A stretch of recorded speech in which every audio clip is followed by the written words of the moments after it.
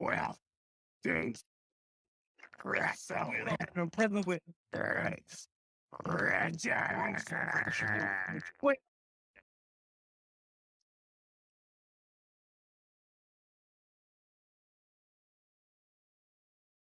Hey, it's Conrad Thompson, and you're listening to Something to Wrestle with.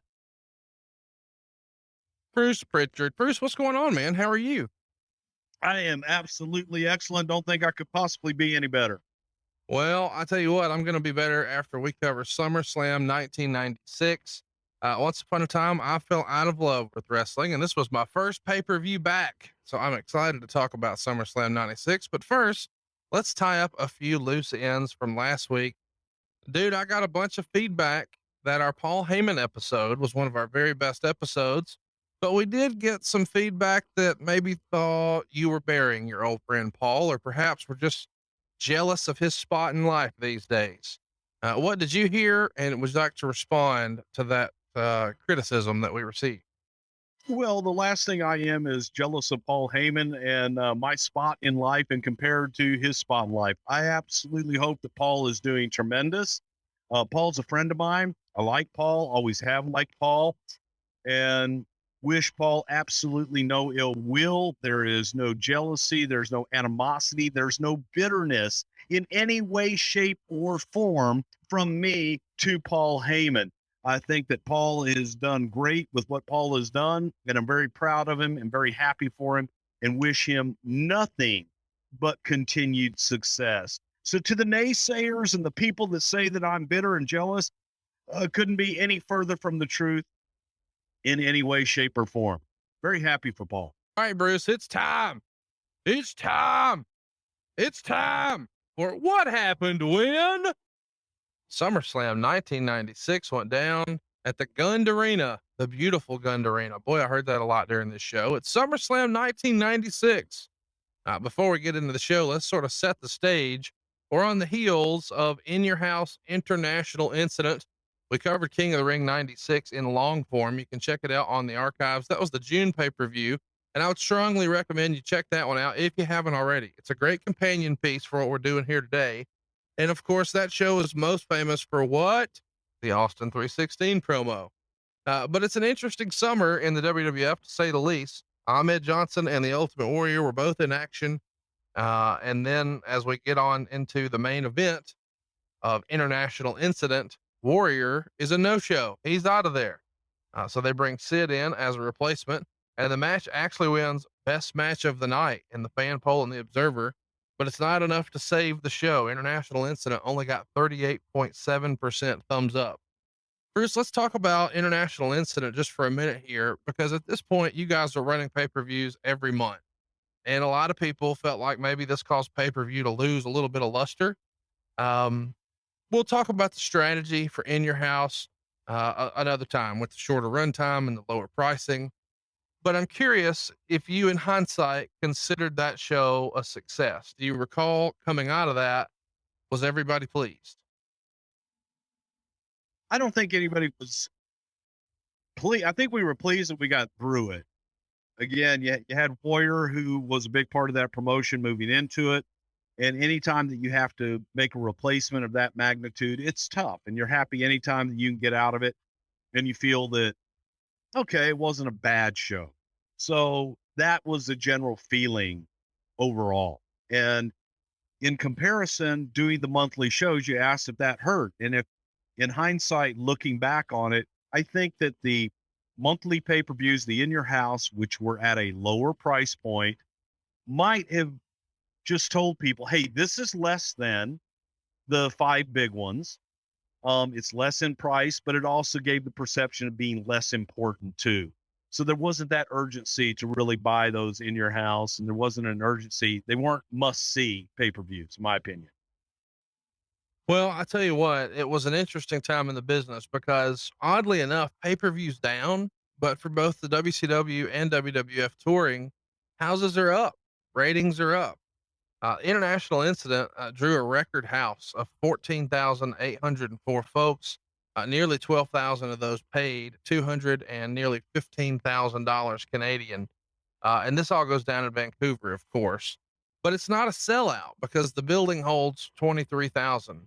But a gate that big, which is a Vancouver record, the most ever for wrestling in Vancouver, Vince has to be pleased with, right? Or is it still disappointing because it's such a big building?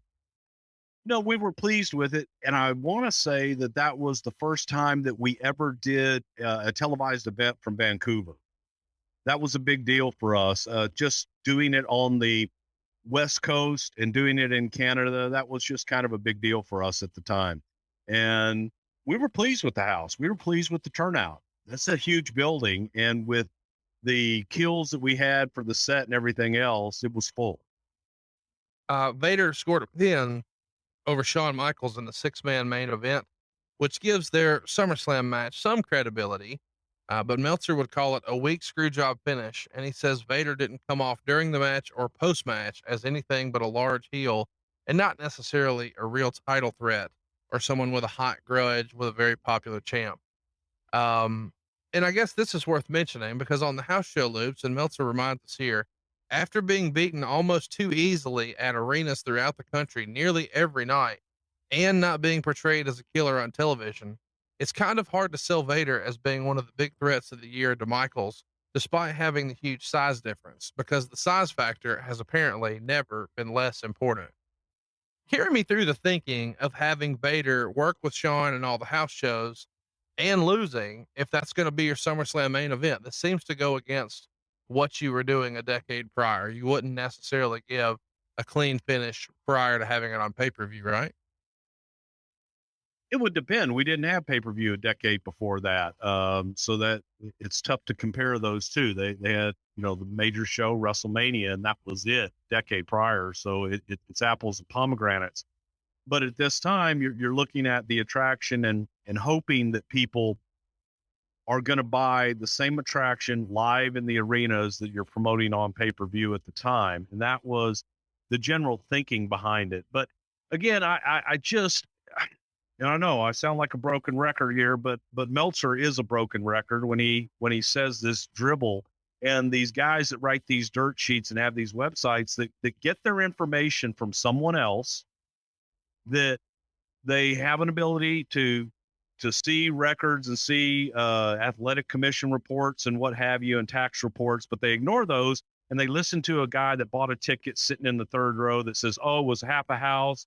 That match was a 2-star match, or they hear hearsay from somebody else and report it as fact. And that just drives me insane. They have it based on nothing. Help me understand what I said that was inaccurate. Vader didn't lose those matches. Everybody in the arena. His feeling about that size doesn't matter. We're not making Leon a monster heel.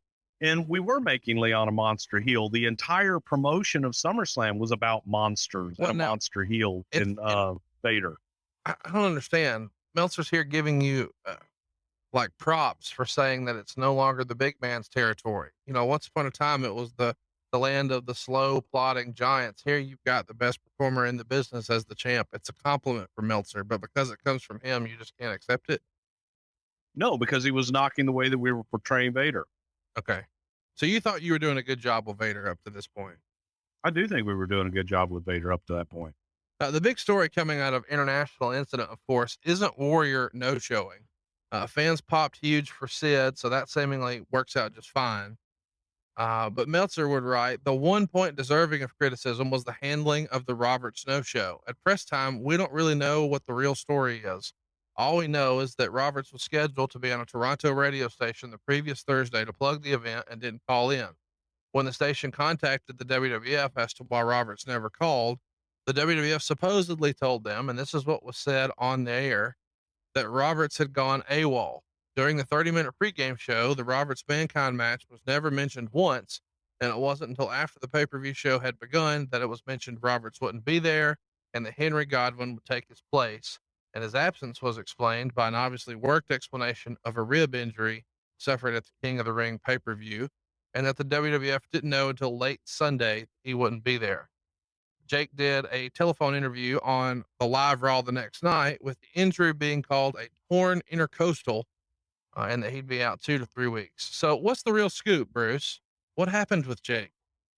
real scoop was, yeah, Jake went AWOL. When Jake had disappeared for a while, Jake had made claims of being sick and had made claims of an injury and saying that he wasn't feeling well and wasn't able to perform and that he was sick, basically called in sick is what he did. Now, why, he didn't show up was because Vince didn't want to deal with that crap and didn't want to deal with it at that time.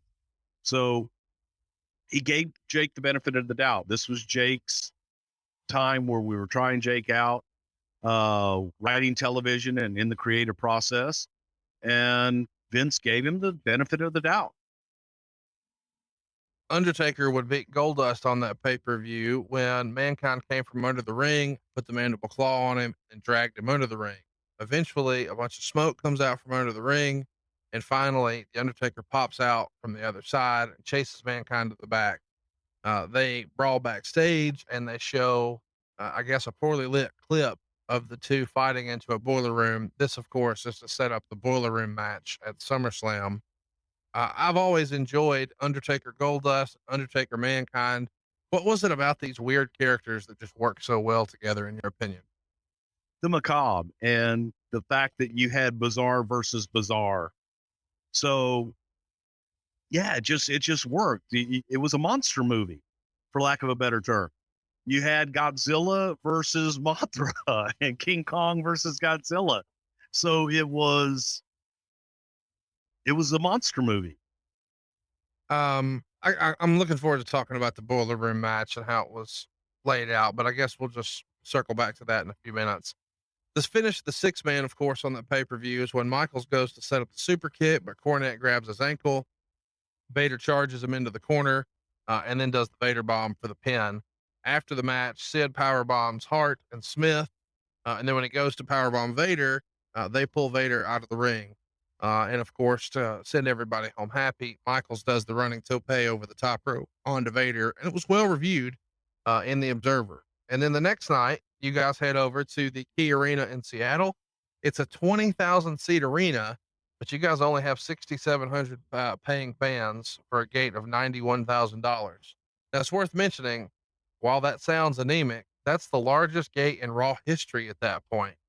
But it feels like 6,700 folks in a 20,000 seat arena doesn't instill a ton of confidence.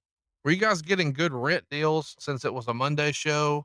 Or how are you able to justify, booking something like this? Well, when you go into it, you want to do a lot more than that. So you justify it by you wanted to do more. There's not really any justification to it. You drew what you drew. We did well the night before, and that was the state of the business. The Pacific Northwest was never a big stronghold for us. Don Owens ran it successfully for years in that area, but much smaller arenas, much smaller markets. And it wasn't someplace that we would ordinarily go into and draw well. So real quick, I feel like this is worth mentioning. Mark Marrow pinned the Goon on one of these shows, and Main event anywhere in the country. Meltzer gives this recap. Goon wears the ice hockey costume and boots that look like ice skates. The gimmick has a good look to it, but he looked worse than awful in a syndicated TV over the weekend. He looked a little better here, but still pretty bad. One thing is amazing is that Irwin could pass for being about 30. And his gimmick is he's a guy kicked off an amateur team in Minnesota, which would mean it was probably played by someone in their early 20s. But the dude's really 42 or 43. There's some controversy regarding the gimmick. Apparently, Ontario-based wrestler Scott D'Amore sent in the idea of being a hockey goon with costume sketches and basically the entire idea to Titan not all that long ago, and then never got called back. And then he saw what he claims were his idea on Irwin. D'Amore has been doing the same gimmick for about 7 months on shows in Michigan.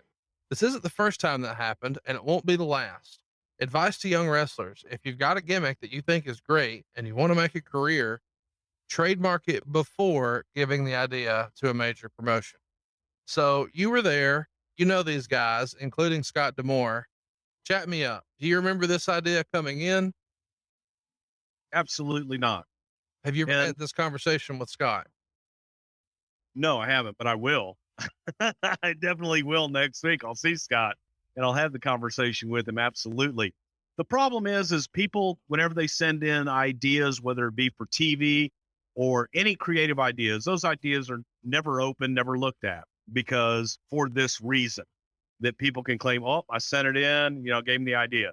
The Goon came up in a meeting with Bill Irwin when we were bringing Bill in and talking about Bill's hobbies and what Bill did growing up, what his passions were.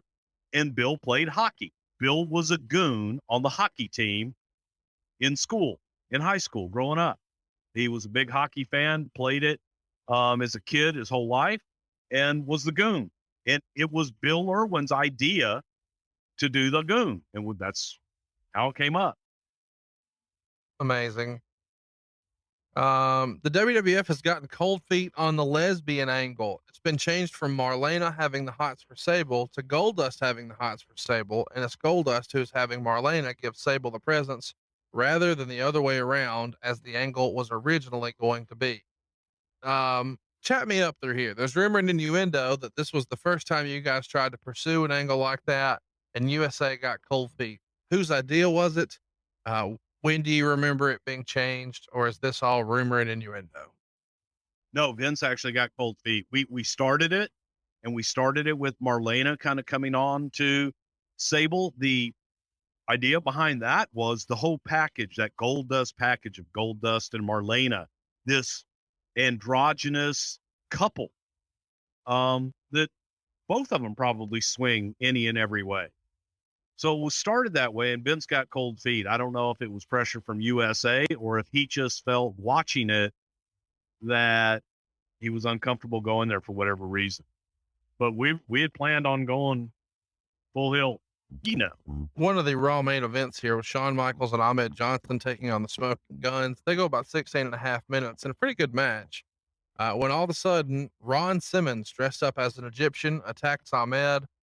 Lawler in commentary said it looks like Ron Simmons, only bigger. Meltzer would write that Simmons looked to be in the 300-pound range, and his ring name will be Farouk Assad. Farouk Assad. I know it's Farouk Assad, but he spelled it Faroukasar. So maybe those backroom phone calls that he got from the payphones had a little static in the line that day. We'll talk about that, I'm sure, a little later, but yeah, we'll do it now. Ahmed Johnson was injured around this same time, and allegedly, this comes on the heels of suffering a broken nose from Owen Hart at the pay-per-view international incident. And now here, when Ron attacks him, he has a pretty serious kidney injury. Now, that's what the storyline angle was. I need you to tell us what really happened, because there's lots of rumor and innuendo out there that this ruptured kidney was legit from Ron Simmons here. Well, it definitely came after the attack from Ron Simmons, yes, and Ahmed Johnson blamed Ron Simmons for the ruptured kidney. Definitely blamed him, felt that the kick from Ron was stiff. It may have been a little snug, but I think also at the time that Ahmed was a little bit injury prone as well.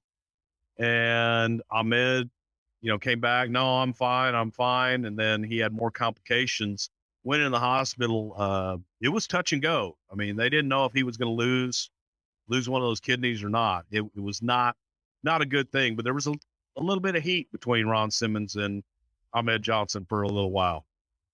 Yeah, and you guys actually showed that footage on Raw of the surgery, and allegedly, he did have to be hospitalized multiple times because of these complications, and it was once upon a time thought to be really career ending. When that's going on, what's the communication like with the office? Is Ahmed checking in every day from the hospital, or is somebody going to see him? Or is it just the rumor is it swirling, the rumor mill swirling? How does that come about that you hear a guy is really struggling like this, and this might be the end? No, we were in contact with him daily, just finding out exactly how he was doing and what the prognosis was. That was something that we were in constant contact with him. That's something that J.J. Dillon would have done, and just stayed in touch with him. Vince probably gave him a call every day too. Pat Patterson was a part of the pull apart, and it's the first time we've seen Pat on TV in quite a while. And there are reports in the Observer that Patterson had leased his Connecticut home that he had been trying to sell, and he's going to be moving back to Florida. And at this point, it wasn't an official part of the WWF, but was allegedly just in for the pay per view and TVs as a guest. But there's also reports out there that Pat wanted to be full time for TV and pay per view, but doesn't really want to work in the office anymore. Can you share any insight on that, of how that came about and what his role was during this point in the company? December of 1995, Pat retired. So, kind of like Terry Funk and Mick Foley and every other professional wrestler that retires, Pat came back. Pat originally had said that he was going to come back for WrestleMania 12 because that was when I was getting married and I wanted Pat to be there at the wedding. And Pat said, I'll come to the wedding and I'll come to WrestleMania. Well, Pat came to WrestleMania, but Vince thought, Patrick, why don't you agent the Bret Hart Shawn Michaels match? Yeah, that's the case. Okay. So Pat was the agent for the Shawn Michaels Bret Hart match. The main event of WrestleMania. The main event of WrestleMania. And as time went on, Pat, I don't know if he was, he was missing the business, but Pat didn't want the everyday grind of being in the office and dealing with Vince on a day-to-day basis and doing the creative, doing the booking, writing the TVs. So we just used Pat at TVs to come in and lend his expertise and be an agent and give his input. How does that work? Does Vince feel like Pat wants to be asked back, or does Pat feel like he has to ask Vince if he can come back? It feels like a kind of a weird situation. Like, hey, I know I retired, but psych, I want to be back. I'm not done. I think a little bit of both, but I think that Vince probably made the overture. We all wanted Pat back. Pat being backstage was valuable. His input and working with the talent, there was nobody that could lay out a finish like Pat Patterson to this day, in my opinion. The only guy that's come close is Michael Hayes. That's my opinion. It's my thoughts. I stand by those. But to have Pat have his expertise, I think everybody was happy to have him around. So, of course, when Farouk takes Ahmed out, this means the IC belt is down for the count. So they're going to hold an intercontinental tournament for the belt, and they start that after SummerSlam. And one of the fun things that happen every now and again is something like this story. Pat Patterson is brought out to do commentary for some of these matches under the guise that he was the very first intercontinental champion.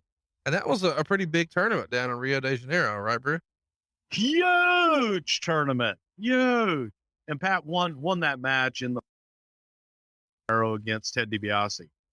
And when he comes out, record crowd too. When he comes out, they play stripper music, which I guess is some sort of inside joke. Whose idea was this, and why was it Vince's? Do you know why the tournament took place in Rio de Janeiro? I do not. Okay, this is a little tidbit of information that has never been made public before. I don't think it's in Patterson's book, but the tournament site where Pat Patterson won the Intercontinental Championship was Rio de Janeiro, was because Vince was tickled at the way Pat could not say Rio de Janeiro with his accent. So, Mr. Patterson, your intercontinental victory with this championship belt and that tournament. Where was that tournament again? At Rio. And Pat just say Rio, but it tickled Vince to get Pat to struggle with Rio de Janeiro. So do you remember the stripper music rib when he's coming out to do commentary?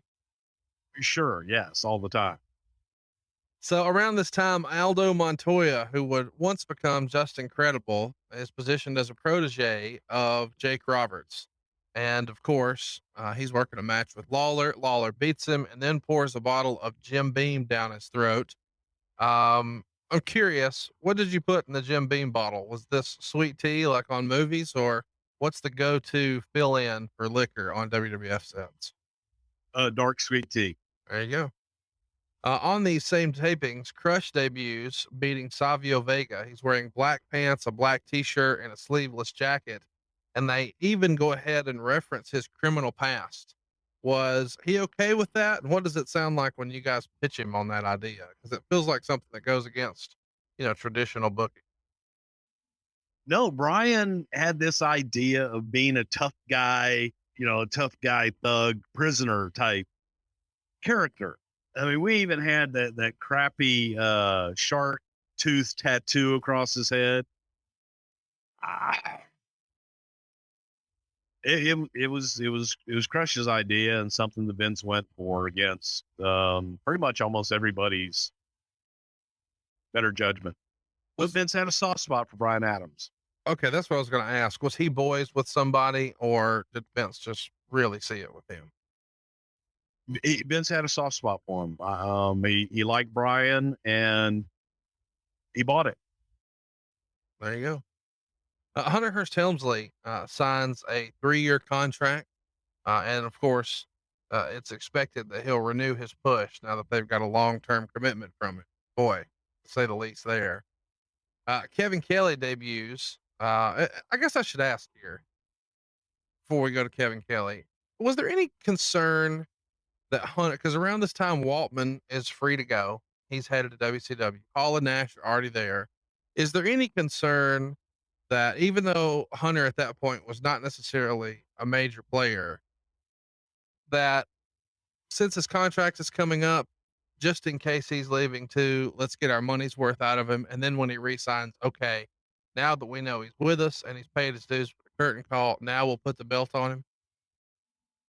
I don't understand the question. We looked at Hunter at that point as someone for the future, and yeah, the idea was get him signed first before you do anything with him. But was there any concern since the other 3 had left, like he might have went WCW? Yeah, there was concern. That's why we got that contract out there to him to see where he stood. I guess what I'm asking is that just something that you guys were paranoid about, or was there talk in the locker room that he was unhappy, he was out of here? Or was he a loyalist where it was like, I don't want to go down there. I grew up here in the Northeast. I've already been down there. I don't want to go back, that type of deal.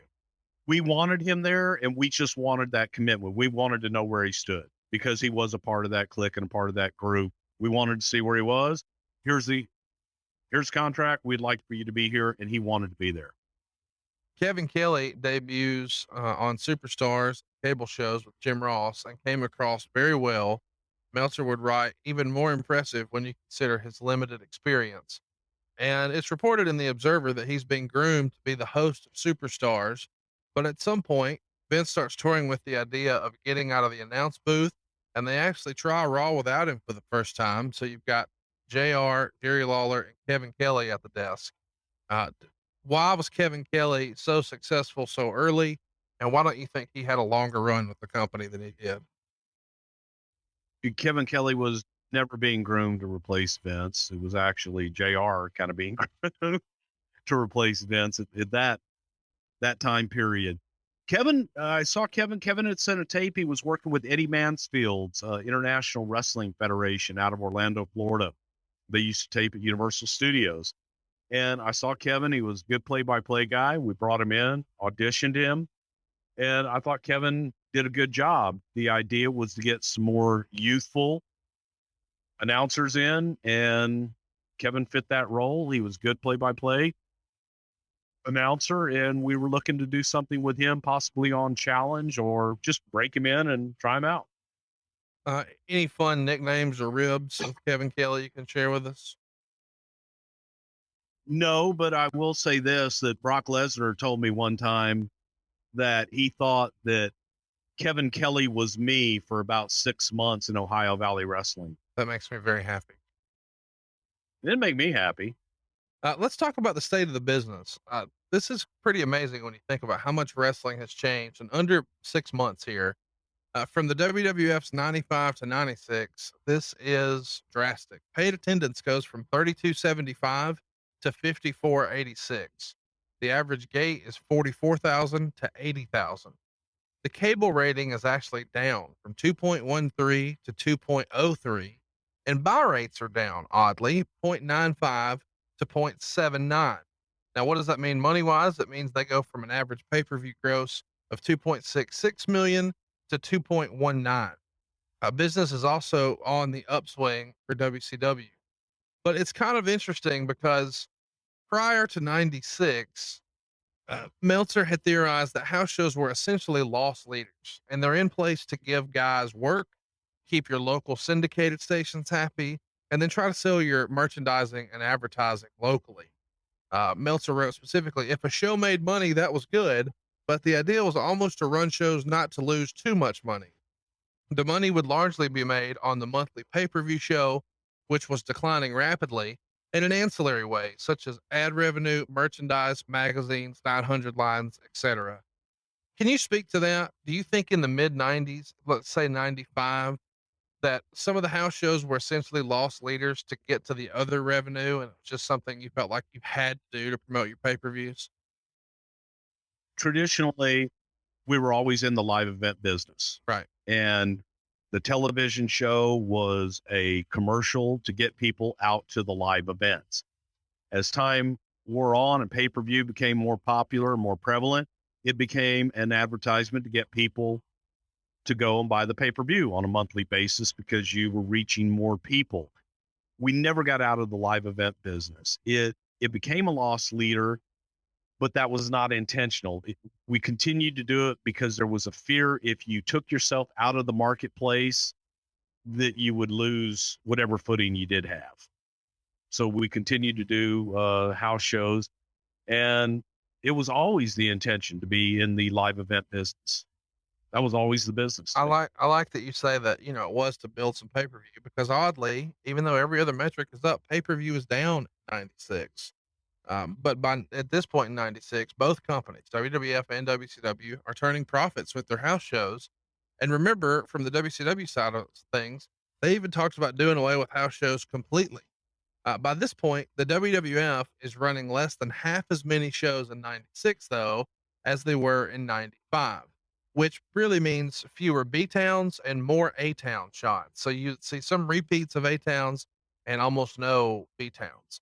And Bruce, that kind of seems like a no brainer to me. Why does it take until 96 for you guys to start saying, hey, let's just run fewer shows, forget the B towns, let's just hit the A towns more often?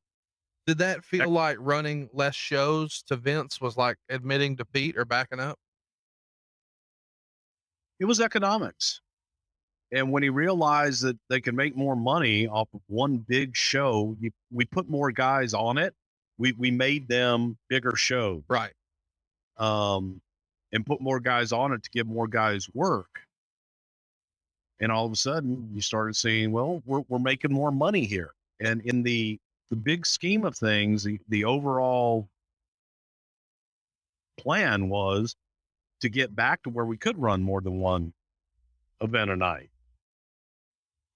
Who recognizes that opportunity to run fewer shows, but essentially bigger shows, and that will be more profitable?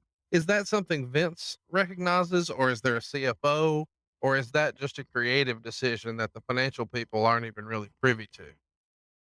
No, it definitely stems from a financial CFO. And at the time, I don't know if that was Doug Sages or it wasn't Augie. I mean, it may have still been Doug Sages at that point, that brings that to Vince's attention, that then brings it to our attention for us to look at and kind of restructure the way that we've been doing business. I know a lot of people are listening right now who are just fans of wrestling and don't care about the business side, and you're annoyed, but too bad. Skip forward a little bit. I'm not done. The business is on a rise here for the first time since it started to decline sometime in late 92. And this is a big deal here because Meltzer is going to report that Titan had made the decision to drop all the compensation from their syndication package come September. That's a pretty big deal. And let me break down what that means. I think most people listening are in the loop on this. They've been around forever. And the WWF kind of coming to the market and buying out your TV out from under you is the narrative that a lot of the old timey promoters would still say, this is what happened to me. But a lot of times they did it to the guy before them too. Vince just got the last laugh. Well, eventually the cost of maintaining that syndicated network had become more than the income that they were getting from the national advertising side. So they made the decision to just stop paying for TV time. And that's kind of what happened to Bill Watts and Jim Crockett and how their expenses got out of hand. And it's likely why Smoky Mountain didn't grow much more than it did. And of course, once upon a time, even ECW participated in this model. Bruce, do you have any interesting stories about these compensation deals you can share with us, or just how this concept worked? Can you shed any light? Well, let me correct that as well, because when Vince first started his expansion and Vince went out and bought television time in different markets, that was the way. If you go back even before that, a lot of times promoters would simply barter their time. They would get their television show on a local market for free in exchange for 7 minutes of commercial time. The television station that they were on could sell advertising time, and the promoter could keep 7 minutes to promote their shows or sell advertising time or whatever they wanted to do. That was the general model until Vince went around and started buying television time. Well, that evolved when the ratings and the demand for WWF program became so great that they went from paying weekly compensation to stations, that now they were asking stations, no different than any other syndicated television program, to pay us. So there were many, many years in there from about 1988, 89, till roughly this time frame, that the stations were paying WWE, not the other way around. Well, there were still barter situations, but for the most part, they were paying the syndicated program like they would for Wheel of Fortune or other syndicated programs. So let me be clear. You're saying the WWF was not paying TV time in 96. Majority, there were some places that they may have been, but the majority of the programs, the stations were paying us, no different than any other syndicated show. There were markets where Vince wanted to keep times, and they may have paid for those. But overall, they had changed the format to where we're going to be like, kept using Wheel of Fortune and every other, King World. If you want our programming, you're going to pay for our programming like you do everybody else.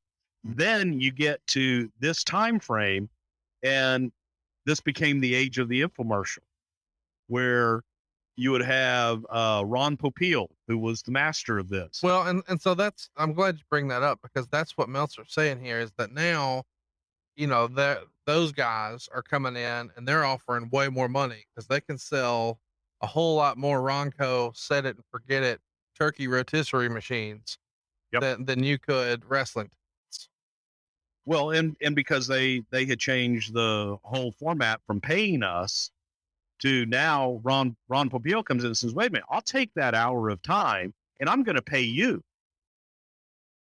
So we went from paying to getting paid to now someone coming in and basically doing the same thing to us, going, we'll buy the time and we'll pay you more. You'll make more. You guys are paying for that time. To hell with that. When your contract's up, I'll give you $1,000 an hour for that. And Ron Popeil was paying big money in big markets for a lot of those time slots and made billions. So Dave gives an example of how this compensation thing works, and he uses the San Francisco market for his example. He talks about when the WWF came to buy TV in '84, they were spending $100,000 a year for a mid-level UHF station, Channel 20. And this is the station that the AWA had been occupying, but of course the AWA can't compete with that, so they're forced out. Eventually, the WWF gains enough popularity to move to Channel 2, which is the leading independent station on the West Coast for both shows, Superstars and Challenge. And they were paying in the neighborhood of around $150,000 per year, plus 5% of the gross from the local house show. And that included closed circuits of WrestleMania. And that meant a lot of money back in the day. So as a result, they're drawing huge houses in Oakland, San Francisco, and cities like that.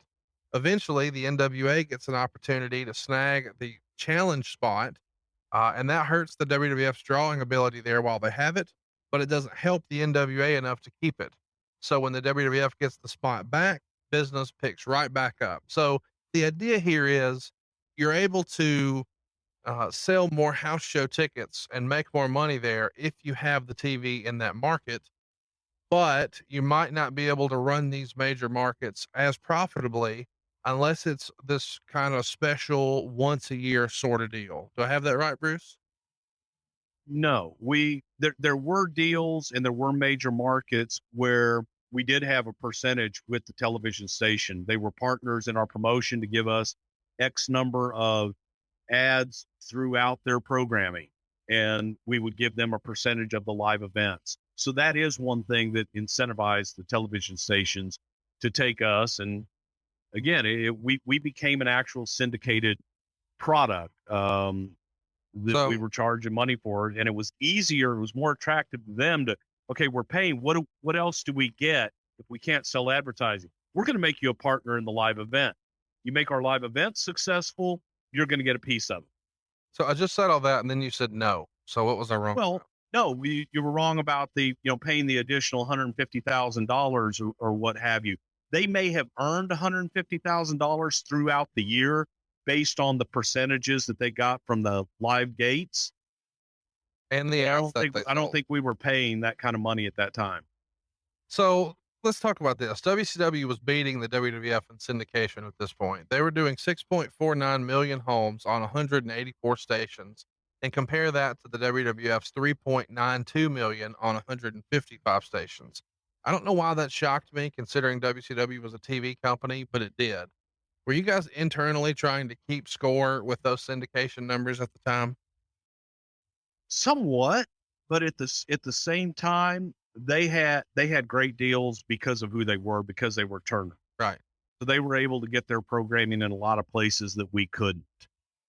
So yeah, they had a lot more clearance. But Vince was more interested in being profitable than at that point, because profitable's better. Well, and that's a weird thing too, to talk about WCW kind of ruling syndication, because once upon a time when it was Crockett just relied on TBS and the Superstation and their dominance in cable, but the WWF was making their hay in syndication. And now that's kind of switched around a little bit. According to the Observer, the WWF felt like even after removing this compensation plan, they were still going to net more than 100 stations who would carry the show, but there was some concern internally that they would risk losing major markets like New York and LA. How big of a concern was it when you guys did actually lose New York, Chicago, and Los Angeles? Was anybody panicking about losing those markets? Yes, because we had always been there, and it wasn't panic. It was definitely concern. The Vince, man, drawing a line in the sand. It's, my God, you're going to do this, or we're out of here. And he would, they would call his bluff, and he would leave and go on. So it was, yeah, there was a lot of concern, and people were saying, well, let's just focus on cable, where we're reaching the entire country, and buy local spots. It would be the same. And Vince just felt, and there were people, Joe Perkins was a gentleman that sold the syndication and had been with Vince and his dad forever and a day. Joe just felt that you had to have syndication. You had to have local television wherever we went. And that was the way business was done.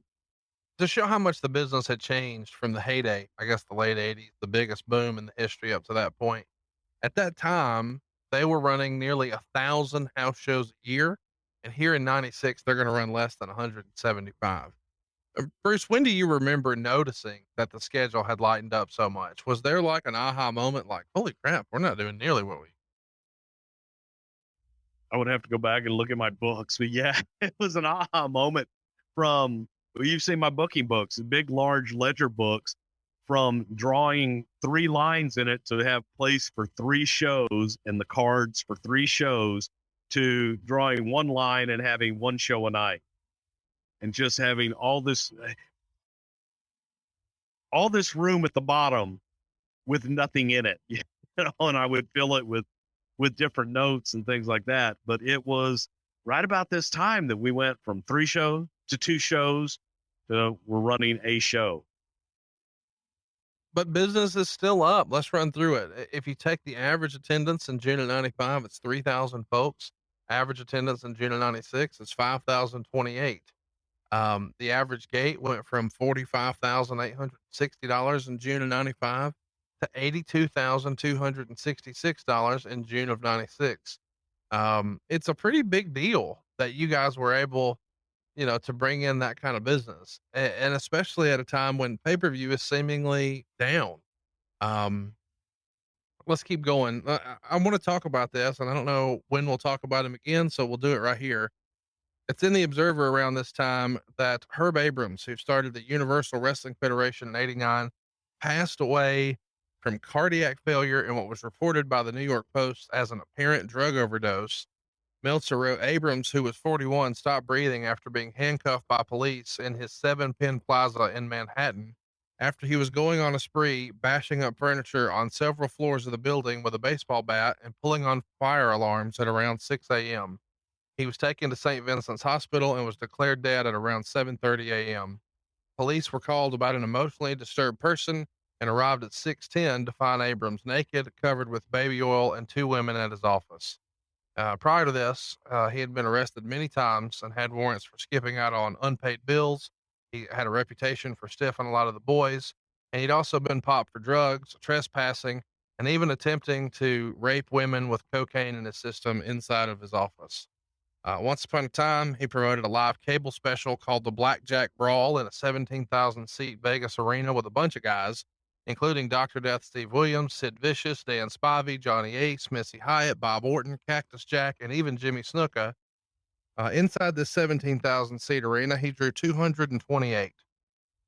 When he died, he was working on sending guys to Mexico for a tour, and Todd Pettengill of the WWF was on his WPLJ radio show and kind of making fun of Herb and the way he passed away and this whole story about his death. An interesting guy to say the least. Bruce, you got any good Abrams stories you can share with us? I never had the pleasure of meeting Mr. Abrams. Sounds like a hell of a party animal. Seems like your kind of guy. I don't know about those tidy whities. Hypothetically speaking, Tiny Whitey's, he was naked in baby oil. No, he was in underwear. He was in Fruit of the Loom underwear. Tidy whities. So you know the whole story.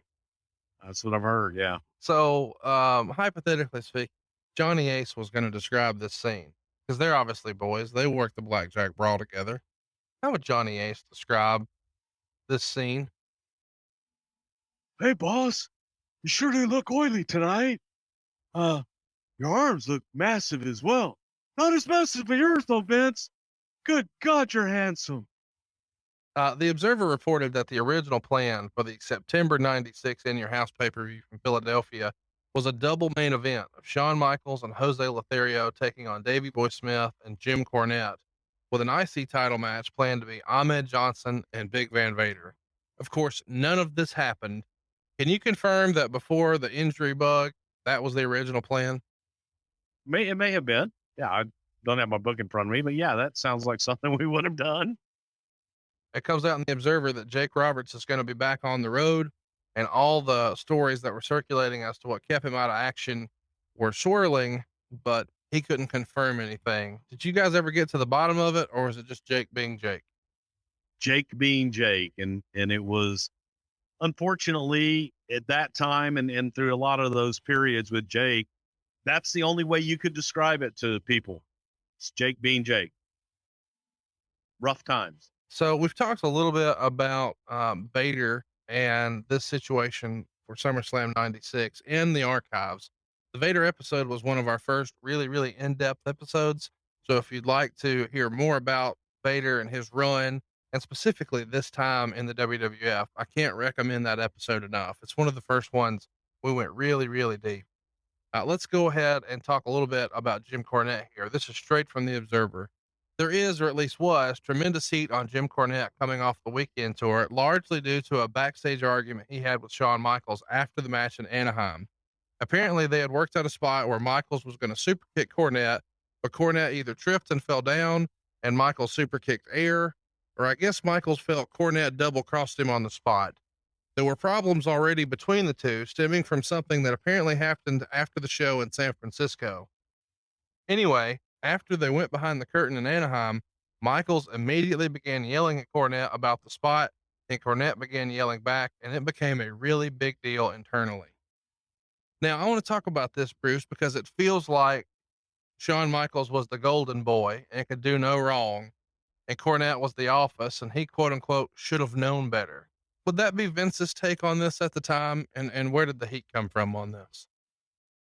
I think that there was just bad feelings between, Shawn at that time was the difficult boy to work with. That was his perception, and Shawn could be difficult. Cornette, old school, didn't like the clique, didn't like Shawn, didn't like a lot of the things that he did. So, Corny was going to not shy away from everything. But yes, I would say that Vince kind of looked at it as, Shawn's the golden boy, and Corny, you should have known better. Did you see this match? Did you see the spot? Did you hear about it? I heard about the blow up. I didn't see the argument, didn't see the spot to be able to tell you one way or another what I think might have happened. Have no idea. Just heard that Shawn and Cornette got into it, and that becomes a conversation of Corny. What happened? That him. I'm gonna kill a motherfucker, son of a bitch. Accuse me of shit. I forget more about anything he'll ever know. And just saying, Jim, you got to control yourself and bite your tongue and move on. So that, I don't remember it being that big of a deal. It probably was blown up a lot more in the dirt sheet than it actually ever was. I keep waiting on the motherfucker. All right, so Clarence Mason.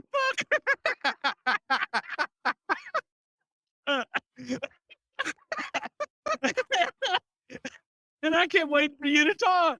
I mean, That's amazing. Goddamn, talk, goddamn it. Clarence Mason is going to be coming in to be. I got you tickled on that one. Oh, I'm sorry. That's how you're waiting for me. I'm waiting for you. Equal housing lender.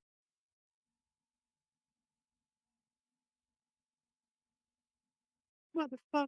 Thank you. Clarence Mason will be coming in as a regular manager for Crunch. And Meltzer wrote, Mason is obviously not. We make each other laugh, folks. Sorry.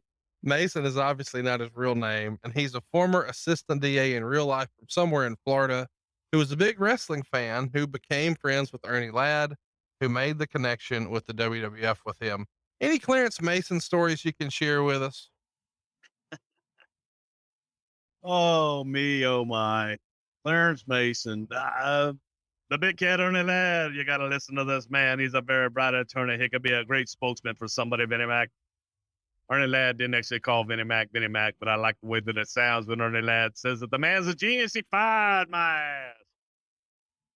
There probably are. Clarence took business way too seriously. And I think that Clarence kind of worked himself into a shoot by thinking that maybe he could offer his real life attorney services to some of these guys.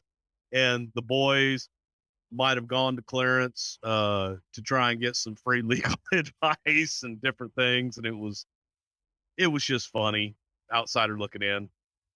So the Iron Sheik is going to be brought back for the tapings here, and he's going to be a coach as opposed to a manager. And he's doing this with Fatu, who's had his head shaved and was told to lose a lot of weight to be introduced as a new character from the Middle East. Of course, we know that would be the Sultan. Meltzer wrote, they will probably acknowledge that the new guy was Fatu, similar to why Jerry Lawler mentioned Ron Namath once on Raw last week. The idea behind this is by saying who it is once, you aren't insulting the intelligence of the fans who figure it out, but not to dwell on it either.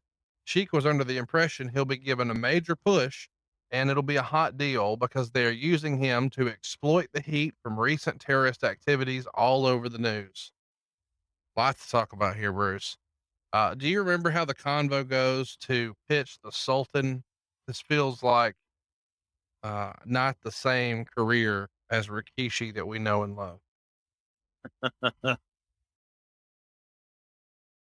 Vince had a vision of a Middle Eastern I don't want to use the word terrorist, but a torture expert. And what better consultant coach than the Iron Sheik to bring this torturer to light? Okay.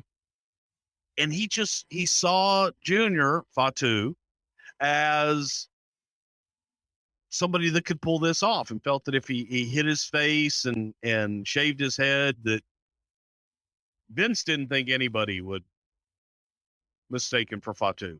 Vince just didn't see it and had no intention of, I don't ever remember ever discussing saying that it was Fatu. Let's talk about what's reported here. I can't believe this is real, specifically trying to exploit terrorist activities. Is there a conversation like that about, oh man, there was a bombing, let's get Iron Sheik on the phone? No, not specifically. It's just when you look around and you see the state of the world, like I'm to give you an idea of the mindset in the wrestling business at one time, that we would have a North Korean is a top heel right now. If this was 1970, 1980, even probably 1990.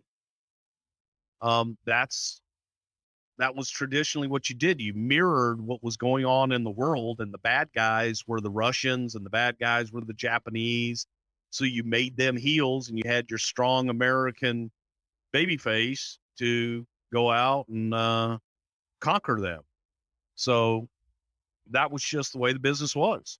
The Bruise Brothers are also going to be returning. They're going to be like the Freddie Joe Floyd, TL Hopper, etc. version of the tag teams. And it was reported in the Observer that the WWF encouraged them to continue with ECW, but Heyman didn't want anyone who was losing on WWF TV. Bruce, who's your favorite Nazi in wrestling, and why is it one of the Bruise Brothers? Neither. My favorite Nazi was a guy by the name of Hans Schroeder. They're really that was Leilani Kai's husband, by the way. Little trivia. Starting to push a Bret Hart return in the television commentary.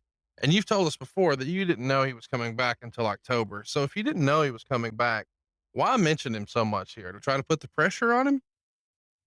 Or you assume you had didn't want to ignore it, and you definitely wanted to talk about him and and put that seed out there and hope that it was all going to work. The idea at that time was have him come back with Steve. He still plans to work the South African tour, and he's going to film a television show called Sinbad. And they had dates from the September 8th to September 12th for him in South Africa. And he had agreed to it several months prior to this, because it was a part of the world he'd never been to and wanted to see. And he knew that he'd be, the top attraction on the tour, with Shawn Michaels still back here in the States doing the domestic shows. I find this interesting because it feels like he's kind of 1 foot in, 1 foot out. And that feels like something that Vince is concerned with too, because there's a rumor that Vince actually flew to Calgary to work out a deal and even talk about what the storyline would be with Bret for a return. Is that true? I believe Vince did make a trip out to Calgary at some point just to talk to Bret and try to find out to get a feel for what Bret wanted to do and where Bret's head really was. Meltzer would write that at this point, Bret is probably in the most enviable bargaining position in the history of the business, because he's a free agent. His WWF deal had expired months ago. Both companies are doing well. WCW is making a big offer, including movies. And at 39, it feels like a chance for Bret to work on life after wrestling. And supposedly, Vince had pitched Bret on making an announcement on pay-per-view that he was retiring, and actually teased that to sell some pay-per-views, but then immediately set up an angle for a return against Steve Austin. And then of course a rematch against Shawn, where he would go over at 13. And as a reminder, Bret had been with the company since like late 84, when Vince bought out Stu's Stampede Wrestling. He's got family members, obviously, who are employed with the company. And his longtime business manager, Carl DeMarco, is working in the Canadian office for the WWF. So there's lots of ties to the WWF. Did Vince feel like he needed to leverage all of that stuff and push all his chips in and go all in on Brett to get him to re-sign here? I think he did. I think Brett, I beg your pardon. I think that Vince did not want to lose Brett to WCW at this time frame. Let me ask you this. Do you think that Vince would have felt so strongly and would have pushed so hard had the NWO not been where they were? Meaning, if Nash hadn't left and he's still there, and Razor hadn't left, he's still there, the NWO is not a thing. Do you think that Brett would have been as valuable to Vince McMahon? Or at that point, is some of the value for Vince, Jesus, just don't let WCW him too? I think that it would have been a completely different situation had Razor and Diesel stayed. And there probably wouldn't have been that big of a push for Brett. There would have been a push for Brett out of loyalty, but I don't think it would have been as big as it was. Right. Vince did not want to lose another major star. Well, somebody that Vince was okay with losing is the Ultimate Warrior. They officially severed all ties, and the Warrior comic book is now dead, at least from the WWE perspective. What was your favorite class in the Warrior University? Oh, that was the subject of Destrucity. D is for dipshit. E is for eccentric. S is for shithead. T is for turd head. R is for Rectum. rectum. U is for butthole. Oh my gosh. And Trucity is for eat shit. Vader is said to be in the 360-pound range here, down from 410. How closely at this point were you guys monitoring Leon's weight? Well, when it was ballooning up, it's kind of hard not to notice it. But it wasn't at the point where it got to where he was sent to Duke University eventually, but it was definitely something that was being seen. Sure. Couldn't ignore it. Meltzer would write that Buddy Landell probably wouldn't be able to wrestle after blowing out his knee. He had slipped on some ice last winter, and now he was going to be out until January or February. What were the plans for Buddy Landell? I don't remember him doing much here. There were no plans for Buddy Landell. Buddy had come in with the Smoky Mountain guys. Right. And was working for Jim Cornette at the time. And we were taking a look at Buddy. Rest in peace, Buddy. But I'd always been a big fan of Buddy since I first met him back in San Antonio. But there was something missing with Buddy. And in my opinion, I just think it was when he started the Nature Boy deal, there was only one Nature Boy at that time. That was Ric Flair. And Rick, before that, there was Buddy Rogers. Rick did it as well, if not better than Buddy Rogers. Buddy Landell did not do it better than Ric Flair. Right. So I think he was stuck in that, wanted to be the Nature Boy. Rumors are flying around regarding Too Cold Scorpio, but nothing confirmed. That's right out of the Observer. Of course, it wouldn't be long, and Too Cold Scorpio would be in the company, and he would be positioned as Flash Funk. Who was high on Scorpio, and who the fuck thought of Flash Funk? Jim Ross was high on Scorpio. Vader was high on Scorpio. Vader and Scorpio were longtime friends and traveled in Japan, both from Denver, or both lived in Denver. And Vince just looked at him and saw Flash Funk. He's so funky. I mean, isn't that what you see when you see Scorp? Okay. Here's something I had never He's heard. gonna have women. They're gonna dance. They're going to jump rope.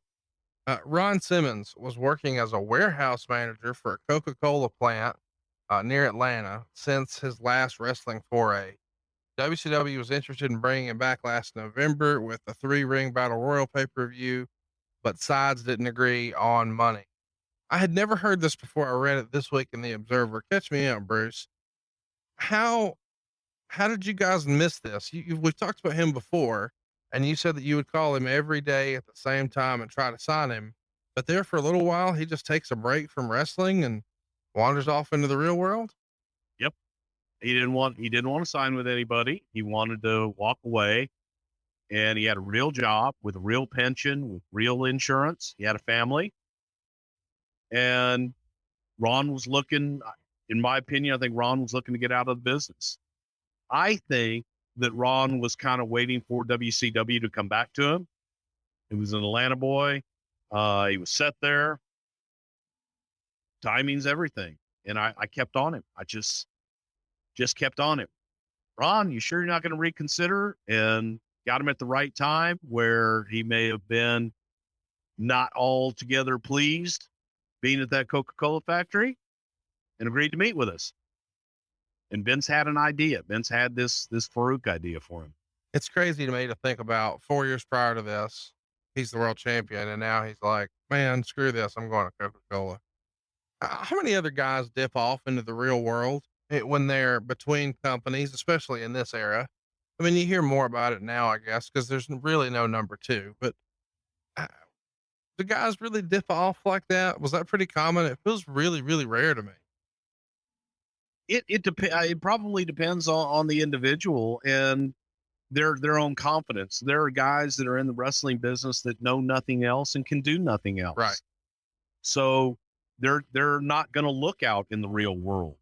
Ron had an opportunity in the real world to get a job with, like I said, with that insurance. And that was something that was important to him. That was something that was important to Bobby Heenan. That's why Bobby Heenan went to WCW, was to have insurance for his family. John Layfield did it. John, walked away and left the business altogether and did his whole financial advisory group. There are some guys that have done it, but they all, it's like the mafia, man. You just get, just pull you back in. During this time, we're right in the middle of the WWF suing WCW for Scott Hall and Kevin Nash. Of course, TBS, WCW, Eric Bischoff, and they're all scheduled to go to trial in New Haven, Connecticut on August 19th. But there were a lot of rumors that it wouldn't get that far.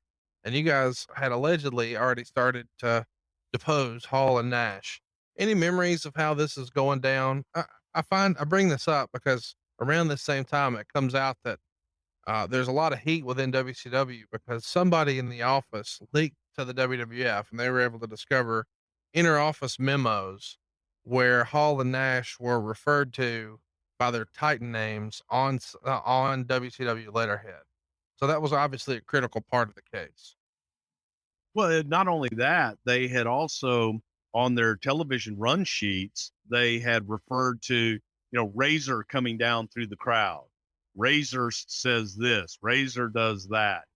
And their argument was, they being WCW, was that they were not portraying these talent as former WWF stars, that they were just introducing new stars and weren't trying to play off of their WWF names and reputation. But yet on their own run sheets, they referred to them as their WWF names. So that was a big contention. And when we saw all the inner office references back and forth, not to mention when they subpoenaed their television run sheets, they saw all of that was there on the run sheets. So thank God I wasn't deposed for that particular lawsuit, nor did I have anything to do with that one. That was one I luckily got away from.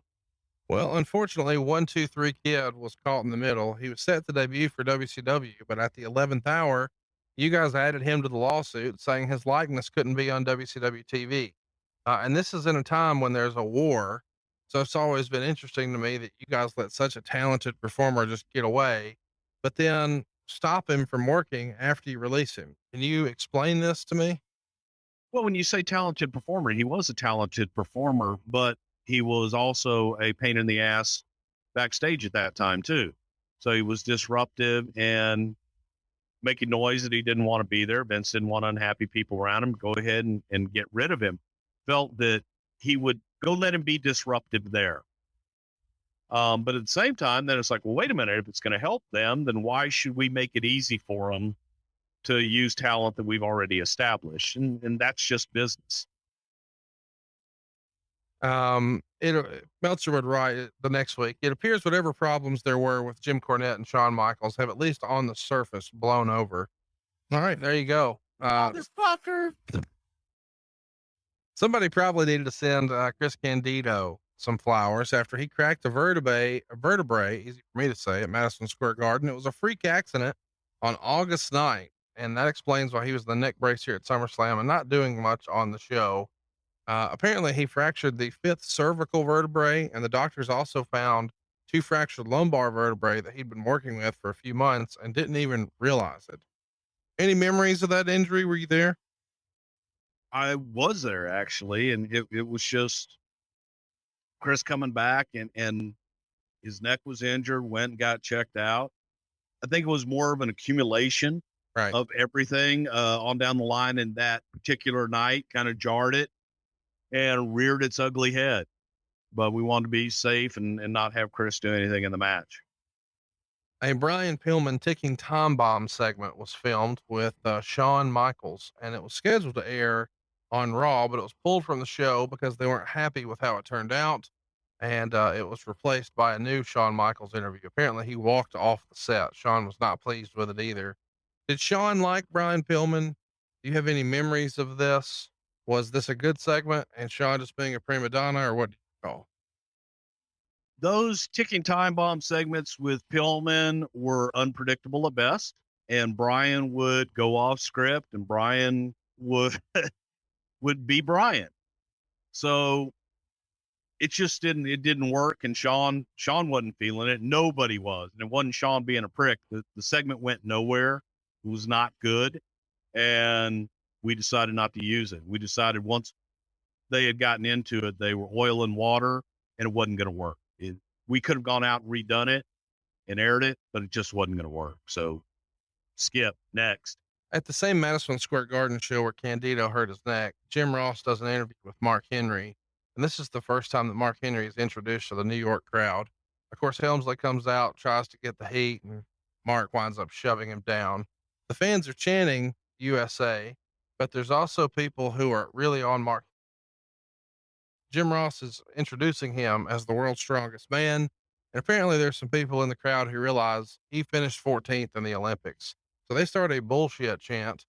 And this is unfortunate because Mark Henry has been a wrestling fan his entire life. And he's clearly got a deal here. The WWF has sponsored his training for the Olympics, and they put him on a 10-year deal at $250,000 a year. Meltzer would talk about that and say that a lot of the high level wrestlers are getting those 250 per year downside guarantees. But his advice is anyone over 35 should take a long-term deal. But if you're younger than that, you should look at a 2-year deal because the income opportunities in wrestling are surely going to be in the rise in the coming years. Did Mark have a lot of heat for coming in with that deal? And is that why people fed in the doo-doo sandwiches? Mark had a lot of heat for a lot of reasons. Mark came in kind of big dogging himself as like he was already one of the boys before he'd earned his stripes. And the height of being the world's strongest man, which, by the way, even though he did not compete in the Olympics, he still was listed as the world's strongest man. That's how that moniker is derived, is they take all your lifts and they have this contest and they add up all your lifts, and whoever lifts the most weight with the combined lifts of all these lifts gets the moniker world's strongest man. Mark Henry truly was the world's strongest man at that time and was for many, many years. I don't know who the hell is now, but Mark's strong son of a gun. He hurt his knee, did not compete in the Olympics. And a lot of people poo-pooed that and felt that that was kind of a bullshit thing, and that Mark didn't do anything to get where he was. And there was just a lot of heat from a lot of rumor and innuendo. Everybody thinking that they knew what his deal was and felt that it was undeserving for a guy coming in off the street. How they looked at it. Vince looked at it as he's the world's strongest man. He's a United States Olympian, and that the upside would outweigh any negativity. Speaking of negativity, that same Madison Square Garden show, the music guy accidentally cut off Shawn Michaels' ring entrance music, and Michaels, being the perfectionist he is, starts swearing up and down in the ring. And, well, acting kind of unprofessional. How common was this behavior in 1996 for Shawn Michaels? Pretty common. Sean didn't have a problem showing his ass. What's You go back and then we'll talk about it in the match. Even more so, but if he was displeased with something, yeah, he would go right into a hard camera on the floor and let everybody know, send Vince or Kevin or whoever a message that way, or he could throw some temper tantrums at times. The Bruise Brothers got crew cuts for their new reappearance here. And Meltzer says he didn't know what their new gimmick would be, and you can't make this up. Was having them become skinheads a rib, or did Vince drive them to joining the SS with the haircut here? Well, that's just fucked up. What? No, is this when they came in as DOA? No, this was a little before. I think they were just regular Nazis. Shoot Nazis.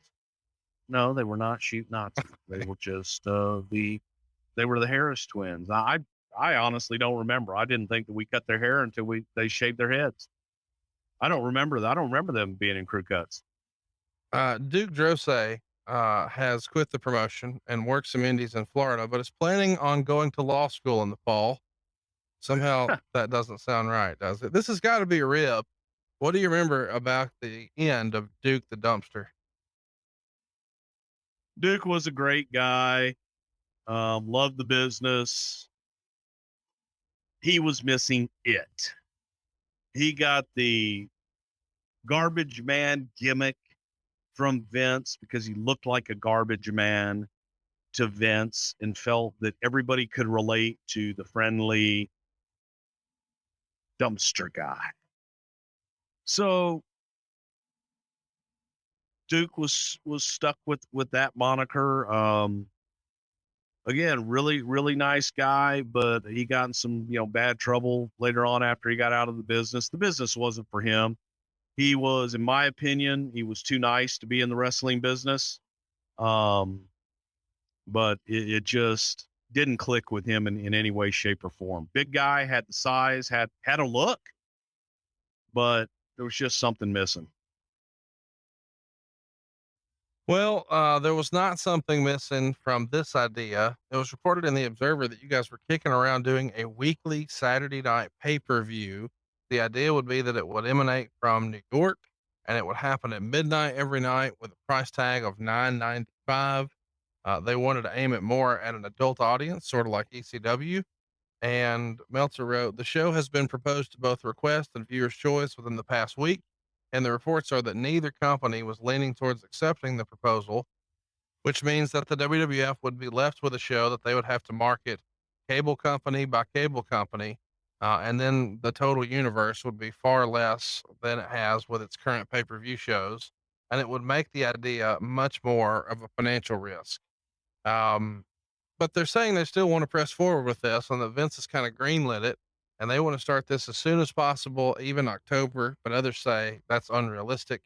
And the idea here is to push the envelope further than they could on USA and promote it as more Raw than Raw. And depending on the setup they have, as far as the way they light it and rig it and all that, Meltzer guesses that the break even for something like this would be between 62 and 70,000 weekly buys. What can you tell us about the genesis of Shotgun Saturday Night? I know we're going to get into it on another time. We've had it on the poll several times, but since it looks like it's never going to win, I figure I would ask here. Was it originally supposed to be a weekly pay-per-view for $10? Well, I think that the timing of Shotgun Saturday Night and the timing of Vince floating out the idea of a weekly pay-per-view, just getting the temperature of cable companies and seeing if there would be any interest and if there would be any kind of pushback. The Genesis Saturday night's main event, that's what it was. And it was always kind of supposed to be a live television show. And maybe that's where Meltzer got his facts confused, as he often does. It may have been a guy that was going in to pay his cable bill and heard one of the cable operators talking about it because her husband worked in the main office, and a janitor walked by that day and said that he heard that. So it's probably from a really good source like that. Well, I find it interesting that this idea was floated here in 1996. And of course, this is exactly what TNA would do. What, 6 years after this? Weekly pay-per-views for $10. Yeah, they sure did. Cool. On Wednesday, on what, Wednesday nights? Yeah. As opposed to Yeah. Saturday. Around this time, Raw is going to be preempted for 2 weeks for tennis. How badly does this annoy Vince to be preempted by tennis? Words can't begin to describe the hatred for for tennis on USA at times. It's second only to the Westminster Dog Show. It was very irritating because we were consistently bringing USA the best numbers of anything on their network, but yet we would still be preempted for dogs and tennis. Let's talk about the pay-per-view. I find it interesting that this pay-per-view, while it didn't do huge numbers, I guess we should go ahead and tell you that the 1995 SummerSlam did 205,000 buys. 1994 did 300. So we go from 394 down to just 205 for 95. We're all the way down to 157 here for the 96 SummerSlam. But it wasn't reviewed that poorly, I guess. It only got 47.7% thumbs down, 29.1% thumbs up. And surprisingly, the best match on the card is Shawn Michaels and Vader. The worst match on the card, of course, according to the Observer and their fans, their reader poll, is Lawler and Jake Roberts. I didn't think this was the horrible show that a lot of the readers did, but I will admit, when I watched it back this week, it didn't necessarily stand up the way it did when I was a 15-year-old watching it. What'd you think of the show when you watched it back this week, Bruce? Slow. Yeah.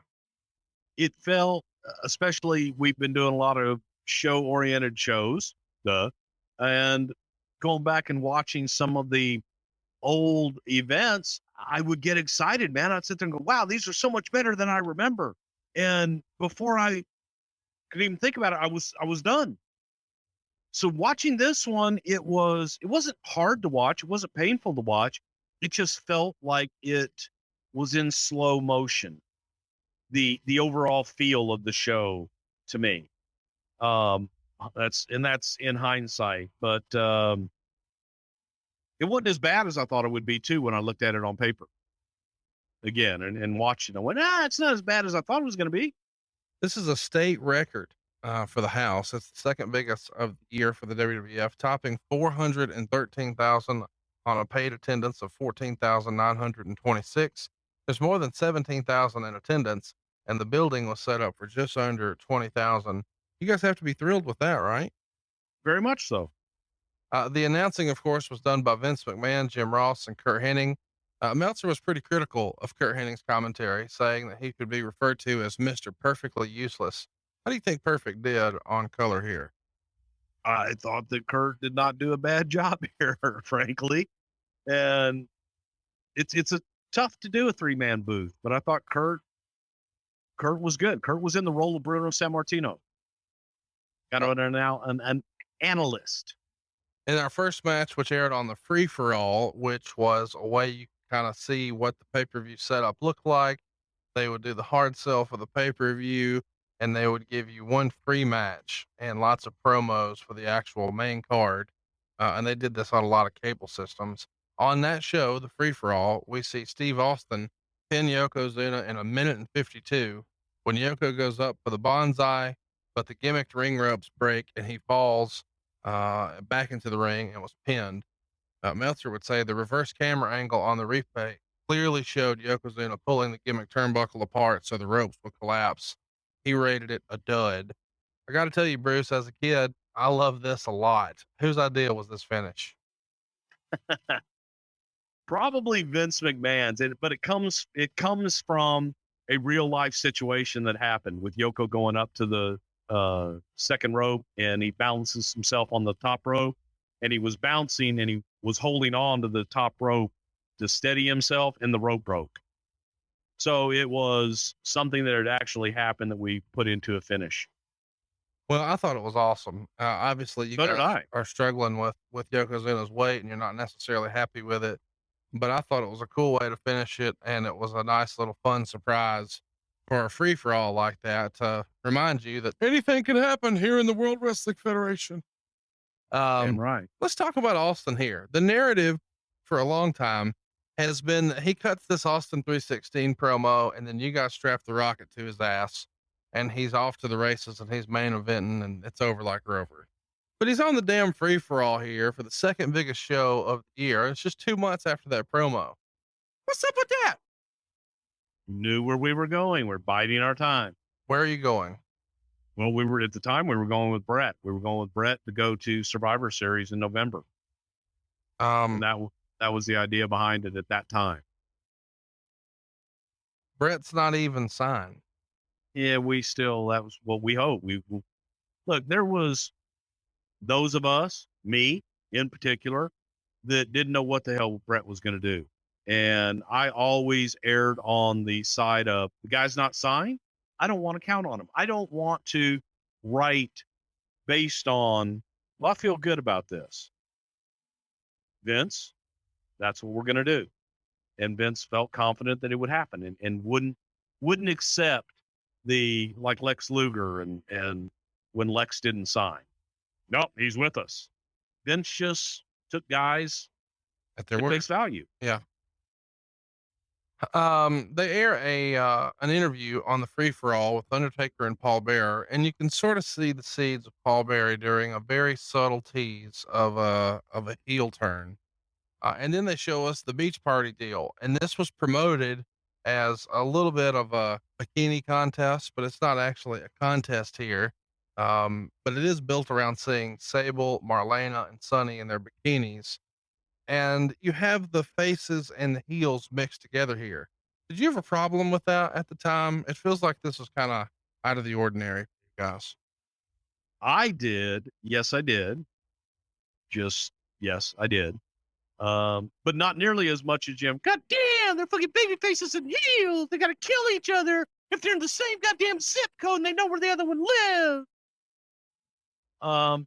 Vince had no problem with it. Vince thought that it was, people know and people understand that they're not in a combative atmosphere. They're not in a contest. They're not in a contest, pal.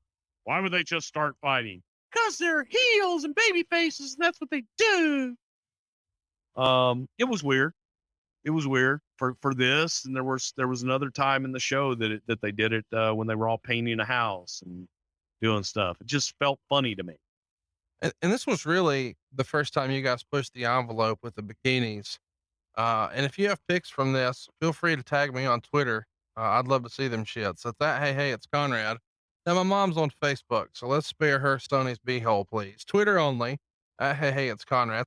You been pooning lately? I Man, I know you sitting there. You get that, sometimes you get that little smile on your face and you kind of like looking around like, did anybody else hear that? Anybody see me lift my little left cheek? And I know you've been pooting over there because that's what you do sometimes. Hypothetically, if Sonny lived in Russia, who would she vote for?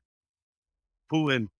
The highlight is that nobody would get in the pool here at SummerSlam except Jerry Lawler. And what's scaring everybody away is there's a turd floating around at the pool. Well, thankfully, TL Hopper is there to not only retrieve said turd, but eat it as well. So the real question here is, did TL not know that Mark Henry was in the building? I mean, doo-doo snacks are Henry's gimmick, right? Well, he's a plumber, got to do some plumbing. Here you go, dude. Take this right here. He's got nuts and everything in it. So, Are you saying that Michael Hayes suggested that TL eat the doot out of the pool? Doot. Nutty. There's a little corn there, too. First match, Owen Hart beat Savio Vega in about 13 and a half minutes. Owen is still sporting his cast from the never-ending arm injury. The crowd even chants Owen early on. They clearly see him as a star. He's a crowd favorite, even though he's heel. Jim Cornette is not here because he is in the back working in the dressing room with Vader. So Clarence Mason comes out and they tease a little bit of a breakup here. Hart then hits Vega with the cast, knocks him out, puts the sharpshooter on. With Vega out, the ref stops the match. After the match, Justin Bradshaw shows up and Uncle Zeb comes out and they call Vega a Puerto Rican dog and said they're going to send him back to the island. So then Bradshaw attacks Vega from behind in the aisle and he is helped out by the ring officials. 2.5 stars. I'm a little disappointed in this match. I felt like Owen and Savio probably could have put out a better match. For whatever reason, they didn't click, in my opinion. What'd you think? I thought it was slow. It wasn't a bad match. It was slow. To me, the highlight of the match was going back and watching Vader do butterflies with the dumbbells and having Jim Cornette encourage him as if Corny knew what the hell to tell Vader to do with those dumbbells. Like if Corny even knew what the hell a dumbbell was. Do that, yeah, more like that. Make your titties move, Leon. I like it. You're starting to get frothy, so I know it's working. One of the things that stood out to me is when they're talking about the referee in the match, they all refer to him as that official and the official and never the referee's name. Was that a weird Vinceism? Like he doesn't like hospital, he likes medical facility, and he doesn't like belt, he likes title. Did he have some sort of weird thing about we don't need to know the referee's name, just say that official or the official? They're the official. They're not a referee. They're the official of the match. Nobody cares about the official. They're not people, damn it. They're officials. Just another name to remember. The little guy in the striped shirt. The opening video here, it's themed around monsters for the pay-per-view, and they want clearly for Shawn to overcome the monster Vader, and they push that a lot, and they push the monsters of good and evil for both the Undertaker and Mankind. Is this a video that David Sahadi would put together, or who was doing the videos at this point? I believe that was David Sahadi, and it was definitely his style. The build-up was, as I said earlier, it was King Kong versus Godzilla in Undertaker versus Mankind, and then it was David and Goliath with Shawn and Vader. So you wanted to paint these larger than life images. I thought that the opening video was tremendous, and just kind of chuckled going through the whole thing and remembering the whole sequence leading up to SummerSlam. I thought it was some good stuff. Another thing that stuck out to me is the guy who does the voiceover here, because this voiceover, the guy, whoever you're using here, he had like a year or two run with y'all. And I thought he really did a great job. I identified this era of the company with that voiceover guy. Who was it and why isn't he doing it? It was a voiceover guy out of New York City that used to come in and do our pay-per-view and some of our tag spots. And that was it. He was from Voiceovers R Us. I love that. Voiceovers R Us. The sponsor of the show is Stridex pads. How was that partnership? It feels like you guys had a pretty good deal with them because you did it multiple times. I'm curious, who sells that sponsorship, what those terms look like. I know you're not going to tell us money, but is it just for the pay-per-view? Cause I feel like we saw some autograph signings where there were Stridex pads on the table. Why did it make sense? Who sold it? What can you tell us about Stridex? Jim Rothschild was the head of sales in the New York sales office who sold all of the television advertising, but also sold the sponsorships and different things for the pay-per-view events. Stridex was a great sponsor because Stridex, they were looking for that 12-year-old teen audience that they felt we delivered. And we were a perfect match for them. So they not only sponsored the pay-per-views, but they also sponsored the television shows and had a lot of ads on there and replays. Now, this replay brought to you by Stridex. Next up, we see the Smoking Guns retain the WWF tag titles. They do this in a 4 corners elimination match against the new and improved Rockers, which is Marty Jannetty. And instead of Shawn Michaels, of course, it's Al Snow. He's wrestling here as Leif Cassidy, the Godwins and the Body Donnas. Skip is wearing that neck brace, and they even acknowledge the injury from Madison Square Garden. He never touches a soul, and your brother does all the heavy lifting. The finish comes when Phineas uses the slop drop on Billy, but the ref was distracted by Sonny and Hillbilly Jim arguing at ringside. So Bart's able to come off the top onto Phineas and puts Billy on top of the pin. After the match, Sonny gets on the house mic and is talking about how the guns were what real men were supposed to look like. and saying that all these fat, ugly women with cellulite in the audience um, need to see what a real woman looks like. And down comes the huge poster of Sunny from the ceiling. Meltzer gave this match a dud, and I gotta say, this was not very good. I don't know what I expected, but Billy's obviously working hurt. He's got some sort of thumb injury. Obviously, Candido's hurt. And I don't know what it is about the chemistry in this match, but it just didn't seem to work. What'd you think? Well, I think that if this match would have been held in the Tokyo Dome, that it would have been 8 9/10 stars. Okay, that's an old joke now. Do you have a comment about the match? Slow. It was not good. No, nobody gelled, and especially when Marty and Al were in there, it was just a mismatch. At least the Heavenly Bodies had an issue with Godwin's beforehand and the Guns, but we threw in the Rockers to do the four corner tag. It was an idea that Corny had to do it a little bit differently, where the champions could essentially lose the titles and not escape. Somebody had to win. Chemistry, lack thereof in this match sucked. I like that you just referred to the Body Donnas as the Heavenly Bodies. Oh shit, did I? Yeah, it was pretty fun. Sorry. You know what I meant. Oh, of course. Well, Sunny's poster coming down from the front. Whose idea is that? Who pushes for that? Does she still have it hung in her garage? She probably does have it still hung in her garage. It was Vince's idea, and he just something to kind of punctuate the match and get Sunny over and get more downloads for her. I actually appreciated one thing about this match, and I don't know, did you watch this all the way through, or did you fast forward some parts? I watched it all the way through, and I know what I appreciated about the match. All right, me first. I love Leif Cassidy's entrance. I feel like it's the best in the history of entrances. If you the dancing and the dancing in the corner and the smiling, if you have off the chart, you have not seen this, you should just fast forward to see Leif Cassidy come to the ring. It is outstanding. And I do like that they refer to them as the new and improved Rockers. I mean, that's obviously going for some heat there. I enjoyed it. I thought it was good stuff. It came from, Vince had this philosophy whenever a new product would come out, or I beg your pardon, an old product would come out, it would have a new formula, and they would always say, new and improved Tide now with oxidizers. So why don't we just have new and improved Rocker now with Leif Cassidy? So that was the idea. But you want to know what my favorite part of it was? What's that? When the bell rang at the end.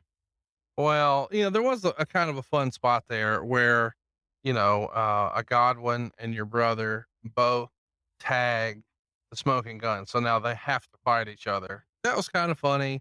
And then they both did like the Jackie Fargo strut, which was kind of fun. A couple other things that stood out to me in this, for whatever reason, Billy is getting a series of punches from one of the Godwins, and the last one of a trilogy of punches misses. And Vince tries to cover it up, and he says something like, reaching for that one, but nonetheless, the effect is there because Billy sold the shit out of it.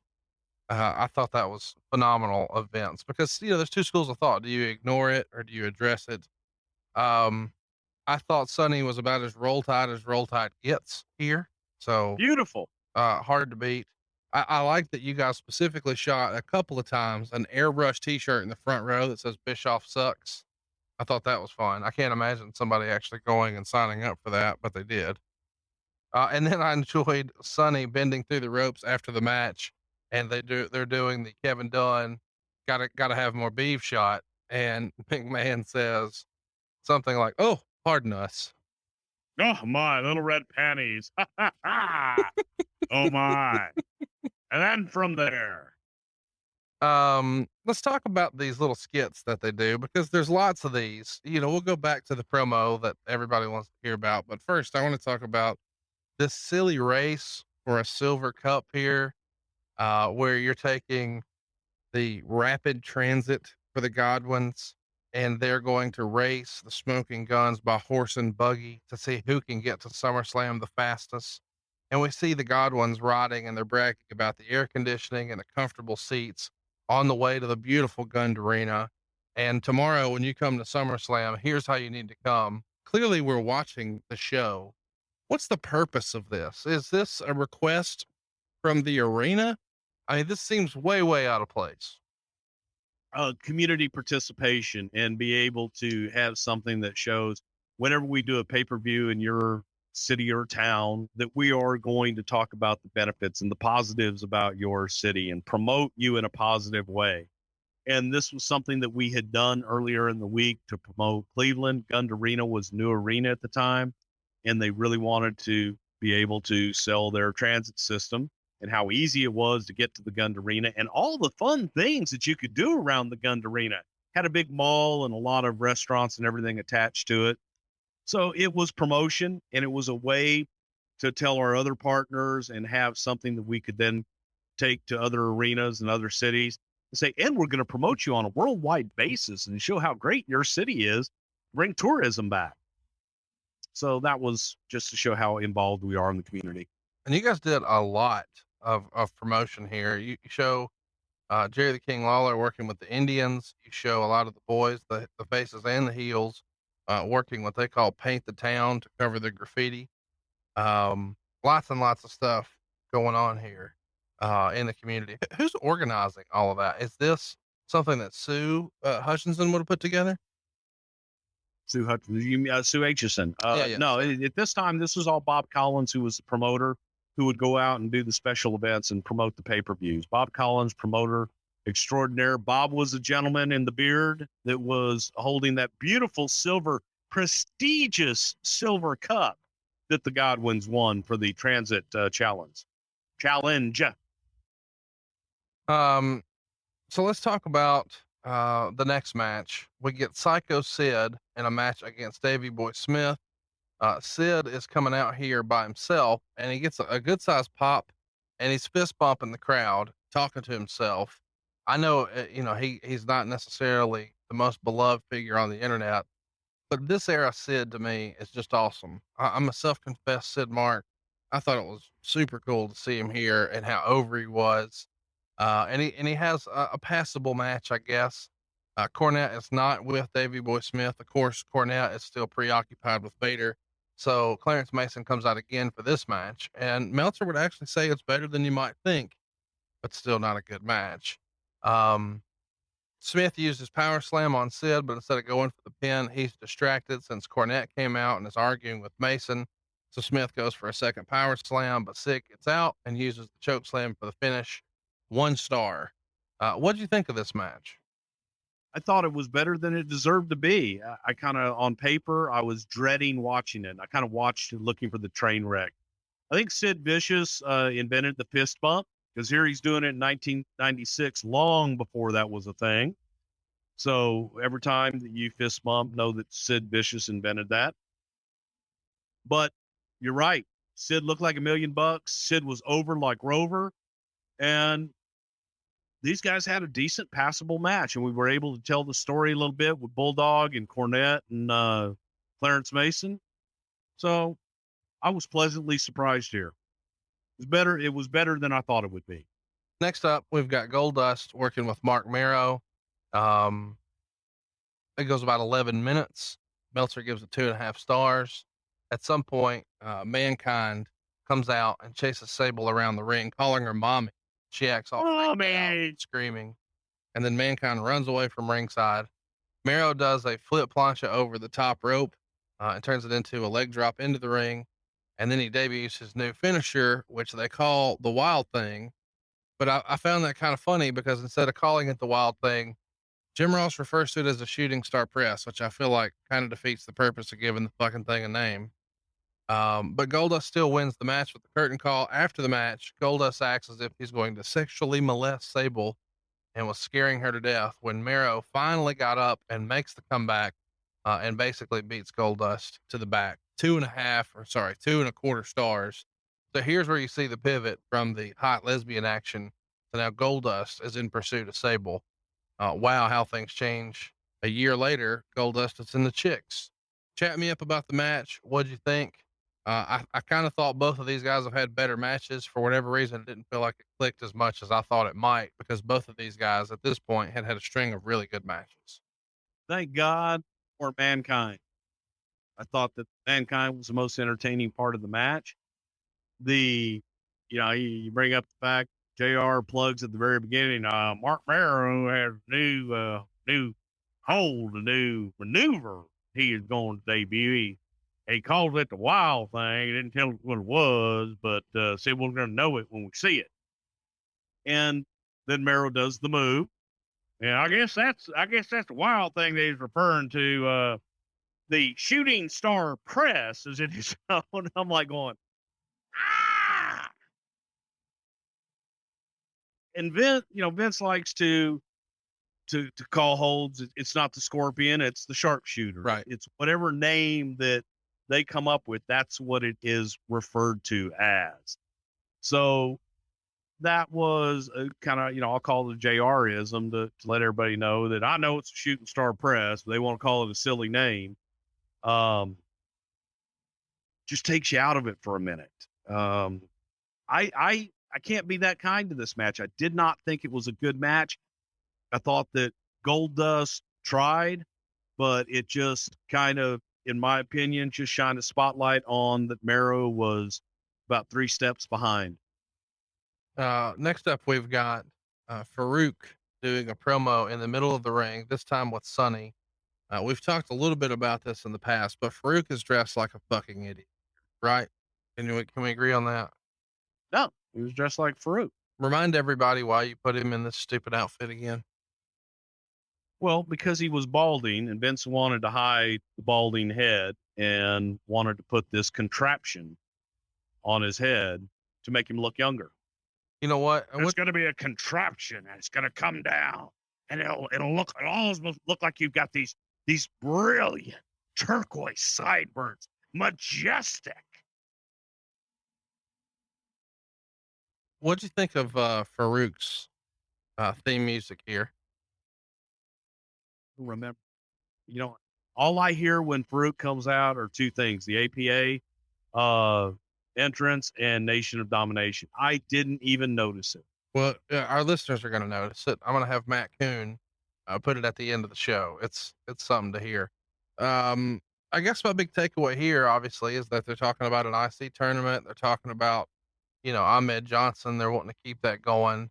But Sonny's here, so I just like to comment that Sonny had that wagon. Whew. Next up, we get Jerry Lawler and Jake Roberts. They go about 4 minutes and 7 seconds. Meltzer would say this was mainly the Lawler comedy show, telling one wino joke after another. He also wore a Baltimore Ravens jersey, which got tremendous heat. Mark Henry was here to do color, although he really didn't say much and was actually laughing at some of Lawler's jokes, which he really wasn't supposed to be doing, although he did act disgusted with Lawler as well.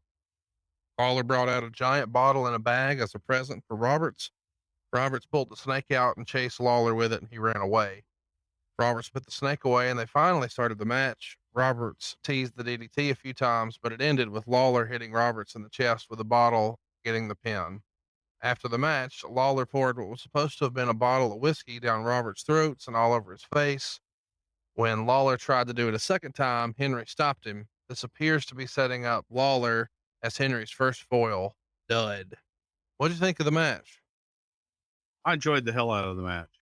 I think every now and again, Meltzer gets so granular on work rate and moves and high spots and stuff like that, that maybe he overlooks the idea is to get heat. And whether you thought that this was a lot of high energy, Dynamite Kid style action, like it or not, it got heat.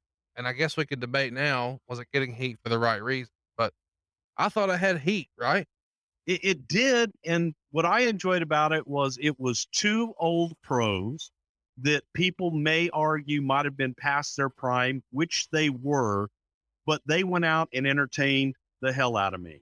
Lawler's Henny Youngman jokes, maybe a little too much, but the match itself and the story itself entertained me, and they made it believable, and they made it fun, and I enjoyed it. So I sat back and I smiled watching it, going, damn, you know what? Both of those guys could get in the ring tomorrow and have that match and have it be believable. I I guess the whole wine and beer and champagne and Jim Beam and Jack Daniels jokes, are fair game here because it's been something that you guys have been doing a series of sit down interviews with Jake Roberts about where he's talking about his struggles with addiction. Did you feel like that was, um, I don't know, maybe not in the best taste at the time, or was it Jake's idea? It was Jake's idea. Jake wanted to tell the story, and Jake felt that so many people could relate to it that he could help them tell that story. And Jake wanted to be that messenger, and Jake wanted to send a positive message. Now, whether or not people believed him or not, that's up for debate. But the angle, pretty much everything in it was Jake's idea, and him kind of laying out, being the architect of everything in that angle and everything in that match.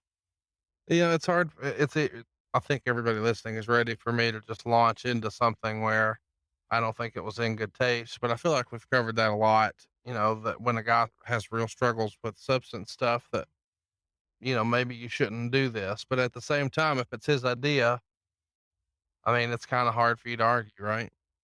And it's also the idea trying to send a message. This is, real life, and hopefully that they overcome their struggles and that they come out on the better end. And in real life now, today, where we are in 2017, Jake has come out on the other side, and he's had some stumbles, but personally, I'm proud as hell of him. And I think that he would look back on his life and be glad that he's been able to share the pitfalls and rise above it now. Let's talk about, um, the Bob Backlund situation here. He just kind of shows up out of nowhere. Carry us through the Bob Backlund stuff. Vince had this crazy idea of getting a WWF superstar on the ballot for the president of the United States. Bob was entertaining running for some kind of local congressman or senator or something in Connecticut. And Bob wanted to be that guy. Bob felt that, he says, I'll go run for president. It was a gimmick to try and get Bob Backlund's name on the presidential ballot. Figured if we made enough noise that we could actually get his name on the ballot and put Bob Backlund out there. And Bob took it serious as could be, and could be a little crazy to deal with at times. Well, the next match is what a lot of people remember the most about the show, and it was a little crazy. But before we get to it, let's talk about the promo that led up to it. Very early on in the pay-per-view, we see Todd Pettengill go into the boiler room. Um, I'm curious, who named it? Whose idea was this? A boiler room match? I think it was Vince McMahon that finally came up with the boiler room brawl. And it was from Cornette and I trying to come up with a different environment to hold a match that would be, what could be Mankind's match that Undertaker would not be at home in. And we wanted to do something different. And we kept talking about the dungeon and where Mankind lived and where he would hang out.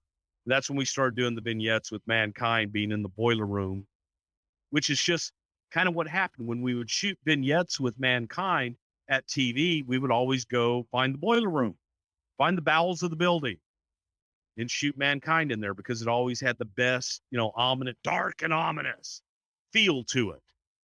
So the idea was, let's put him in Mankind in his home. And that was the boiler room. That was, every building had a boiler room. Every building had the bowels of the building. And Vince dubbed it the Boiler Room Brawl. This promo that he does on the back before the match, it's early in the pay-per-view. It's phenomenal. If you haven't seen this, this is some of the best Mankind stuff, especially at the time. But Todd Pettengill, Lord bless him, He didn't sell it nearly as good as Foley does. He walks in the room and it's just, dimly lit room with like plumbing. He says, "This is ominous. Dark and ominous. It's dark and ominous. It's totally freaky. There are things in here. There are pipes." I don't know why, but I feel like, since we make everything a fucking shirt on this show, we need like plumbing, and it just says, "There are pipes." There are things in here. There are pipes.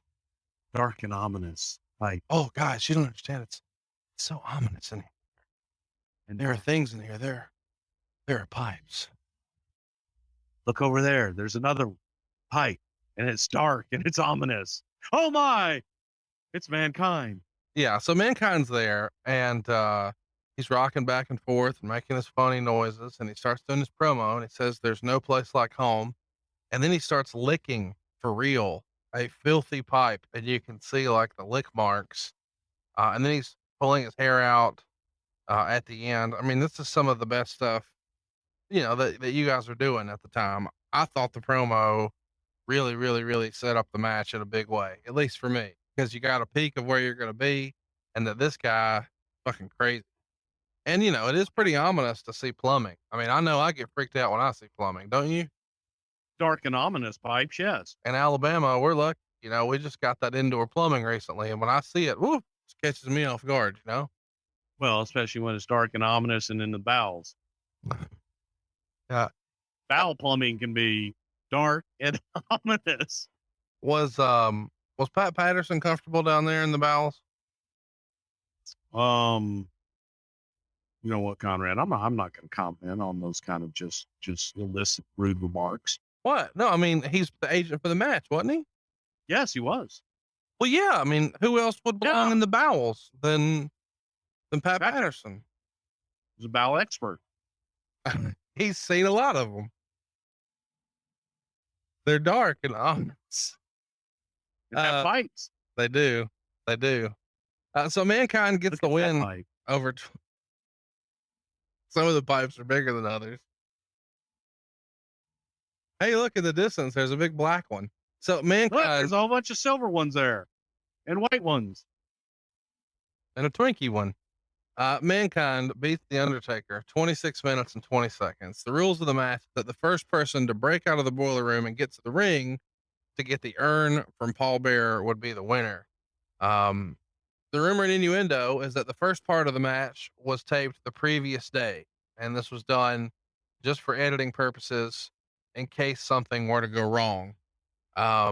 So did you shoot it the day before? What time of day was it shot? Who was the cameraman? Who was the director? And what was up with the weird static stuff that we saw? We did shoot it the day before. Vince, myself, Patrick, and the talent, along with the television production crew, they were in to set up for the next day. We shot it that day. I don't know, sometime in the afternoon. All I remember was I had gout and I was in a ton of pain, and Vince made me walk from the hotel to the building with gout. And if you've ever had gout, you know just how painful it is to put any weight on your feet at all. But did it, and we went through and just kind of walked. We walked the boiler room, looked at the pipes and how dark and ominous it was, and kind of laid out the match. And we shot the damn thing with I think we did it with 2 cameras in there. I have no idea who the hell cameramen were, but we shot it through the truck, which is why you had real life interference and static in there, because at one point, 2 points actually, we kind of camera got jacked up a little bit. The best way to cover it was add more static and just say technical difficulties. That's what we really had. How did Taker enjoy working with Mankind? I think Taker loved working with Mankind because he was so unorthodox, he being Mankind. And Mankind stuff looked like it killed you, but he was, for the most part, I've heard from everybody that he was light as a feather. Mankind took most of the brunt of the punishment, put it on himself and his own body, as evidence the way poor Mick works or walks today. But they enjoyed working with each other. Their styles complemented one another, and Undertaker and Mankind made some beautiful music together. And all their stuff was vicious. It was violent, looked violent, and extremely real and convincing. Did you guys set up, did you bring in those boxes that Mankind fell off a ladder onto, or were those just there and you just positioned them properly? No, those were our boxes. And yeah, just to kind of, and that's, you show how much the business evolved. That was our quote, airbag. Yeah. Mick just had boxes. Yeah. To fall into. That's all he needed. Well, one thing, so I guess everybody's probably figured this out, but when he punches through the door after there's all the stuff kind of barricading the door, from that point on, the show is live. So you're going down the hallway and they want you to know it's live because you see all the superstars kind of lining the hallway. Was there any sort of discussion of who should be there, who shouldn't be? Because that's kind of something unique at the time that you guys weren't doing a lot of the backstage brawl where all the other guys are. We were, and we just asked talent, you guys who had worked earlier that night. We wanted people to kind of be watching like, oh my God, this is breaking down back here, and just try to make it as real as you could. You wouldn't have an empty hallway. Right. Exactly. No, that's exactly right. And I thought JR had a great line where he said, this looks like a prison riot. And one of the easy things you could do that I thought was cool is when they supposedly had scalding hot coffee thrown on the Undertaker. I mean, if you say it's hot, then it's hot. That's fun stuff. And then Undertaker broke a 2x4 over Mankind's back. Richie Posner do that for you? No, that was just a real 2x4 that had kind of been weakened. Oh, there you go. But oh yeah, no, that stuff was real. And go back and watch the scalding hot coffee. When you go back and watch it, you see the steam coming up from the ground. So not only did we tell you it was scalding hot coffee, but you go back and you can actually see the steam coming up from the ground on the coffee. Well, the way it's shot is Undertaker's kind of staggering around, and it's like a weirdly lit angle. It feels like it's out of a horror movie. I mean, it's really cool. You see Mankind crawl through the entrance. He finally makes his way down towards the ring. I thought this was a pretty cool deal. They have Mankind give the Undertaker a pile driver on the cement. He peels away the padding there to give him that pile driver. And then, of course, a few minutes later, we see Mankind take one of the most vicious bumps. And I don't know that it was sold properly on the live broadcast or in the newsletter, because it just makes all of me hurt to take a flat back off the apron onto the concrete. Does anybody try to talk him out of that? That is such a brutal bump.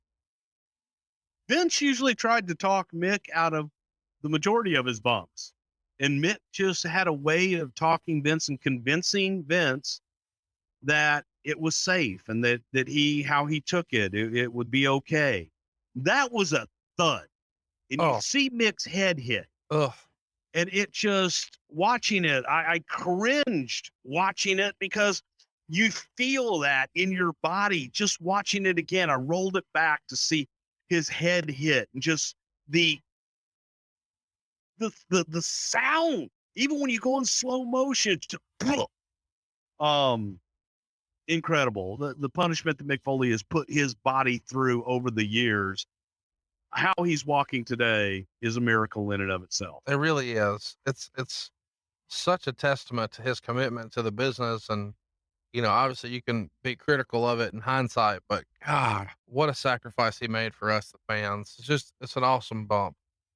Of course, we finally get back into the ring here, and Mankind has, been out of commission after he's taken this flat back. So this gives the Undertaker an opportunity to slide in and kneel down and get this urn from Paul Bearer. And Bearer's just kind of looking around as if he's teasing, should I give it to him or should I not? Mankind makes the attack, gives him the mandible claw. Undertaker goes down. So now Mankind goes to get the urn, but as soon as Paul Bearer raises the urn, the Undertaker sits up and Mankind puts the claw back on the Undertaker. Finally, Bearer slaps him and kicks him. And then eventually hits Undertaker over the head with the urn. It makes a really nice sound and gives the urn to Mankind. There's your winner. The Undertaker has been turned on by Paul Bearer. So the lights go out and music plays, and a group of druids in the dark carry now the dead Undertaker to the back. This is an interesting match, and there's a lot of stuff going on, but a lot of people have been critical about the idea that the people in the crowd could not see what was going on, and you guys wheeled out the substitute teacher television set where it's a medium-sized TV strapped to a cart that you slide out a few, and now the 20,000 people in the arena are going to watch these little baby TVs. Well, the overhead screens had it up on the overhead screens. The small TVs that you saw, those were for the people in the front row. They were the largest monitors available at that time. It's just amazing to me that it's like, 1996, it looked terrible. And on top of that, not only did it look terrible, but once the guys got into the ring, there was no way to get those out inconspicuously. Sure. So you paid for your ticket, you're there in the arena, and you're watching the second main event on a little TV or on the overhead. It's ridiculous. So it was, that was probably not the best. And it was evident by the lack of crowd reaction. Who's Taker was making a comeback. Whose decision was it to turn Paul? I mean, this act had been together for a long time by this point. A lot of people assumed they were kind of inseparable. And I'm sure it was really hard to imagine what would Paul Bearer do if it wasn't with the Undertaker, but we got that. So whose idea was it? It was Vince's idea. He wanted to give Undertaker a fresh coat of paint and wanted to give Paul Bearer a fresh coat of paint. Undertaker needed to go away for a little while. At this point, just needed to rejuvenate. And Vince was looking for something for Paul to do and just thought, man, what if we turn Paul Bearer? I go back and I loved the boiler room portion of the match. I loved everything with the exception. And this is one of those times that Vince and I kind of got, I don't want to say heated, but heated, where we really disagreed on how to do something. At the very end, when Undertaker did the Shakespeare to Paul Bearer for the urn, my idea at the time was I wanted Paul to hold the urn up high overhead like he was going to make a big presentation to the Undertaker. Hit it with it right then. And then nail Undertaker right then. That's way better. Allowing Mankind to then come in and do the rest of do the claw on Undertaker and leave Undertaker out and then get the urn. I love that. Vince's idea was what we saw. He wanted Paul to milk it. He wanted Paul to kind of walk away, and so that the turn is coming, but then you think Undertaker's going to make a comeback and blah, blah, blah. I just wanted that initial shock. I wanted Paul just turned. This way you knew he was turning, right, and you didn't get to the payoff, and they made comebacks back and forth. I lost. Cool. And we did it, and it wasn't bad, but in my opinion, I think that it would have been better to just do the one big payoff with the urn come crashing down. And I tapped out. Okay, whatever you want to do. So the other thing in that match that kind of goes by, Undertaker and his right elbow smashed his right elbow kind of midway through the scene in the boiler room, and it looks like a little cut. As you watch the thing, that little cut turned into a staph infection. Oh my! That ended up with Taker having about a 6-inch gash, spending 4 days in the emergency room with IVs. At the time, we thought it was so great because the doctor had cleaned it out, and the doctor did what they call a baseball stitch. Oh yeah, that's great. Which a baseball stitch is like tight. And it's not going to allow anything in or out. And it's a real good stitch if you've got a really good sterile environment. Problem was that he was in that boiler room with all that dirt and all that filth for so long that it was in there. It was in there. And the doc cleaned it out. The doc did the best he could under the circumstances, and no one knew, obviously, that the damn thing was going to turn into staff. But man, it got ugly.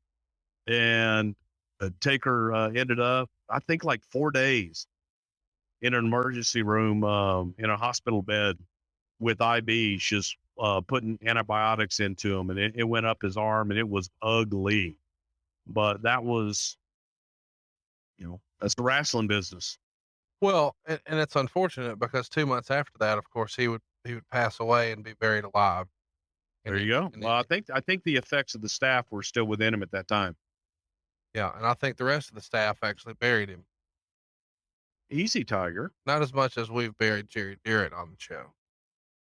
Spend my days working hard on the go, but the hands on the clock keep spinning too slow. I can't wait to be alone with my baby tonight. Wrong. I say wrong, Jarrett, but you got it. All right, let's get to the main event. That's what we're here for. Shawn Michaels pinned Big Van Vader to retain the WWF title. Meltzer would note that Vader had very noticeably dropped some weight. You got something here, Bruce? Yeah, I come on, man. Vader wrestled the most exciting, the most electrifying, the most charismatic superstar in the WWF, Shawn Michaels. Did you? I actually wrote that down as he was right before Shawn came out. It's time for the most exciting, the most electrifying, the most charismatic WW, and they hit Shawn's music. And I'm just thinking to myself now, going, I wonder if I called that music a little early for Vince, or if I tried to go back to my thinking at that time, thinking, oh shit, is Vince cueing me to get to the music, or should I have waited? But I killed the fuck out of it. Yeah. Well, let's talk about it. It was an excellent match, according to Dave Meltzer. Lots of big spots in here. There are the spots that we're going to talk about, some of which we've already talked about in our Vader episode, which is available in the archives. But Michaels has really got his working boots on here. And I think you could make an argument that, this era, Shawn Michaels through when he leaves in March of 98 is probably, the best in-ring performer ever. The match here has some interesting spots. There is a spot where Shawn does a top rope tope to the floor onto Vader and then slides back into the ring and then does like a Hulk Hogan spoof where he pretends to rip a t-shirt off for the crowd and then kind of makes a goofy face to the camera. And you guys at the time were kind of doing a lot of comparing about the main event. The undercard for WCW may have been stronger and had a better work rate, but when you compared the top of the cards, the WWF main events to the WCW main events, there's no comparison between Hulk Hogan and Shawn Michaels in 96. Wouldn't you agree? I wholeheartedly agree. I think that Shawn Michaels was the single best in-ring performer in the world at that point in time. Eventually, we see Shawn go to the top and goes to jump off onto Vader. And for whatever reason, something is miscommunicated. Shawn lands on his feet and is very frustrated, leans down in Shawn's face or Vader's face and yells, "Move," and then kicks him in the head, says "move," and kicks him in the head again. Eventually they're up. Shawn is still talking. And then they take the tumble to the floor. When Vader gets back to his feet, presses Shawn, drops him across the guardrail, and Vader wins by count out. Cornette starts ranting and raving. He doesn't want a count out win. He wants the title, challenges Shawn to restart the match. The match is restarted. So Vader goes after Jose Lothario, which gives Cornette a chance to use the racket on Shawn.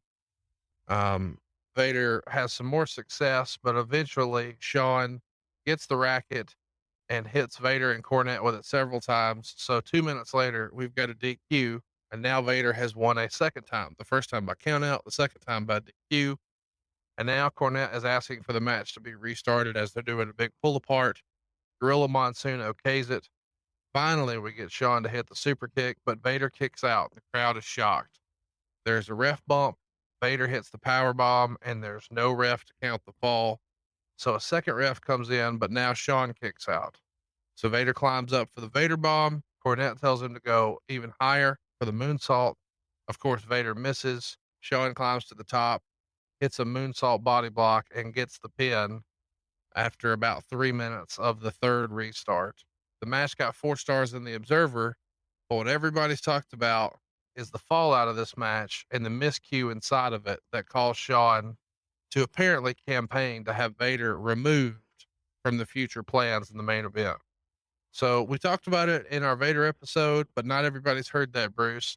Catch us up. What happened in the match? What'd you think of the match? What can you share with us about what the plan was supposed to be and then what actually happened? The match itself, I thought, was very good. There, you got the miscues that for people that know, and you see what happened. The spot that was a miscue was Shawn had told Vader to move on Shawn coming off the top rope with an elbow, and Shawn got up to the top rope and went to jump, and Vader wasn't moving. So instead of dropping an elbow on him, he just jumped, kicked Vader in the head, and said, "I said move." And Leon just laid there. So that was frustration on Shawn's part, and probably, a little bit of immaturity there too, getting pissed off. They go into it. And again, you look at this thing hindsight, the problems, and what everybody was upset about after the fact.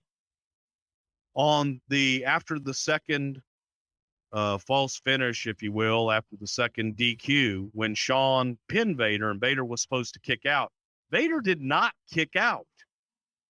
And the referee counted 1, 2, and was slapped down, and Vader didn't kick out. So the referee was stuck he didn't count to 3 because he knew Vader was supposed to count to 3.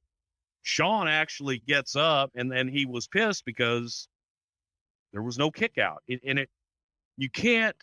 It's hard when you're live. And a guy, it takes 2 to tango. Right. If the guy's laying down on his back and he doesn't kick out when he's supposed to kick out, and you just get up, then you look like the idiot. Right. But I think, and again, in defense of Vader, at this point in the match, I think that Leon was just so frustrated as well, because by this point they were miscommunicating and they were kind of all over the place. And Leon, being the kind of guy he's a perfectionist. He wants to do everything right. He wants to please everybody. And I think he was probably so damn worried that what did happen would happen at this point that he wasn't listening and probably just was in another world. But the finish in the match, was a Pat Patterson masterpiece. Pat loved to do those restarts and like to get creative with that kind of stuff. But for whatever reason, Vader and Shawn, they just didn't click. So after the match, Shawn was livid. Shawn was livid from the spot of Vader not moving. Whether or not Vader hurt him, who knows? Only Vader knows that. And Shawn got pissed off, and then from there, Vader not kicking out on the 3 count or on the 2 count, and Shawn feeling like, well, what the hell am I getting up for? It just was a clash of styles, and Vince reevaluated. The idea was to go to November Survivor Series with Vader and Shawn, and for Vader to become the WWF champion at Survivor Series. And of course, then that wound up being Sid. And then it was supposed to go to the Alamo Dome with Vader and Shawn for the return for the championship, where Shawn would then win the title back in his hometown of San Antonio, Texas. Jim Cornette even had an idea when he was going to go out with Vader. When we were talking about this, like in July, of getting to the Alamo Dome and going out with Vader in a Santa Ana costume, a whole Santa Ana outfit. And for you history buffs, Santa Ana was the Mexican general that defeated all them Tennessee pussies at the Alamo in San Antonio, Texas. If we don't have somebody Photoshop Jim Cornette's head on Antonio Lopez de Santa Anna, we are missing out. That sounds like a good time. I just Googled that dude. But man, this jacket that he's rocking here, this general's outfit, yeah, we needed to see Jim Cornette dressed up like Santa. That's awesome. Yeah, and just for the record, it wasn't a bunch of Texans that lost at the Alamo. It was the people from Tennessee that had come in to fight. The Tennessee people lost. It wasn't the Texas people who lost, because when the Texans finally got a fight at the Battle of San Jacinto here in Houston, the Texans won. In hindsight, do you think this was the nail in the coffin for Vader in the WWE? In hindsight, yes. How much of that can be contributed to Shawn Michaels being unprofessional? How much can be contributed to Vader just wasn't WWF material? 50-50. I think that to me, in this match in particular, the first half of it, I thought that Vader had his working shoes on. Sure. And they were having a great match. And even after the miscues, again, you take those two miscues out of it, It's a pretty damn good match. it was a damn great match. But those two miscues were huge miscues. But at the And same, you can miscue in a house show. You could miscue on a television show. But when you're live and it's a major deal and it's the first time moving forward, and I don't know they had the best chemistry in house shows that I remember either.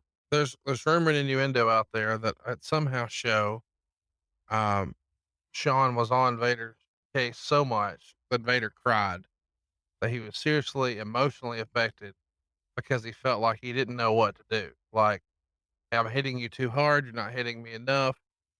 And I kind of feel bad for Vader. And I know we've had fun talking about Vader here on the show, and we've had some fun times, but he was a great performer, and he had a huge upside. We had seen that in WCW. He was positioned in a good spot here. And I feel like a lot of his career maybe took a shit because he just didn't hear a spot. Like, isn't it totally plausible that he just didn't hear him? Now, I understand. It is plausible. Yeah. I mean, I get that you're supposed to kick out, but when Shawn's on the top rope, maybe he just didn't fucking hear him. Yeah. And that's, without a doubt, that's plausible. But it was also the reality of the times. And the reality of the times was Shawn was king shit. And if you didn't have chemistry with him and he didn't want to work with you, then next. And Vince would find someone that he felt fit that role. And when you had, and also keep in mind the timing. Warriors now left the company. Sid's back.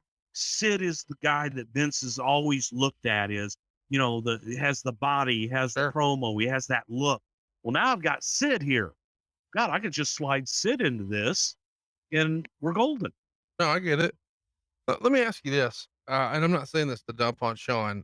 In this same show, I've said that I think this run of Shawn is probably the best in-ring performer ever, but catch me up in your opinion, because you may not remember, but did you ever hear or do you believe that Hulk Hogan would have ever handled himself this way, the way Shawn Michaels did, or Bret Hart, or Steve Austin, or The Rock, or John Cena, or any of these top guys that we know have gotten to that next level?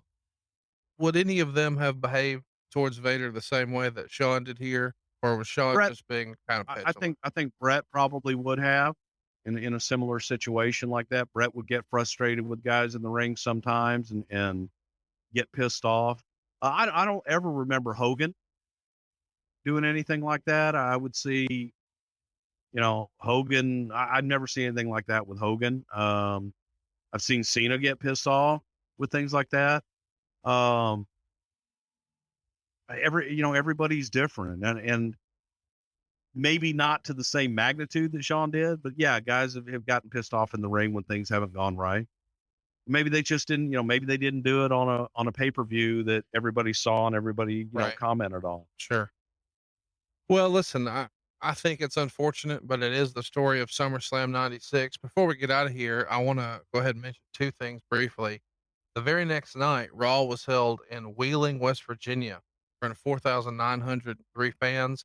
There was a gate of $54,887. Both were the very best for Wheeling, West Virginia since 1990. Why am I mentioning this? Well, they had some tryout matches there.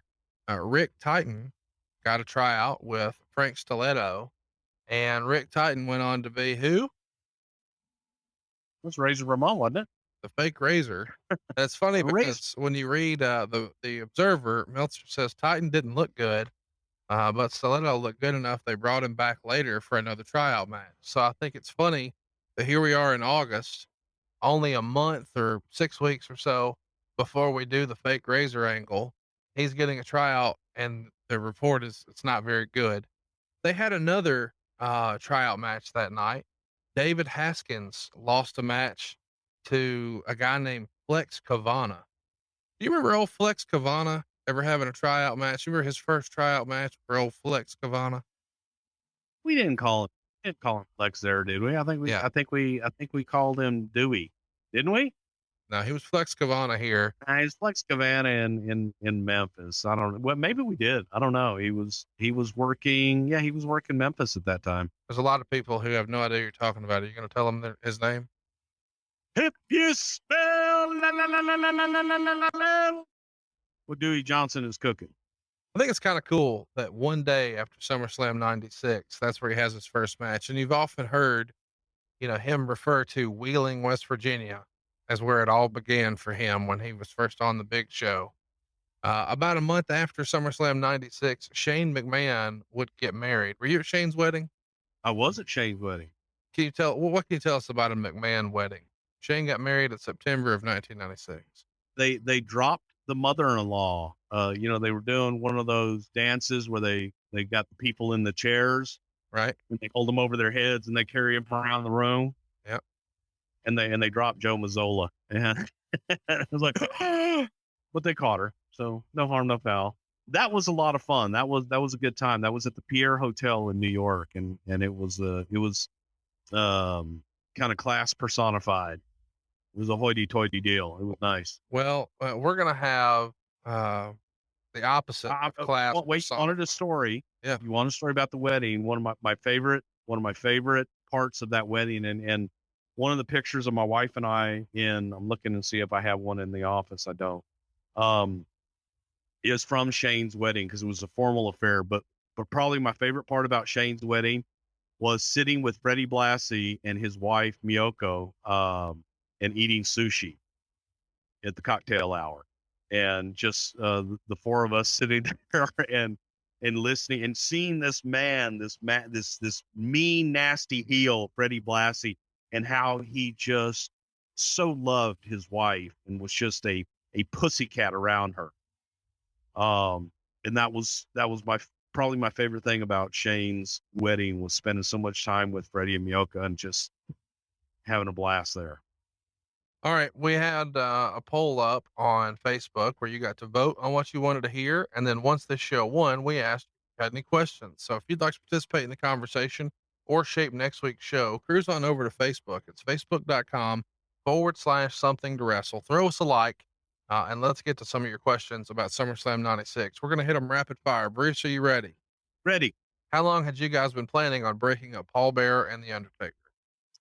Probably about 3 months, 4 months. Hypothetically speaking, what would Corny say about the 3 finishes in the main event?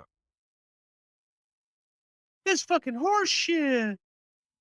How does Stone Cold go from winning King of the Ring to working free for all on the second biggest pay-per-view of the year? Timing, everybody. We covered that, and it was just simply timing. Simply. Why wasn't simply? Bruce, I know. First time tonight, maybe. You're not even sure anymore. What did Bruce think about HBK freaking out when Vader didn't move when Shawn was going off the top rope? What'd you think? At the time? Yeah. Oh, hell. That was my reaction. Why wasn't Brutus the fucking Barber brought back and booked on this show? Oh, we couldn't afford him. Why was there no commentary during the Boiler Room Brawl? Was that a conscious decision beforehand, or was it made during the broadcast? There was some commentary, but Vince decided he wanted to lay out and just let the pictures tell the story.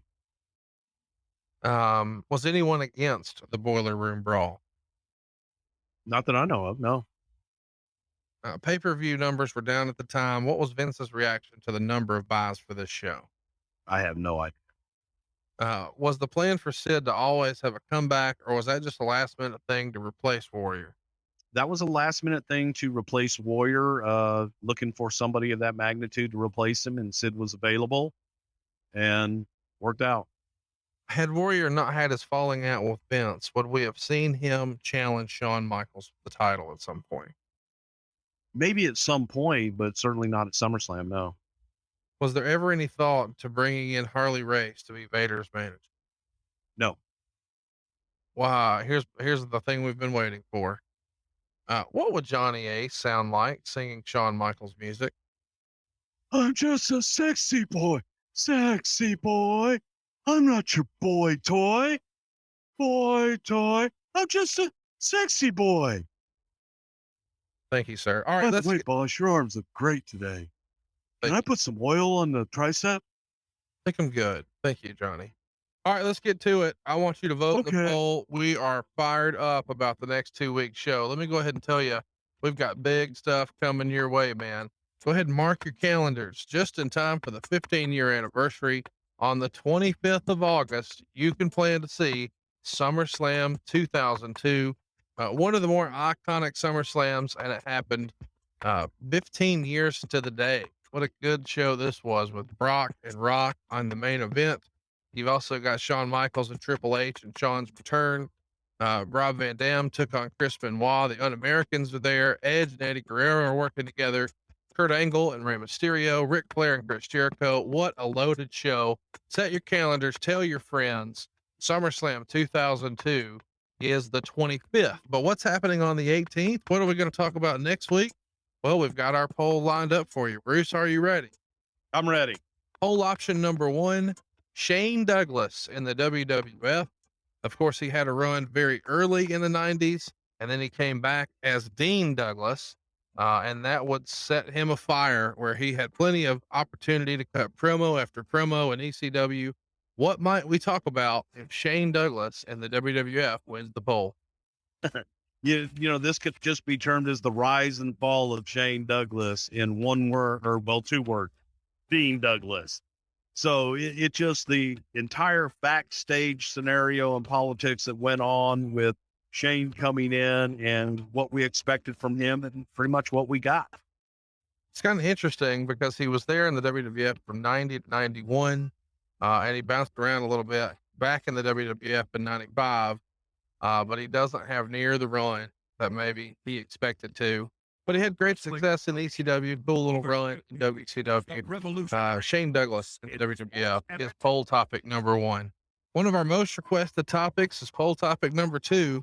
Say hello to the bad guy. It's Razor Ramon in the WWF, one of the more iconic characters. We actually sat down and watched some of the vignettes last year together, Bruce, and you were there from the very beginning of this Razor Ramon character. What can you tell us about Razor Ramon, WWF? With what Vince saw in Razor Ramon, the different, not only was I there when I wasn't actually there when Razor made his debut. I came right after the vignettes, right after he debuted there. And so I was there for his entire first run, and going through all the issues and angles that we had to deal with. But also I'm going to tell the story about the journey of Scott Hall, long before Razor Ramon, and the different times and who was pushing for Scott Hall to come in long before that, why it didn't work out, and why Razor was such a success. Then the backstage politics. We're going to talk a lot about the clique with Razor Ramon and Scott Hall, Shawn Michaels, Kevin Nash, and Triple H, and of course, X-Pac, and a lot of behind the scenes politics and dealing with the bad guy. Lots to talk about if Scott Hall wins. 92 to 96, the area you'll enjoy there. But we have got a ton to cover in poll topic number 3. I don't know how we'll fit it all into one show. It's Jerry Lawler in the WWF. Lawler had a run from 92 to 2001. And then, of course, from 01 to 14. Feels like he's been everywhere. We'll try to get as much of that as we can in. Of course, Bruce left in 2008. What might we talk about if Jerry Lawler in the WWF wins the poll? Well, we got to cover all the controversy with the King leaving, with alleged sexual misconduct, if you will. Alleged. I said alleged. King coming back. And then King, of course, leaving when the cat was gone. King making some accusations about me on a live radio show. and talking about me and Stephanie McMahon having an affair and how I felt about that, how I still do feel about that. But the inner dealings of working with Jerry Lawler, not only in the WWE, but also working with Jerry as he ran Memphis Wrestling and Power Pro Wrestling and helping out with our developmental territory, because I spent a lot of time in Memphis working with the King. An extremely intriguing subject in the King, Jerry Lawler. Last but certainly not least, it's a pretty timely topic. It's Brock Lesnar's rookie year in the WWE. What might we cover if we cover Brock Lesnar's very first year on the main roster for World Wrestling Entertainment? Brock Smash.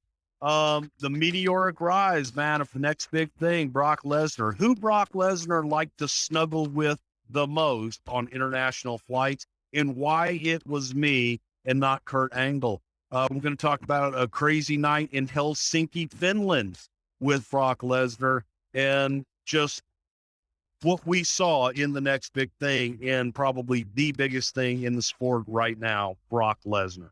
So there you go. There are your 4 poll topics. Let's recap again. Poll topic number 1, of course, Shane Douglas in the WWF. Poll topic number 2, Razor Ramon, the WWF. Poll topic number 3, Jerry Lawler, the WWF. And of course, last but certainly not least, Brock Lesnar's rookie year in the company. Go vote in the poll right now. It's facebook.com/something to wrestle. Tell your friends to like us on Facebook, facebook.com/something to wrestle. Until next week, right here on Something to Wrestle with Bruce Prichard. Hey, it's Conrad Thompson, and you're listening to Something to Wrestle with Bruce Prichard. Bruce, what's going on, man? How are you? Well, what else applies is a little heartfelt situation here to get us started this week, because, man, they say deaths come in threes, and we got hit pretty hard in the wrestling world this week. We lost Brickhouse Brown, we lost Brian Christopher, and we lost friend of the show, Nikolai Volkov. You probably had an opportunity to meet most of these guys. I mean, certainly you work closely with 2 of them. Tell us your thoughts when you see all this bad news roll in the same 24-hour period. Well, I was out of town when I got the news, and Eric Bischoff and I met for lunch, and we heard the news about Nikolai Volkov and Brian Christopher both passing. Then later on that day, got hit with the news, Brickhouse Brown. And I worked with all 3 of these guys over the years. And Nikolai, man, what can you say? He was one of the true greats of our business. He went so far back, and I'd known Nikolai since I was a kid, from the times that he had come into Texas, and then got to work with him in later years. And we just saw him in Baltimore not long ago, and it was great to, at least we got to see him within the last year, and that was fantabulous, to say the very least. Man, Brickhouse Brown, I knew Brick from when he first broke into the business as a young man, and came through and was working in Texas with the Mid-South territory, and great guy, man, too young, and got cancer. You know, did you hear the story about Brickhouse when they thought he had passed a little bit earlier? And he kicked out.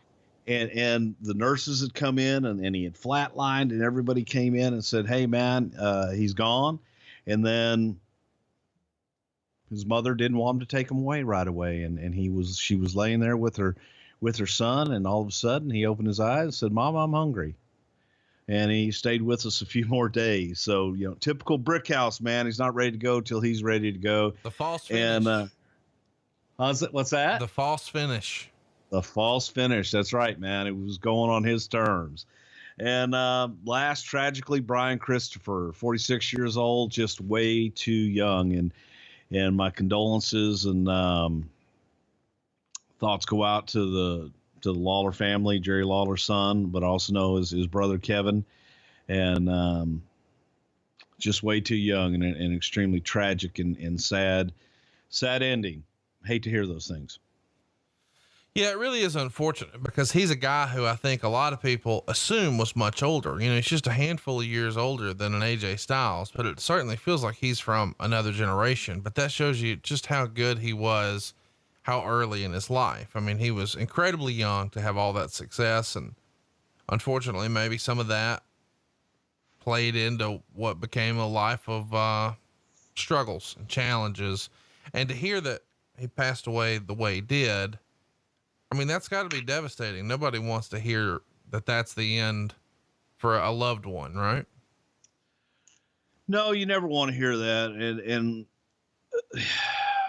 just sad, you know, it was completely unexpected. And when you hear those things out of the blue and you got to scratch your head and you look around and you wonder why, and it makes you cherish everything that you do have around you and appreciate the things that you have. And it's just, was way too soon, and he'll be greatly missed. You know, again, my heart goes out to the Lawler family, his wife, and it's just, man, it's, whew, I don't know what else to say. Well, certainly thoughts and prayers to Jerry Lawler, who's certainly a friend of the show. And, you know, I can't imagine what he's going through right now and how this must be to sort of process and feel. And we'll keep them in our prayers and, you know, try to remember the good times, man, because Brian Christopher is a guy who always entertained me. I mean, I know that you were really good friends, or at least, you know, very good acquaintances with all three of these guys, but Brian Christopher is a guy who was sort of my era. And it is really, really weird to hear that, you know, we've lost another one that I sort of grew up on, who's not that much older than me. And he just lived so much life. And obviously I think his upside was always so incredible. We've talked about him here on the show before, that the dude just had charisma dripping off of him and could cut a promo and was a good wrestler and, you know, had heritage in the business. But as they say in wrestling, the demons got a hold of him and it doesn't feel like they ever turned loose. And it's a shame. He's almost like, you know, one of those, what could have been moments. And, I don't know. It's hard to find a way to transition, but we are going to talk about SummerSlam 1997, which is why we're here. I watched this show back for the first time in a long time, and I remembered that this was really one of my favorite pay-per-views of all time. And I know I hype stuff up here and say how good some of this stuff ages, but other times, well, I'll call a spade when something's not good. And maybe this is me being a bit of a homer, Bruce, because 97, as we've said before here on the show, is my very favorite year in the history of my wrestling fandom. But you watched it back for the first time in a long time this week too. What'd you think? I thought that it was a damn solid show. You know, it had some parts of it that weren't the best in the whole world, but the overall show, and to me, it was the telling of the stories. I thought that the stories were told brilliantly, and it was a good time in the business where there were a lot of things happening and we were doing some untraditional things that were working. So it was a fun time because it was exciting. We never really knew exactly what the hell was around the next corner. Well, let's talk about, you know, how we got here. We should set the stage, I guess, before we talk about the actual pay-per-view. The pay-per-view, though, went down on August 3rd, 1997. So as you're listening right now, it was 21 years ago at the Continental Airlines Arena in East Rutherford, New Jersey. And it's the first event from East Rutherford since like SummerSlam 89. So it's been quite a while, 8 years or so. And this is mainly because of the high taxes that wrestling events had to pay in New Jersey during these years. So McMahon just sort of took the show on the road and just wouldn't run there. But then in 1997, then New Jersey Governor Mrs. Christine Whitman lifted those taxes, which led to the WWF returning to New Jersey for televised events. And you may remember that this particular issue is what got a lot of people in the wrestling business upset. On February 10th, 1989, Vince McMahon appeared in front of the state of New Jersey Senate and said that wrestling should be defined as, quote, an activity in which participants struggle hand in hand, primarily for the purposes of providing entertainment to spectators rather than conducting a bona fide athletic contest. And that upset a lot of old school wrestling people, did it not? Yeah. And I think that was absolutely silly, because when you go back in time and you look at people, the traditionalists and the old shooters, if you will, old promoters like Roy Shires in San Francisco, and Vern Gagne in the AWA, who had done the same thing with athletic commissions in their areas where they ran, that the athletic commissions were taking what they considered an unfair portion of the gate. And they had done the exact same thing in front of their states and got the taxes abolished back in the time. Vince was doing it in New Jersey, just had a lot more eyeballs on us at the time. And it wasn't a revelation. Guess what? The business was work. It was then, it was now, and it was silly that they were taking a 5% cut off of everything we did, and then wanted 5% of the pay-per-view revenue and television contracts. No, we'll just not run there. It's crazy to think about that, you know, once upon a time, people could get away with that, but kudos to Vince McMahon to standing strong. Talk me through how this, you know, return to New Jersey comes to be. Christine Whitman is actually going to appear in front of the live crowd. Well, I'm sure we'll cover that when we get to the actual pay-per-view, but they make a big to-do about this, and it feels like Vince had to have some sort of a relationship with her. How do you recall this coming together? Well, it was a big to-do because we chose not to run our big events there because of this, and they saw that they were losing not just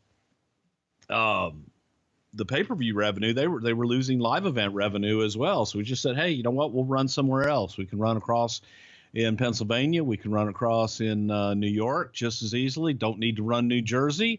If y'all want to be dicks about it, well, that's real easy, man. We can go and do our business elsewhere. And we did the same thing in Kentucky. They were pretty difficult to deal with, and just said we would rather do business elsewhere than do business in an unfair situation. And there were, you know, different things that people just didn't understand, where the athletic commission would want to charge tax on tax, which is against the law, and just a lot of crazy things that when you bring it out in the public and people see it, they go, well, that's pretty silly. Well, let's talk about what you guys were doing in public, because you guys are riding high after Canadian Stampede. We've covered that show in our archives. It was your July 1997 In Your House pay-per-view, and it's one of the best shows of the year. You should go out of your way to watch that show and listen to our podcast on it, which is available now in the archives at somethingtowrestle.com. But you guys had to be feeling like you were hitting on all cylinders here. Is that fair to say? Business was picking up. It had been a rough time, but business was starting to pick up. So yeah, it was, people were digging the creative. It's interesting though, because although it feels like you're on such a high compared to 96, it hasn't really been reflected in business. I mean, it has a little bit, but very nominally. Here's what we mean. Average attendance from 95 to 96. And we're talking about August over August, or July over July rather. 3,275 fans in 95, up to 5,486 in 96. So a huge jump. But I always thought a bigger jump was 96 to 97. That's not the case. 97 is averaging 5,615. So a little higher than the 5,486, but not a ton. Your average gate, by the way, in 95 is around 44,000. It's up to 80 grand in 96, but it's 10% higher in 97 at 88. So it is higher, but not nearly the jump that you saw from 95 to 96. But oddly enough, business is slipping in two other areas. Cable ratings are down. They went from a 2.03 in 96 down to a 1.6 in 97. And then your average pay-per-view revenue, that went down too, going from a 2.19 to a 1.6. So a huge. Yeah, but you're adding more pay-per-views, which brings the average down as well. You're adding more pay-per-views for less money.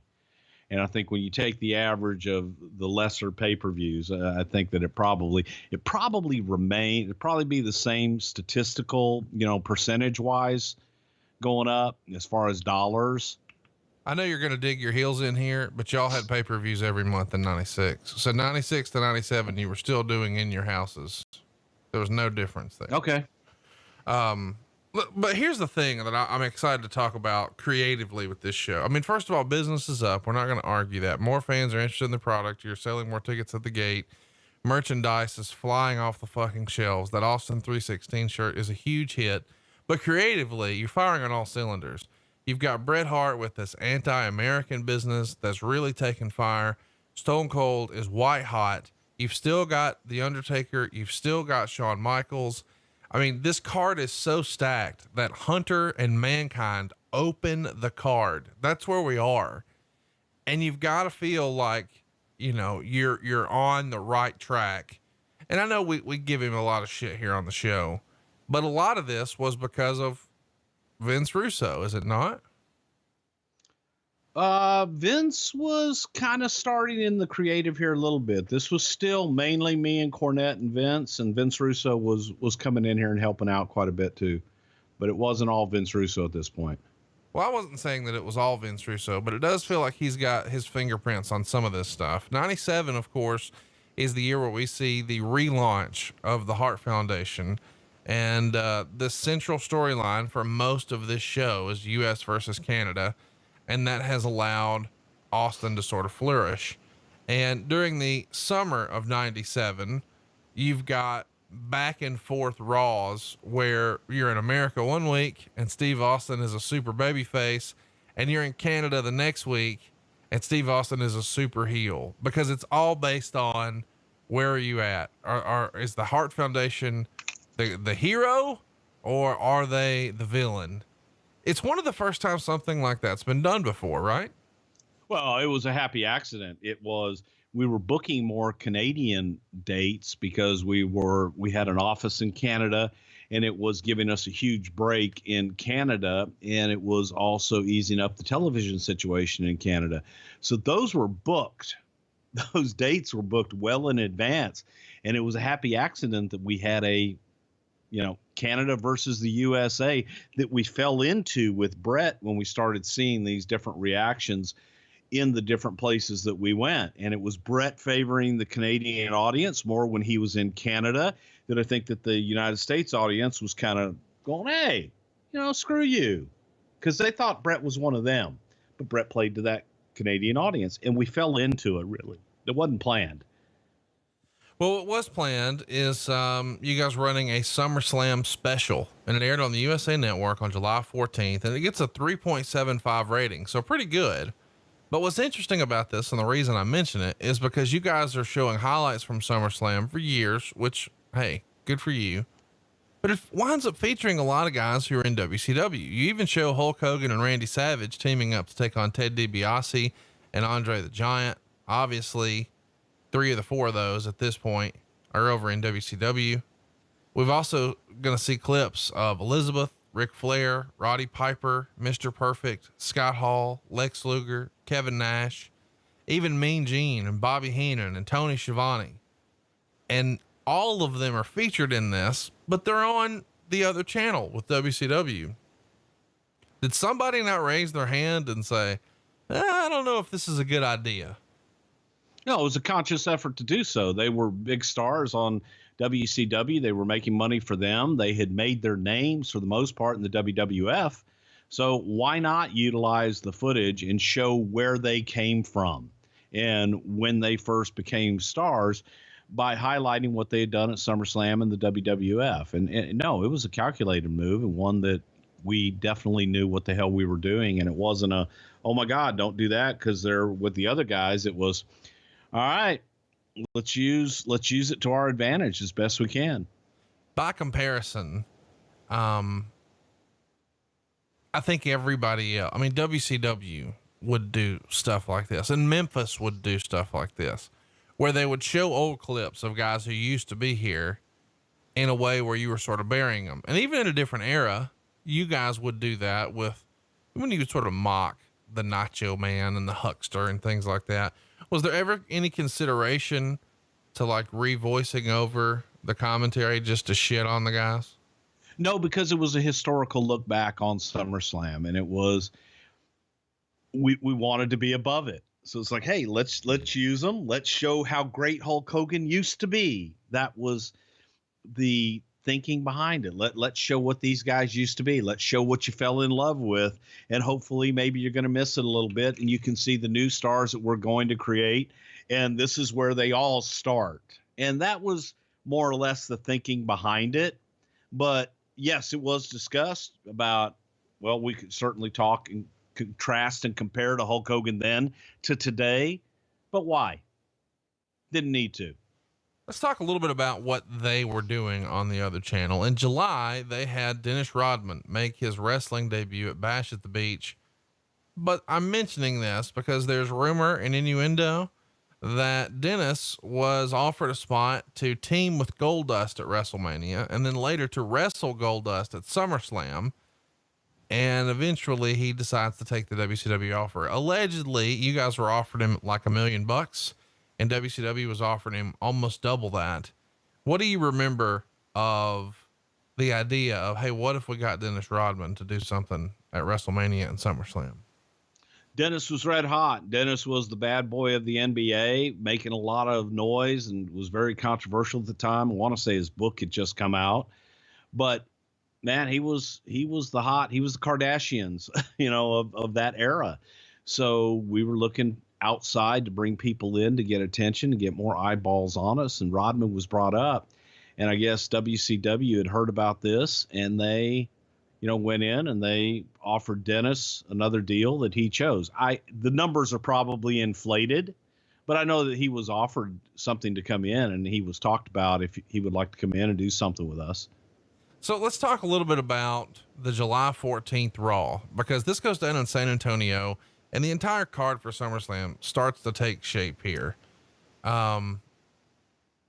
We open up with a Hart Foundation interview with Vince, and one by one, we start stacking on the stipulations. The idea is if Bret doesn't beat The Undertaker for the title, he can never wrestle in the United States again. If the British Bulldog loses to Ken Shamrock, he has to eat a can of dog food.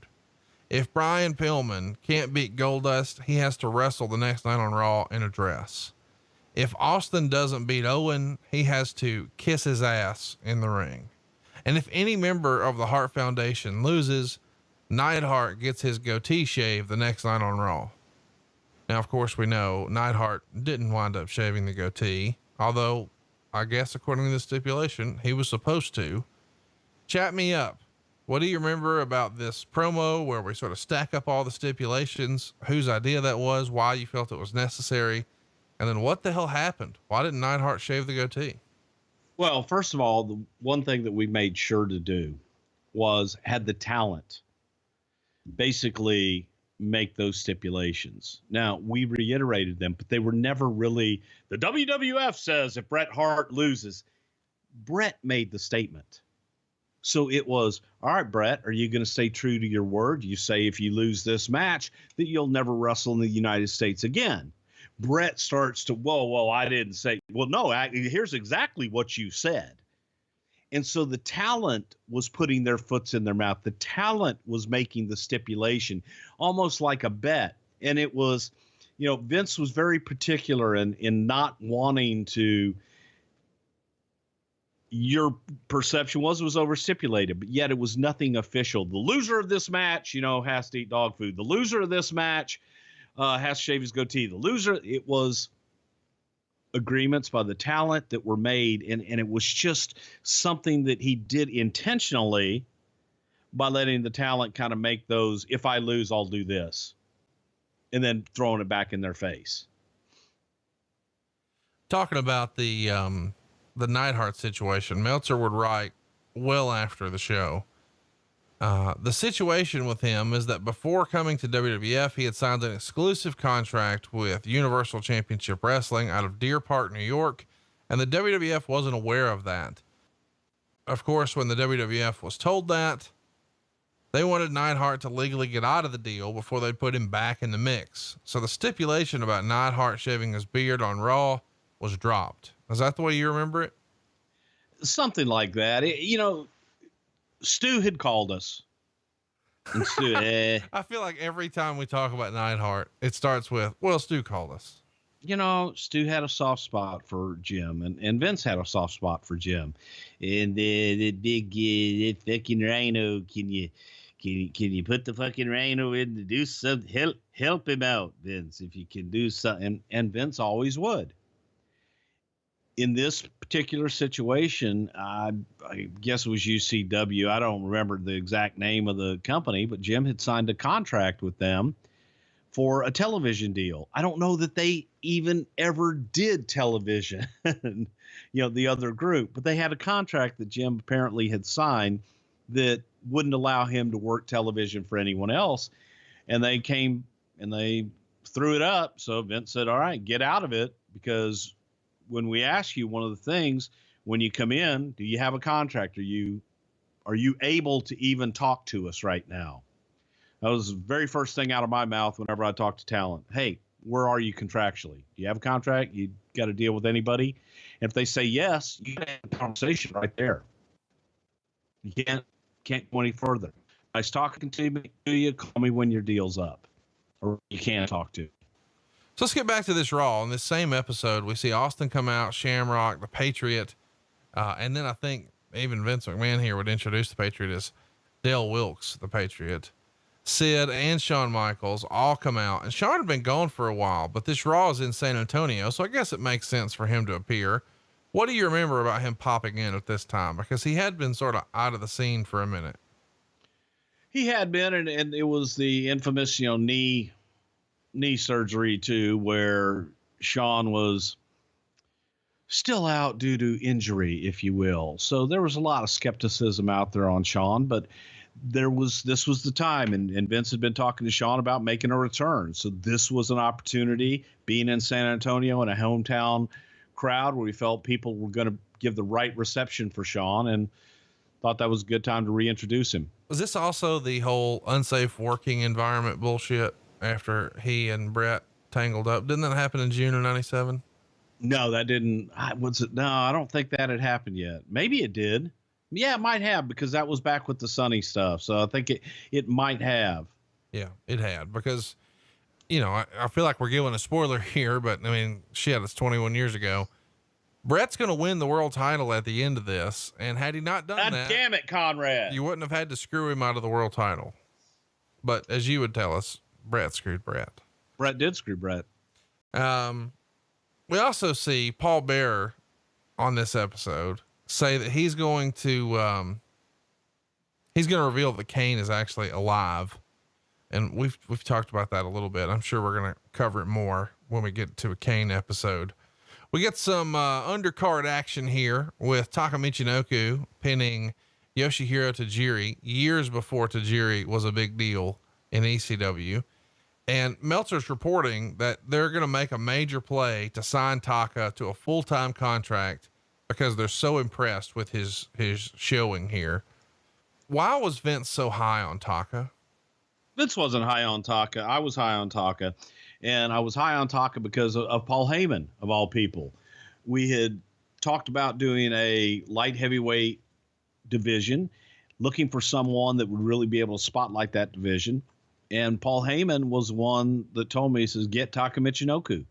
He's unbelievable. Paul had brought him in for some ECW shows, sent me a tape, fell in love with him.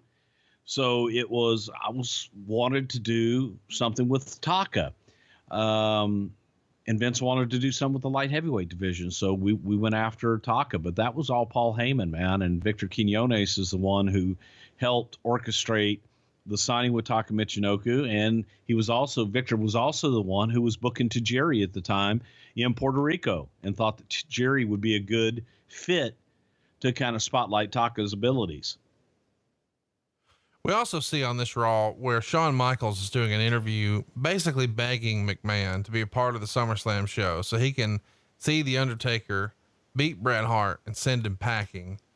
But behind the scenes, this is the week where Shawn Michaels was coming off of the Wrestle Vessel cruise. You guys didn't do this very often, a handful of times, but you tried this cruise concept, and WCW did one too, where they called it the Bruise Cruise. And now all these years later, what's old is new again. Chris Jericho is doing a rock and wrestling cruise over Halloween. What'd you think of the Wrestle Vessel? I don't know when we'll talk about that again. Any good stories? Did you ever do a Wrestle Vessel? I did 2 Wrestle Vessels. I did not do the first one. This was the first one that we ever did. And Jim Ross had the honors of going on that one. And then I did the next 2. But it was, they were a lot of fun, but it was always, the bet was with myself and Dave Hebner, who was the other agent on the cruise. The bet was, who are we going to get the call on first? So which talent is going to either get out of line, get in some kind of trouble, or have some kind of issue? And both times I was on the cruise, we weren't even out of the port before we were getting calls from our liaison on the ship saying, could you guys help us out with the situation? We have a situation with the captain and a 7-foot giant. Could you guys help us out? And it was fun, but it was far from relaxing to be on the damn thing. Why was it far from relaxing? Because you were working the whole time? Because I'm working the whole time and trying to make sure that nobody's getting into arguments or fights with fans, and making sure that everybody's happy and getting everybody to the right place at the right time in the evening, making sure they have their private time, making sure that they're at appearances where they need to be and what they need to do. Cutting promos on Mickey Mouse, just things like that, getting people in the stage shows fired, just all kinds of fun stuff. Well, you got to tell us some of that stuff. I mean, who'd you get fired? Why'd you tell Mickey Mouse to fuck off? Tell me about a fan fight. Okay, well, Mickey's an asshole, first of all. Waited in line with my kids for 30 minutes to get their picture taken with Mickey, and 3 people before they were going to get their pictures taken with Mickey, they got replaced by Chip and Dale, the fucking chipmunks. And Mickey just walked away. So I cut a promo on the guy running the line about how to run a line. And then I followed Mickey into the characters only dressing room and cut a promo on a mouse. Why didn't you just get a picture? I got a picture with Chip and Dale, but they wanted a picture with Mickey Mouse. And then from that point on, every time that Mickey saw me on the rest of the cruise, he came over and took a picture with my kids. It was a stressful situation, Conrad. Do you realize you're on a ship? There's nowhere to go, and there's rodents running around. You got mice, you got chipmunks, you got Snow White and 7 little short people running around. It's stressful, okay? Are you not allowed to say dwarves? Oh yeah, they were dwarves. I guess you can say dwarves. I'm trying to be politically correct. So I called them little people. So chat me up. You said there were fights? No, there were, there weren't. There were arguments. There was one situation where we were in the lounge one night and they had a live band and they asked for suggestions from the crowd. Well, the only people that were in the bar was us. So after each song, we would chant Garth Brooks, and they would never play Garth Brooks. So we made a few suggestions as to some songs they could sing, but after each song, we would chant Garth Brooks. And so finally, the woman that was singing cut a promo on us. And right about that time, the head of the cruise came by and said, how are things going? We said, hey, we were just asking politely for some Garth Brooks songs, and this woman called us imbeciles and immature and all this other stuff. And she just disappeared from the ship. I think they threw her overboard. You've always been a tattletale bitch, have you not? I'm not the one that did it. I'm just saying I was with the group that did. You're cutting a promo on Mickey Mouse, and then I did cut a promo on Mickey, and then trying to take over a show. I mean, if a wrestling fan was doing that at a wrestling show, you'd want to throw them out. Yeah. But yet you become that the fan. fucking mouse, motherfucker. There you go. That's what I need. Goddamn little bitch, big-eared motherfuckers. Goddamn whore girlfriend, Minnie. Fuck her. She's a whore. Okay. Motherfucker. Thank you. Let's talk about the setup here for what's going to be a big part of our opening match. During the summer, we see a sit down shoot style interview with Mick Foley, and he's talking to good old JR, and he's talking about his upbringing and how as a youngster, he wanted to be Dude Love. And we see video footage of him cutting promos as this Dude Love character, which is a heartthrob babyface. And Mick wrote in his book, I was surprised one evening to hear Bruce Prichard say, we're going to make a Dude Love shirt. Were you the first person who saw that?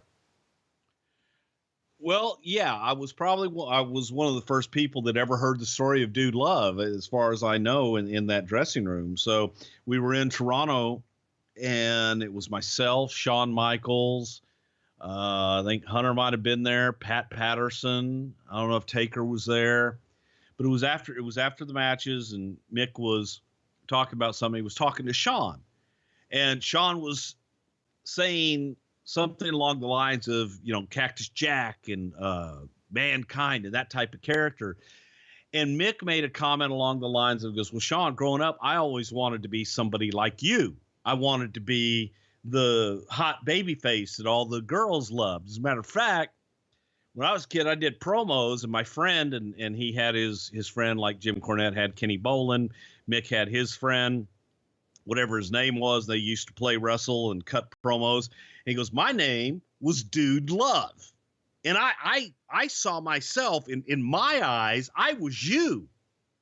And we all got a good laugh out of it. Mick telling this story, I went back and shared the story with Vince.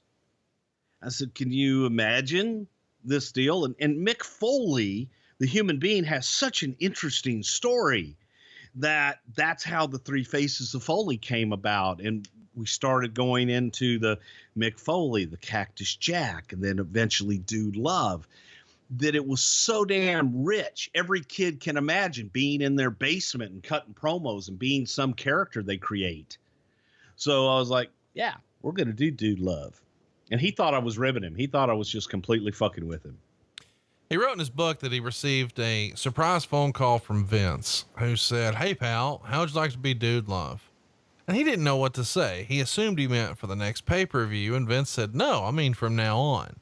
And of course, Foley was really digging the way Mankind was going, and he says that Vince said, I'm not saying we can't ever go back there, but fans will love this Dude Love story. It's such a great PR story. Regis and Kathy Lee would love something like this. Children will love him. Fans who already love Mankind will love him, and people won't be afraid to bring their girlfriends to the matches because Dude won't threaten them. He's a safe sex symbol, which is hilarious to me. Vince would say, we'll play it up huge, girls, pyro. We're even going to team you up with Steve. And here you go. The Summer of Love was born, and he gets new entrance music and the whole deal. When you guys first roll out Dude Love, does anybody think, who booked this shit? Or is this a rib? At first, I think Mick thought it was a rib, but once you saw how he played it and how over the top it was, damn, it was like, you're getting 2 characters for the price of 1, 3 characters for the price of 1, 4 characters when you throw in Mick. It was interesting storytelling, and it was something people could now identify with Mick Foley, because I think everybody could relate to that guy that wanted to be somebody else growing up. And now he's realizing his dream. I feel like we should mention here too, that this is, the same episode of Raw where Sid collapses backstage and he's rushed to a hospital. He's fresh off of a car accident, and a lot of people are concerned about that. He's apparently dropped a little bit of weight because he hasn't been able to train like he normally does. And Meltzer would write, the belief right now is that the match with Vader is almost surely off of SummerSlam. It hasn't been announced, but I believe Goldust versus Pillman will be taken from the free-for-all and put on the main card in its place. Can you confirm the original idea was to have Sid and Vader at SummerSlam 97, but Sid collapsing here maybe put that match in jeopardy? I really don't remember what the match was slated for him. I remember Sid collapsing and everybody just kind of being worried as far as what the back issues were going to be with him resulting from that car accident, and how long-term it was going to be. Like I said, I know he was pulled from SummerSlam. I don't remember what the hell the match was, though. It was reported in the Observer that you guys were paying $8,000 a week to have your show syndicated in the New York market on channel 31. And obviously you're paying for a much more prime time than say ECW was, because they're getting it at a fraction of the price, but also a much smaller audience. Does $8,000 a week sound about right for syndicating a show in New York City 21 years ago? For New York, that's probably about right. That's pretty incredible. You guys are making money moves here in this era. Meltzer would report, trying to save money, dude. Absolutely. You would report that, you're going to stop taping or stop doing Raw live every Monday. You're going to go to a tape schedule. So it'll be one on, one off. And you also announced that the In Your House concept is being dropped. And instead of doing 2-hour shows, you're going to do 3-hour shows, and you're going to go $29.95. Now, that doesn't mean that you won't call them In Your House. Eventually you get away from that. But for the rest of the year, and actually, I guess a couple of times into 1998, you're going to keep this In Your House name going, but the concept of them being a 2-hour show at a reduced cost is gone. And now we're going to a 3-hour show at $29.95. That makes a huge difference financially for the company. Chat me up about why that change was necessary and who had the idea, because certainly the WWE does this now where there may be fewer fans who are watching, but those who are watching are spending more money. The idea behind it was we were already paying. It didn't make a difference cost on our end to do a 2-hour pay-per-view or do a 5-hour pay-per-view. The production costs were the same.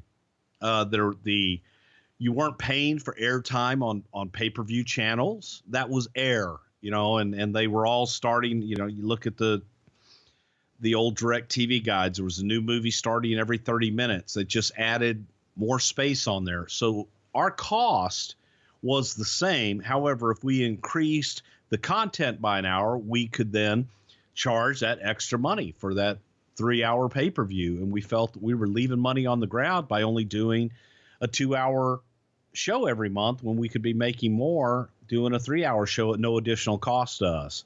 So it's just simple mathematics for us to increase the price and increase it to an hour or another hour.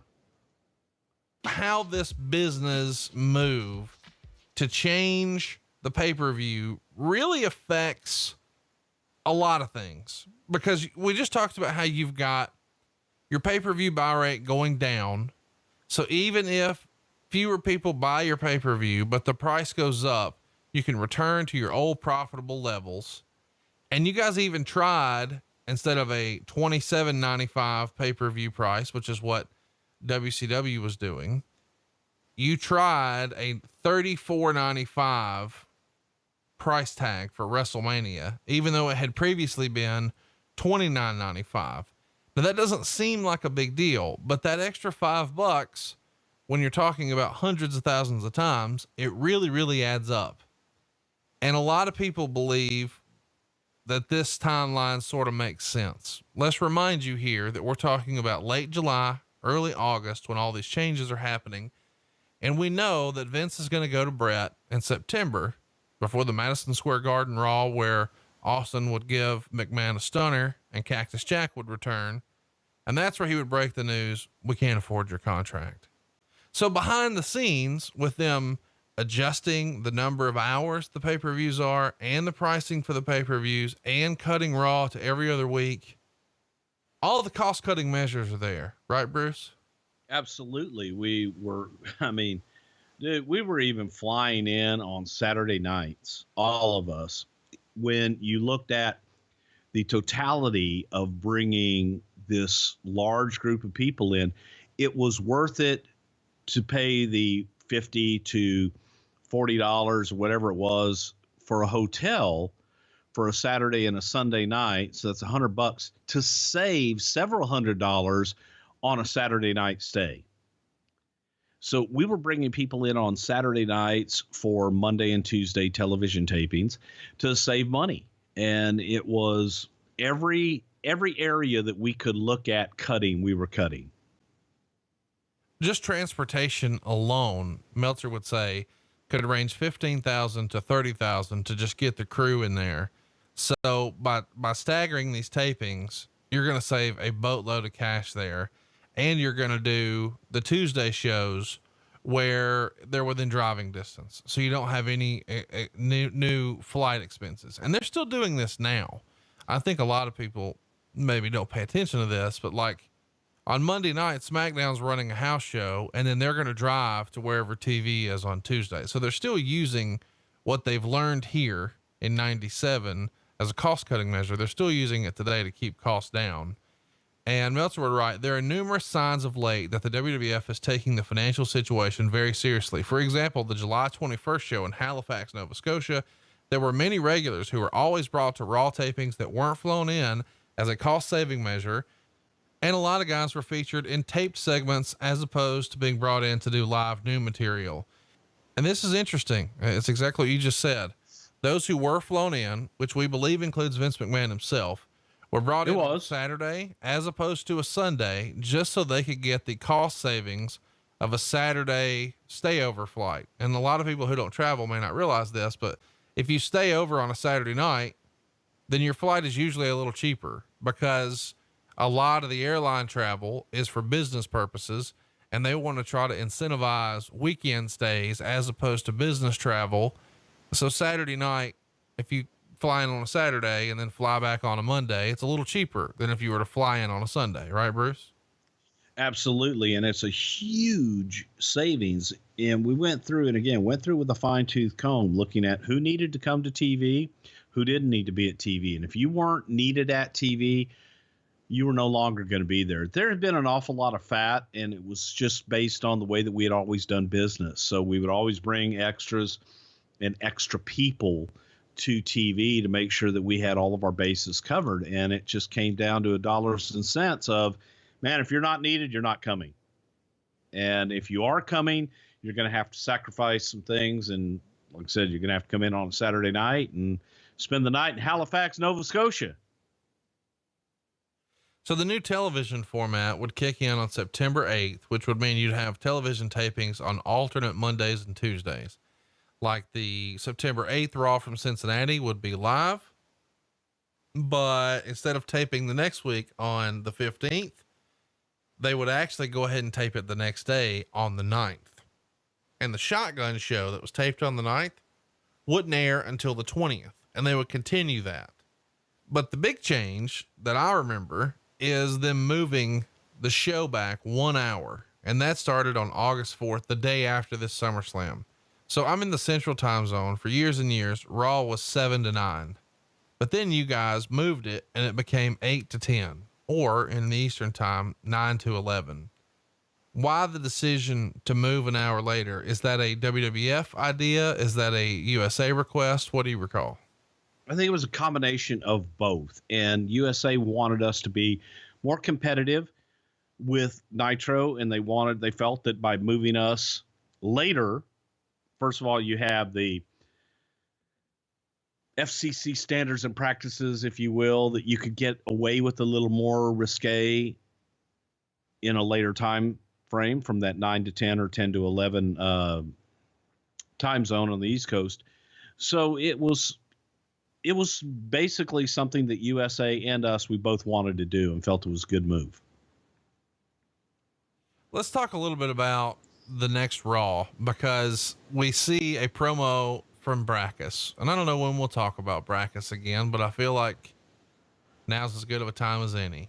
What can you tell us about Brackus? Well, you're right. We won't be talking very much about Brackus. We'll be talking about Brackus very much ever again. Brackus was a huge bodybuilder from Germany who came in, and he was someone that Vince had met, or Shane had actually met him, and Shane was very high on him. He looked like a brick shit house. He was so wide that he had to turn sideways to fit through most doors. He was just a big guy that they felt we could train and that they could turn him into a wrestler. The only problem was that his name was Occam Albrecht, and Occam was a bodybuilder. Occam really didn't have a desire to be a professional wrestler, so he didn't have that love and that passion for the business. And it just, try as we did, Tom worked with him every day. My brother Tom was training Mark Henry and Occam at the same time. And I told the story to Mark Henry the other day where he remembered when Mark broke his leg, Occam and Mark Henry shared an apartment in Stamford. And Mark, this big 400-pound monster with a broken leg, can't move, and he has to ask Occam to get him food. And Mark says, "Man, would you please go to McDonald's?" He goes, "I will go to McDonald's, but I will get you grilled chicken and no milkshake for you." And Mark was so disappointed. Mark went several weeks without getting a milkshake, which was probably better for him in the long run. That's about all there is on Brackus. He didn't really work out. Well, something else that didn't really work out is we see promo that the Truth Commission and the Commandant will debut the next week on Raw. The Truth Commission. Chat me up, Bruce. That was a Bret Hart idea. Bret Hart had been in South Africa, and the guy that was the commandant his first name was Robin. He was an actor from South Africa.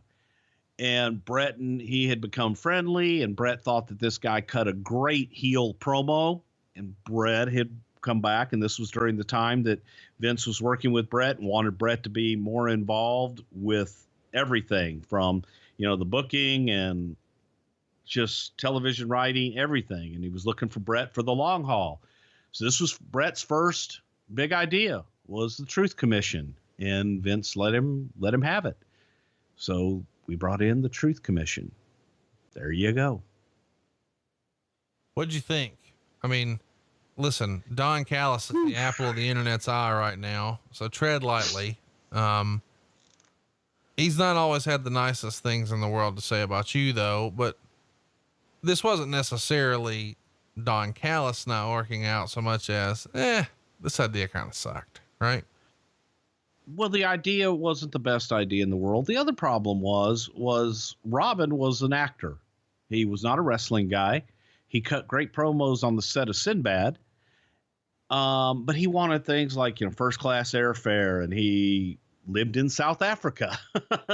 So it wasn't going to work long term. We also had Don, who got put in that position because Rick Martel went to WCW, and the original idea for Don Callis was to come in as a tag team of the Models with Rick Martel. And now we're sitting there with Don, and Vince was like talking to Bret. Bret's like, well, Don's Canadian. He could be in the Truth Commission.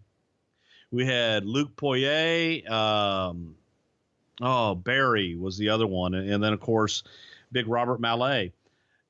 It was a hodgepodge. And I don't know that it was an idea that anybody really got. This South African dictator. I don't know that was big news in the United States of America. So they didn't get it. They weren't, it just didn't work. It wasn't a good idea, and it didn't work. Let's talk about another thing that happens on this episode of Raw. Shawn Michaels comes out to a big heel response, and then he does a backflip off the top rope, landing on his knee. Of course, his knee's not even wrapped up. He gives the Wolfpack sign on the air. He's doing this just to rub everyone's nose in the fact that they said he was faking an injury. So why not come out and show out with the backflip, right? Absolutely. And I think that that's how people took it, whether that's what he was doing or not. That's exactly how everybody took it. Look at him. He's like, his knees doesn't look too bad there, does it? So yeah, I think for the most part, people thought it was all bullshit. This is also the episode where we see McMahon and Bret sort of go at it, because it's revealed that McMahon has named Shawn Michaels the referee for the SummerSlam match. So Bret slaps Vince, and then eventually McMahon pulls Bret's t-shirt over his face. It's the first time we really see Vince get physical like this, because he's rarely acknowledged as anything other than the commentator. What do you remember about this decision to involve Vince like this? This was also Bret's idea, and Bret felt that people would take it as real if Bret kind of went, quote, off script and went to Vince. For those who knew, he was going after Vince, the owner of the company. To Vince, it was like he's taking his frustrations out on a commentator. I think Bret's idea of the owner was more what everybody had in mind. And it was just to flip the headset off and them to get into a little scuffle that didn't amount to much of anything, really. So it was, and it wasn't Vince who made Shawn Michaels the referee. It was Gorilla Monsoon. It was Vince, the announcer, who was delivering the message. So again, it's the people that want to say, oh, well, Vince did it, but it was still Vince, the announcer. It was coming from Gorilla Monsoon, the figurehead president of the company at the time on TV. Something fun happened on this Raw. You've got Bret, Owen, and Bulldog in a 6-man taking on Undertaker, Austin, and Dude Love. And it's a flag on a pole match, and they're going to go nearly 20 minutes. And what's sort of fun about this is Jim Ross is announcing that they're going to stay with the main event until they have a conclusion, all night if they have to. And as he's saying this, USA starts running a crawl saying that La Femme Nikita would start in 10 minutes. And then 5 minutes later, they said La Femme Nikita will start in 5 minutes. And of course, right on time, the guys go to the finish and the show is off the air. This is clearly something done to sort of compete with WCW and get that last minute viewer to come check you out and do a hangover. But it also gives one hell of a lead in for La Femme Nikita, does it not? Hell yeah, it gave a great lead in for La Femme Nikita. You know, WCW had the advantage that the owner of the company was the network that they were on. So they could start a few minutes earlier. They could go a few minutes longer, which that number then, whatever number they did for that overrun, they would then lump it back in to the last quarter hour of their programming and make that last quarter hour appear even bigger. So we went to USA and said, God, if we could have an overrun and at least get in the game with them, man, let us go over. Let us do the same thing. Never in a million years did we think they'd run a goddamn crawl across the bottom going, hey, wait, folks, this match will be over in 5 minutes. Yeah, that was a USA call. So you didn't know that until they did it. Dude, we didn't know it till we saw it. That's fucking awful. I mean, we're going to be here as long as it takes. 5 more minutes. Unbelievable. Well, that's all it was going to take. Right.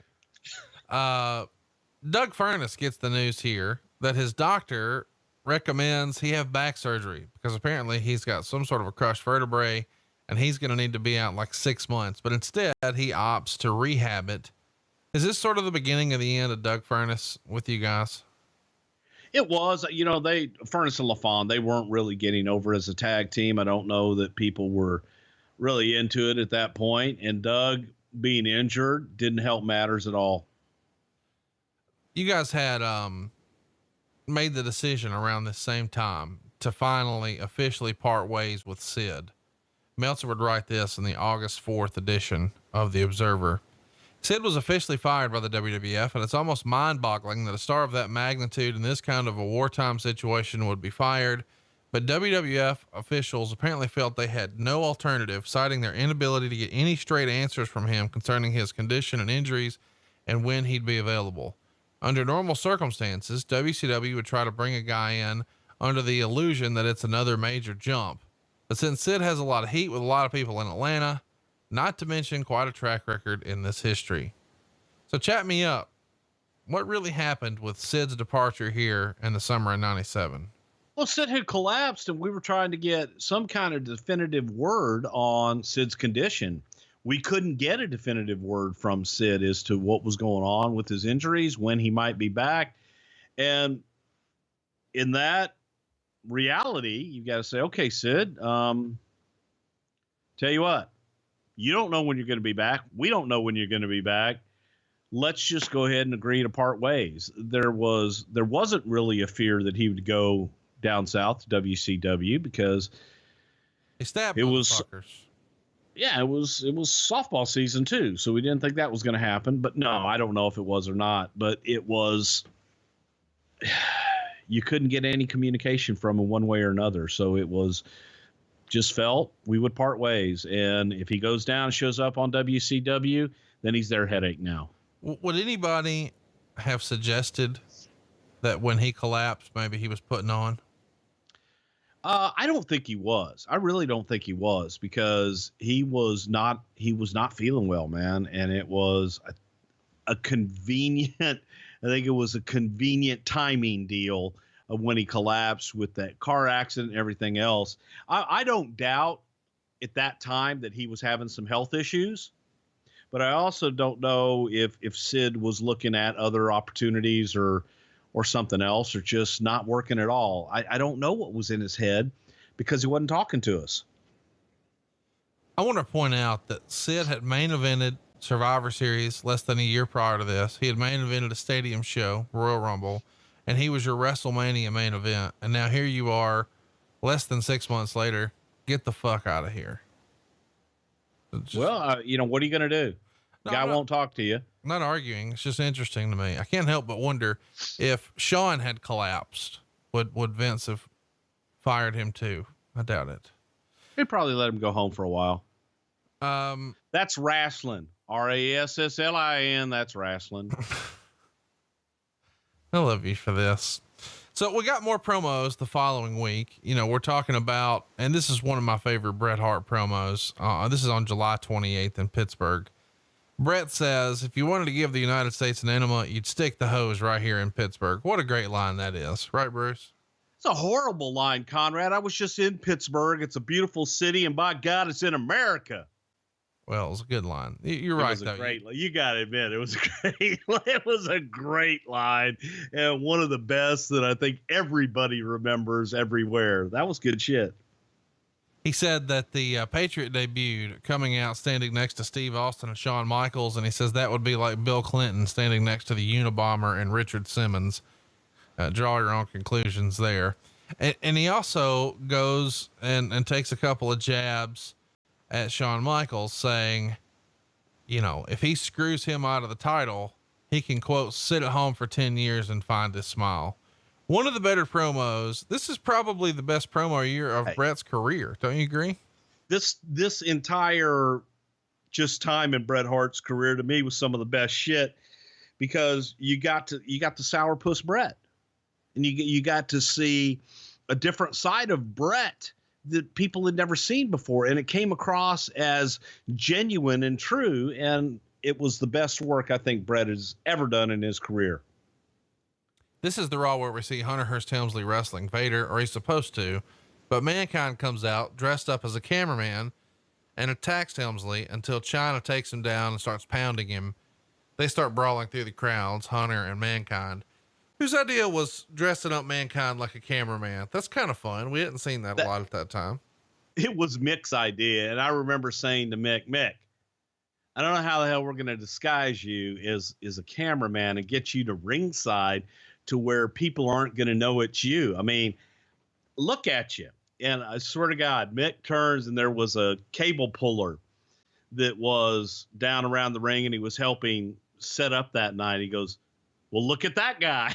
And I went, case closed. All right. We can put you in a cap. We can get you in an outfit, get you down the ring. It'll be fine. Yeah, that was Mick Foley's idea. We also see an arm wrestling match here with Shamrock and Bulldog. Of course, there's dog food involved. Devin Storm and Ace Darling on Raw, 45 seconds. How about that? Well, that was about 32 seconds too long. Goldust wrestling Rockabilly. This is real life. Michael Moore was there, the boxing champion. Pillman is attacking Goldust, trying to stuff a dress from a mannequin down his throat. Interesting time here in the WWE. The biggest takeaway from this era is the sort of curious push of Del Wilkes, because the Patriot gets a win over Bret Hart. And this is very quickly after coming into the company. Why was Vince so high on the Patriot, or was this just right place, right time during this USA Canada angle? Well, Vince wasn't high on him. Cornette and myself and Jim Ross were very high on him. And we had high hopes for Del Wilkes, man. We had high hopes for the Patriot. Vince didn't like the mask gimmick at all. Vince felt that a masked babyface guy didn't work. Vince didn't like masks to begin with. And we felt that Del had it. He had the speaking ability and he had the talent in the ring. We thought that he could come in, subscribe to the philosophy that if you bring a guy in on top, people are going to accept him as a top guy.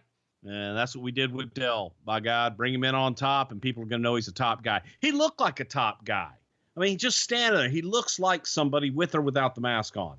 And Vince just felt, well, we'll say his name, Del Wilkes, the Patriot. I'm like, I always liked mask guy being mystery, but we thought that he would go far.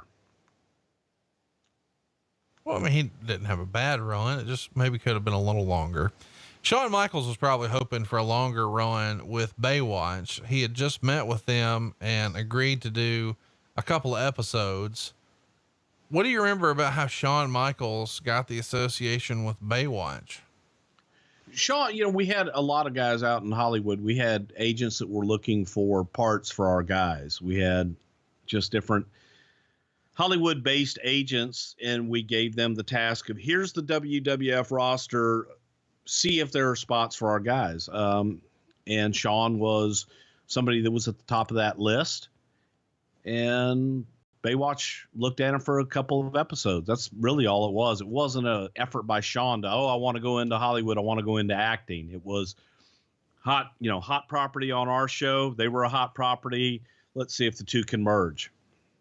We talk a little bit about where the ratings were. I guess we should mention here, Raw does a 2.9, Nitro does a 3.4 as we head into SummerSlam. Before we get to SummerSlam, I want to talk about what Meltzer reported going down on July 31st, because he says you were there. Paul Heyman allegedly had a meeting at Titan Towers with Vince McMahon, yourself, and Jim Ross. And you guys were basically, quote, opening up the clotheslines of communication.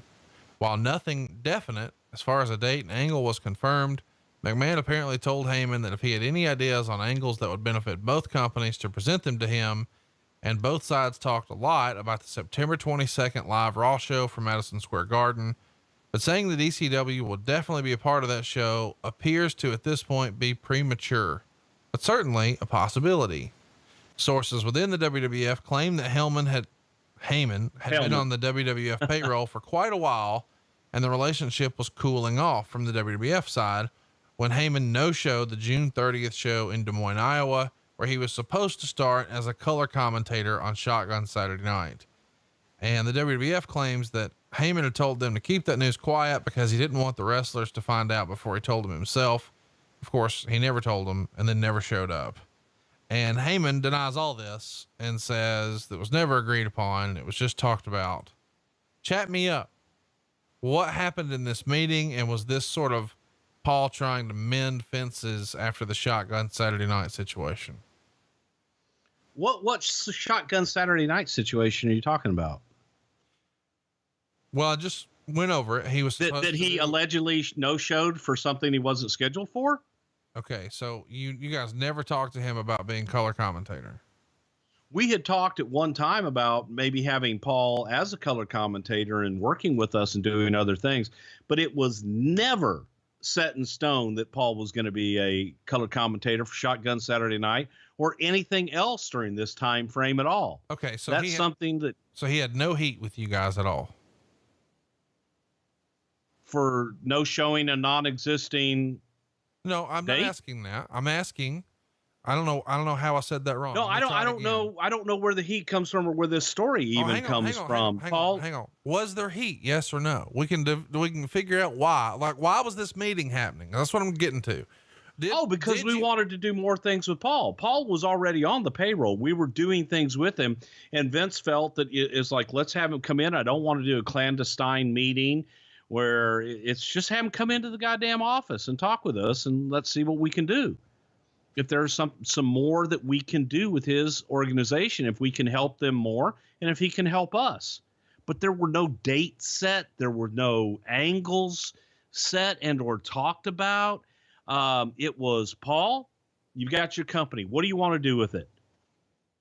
How can we help you? How can you help us? That was the meeting. Do you recall some of the ideas that maybe Vince liked or that Paul suggested?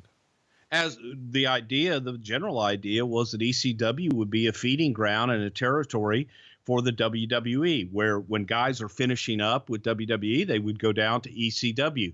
When we were looking to bring guys in as a transitional place for them to go, instead of coming right in to us, they would go to ECW first. And it was just general parameters. And if we can help you, you want to do pay-per-view, if we can help you plug your pay-per-views and do some interpromotional stuff, we were open to that. But it was very general. Let's talk about the idea, because there is a rumor and innuendo that one of the ideas that Paul pitched was maybe doing Van Dam and Sabu against Dreamer and Sandman at SummerSlam. Now, not on the actual pay-per-view, because you guys wouldn't have been into that, but perhaps doing something there on the free-for-all or some such silliness. Now, to my knowledge, the Torch, the Observer. Nobody like that ever reported it, but it did make the message boards. It makes you wonder, is this just a fan making shit up, or is this Heyman trying to pitch an idea? Do you remember Heyman pitching any idea about any involvement at SummerSlam? No. Did you watch Raw? It's silly how this shit gets out there to me, that people, you know, because somebody sits behind their keyboard and types it up doesn't make it true. And people then read that and they think that, well, there's got to be some germ to it because it's out there in the cloud or whatever the hell it is. That's my new thing. It's in the cloud. No, there's no truth to that. And I think that's just people speculating and trying to hypothesize. Do you remember having a discussion about ECW having some sort of involvement at all at the MSG show on September 22nd? We talked about in the New York area where they were in New York and Philadelphia, how we could best utilize them if there is a way to tie it in. But Vince never really wanted to do too much of that. But I don't know that specific. No, I don't. Again, no, I don't. There weren't specifics. It was general. Yeah, I wasn't saying specifically. I just didn't know, because that's what's reported, that there was some sort of idea that maybe you guys could work together on that particular Raw, but it doesn't detail exactly what. Let's talk a little bit about SummerSlam. We're finally here. We've been talking about this show for an hour. You might as well get here. 20,213 is the attendance. 17,361 paying fans would pay a gate of $523,000 and an incredible $202,000 in change in merchandise. This sold out about a week in advance, and it breaks pro wrestling records in all three categories at the former Meadowlands Arena. The previous record was a SummerSlam 89 record of 17,202 fans. And here's an idea of inflation. Back then, that was only a $326,000 gate. As a reminder, you had Hogan and Beefcake on top, taking on Zeus and Randy Savage there. And this is the second largest gate of 1997 in North America at this point, only behind WrestleMania. So you guys have got to be pretty pleased that not only are you back in New Jersey, you're setting fucking records. Yeah, we're very pleased because, again, it's close to home for us, the Meadowlands, and that was a mainstay for so long for us. And to be able, the Meadowlands in a lot of ways was the Garden number 2 for us in New York. I mean, that was our second big building for just so long. So yeah, it was nice to be back, and it was nice to be successful being back. SummerSlam 97 was sponsored by Stridex. And for those of you who are too young to remember them, it's a pretty big acne product back in the day. How does the relationship with Stridex come to be? Jim Rothschilds was the New York sales vice president. He was vice president of sales for the New York sales office. Stridex was a company. They were pads. And what they would do is they would dry the fuck out of your skin. So every 12 to 16, 17-year-old on the face of the earth usually had acne. And Stridex looked at the WWF as a perfect target for that demographic to get out there and sell their stuff, man. And Jim capitalized on that big time. I loved it. I used Stridex as a kid, and a lot of our listeners did too. Me too. Let's talk about the first match here. I guess before we do, the show opens with Star Spangled Banner and the American flag, and then we get a pretty cool video. And I love videos from this era. You haven't seen this in a long time. What'd you think of the voiceover and just the way the package was put together? Well, again, first thing that hit me was the national anthem and the crowd shots throughout that whole thing, and that was just pretty cool to me. The video package, again, go back and when you watch it, guys, man, it's off the chart and told all of the stories of what the hell was going on. And the whole Bret Hart, Shawn Michaels, Undertaker trilogy, and it just set the stage for everything that was going to take place that night. Little thing, looking at Vince with his hand over his heart, but kind of just hanging in his jacket, was funny to me because it looked more like he had his hand over his belly than his heart. But a great opening and good stuff. First match is a cage match. We're getting this one started in a big way. Mankind and Hunter Hearst Helmsley have been on a collision course here. and China is on the outside, but that's not going to keep her from interfering, whether there are chains involved or slamming the door on his head. They're pulling out all the stops here, but the big spot is it looks like Mankind is going to win. He climbed over the top of the cage, almost down to the floor, and at the very bottom of the cage, which stops at the top of the ring apron, he looks up and then decides to take his mask off, throw it over into the ring, and then climb back up, tear the top of his Mankind top, and then drop the big elbow, just like Dude Love would do. It's a pretty cool moment. Of course, eventually they play the Dude Love music, and 2.5 stars is where we get. What'd you think? Meltzer says that, the match had its high spots and memorable spots, and in hindsight was very well laid out, but something was missing from the body of the match, and it just didn't have heat. And I don't know that I necessarily disagree with, the crowd wasn't responding maybe the way they could have, because I remembered this match much more fondly than the way they received it. Then I was sort of shocked with the way it was received when I watched it back 20 something years later. I thought it was a good match. I thought it was a solid match. There were just funny spots in it where at the top, when Mick Foley was climbing over the top of the cage and Chyna climbs up on the outside of the cage to stop him, she goes to Mick has his ass basically in her face, and Chyna goes, I don't know what the hell she was trying to do, but she basically punches him in the ass. And for those of us backstage, everybody popped because it was just a funny sight, the way he sold it, and Mick going back in the ring from an ass punch. But also watching it back all these years later, and the psychology sometimes, especially for a heel, where Hunter had Mick completely beat in the ring. All he had to do was walk out the door, but I'm going to go back for more punishment.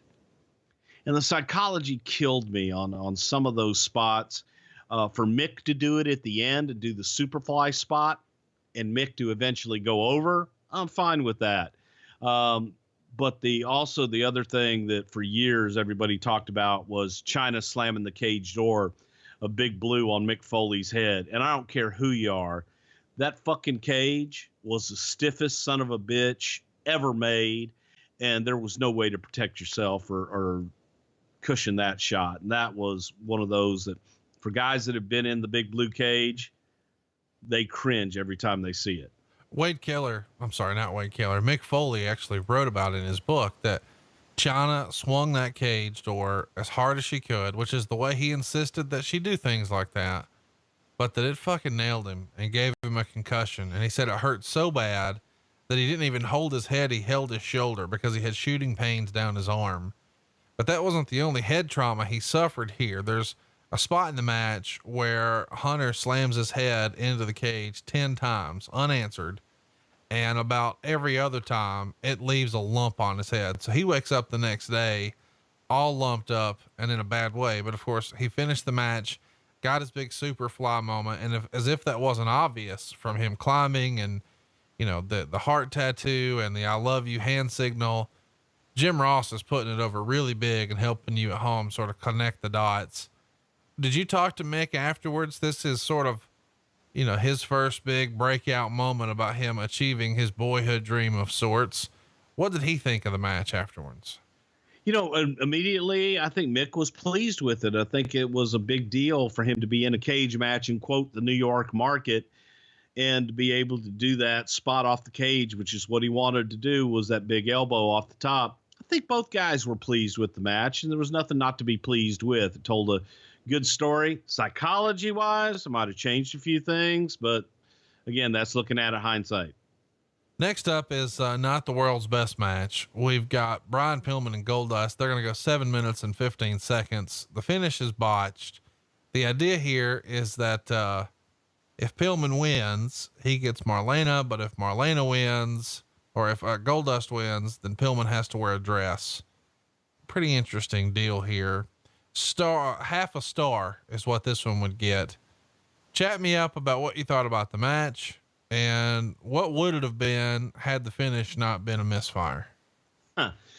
Well, it's not going to go down as a, Luthez classic or anything like that. But what was fun for me was to just go back and watch the intensity of Brian Pillman and watching how Brian, everything that he did, he was in character, stayed in character, no matter what he was selling, if he was on top. And they told the best story they could. No, it wasn't a great match. Brian was limited with his injuries. And the finish with Goldust trying to do the sunset flip and landing smack dab on top of his head. We were concerned for him at that point, but they finally got through the finish and made the best out of it, of what they could do. But no, it wasn't a great match at all. I guess we should mention, and I know we talked about this in both our Goldust and our Brian Pillman episodes, but I feel like we should touch on it again here. Behind the scenes in real life, Brian had a relationship with Terry Runnels, who at this point is Dustin's wife, Marlena, on camera. Dustin would write that Brian had dated her way back before we were married, which of course always made me insecure. I didn't have a problem with him. We were friendly and I did my best to go with the flow, but I was very uncomfortable. I hated that they had a history together. How well known amongst the boys was that? And that doesn't feel like something that Brian would run around and necessarily yuck about. What do you remember? I would imagine that guys from WCW back in the day might have known about it, but it wasn't something that everybody was talking about by any stretch of the imagination. And it's pretty common too. It feels like a deal that a lot of people hear that and they're like, oh, that must have sucked. But like, even on today's roster, like a lot of this guy was with that girl and that girl was with this guy. Like, it's not that big a deal, is it? It can be. Yeah. It really can be, because a lot of times, life imitates art and vice versa. So it can be sometimes with some people, but some people are totally cool with it and it's fine. Isn't it crazy to think that just 2 months after this, 2 months and change, Brian Pillman wasn't with us anymore? Yeah. Again, way too soon. So far in our first match, Chyna's no longer with us. In our second match, Brian Pillman's no longer with us. In our third match, we've got the Legion of Doom. Hawk's no longer with us. Beat the Godwins in 9 minutes and 51 seconds. The Godwins come out waving the rebel flag. Animal looks like he's dropped some LBs and he's looking like he's in pretty good shape. But Meltzer would write, pretty bad match. Lots of botched spots. Lou Albano was in the front row, which was acknowledged. Ultimately, of course, they only get a half a star. LOD come out on top. They're sort of hinting that they want to tag run, making those motions to fire the fans up. This was not a good match to watch today. What'd you think about it? Ouch. Yeah, it was not a good match. Here's what I picked up, man, from watching LOD, and it hit me when they made their entrance coming out of the tunnel. They acknowledged the fans and were looking at the fans pointing upwards. The mystique of the Legion of Doom got lost on me in that one little moment, because I always remember those guys just coming to the ring like their only purpose was to kick somebody's ass. And the minute that they started working to the fans was when they kind of lost me in their intensity for me. There's still Legion of Doom. The match was not great, but it was also, guys kind of feeling each other out. And last time that Henry had been in with those guys, he had a broken neck. So I think everybody was a little trepidatious, and not one of the better matches of the evening, but they had intensity. At least you believe the shit. It was solid, but you don't put two giant teams into each other and they just collide. There wasn't a lot for either one of them to do. I don't know that what you said there was very clear. The last time these two teams wrestled, LOD broke Henry's neck. Yeah. With the Doomsday device. Was there heat on Animal, Hawk, or was it just, hey, I'm a big motherfucker and I feel wrong?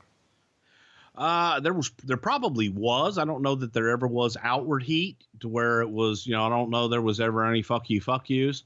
It was an accident, and no one knew the extent of that accident until much later. So it's one of those things that happen. It ain't ballet, and it's a bad deal. But yeah, Henry was hurt. I just think they were trepidatious. I think all the guys were. But again, it's the Godwins work better with a small team that can bump all over for them. LOD works better with a small team that can bump all over for them. You put the four guys together, they collide. Who's bumping? Phineas. So it was not a well-booked match, but something that we felt we needed to do. There was a story there. Next up is one of my favorite segments in the history of the company. It's the $1 million segment where fans could enter to win $1 million that's locked in a casket because the Undertaker is the world champion. And Todd Pettengill is here with Sable and the most Roll Tide Sonny in the history of Roll Tide. And they do a little bit of a skit with the two guys who've been selected. And they even show that one of the guys made the front page of the paper, which is hilarious.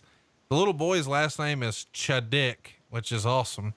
And Mr. Chadik gets up there and picks which number he thinks will unlock the lock. So he goes up and makes a selection for a key. And then another guy who's doing his best Stone Cold Steve Austin impression pulls his key. And then they have a couple of sheets of paper that a producer hands Todd Pettengill live on the air. They have a phone line, like a real old school landline hooked up through the PA so everybody can hear. And he starts fumbling through the numbers and makes the call and can't get a dial tone. And then eventually gets a dial tone and can't get the number in right. And when he finally does, they don't answer. And then he goes to another one and their fucking phone's disconnected. And then he goes to another one and it's clearly a kid who lives with his parents. And when the kid gets on the phone, he admits he's not watching SummerSlam.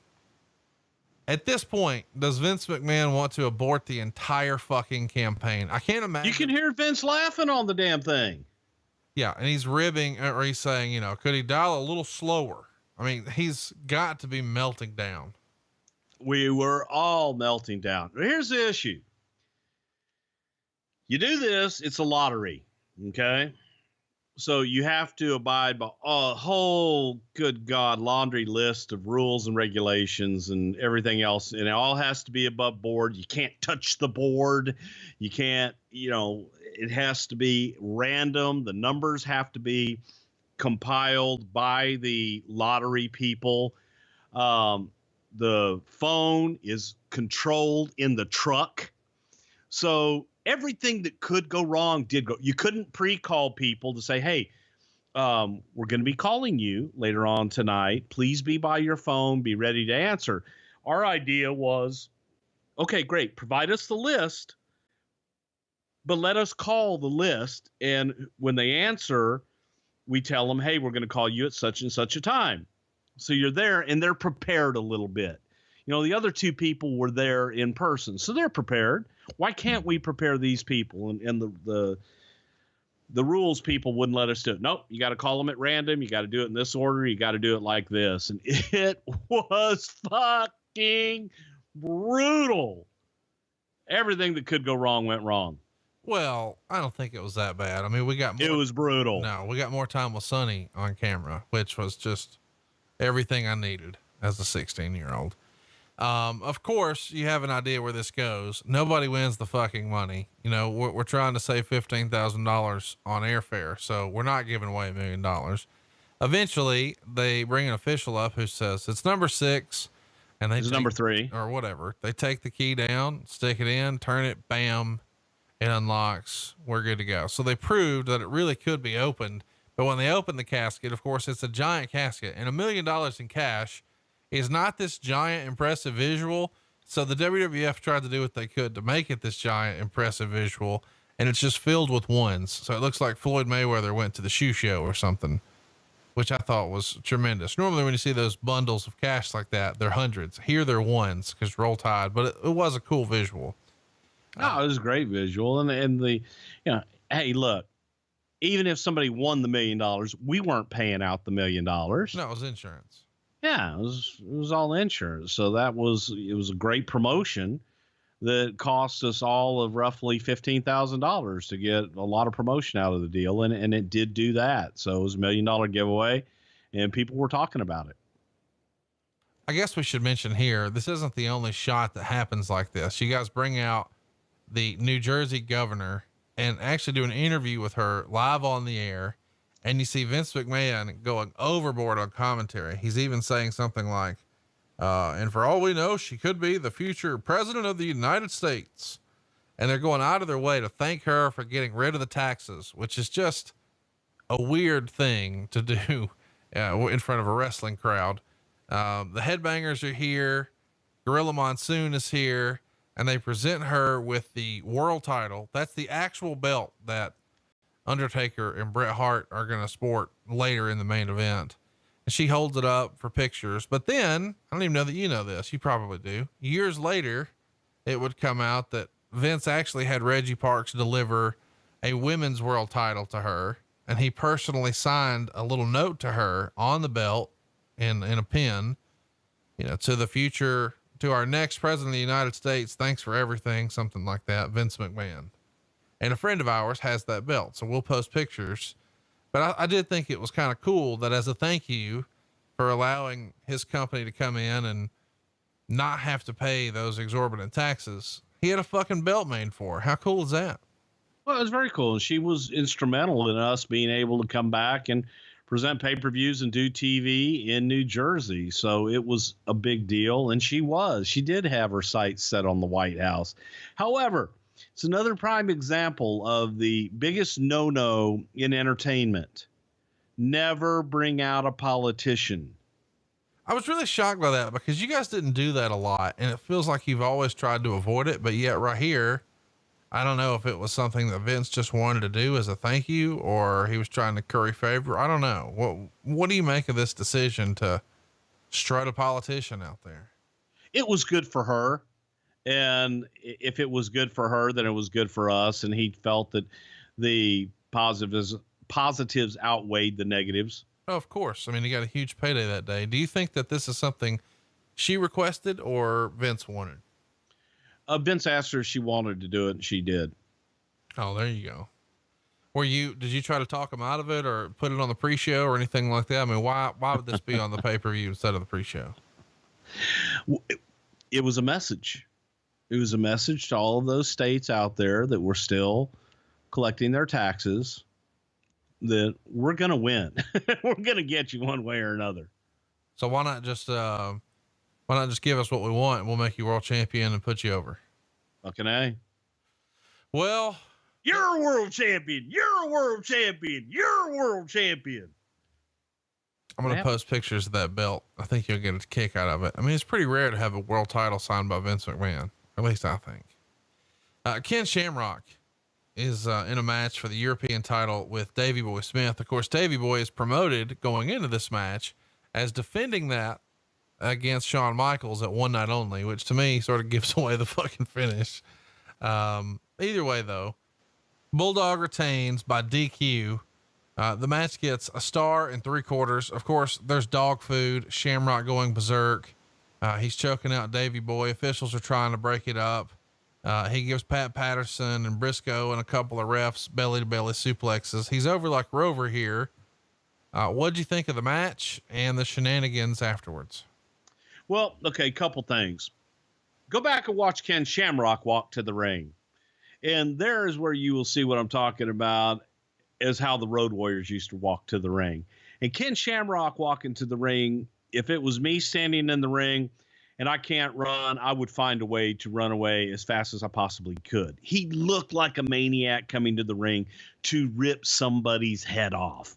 So it was intense, man. It was exactly, what it was meant to be, was a avenue to show Shamrock's intensity. I thought that the match was slow. It was pretty damn plodding and slow, but the finish and the aftermath, it accomplished what we were looking to accomplish. And that was to get Ken Shamrock over as a berserk wild man. Well, it worked because he was over like crazy here. We talked about this match a little bit in our Bulldog episode, but a match that we'll probably never talk about again. Los Boricuas and the DOA had a brawl, and not a very pretty one. The bikes didn't even get a big pop here, and I thought that would have been the norm, but it was not. It gets half a star.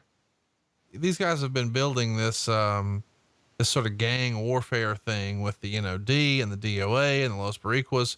Of course, Ahmed Johnson and all these guys are here for this as well. Chat me up. What'd you think about this match, and why did it suck? First of all, pal, they're not gangs. They're factions. We don't do gangs here. Really? Yeah. Factions. Help me understand. What was the name of Survivor Series 1997? I had a tagline. Factions. No, it was Gang Rules. Ah, that was different. We do factions. But the name of the paper. Factions. But Survivor Factions. Series. But it says Gang Factions. Rules. But it's gang. Factions. It says Gang Rules. Faction rules, pal. God damn. And the other best part of this, here's this will tell you exactly what I thought of this match. My favorite part was when the graphic came up and Vince says, "All right, getting ready for some 10-man tag team action here." Oh my God. And it's 4-on-4. You know, that was my favorite part too, because I'm like, wait a minute. Cause he says 10-man and I'm like, that can't even be. And then And the graphic is up. Yeah. 4-on-4. There's 8 dudes. And you know what is lost on people sometimes is the 8 dudes that were in this match are probably 8 of the toughest son of a bitches in the whole territory. You throw in at the end the Nation, and it's like you've got now 12 of the toughest badasses in the entire company, and it's brutal. I don't even know who the hell won this. I think it was just a schmoz and a fuck up, whatever. But the other great part at the very end is when Crush gets on the bike. Run, run, run, run, run, run, run, run, run, run. He's going to run over someone. God, oh my God, he's going to run over someone. And he just rides down the middle of the aisle. No one sold it. No one got out of the fucking way. Nobody sold him coming down. And then he goes all the way around there. Oh my God, good God, he's going to run over someone. And he just rides right back down the middle of the aisle and goes to the back. And you can see the guys trying to tell the Nation, hey man, let's go, get out, let's go, get out, let's go. And finally, the Harris boys like go and grab chains and just pull them off. Yeah, it was a little brutal. Next up is the match that everybody really wants us to talk about. Steve Austin wins the Intercontinental title from Owen Hart in 16 minutes and 16 seconds. Meltzer would write, super heat early, and that's true. He would also write that these two were having by far the best match on the show before the injury cut the match short. And you know what happens here. Hart reverses an Austin move and drops him into a tombstone pile driver, and Austin's injured here. And the idea is, instead of it being a tombstone like the Undertaker does, where you go down to your knees, Owen would sit out and Austin's head was exposed and he was compacted. And this injury is going to be one that's going to haunt Steve for a long time. And ultimately is one of the reasons his career was cut short in 2003. We're going to talk about what Austin wrote in his book, but I want you to carry us through what you remember of the night, because they did even a pretty fun thing with Austin here before the match, where he's walking to the ring and Michael Cole is trying to interview him the entire way, and he's having nothing to do with it. And we even see you sitting at Gorilla right before he walks out. It's a pretty cool shot. And one of the first times we saw something like that with Steve, it definitely sets him apart, makes him feel like a big deal. This is supposed to be his coming out party of sorts. And then it's cut short. You were there. What do you remember about the match and what was going on backstage when you see very clearly and know what's happened? Well, first of all, the match was excellent. And it makes you think the outcome and the consequences after the fact of what could have been. Had Steve not had that injury and been able to compete and continue his career for many years longer than he actually was able to, and his career was cut short because of that injury. So it was, this is definitely a history changing moment. Going back, watching it, everything's going great. They're having a hell of a match. This is one of those that you can go back and remember. Good God, Steve Austin was the shit back then, man. God, he was arguably the best worker in the company at that time, and was so over. They wanted him so bad. Then you got Owen Hart, who one of the best technicians and best worker ever to put on a pair of boots. And they're both have their working shoes on tonight, and they're both going out and having this great match. And then bam, pile driver comes, and we knew right away from the way that Steve's feet were, and they were kind of cockeyed, and he was flat, and the way his hands were, it was like he couldn't lift his head. And we're trying to find out, what the hell's wrong with him. Of course, everybody is, you want to think the most positive outcome you can. You want to think, oh, he's got a stinger, give him a second, he'll be okay. And you can only communicate one way with the referee. And it's like, give me a sign. Let me know he's okay. Let me know he's okay. And Steve is trying to tell Earl that he's hurt, and Earl's communicating it to Owen. Owen's trying to stall, and then Steve calls for the roll up. But even that, Steve really wasn't able to do that well. And it just, we got out of it. And then the rush to find out, how bad is it? Somebody talk to me. Somebody tell me what the fuck's going on with Steve Austin, please. Because you could clearly see he wasn't right. He did not have all his faculties. He didn't have feeling in his legs. And you can tell he didn't have all his feeling in his fingertips or anything yet either. So very, very just scary moment. You just never want to see that, because while you want to think positive and you want to think the best, you also have those thoughts going through your head of, man, he just broke his neck. Was he fighting mad in the back? He was pretty fucking pissed off, but at the same time, he was still dazed when he came back. And Steve's one of these guys, doesn't like have a lot of people around him. It's like, I'll be fine.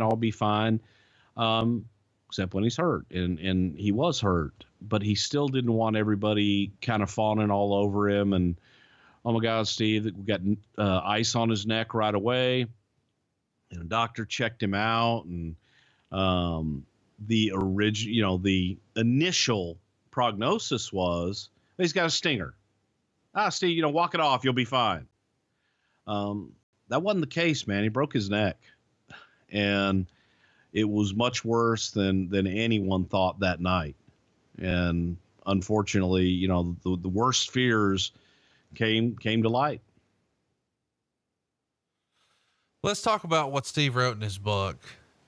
He says that before the match in the back, they're going over a few things, him and Owen. And he says to Owen, well, what about if we do that thing where I come in for the elbow and you rotate your back around and pick me up upside down and give me a tombstone pile driver, and then you cover me and I'll kick out right before the 3 count. Now, Owen, I don't trust anybody to do a pile driver on me, but you can do it, right? And he said, yeah. And I said, you're going to your knees, right? And he said, no, I'm going to drop to my ass. And I said, well, you need to go to your knees, right? And he said, no, I dropped to my ass. That's 2 times I said that. And I was thinking, I'm dealing with Owen Hart, the brother of Bret Hart, the son of Stu Hart. I guess he knows what he's doing. He's ribbing me about dropping to his ass instead of his knees.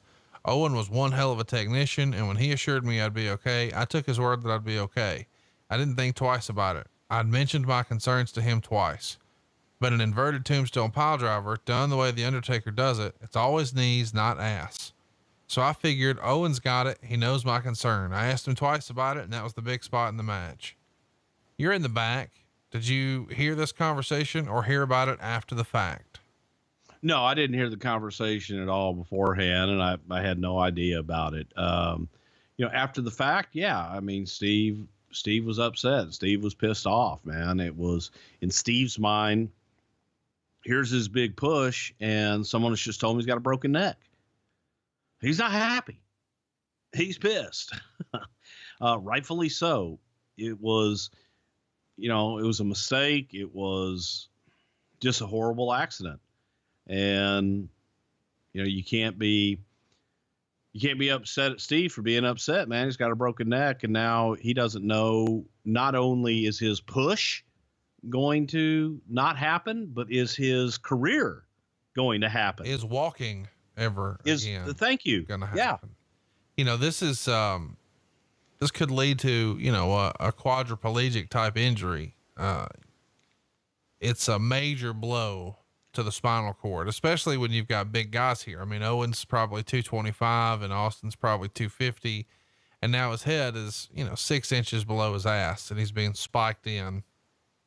He would write, he being Austin, pronouns pal, that it was like a big gong going off in his head.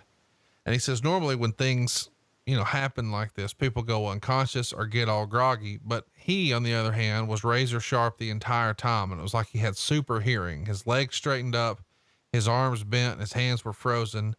And he remembers picking his head up from the mat and telling the referee, Earl Hebner, tell him not to fucking touch me. I can't move.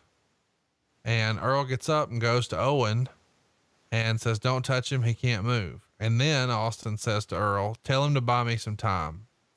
So Owen starts chanting to the crowd, now he's going to have to kiss my ass. He's just trying to buy time. And you can see all this go down on the tape if you know what you're looking for. And it feels like forever, but it's really about a minute and a half. And he starts to get the feeling back in his limbs. His shoulders and interior delts feel like they're on fire. And he says it takes everything he can just to bend his legs and try to get into a crawl position, but he can't crawl because his hands aren't functioning yet, but he has to go to the finish and he has to win.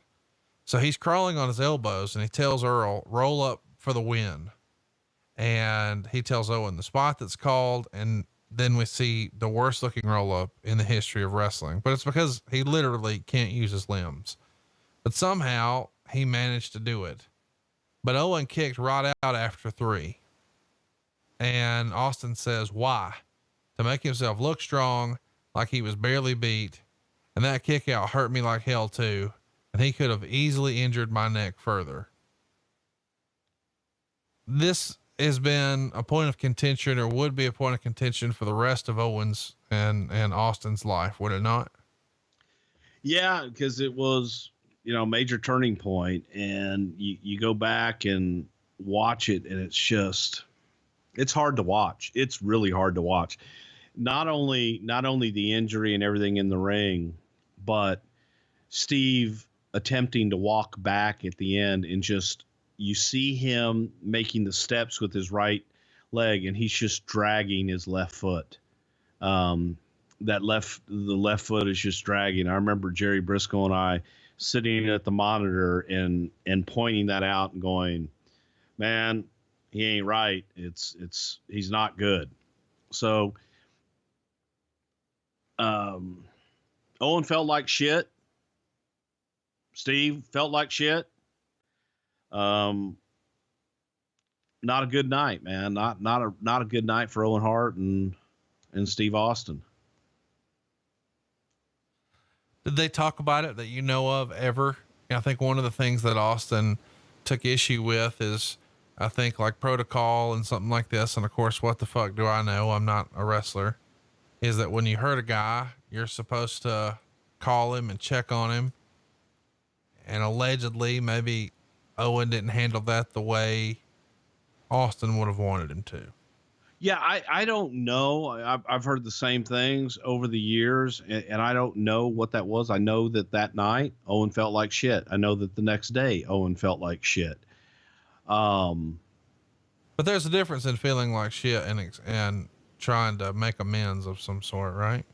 Right. And also at the same time, what do you do? And I say that to say that it's I think it's different for everybody.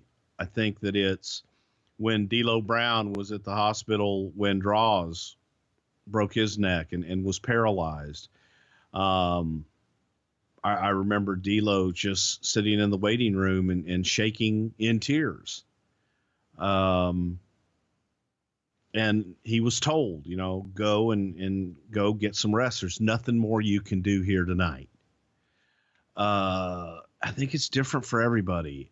I know that Brock Lesnar kicked my face in, and before I got home, I had 50 pounds of lobster and crab meat and cards from Brock Lesnar, okay? Making sure I was all right and just apologizing over and over for kicking my face in accidentally. Everybody handles it differently. I don't know there's a right way or a wrong way. I don't know that they ever totally reconciled. I think the only two people that know that, one of them's not with us anymore. And Steve's the only one that can answer that. I think Steve has said something like, they were still cordial. He just didn't find Owen as funny as they used to. Well, I can definitely see that, man, because again, that one move, that one moment in time changed Steve's life Forever. Yes. He still had the, residual effects from that for years. I mean, still to this day. And I was going to say today he still has effects of it. And I know a lot of people are hearing this and thinking, well, why didn't he just let him beat him? Well, you've got to remember, this is Stone Cold Steve Austin. And the stipulation here is that if Owen beats him, he has to kiss his ass. And he can't do that as this character. I mean, he just can't. And he also can't be seen being carted off. So he tries to walk to the back, even though he is sort of dead-legged, as you're saying, but he couldn't, especially after WrestleMania 13, where he passes out, wink, wink, from loss of blood. He's got to be able to power through this. So he does, but at an extensive cost, because he does get an x-ray that night, and they find out later when he has further tests, because the x-ray shows, that's negative, no big deal. But he finds out later that he has a bruised spinal cord, and he's obviously still dealing with that. So he leaves the hospital, even though he probably should have stayed the night, and just goes and gets a 12-pack of beer and goes to the hotel and drinks the beer and goes to bed. And 4 or 5 days later, he's told that he's going to have to retire or risk paralysis to continue. The MRI that's done there shows what's known in football as a stinger, which is trauma to the C4 and C5 vertebrae, but he's not going to retire. So instead, he gets that second opinion from the Philadelphia doctor, who says that, he's just going to have significant pain. He's got a bruised spinal cord, and he's out of action until the Survivor Series, when he has a return match with Owen for the Intercontinental title. So for that down period between SummerSlam and Survivor Series, we see all the fun stuff with Sergeant Slaughter getting a stunner, Vince getting stunnered at Madison Square Garden. It, in a weird way, and I know this is like the weirdest sentence ever, him being injured forced more of an emphasis on the character and to be put into spots with guys like Slaughter and Vince. And had he not been injured, maybe that wouldn't have happened, right? Well, he did. He was still on that, if he had not been injured, the path was still for him at WrestleMania to become the new WWF champion. The path that we took was different than originally thought of. And we, in the time frame there, while we were trying to figure out if Steve's going to be okay, you're coming up with A and B plans too, thinking, okay, if he isn't able to come back, what the hell are we going to do? So, a lot of posturing there for a while, trying to figure out what the hell you're going to do next. What do you remember, or did you ever hear about the Steve Austin Masahiro Chono match from 1992? Don't know anything about it. Steve Austin was wrestling Chono in New Japan and hurt him with the exact same move. It was a tombstone pile driver, but he didn't go to his knees. He went to his ass and hurt Chono in the process. Well, again, accidents happen, and that's not cool for Chono. It's really, I don't know, ironic that this move has sort of followed Steve around for better or worse. Well, I guess there is no for better, just for worse and worse. Well, that's also a good reason why I don't think guys should do any kind of pile drivers or dropping guys on their heads in any way, shape, or form. What about Jerry Lawler? Even Jerry Lawler, I don't care. Okay. All right. Well, listen, we know he's hurt people. Look what he did to Andy Kaufman. I know. I mean, ran him right out of the business. It's a wonder that Memphis was even able to operate after Kaufman's lawyers were done. Let's talk about the main event, which is why we're here. You actually watched some of this on Patreon this week. You loved it. Bret Hart is going to become a 5-time WWF World Champion, beating The Undertaker in 28 minutes and 9 seconds. Meltzer loved it. He gave it 3 stars. The story is incredible here because Bret Hart's heel heat is off the charts. Bret being the heel, Undertaker being the babyface, and Shawn being somewhere in the middle as the referee, where you're not really sure how to handle Shawn. And then, of course, the famous ending where Bret hits the Undertaker with a chair, tries to throw it in the corner. Michael slides back in, Undertaker kicks out, but then Shawn realizes, hey, wait a minute, there's a chair in here. He tries to confront Bret with it. Bret spits at him. Allegedly, the spit was supposed to go on the chest, but it goes square in Shawn's face, his nose and mouth. Shawn rears back, nails a chair shot on the Undertaker. And you can actually see your reaction to that on the Wrestling with Shadows documentary, where you're really selling the chair shot. Down goes Undertaker, and a reluctant pin is made. 1, 2, 3. Shawn Michaels has to make the count. Bret Hart's your new champion. What a story you guys told here in New Jersey. What'd you think of the match? Excellent. I thought that the match was fabulous from start to finish. 45 minutes from entrance until the very end, signing off with Bret is the new champion. There were so many stories to be told in this one match, from Bret and Shawn to Bret and Taker to Taker and Paul Bearer and Kane to Taker and Shawn. And everything came together beautifully. It was, we had to get the championship off of Taker. We put the championship on him and realized midway through, man, there's no way for us to get sympathy on this champion. He's too big. He's too dominant. He's too powerful.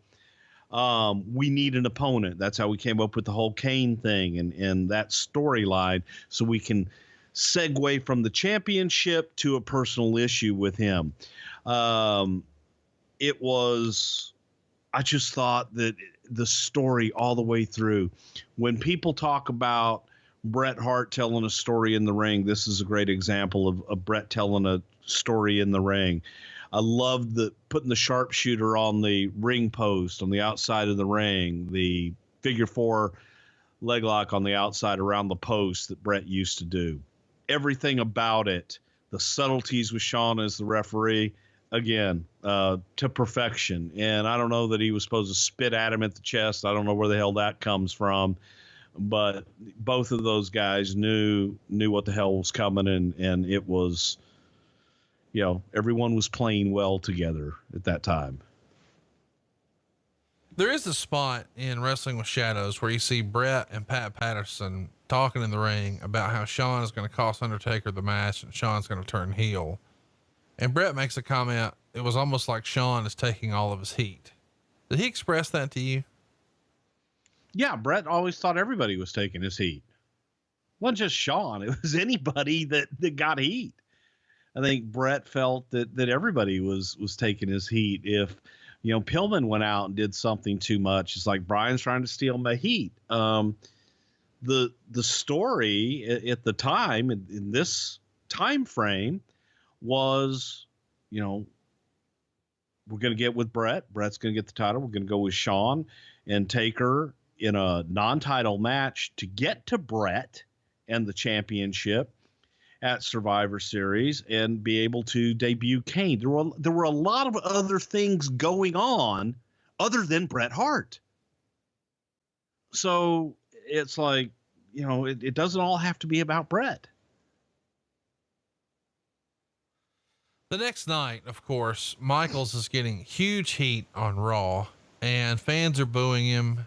And Meltzer even reports, apparently Michaels' knee is far worse than most people thought, including us.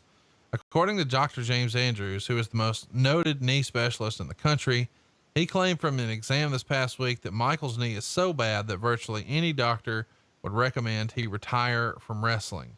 He has serious arthritis in the knee and his ACL is very close to going out. The belief now is that Michaels' knee is such that he'll never be able to work a full-time wrestling schedule again, but he is going to be used on major arena shows and will mainly do interviews and angles on television with the occasional match. Any sort of hesitation in betting on Sean here, because he has sort of been, for lack of a better word, unreliable up until this point in the year. And at the same time, we've got, I don't know, concerns as to whether or not he'll do business because he's in this feud with Bret Hart. If you know that all of this, there was no concern about him doing business. Okay. This time there was no concern whatsoever about him doing business at all. Well, this is a guy who, as we've talked about before, has said, "Hey, I won't put you over." Which again, and I've said it before, I'll say it again. He did it to poke the bear. He did it to stir Bret up. And again, push come to shove, Sean would have put him over. I know he would have, but that was done to poke the bear and to get a rise out of Bret. And he did. And he got exactly the reaction he was looking for. He stirred shit up. Help me understand. You say, I know he would have, but he didn't at WrestleMania 13. He wasn't scheduled to at WrestleMania 13. Yes, he was. No, he didn't. You're right. And he didn't. But I'm saying again, you're talking time frames. At this time frame, there was confidence. There was confidence on Vince's part, and that's really all that mattered at that point. Was I comfortable? No, I wasn't comfortable. I wanted to play with the players that we had, that we could put on TV and on pay-per-views, that we could book in house shows and draw money. And to have a primary television talent that you can only book in major arenas and major house shows, it hindered booking and it hindered, the way that we were doing business at the time. Vince was confident. That's what Vince wanted to do. So that's what we did. Expressed my concerns and moved on. And you do what's in front of you and what you're told to do. Make it work. Well, let's make it work with some questions. We got tons of questions on social media. Bruce, let's rapid fire these. Are you ready? Go. Kenny wants to know, did Sean lobby to go heel or was it a Vince call? Oh, that was a Vince call. That was our call to turn Sean heel. He was a better heel. Curtis wants to know, was Bulldog okay after Ken Shamrock absolutely waffled the piss out of him with the can of dog food? I think Bulldog was hurt up a little bit. Yeah. Fuck. The fuck with the goddamn can. Wait, yeah, he was pissed. Where was Bulldog? What do you mean, where was Bulldog? He wasn't fucking there. Fuck. The fuck, where was he? Oh, fuck. I wasn't even fucking there. They hit me with a fucking can. In the back of the fucking head. I love it. At first, you're like, I don't know. 1, 2. Oh, here we go. Derek Brooks wants to know, was Brett's loogie to Sean's face a shoot loogie or a working loogie? He got those at Loogies R Us. Brett could spit, man. That's the one thing that motherfucker could do. He could spit some fucking loogies. This is something that we haven't really talked about a lot, but had the creative here, which I really enjoyed, been different, you wouldn't have had to sit him down a month later and tell him you couldn't afford him. And 3 months later, fuck him out of the belt. Okay. He fucked himself out of the belt. We didn't fuck anybody out of the belt. I'm just saying, like, you wouldn't have ever even been in this situation had you not put the belt on him here. Well, again, we didn't.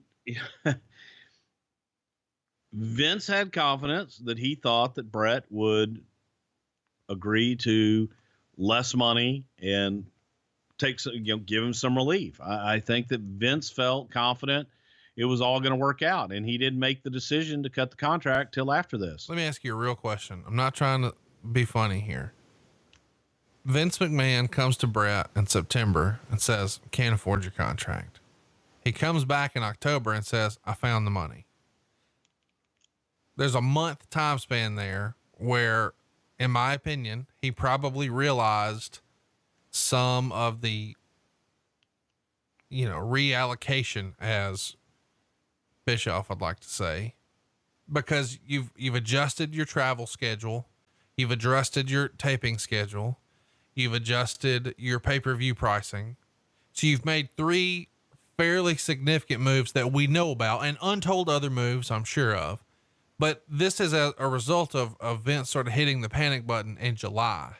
Had he hit that button the first week of April, do you think he ever would have went to Brett and said, can't afford your contract?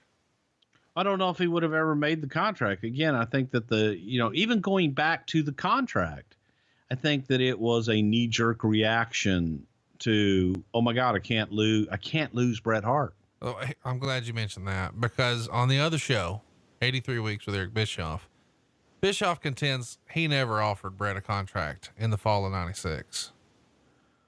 Well, you know what? Bret Hart says he did, and we definitely had different things to go off of. So if he didn't, then we got worked pretty good by Bret and Eric. So that's what we were negotiating against, and we had been told, it was a $3 million contract. Let me pitch this. In order for them to sort of switch gears inside of a month from I can't afford it to I found the money, September to October, doesn't it stand within reason that if he would have made those adjustments as far as travel and taping and pay-per-view pricing, had he made those adjustments in April rather than July, all that could have been avoided? Who knows? I mean, that's all ifs. It's all hypothetical. Who knows? We made what we did. We were presented with the situation. Vince made the decision to go to Bret, ask for relief, and let him know the situation that he was in. And when he did that, out of loyalty to Bret, to say, hey, Bret, if you can't give me the relief, I will let you out of your contract. Go get the money. If it's about the money, go get the money from WCW. Use us against them, and I will give you that ability to go and negotiate with them, which is what he did. Brian Homeboy wants to know, did WWE ever consider having Kane debut at this pay-per-view? That's sort of an interesting idea, because if Shawn wasn't the special guest referee, I guess in theory you could have had Kane debut, cost the Undertaker the match, and then they're off to the races. Yeah, we could have, but no, it wasn't considered because we wanted to get as much as we could out of Undertaker and Kane. Frankly, there were already, as I said, there was a story Bret and Shawn, there was a story Shawn and Bret, and there's a story Taker and Shawn. And then you also had over here Kane. So there's a lot of stories to tell. Scott O'Brien wants to know, Bruce, which steel cage do you prefer, Old Big Blue or the ones they use today? I prefer the Cyclone fence, the chain link. Paul wants to know, Undertaker hit Bret with a big boot followed by a leg drop. Is that a rib? Why is that a rib? Travis, That's what he did. Travis wants to know, the main event was probably one of the best finishes of any match ever. This is a Pat Patterson special, is it not? Yeah, it definitely was, man. Michael wants to know, Bruce has mentioned former wrestlers who have been great agents, but horrible as members of creative and vice versa. If you were hiring, what qualities would you list that makes someone a great agent? Someone that knows how to tell a good story and can articulate it. Peter wants to know, better dancer. Is it Shawn, Bruce, or Conrad?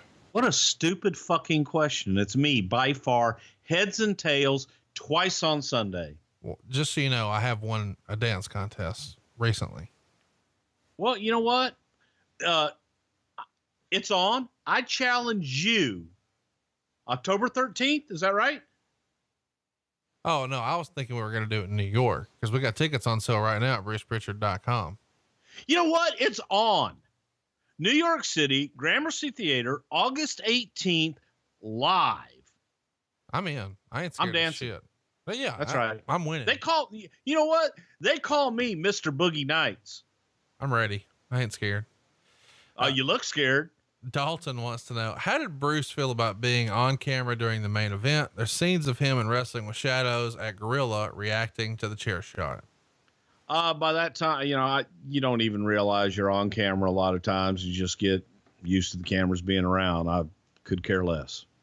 Mike Morris says, since the creation of DX and Rise of Austin bucking the system was the aftermath of this show, could one say that SummerSlam 97 is the true start of the Attitude Era? Yes. Justin wants to know, Vader was wrestling The Undertaker for the WWF Championship on the pay-per-view before this, yet he wasn't even on the card. Why is that? You know what? It may have been because of the Sid thing. That may have been what we had planned, like you said, but I just don't remember. Sean writes, how high was the company on Ken Shamrock at this point? Was he being groomed to be a top guy? We were still trying to figure out what we had there with Ken. And at that point, man, he was delivering. Clinton writes, Brett, Sean, and Taker are magic together, are they not? This pay-per-view rocked. Fucking A, great shit. Steven wants to know, with all the stipulations on the show, it sounds like a Russo-rific book show. Had Vince Russo become the head writer officially by this point? And if not, when would you say was the first pay-per-view booked under the Russo era? God, I really don't know what the first pay-per-view would have been, but no, it was still me and Cornette, and Russo was definitely involved, and Russo had a lot of great ideas and was contributing big time during this. And obviously Vince McMahon, but I was still involved at this point. Geoff wants to know, what are your favorite theme songs? Besides Ass Man? Sure. God, I don't know. I think Austin, you go back in Austin, Ultimate Warrior, the ones that really just do the talent justice. Let's talk about Jim Johnston. I guess now's as good a time of any to mention. I mean, you haven't talked about this, but I managed to talk Jim Johnston out of his hidey hole because he's basically a recluse, as you know, and he's actually going to join us at StarCast. He's going to be doing something with Sean Mooney. We're calling Behind the Themes, and he's going to take us through the creative process. What can you tell us about Jim Johnston? I've never actually met him in real life.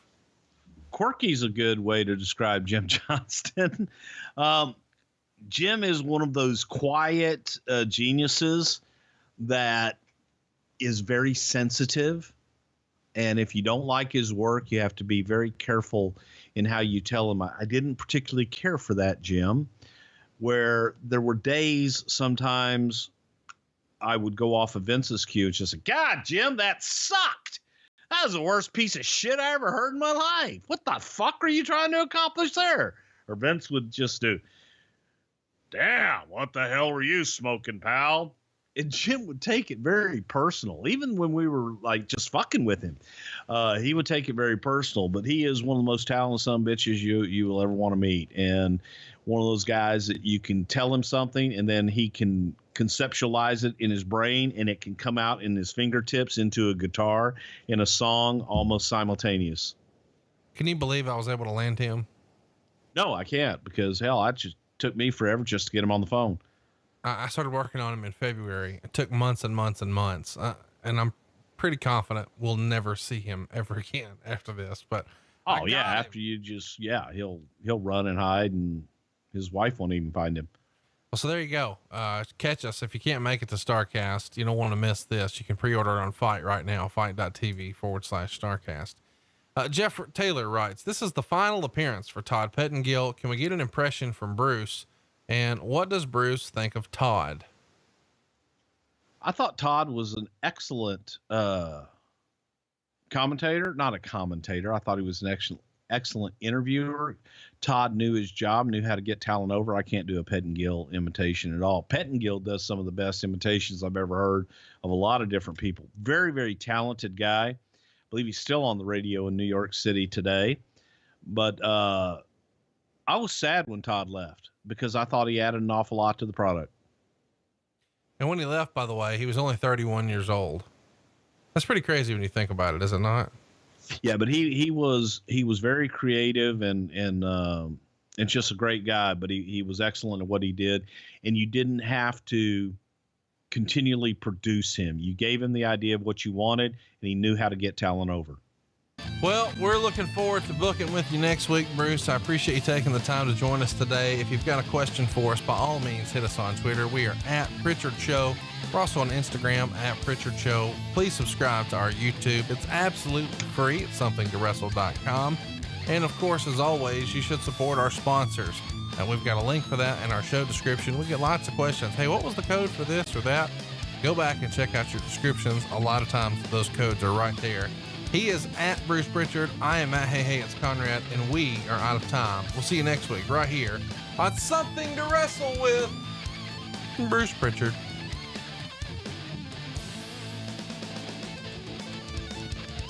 Bruce, before we get rolling today on SummerSlam 1998, I want to circle back a couple of weeks because we covered SummerSlam 97, and I sort of assumed that a lot of people who listen to 97 are then just going to listen to 98 later, because not everybody hears our show the minute it comes out, and you should.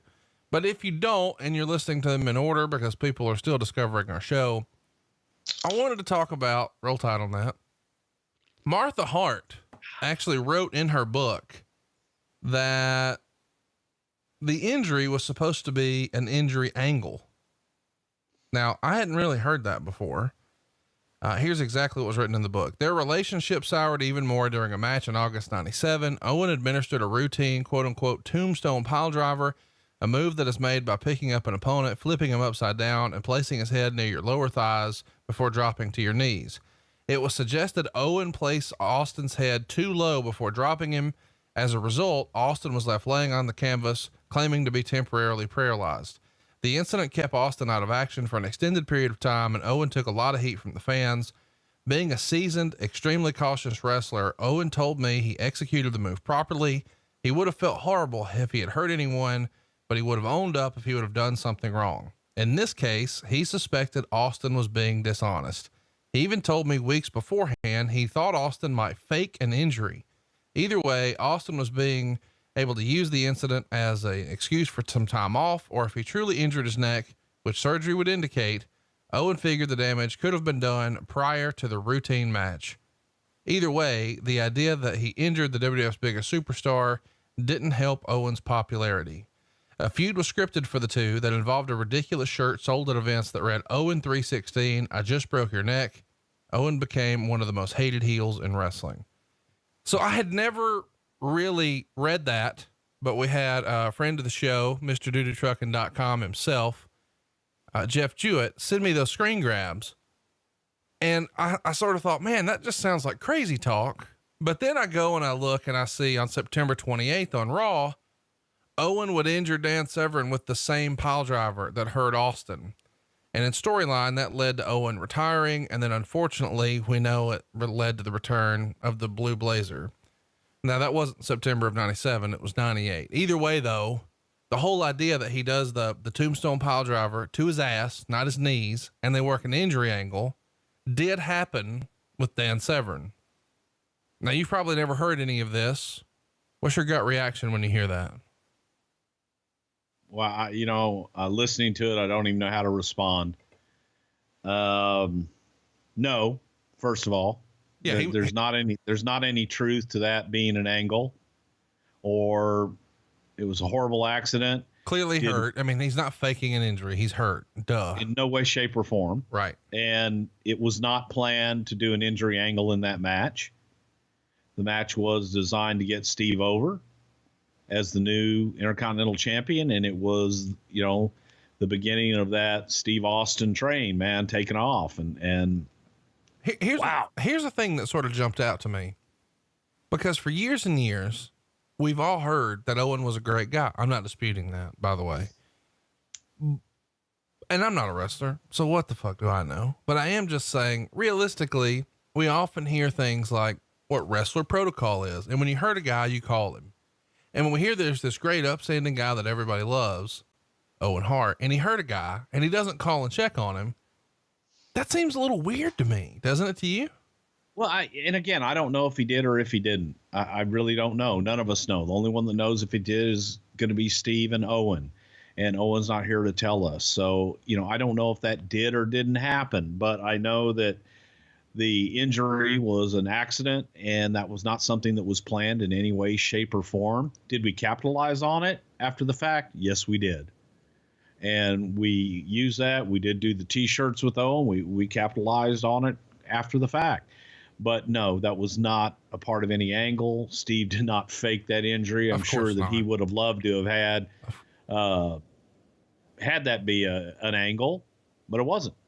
Yeah, I'm not doubting for a minute that it was a legitimate, injury. I don't think anybody could watch that tape and say, oh, he's working.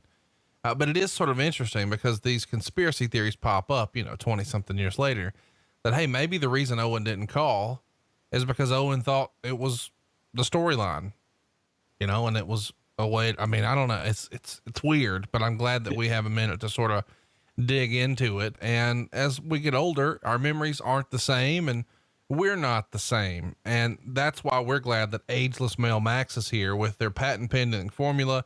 They've got an ingredient that helps you boost your total testosterone, which is going to promote greater increases in your muscle size and twice the reduction in body fat percentage than just exercise alone. But they also boast an amazing 64% increase in nitric oxide, which comes in handy in the gym and in the bedroom. And this is the product that's going to bring this country back to greatness, at least when it comes to the men of our country. And it's easier than ever with Ageless Male Max. Tell them all about it, Bruce.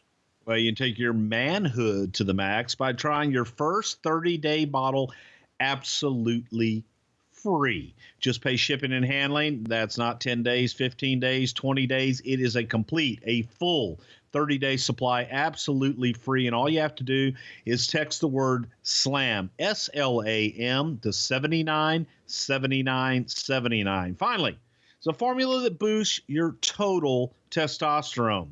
And if your results with Ageless Male Max are too intense, please decrease use. But for your free bottle, text SLAM to 797979. That's SLAM to 797979.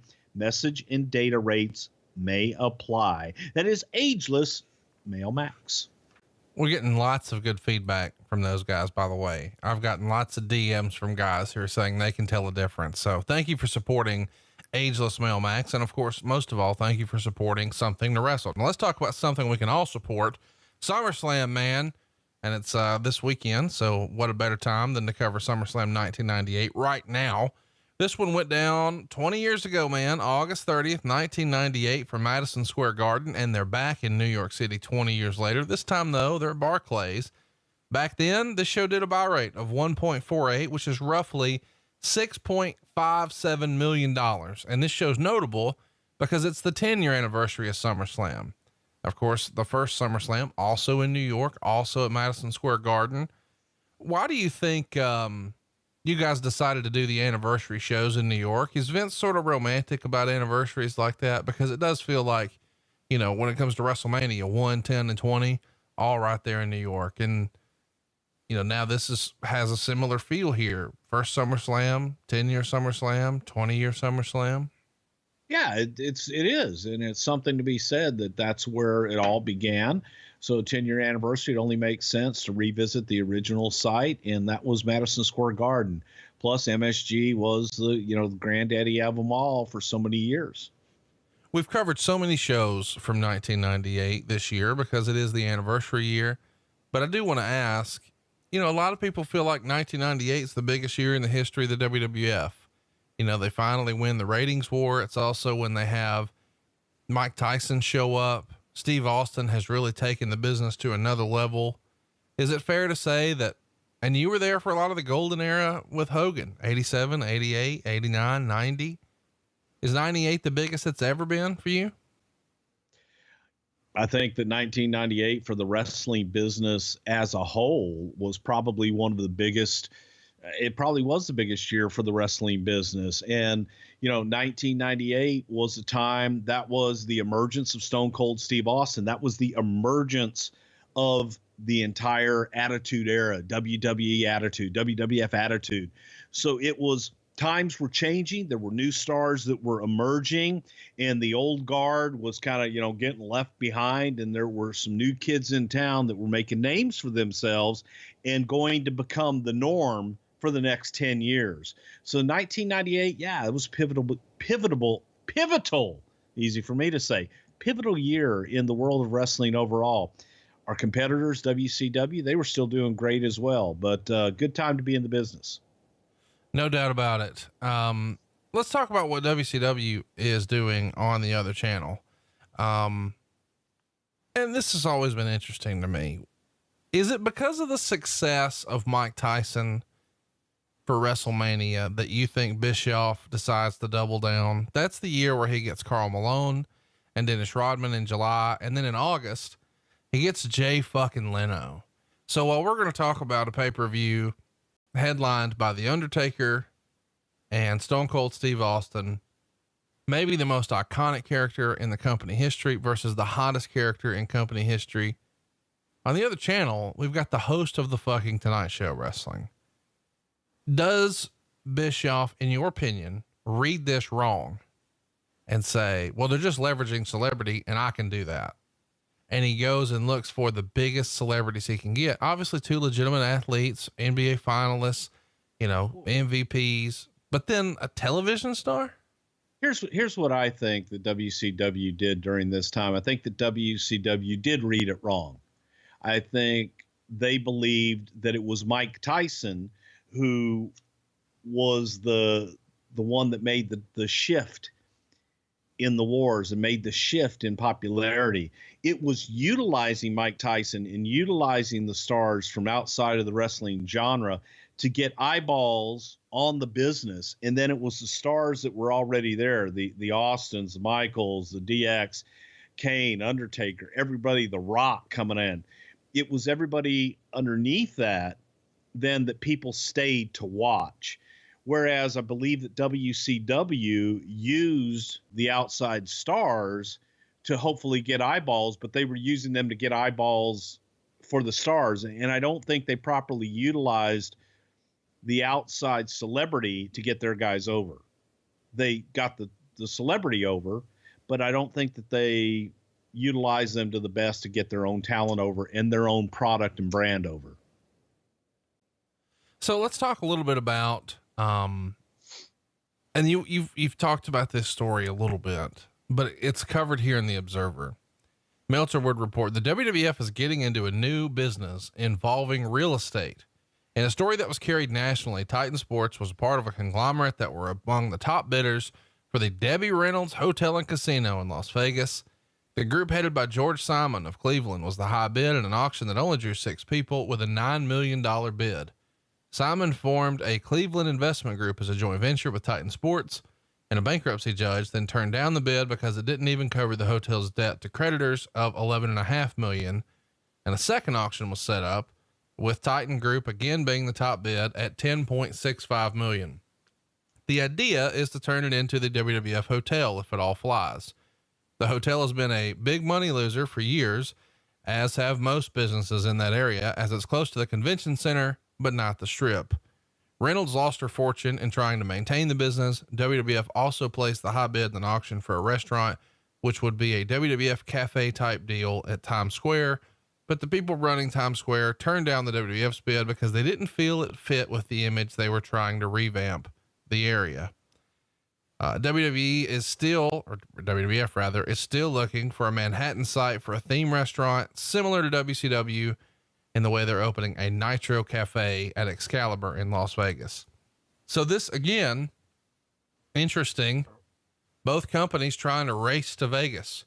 You've told the story about getting the phone call before, but tell us again and why it didn't happen.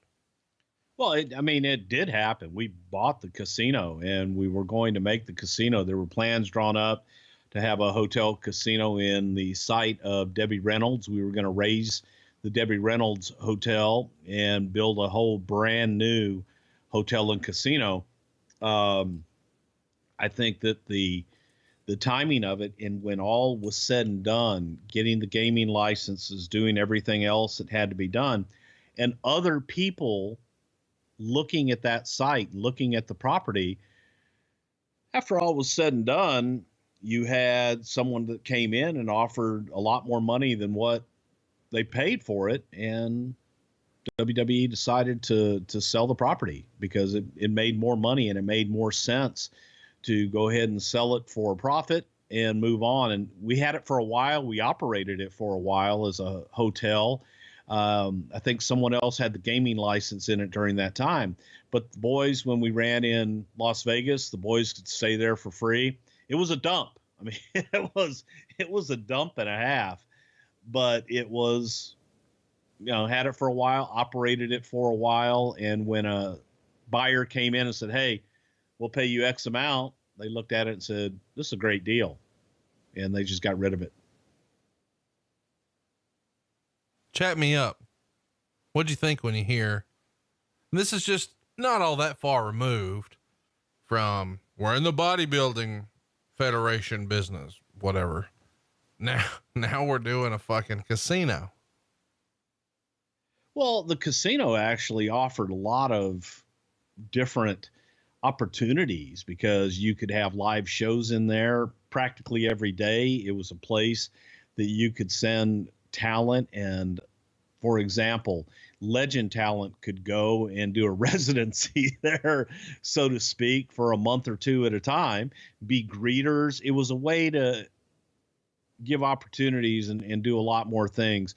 You have your own venue. It had a little theater in there as well, but there was just a lot of opportunity in that venture that Vince saw to do a lot of different things. And people look at it and go, "Oh, they bought the Debbie Reynolds."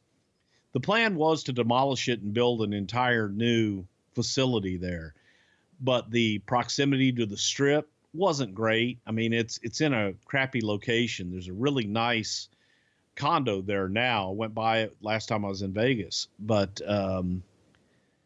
it just provided a lot of opportunity, or looked that way. So it was exciting and it was taking the product that we have now, the WWF, and expanding it. It wasn't doing the WBF or doing the XFL or doing something completely out of the realm of what we do.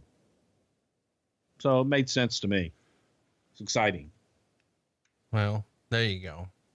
Sunday Night Heat made its debut in August of 1998 on August 2nd on the USA Network. It got a 3.67 rating and a 7.65 share.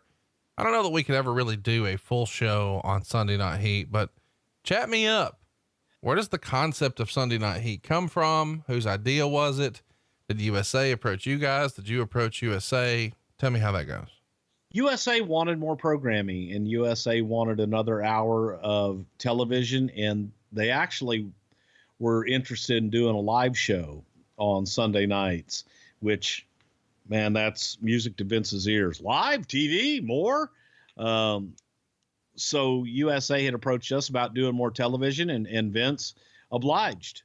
It was more money, and we were already out producing television. It wasn't that difficult to produce another hour a week. Takes 22 minutes really out of a television taping to produce an hour. So what the hell, man, go for it.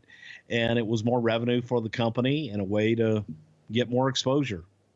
On this, on the first episodes, Shane McMahon is doing commentary. How does that come to be? Is that something he had aspirations of doing? Did he push for it? Did Vince suggest it? What do you remember about Shane on commentary? Vince and Kevin Dunn were behind that because they wanted a young look. They wanted a different look. Shane was coming into the business. Shane was young. He had the look that everybody was looking for. Young, good looking guy, grew up in the business, third generation. Why not? Give him a shot, man. It's in his genes and it's in his DNA. So came time to teach Shane that aspect of the business. Shane was brought in to start doing he did play-by-play, did color, he did analysis, and a lot of different things, training for this, but it was a new experiment, and to get Shane out there in front of the audience. Meltzer had this to say of his performance on the first episode. The show was hosted by Shane McMahon in his first major outing as a broadcaster, which relegated Jim Ross and even more so Jerry Lawler to supporting roles. If McMahon was guilty of anything in his debut, it was of trying too hard, as he came across as forced, almost as if he was being pressured into being a clone of his father's old style Carney announcing, but trying to use more hip technology or terminology, which unfortunately, because he was using the same phrases over and over, got repetitive. They also couldn't decide on his role, as if he's playing the rich kid brat who gets the job handed to him by his father, or the cool guy who openly roots for all the baby faces. I don't think it's a necessarily unfair criticism, but I said Dave Meltzer's name, so I assume you're going to melt down. I don't melt down. I think that Shane, it wasn't a good job, and I didn't think that it was something that Shane was well suited for. And I do think he tried too hard. I think that he was put in a position. It was a no-win position. Right. No matter what he did, he's going to be prepared. He's going to be compared to his dad. You got it. So he could have been the best play-by-play or the best color guy in the world. They're going to go, I'm trying to be his dad. Right. It was a no-win situation. So I don't think it was a good choice for him. And I think he really tried too hard. And he tried too hard to please too many people instead of just trying to become himself, which he later did. You guys also did some cross promotion here. The show was taped in Anaheim, I guess we should mention. But you've got 3 members of the cast of Pacific Blue, which follows Heat on Sunday. So Sunday Night Heat is sort of the lead in for Pacific Blue. And we've got Mario Lopez, aka Slater from Saved by the Bell. And he's pie facing Val Venus when Val starts coming on to the female leads. How did this whole thing come together? USA line it up, and how was Mario? Hell yeah, USA lined it up. Anytime that they could utilize us to plug some of their shows. Now, it didn't always work the same way the other way. You know, like if they had a hit show and we said, hey, how about putting some of our guys on there? I don't know that USA always obliged that much on the other side, but we certainly did our best to work with USA Network throughout the years. And hey, Mario Lopez was cool as shit. He was nice, young guy, kind of out of his element, but willing to do anything. And he was a really nice guy. And there were so many of us that knew him as Slater. So it was a lot of fun, man. And he just pretty much what you see with him is what you get. Let me say that, he does not have the best sense of humor. Why is that? I saw him at a hotel restaurant after a UFC. Back in the day, they would always either run MGM Grand or Mandalay Bay, and they have like their in-house steakhouse right after. So whenever I would go to one of those fights, I would have a dinner reservation right there. Me and my buddies would go eat a steak after the show. And one of the times we're there, Lopez was there with like 2 male buddies and like 4 girls in like this big circular booth, like 2 tables over from us.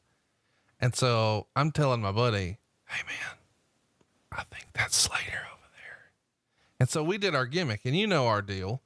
If you're late to the dinner table or the lunch table or whatever, and I get there before you and you're late, I order you the fruitiest frozen drink ever and demand that you drink it because you can't refuse a gift. That's rude.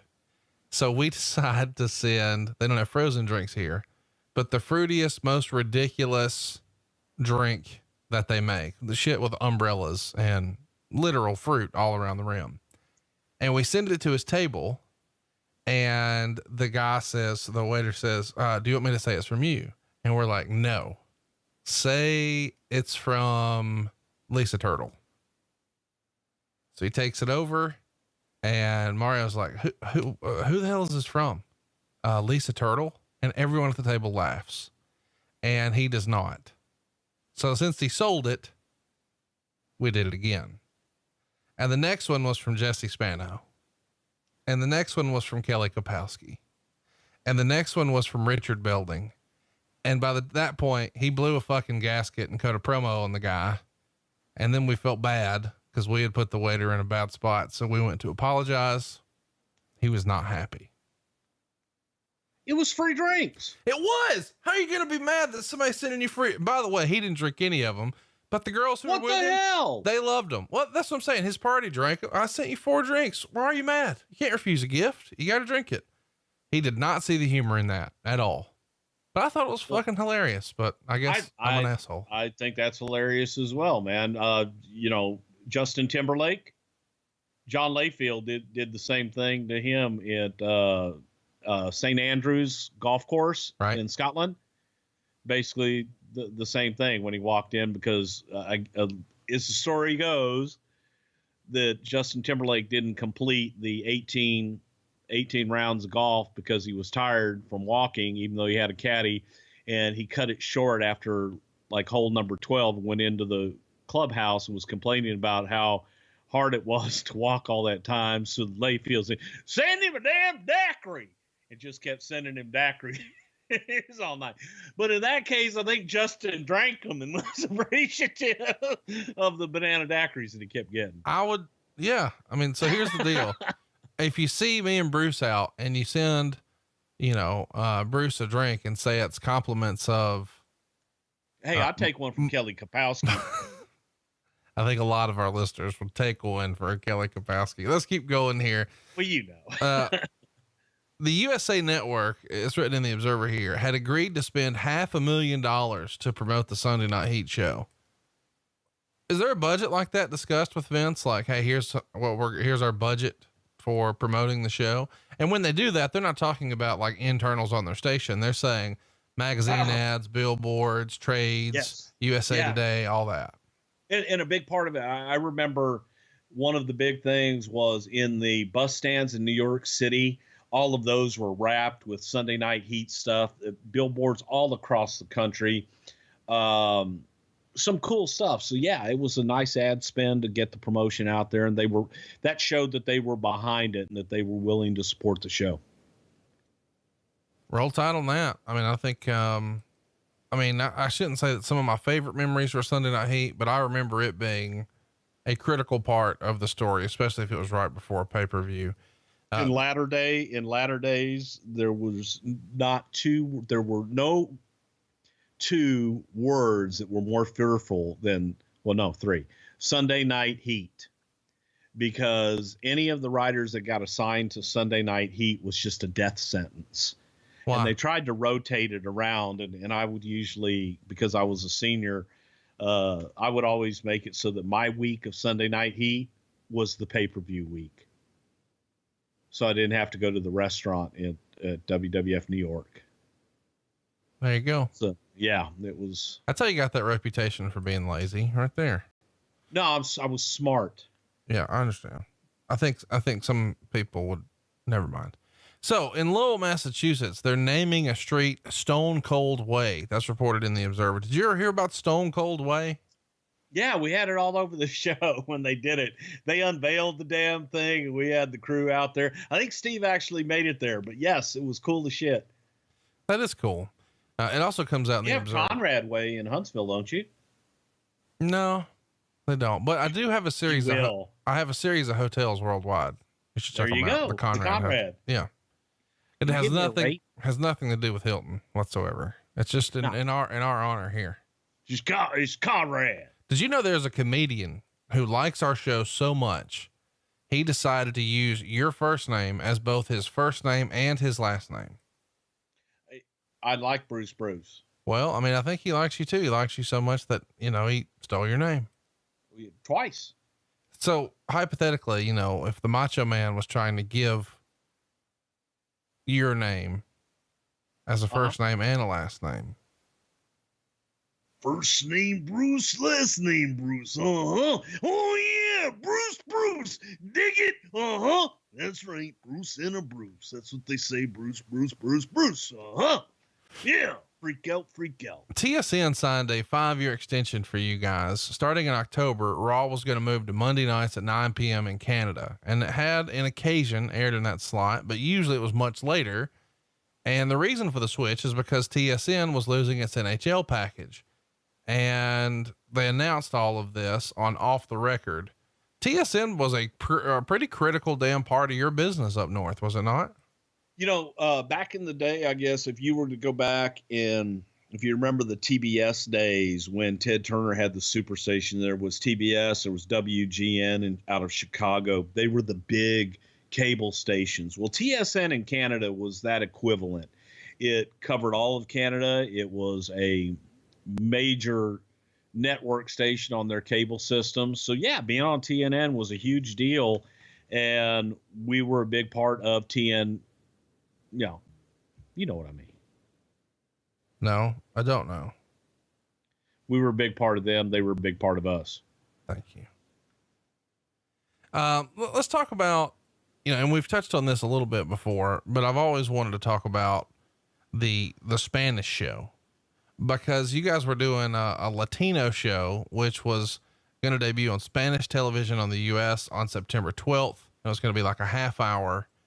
And he would write, there is a tremendous amount of political infighting related to this project. And he also mentioned that former ring announcer Manny Garcia was brought back to host the show. So I had never really read the part about a tremendous amount of political infighting. Talk to me a little bit about the Hispanic show that you guys were pushing out here in the last quarter or near the last quarter of 98. Well, it was for Univision in the States, which was the NBC Universal Hispanic station. And I was ahead of it. So I'm the one that produced the show, and we created programming that was completely unique to it. They didn't want any WWE stars on it. They wanted it to be a completely Hispanic product. They didn't even want any of the enhancement talent to not be of Hispanic descent. So it was like essentially starting up a new company, because you had to have talent. You had to have all new announcers. They wanted it shot differently. And it was only a 30-minute show. We debuted and we increased the rating for that time slot by 10 times in our first debut. And then the first day that we debuted, and from there we went up from there, but it was considered a success. However, they didn't renew it because they felt that it was not Hispanic enough. And that's where I learned all about a Mexican accent versus a Puerto Rican accent versus a Portuguese accent versus true Spanish accent, and learned an awful lot. I actually was taking Spanish lessons. I had a tutor that would come to the office every other day for Spanish lessons. And el lápiz, la pluma. Hola, Juan. Hola, Tomás. ¿Quién es la muchacha? Está María. Está bonita, eh? Sí, está muy bonita. It's for our Spanish-speaking friends. What the fuck are you saying right now? Yo soy hablo español. No, I don't like soy. Taquito, dos taquitos con chile y queso. I feel like I know one of those words was cheese. I'm a fat guy from Alabama, so I got cheese in there. Sí, no ya. Yeah, no yop. I know that one. I got that. But Super Astros was something. We had a completely different set of announcers, and I don't know. There was a lot of political infighting. The fighting, if there was anything, was just the struggle with Univision to try and get this show and please them. And Vince was very insistent that we do everything that we can to make this thing work. JR went on the WWF hotline and really ripped into Tony and Eric here.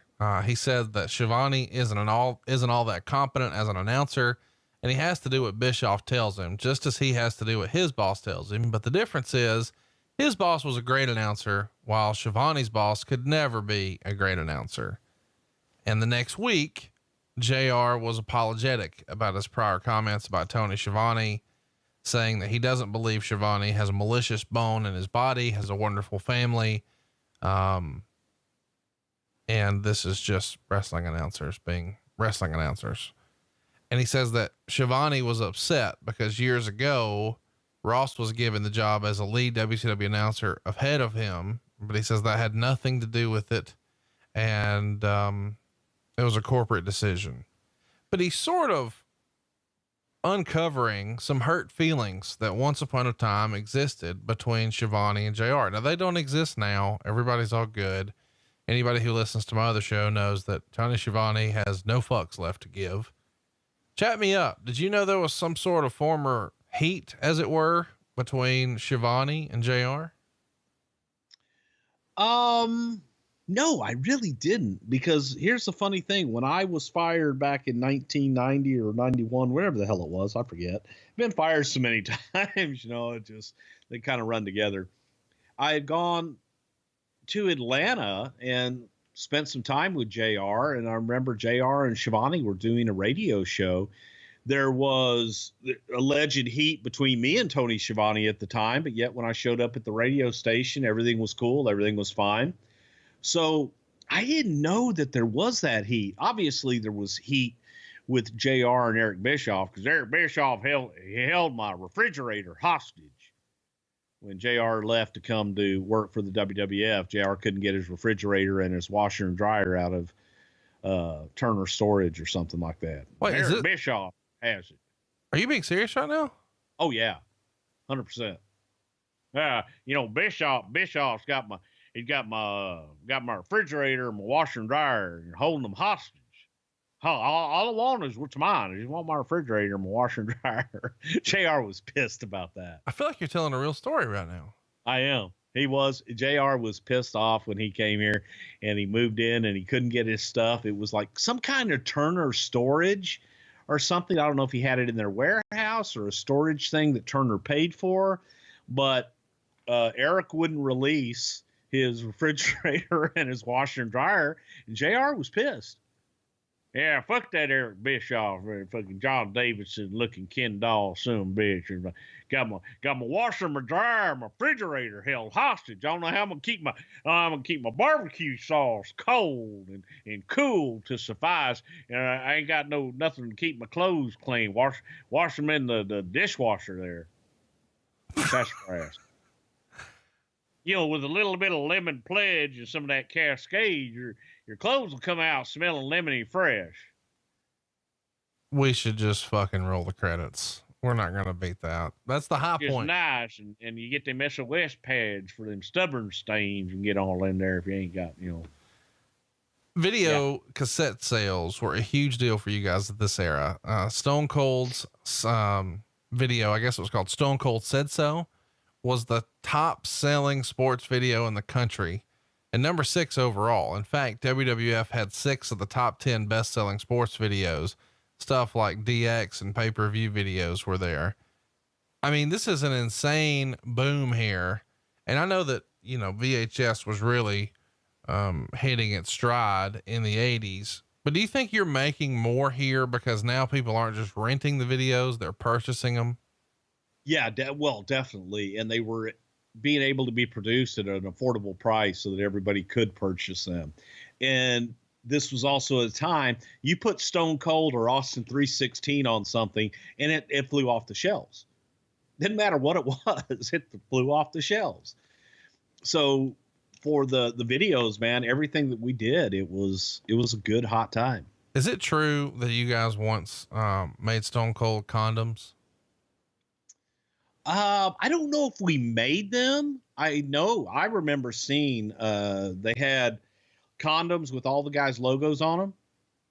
So they were like Undertaker condoms. They made them for everybody. I remember seeing someone pitch that. I don't know that we actually ever did it, but they were definitely floating around. Well, I might have used a tough rattlesnake there. I think I've seen a Lifestyles condom before that says Austin 316, give me a hell yeah. And it said something like play safe on it. They may have done them. I remember seeing them. I remember the pitch, and I remember seeing them because you go into the conference room on the 4th floor, and that was where a lot of pitch meetings took place for people. And I remember seeing boxes of these damn things up there that someone had made. Maybe they did do them. To me, I didn't use them myself. Trash. To me, it's a missed opportunity because you could have had an Austin 316 condom and it, says I just not whooped your ass, but something else. And I just squirted in your eye. What?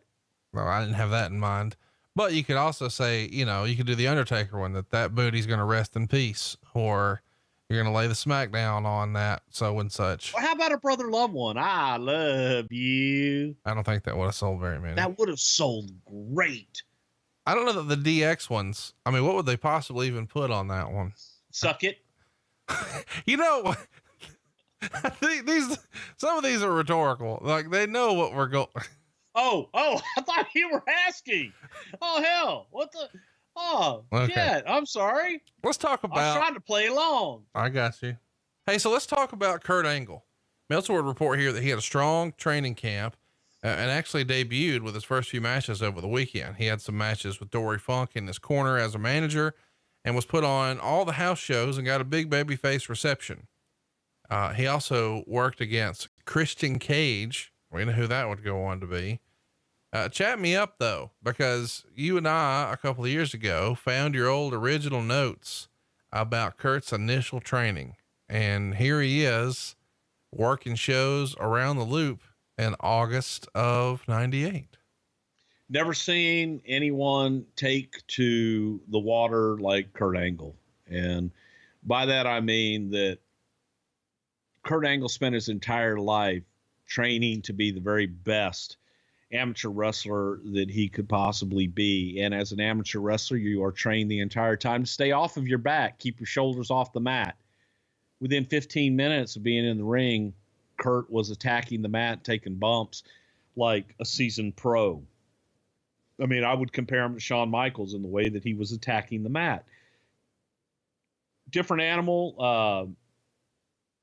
My first experience with a true world-class athlete, you know, being the best in the world, probably was Kurt Angle. He was a completely different breed, and cyborg is one way to describe him. That's how people used to describe him.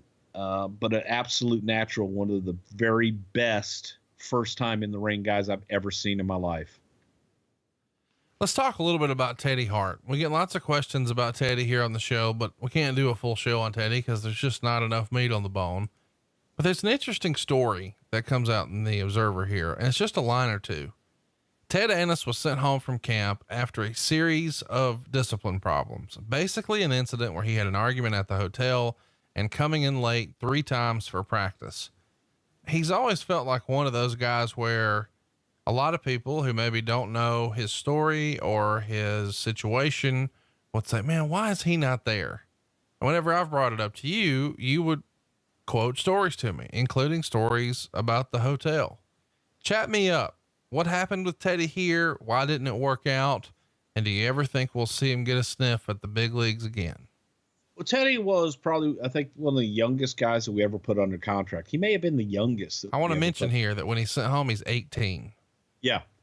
So Ted is fresh. His dad had called us. Georgia Hart is his mother, and that's his connection to the Hart family. So he was, his grandfather was Stu Hart, and he was a prospect. He was one of those Hart kids that always worked out and was in the ring, rolling around, taking bumps and everything every time you went to Calgary. And I'm not going to get into specifics with Ted, but because he had such potential and he had a lot going on, I think it was too much too soon. It was a maturity level thing that Ted had never been away from home and unfortunately didn't know how to handle some things. And it just wasn't the right time.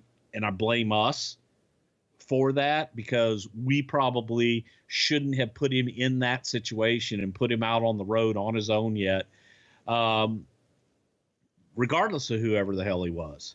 So, you know, blame can go both ways. And it was just a shame because I think that he had the talent and I think that he had the desire on top of that and definitely had the pedigree to be a big star in the wrestling business. But it just was an unfortunate set of circumstances along the way that didn't work out. And we figured that we would revisit it down the road after, you know, he got some age under him and let him go work in Calgary and just get some time underneath him.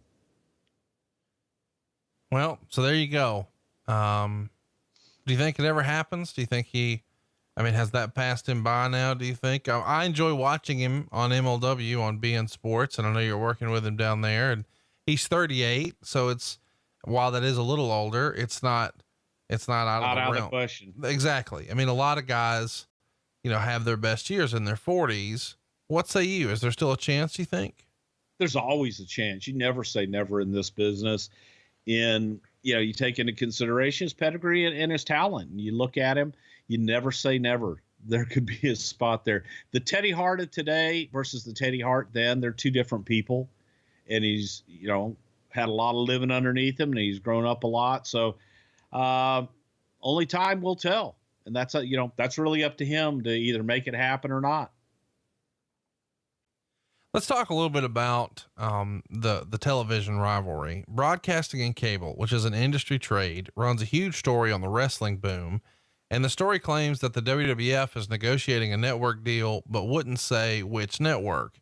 And the story is really focusing on how national advertising for both companies is booming, at least on the network. But there's a bunch of advertisers who still won't touch wrestling because of the violence. And some folks would even say because of the bad language.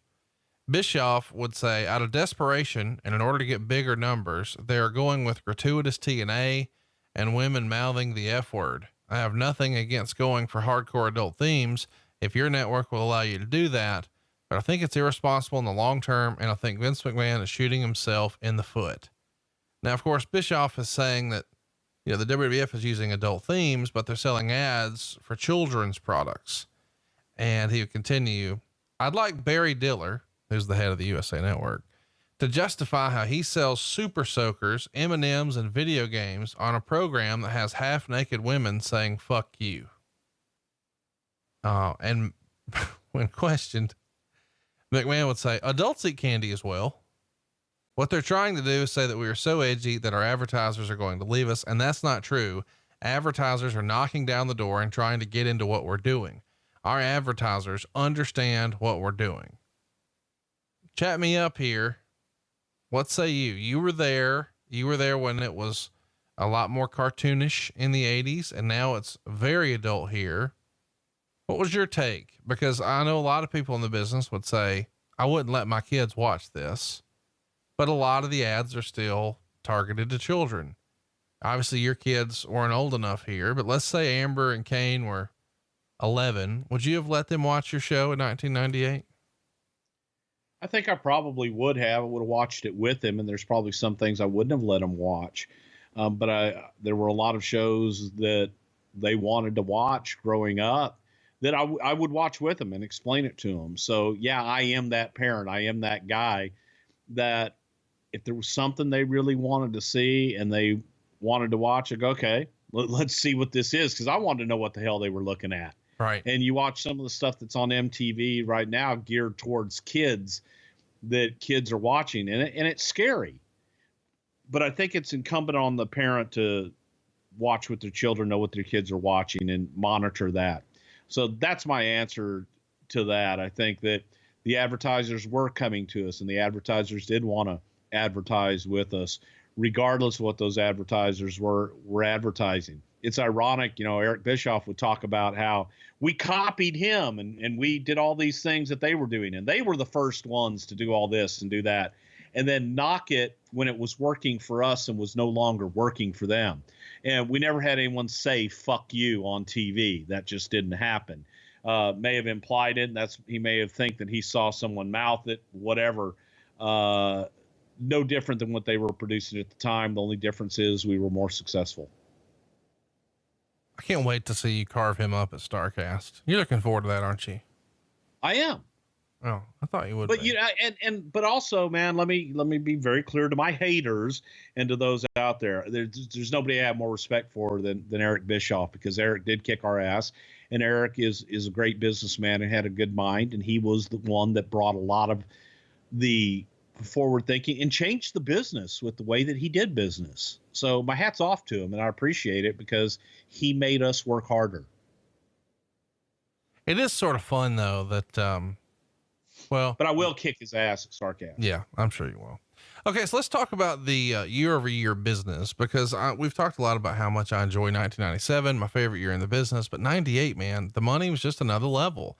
Let's look at August of 97 compared to August of 98. Your average attendance in 97, 5,359 fans. August of 98, 11,311 fans. So you're up 111%, which is incredible.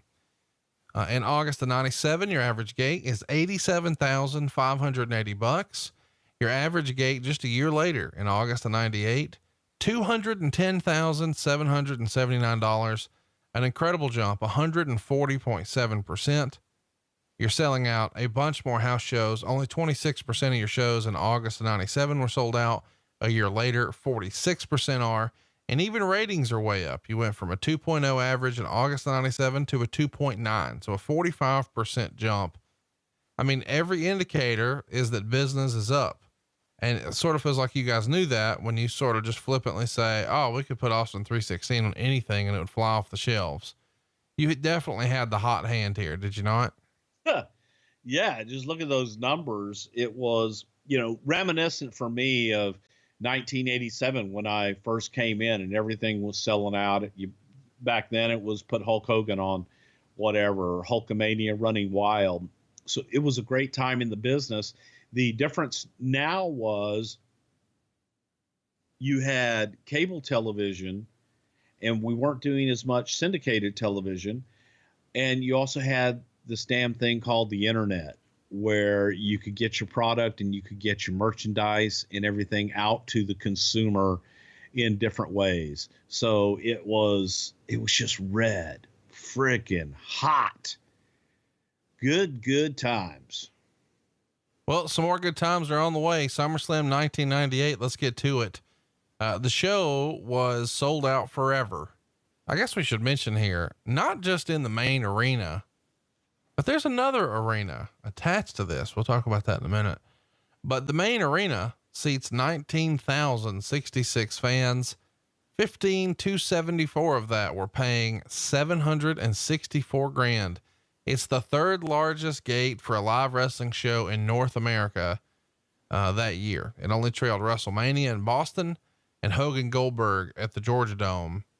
Huge money. Before the pay-per-view, there was a live version of Sunday Night Heat. Shawn Michaels would join Shane McMahon and JR on commentary, and Meltzer would write, announcing is clearly not Michaels' forte, although he only got confused on names once or twice, and he didn't say much to make one cringe. McMahon has a long way to go, but this was the best of his 5 shows to date, probably because he appeared to be getting the product over more than getting himself over. Now, I know that sounds sort of shitty, but that is something that a lot of announcers have to learn. And you've told me that before, that a good announcer doesn't try to get himself over. He gets the match over.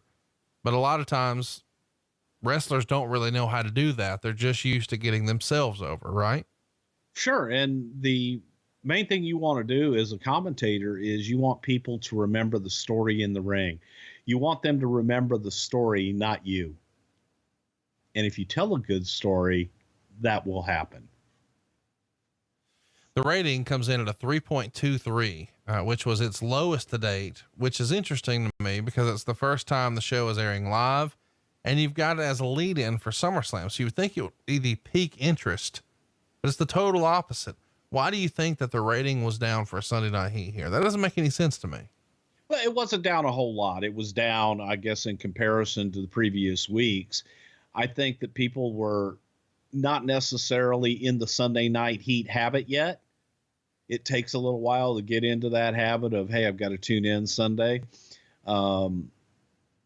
It can be, it could be anything. A new gas station opened up, but it wasn't down so much that everybody's going, oh my God, the rating's down. One of the storylines they did on that Heat was Brian Christopher, rest in peace, and Scott Taylor. Of course, Scotty Too Hottie and Grandmaster Sexay Too Cool beat LOD 2000 in 2 minutes and 15 seconds. Now, this is when Drozdov is with them and he's showing up as Animal's partner, but Hawk comes out wearing his helmet, doing his stoned act, and eventually a reluctant Droz agrees to leave.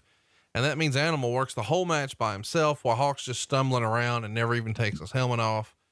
Eventually they're trying to set up the Doomsday device, and Hawk, still wearing the helmet, goes up backwards like he's going to do a moonsault instead, but then stumbles off, crashes into Animal, and Taylor pins him. So it's just a continuation of the storyline, but that's a pretty controversial storyline, and I'm sure we'll talk about it sometime. Tell me how reluctant, if at all, the guys were to agree to do an angle sort of based on Hawk's real life substance issues.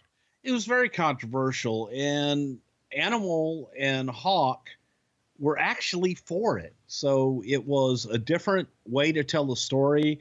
Hawk's personal issues were somewhat public at the time. We felt that by addressing this, that would probably help Hawk in a lot of respects, but he was on board. It was something that they didn't express to us that they were unhappy with, and actually came up with ideas like this. Hey, what if I did this? What if he did that? So a lot of them were their ideas as way to further this angle. And it's controversial. So it got people talking. In that regard, it was good. Did anybody protest? Was Russo involved? Any other details about this you can share? Yeah, Russo was involved. I believe it was Russo that really came up with the idea and helped structure the idea, but he did work an awful lot with Hawk and Animal on it. The idea by putting Drozdov with them was to give them a younger vibe and a younger feel, but also to have that division in between LOD and kind of give them something to have, some meat on the bone, if you will, because at that time people were looking at them. They weren't what they used to be. So this gave them an excuse to not be what they used to be, if that makes any sense. Yeah, it does. Speaking of somebody who's not who they used to be, Dustin Runnels loses to Gangrel in the next match in 2.5 minutes with the implant DDT. Meltzer would write, bad match with no heat. Whatever the idea is thus far for the Runnels character, doesn't seem to be working. Now, we've talked about this briefly in our Goldust episode. This is when Goldust shows up in the crowd during matches, holding up a sign saying he's coming back, and he's not Goldust here. He's Dustin Runnels. Chat me up here. Why didn't this work? Because in my opinion, I think that they were trying to imply kind of a religious, he is risen, he is going to return. And I don't think people want that. I think it was too clever for its own good. You're saying people don't want that, and you were fucking Brother Love. But I didn't do religion. Oh my God. Listen to you. I mean, what? How did he do religion? Well, he implied it. But you didn't. No. I'm gonna fucking punch you when I see you. You can't punch me from here to there. Next up, DOA beat Bradshaw and Vader in just under 3 minutes, and they tease that Vader and Bradshaw are not getting along from the start. They mistime a high kick and then followed by mistiming a lariat. Eventually Vader collides with Bradshaw, who then slugs Vader, who falls backwards into a schoolboy. And there's your pin. They have a very brief feud after this. Vader was essentially enhancement talent at this time. Bradshaw, Mark Henry, Kane, guys like that. And he winds up leaving the company not too terribly long after this. What do you remember about Bradshaw and Vader? This was an attempt to get Bradshaw over in the singles career. We felt that John would be that big, rough and tough kind of Stan Hansen, but in a babyface role, just a rough and tough cowboy type guy that kicks everybody's ass. So that was the idea behind it. And Leon, during this time in his career, we were using Leon to get people over and to make other guys stronger. Michaels interviews Sable and asks her who her mystery partner is, but she won't reveal it. So they wind up dancing in the ring to what Meltzer called an embarrassingly little pop, considering the magnitude of the two stars. And he would continue, Sable loses her luster every time she dances. Now, of course, we've talked a lot about Sable recently in the archives, available now at somethingtowrestle.com. But chat me up though. Why don't you think this was better received? Was New York just not into Shawn Michaels here? There was nothing really, I don't think it was presented as this really big deal. It was a nice little promo to be able to go out and have Sable in front of the crowd, tease the match coming up with Mark Merrow and Jackie later on in the night. And it was just a exposure type thing to get another plug. And it was a quick little, shake your ass and dance. It wasn't meant to get a huge pop. It wasn't meant to be this huge monumental thing. And again, for whatever reason, Dave Meltzer doesn't like beautiful women named Sable.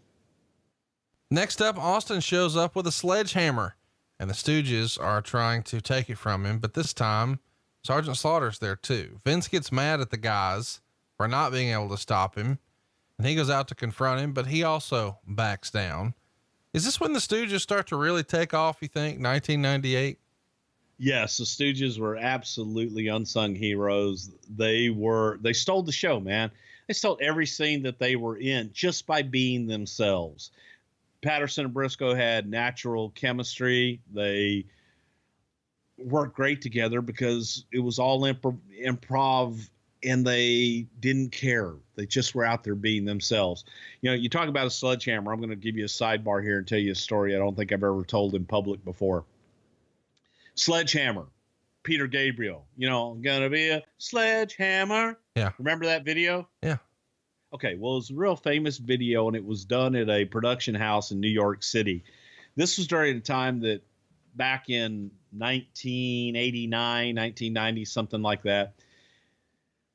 I was trying to do a new signature for the open of all of the WWF shows. Remember, they used to have WWF, the symbol of excellence in sports entertainment. And then we did something else. The idea was to build a WWF world or a city of the WWF. And you take every major landmark from all over the world. You take the St. Louis Arch, the Statue of Liberty, the Eiffel Tower, Big Ben, and the Egyptian pyramids, and they're all in one place. And you have a plane that flies through and shows you all of these landmarks, and basically you find out that's the WWF. Cool idea, but the studio where they did Sledgehammer, that was my pitch. Oh man, these guys did this great video, and we're going to do this and do that. Long story short, after all said and done, I bring this not even complete signature open to Vince. And he looks at it. One time, he popped the tape out of my tape player in my office, took the tape and walked about 20 yards to the men's restroom, threw the tape in the toilet, and sat there kicking the flush, saying, "That's what I think. That's what I think of. It's the shits." And that was couple $100,000 worth of work that literally got flushed down the toilet. And whenever I hear Sledgehammer and think of Peter Gabriel, I think of that open that we did that never saw the light of day. A couple $100,000. Yeah, it's expensive. The same open could be done now CGI and somebody could probably do it in a day. You know, some kid in his basement could probably do it in a day type thing. But back then, that was a big deal. So let's talk about our opening match here. We've got D'Lo Brown working with Val Venus. Of course, D'Lo gets the win by DQ, and he retains the European title in 15 minutes and 24 seconds. This is sort of fun. D'Lo was billed as being from Helsinki, Finland.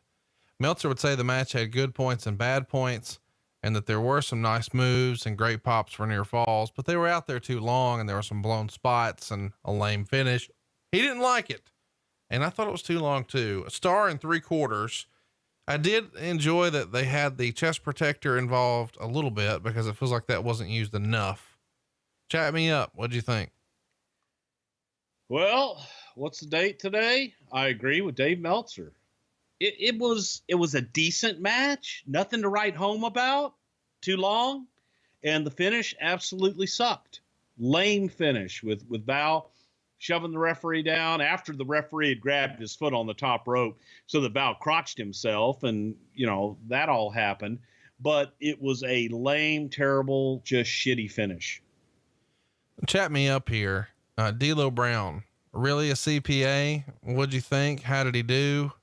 We just haven't spent a lot of time talking about D'Lo Brown. I don't know when we'll talk about him again. Well, D'Lo Brown was one of those guys that came in for the Nation of Domination, came from Smoky Mountain Wrestling. Jim Cornette, motherfucker. AC Connor. He's a good-looking guy, bump-taking son of a bitch. D'Lo had that opportunity to be one of those guys in the Nation of Domination that was in the background. Every chance that he got to showcase his talent, he made the most of. he bumped his ass off and showed that he could work and showed that he could do a lot more than be that guy in the background. So D'Lo, because of his work and his attitude and his work ethic, was able to secure himself a spot. Great guy. He was a certified public accountant. That's what he did for a living, but he always wanted to be a wrestler. He lived his dream and was able to come in, and he was one of those guys. It's a nice success story to hear something like that. The European title, we don't talk about it a ton here. On the way to this show, he actually beat Triple H for this thing. Of course, he first joined the company as a member of the Nation of Domination. How did you think he was coming along here? I mean, it is a little bit of a push because he's got the European title. He's opening a big pay-per-view. I think he's the only heel who won here, even though it was by DQ. He was coming along. You know, he was one of those guys that you were hoping was going to break out of the pack and be a star. He had the talent, and it's like, let's give him something. This was also during the time that in a lot of the stuff that Vince Russo did was giving everyone a story. Right. And that to me is a great trait. And it was giving D'Lo more story, and you cared about him here.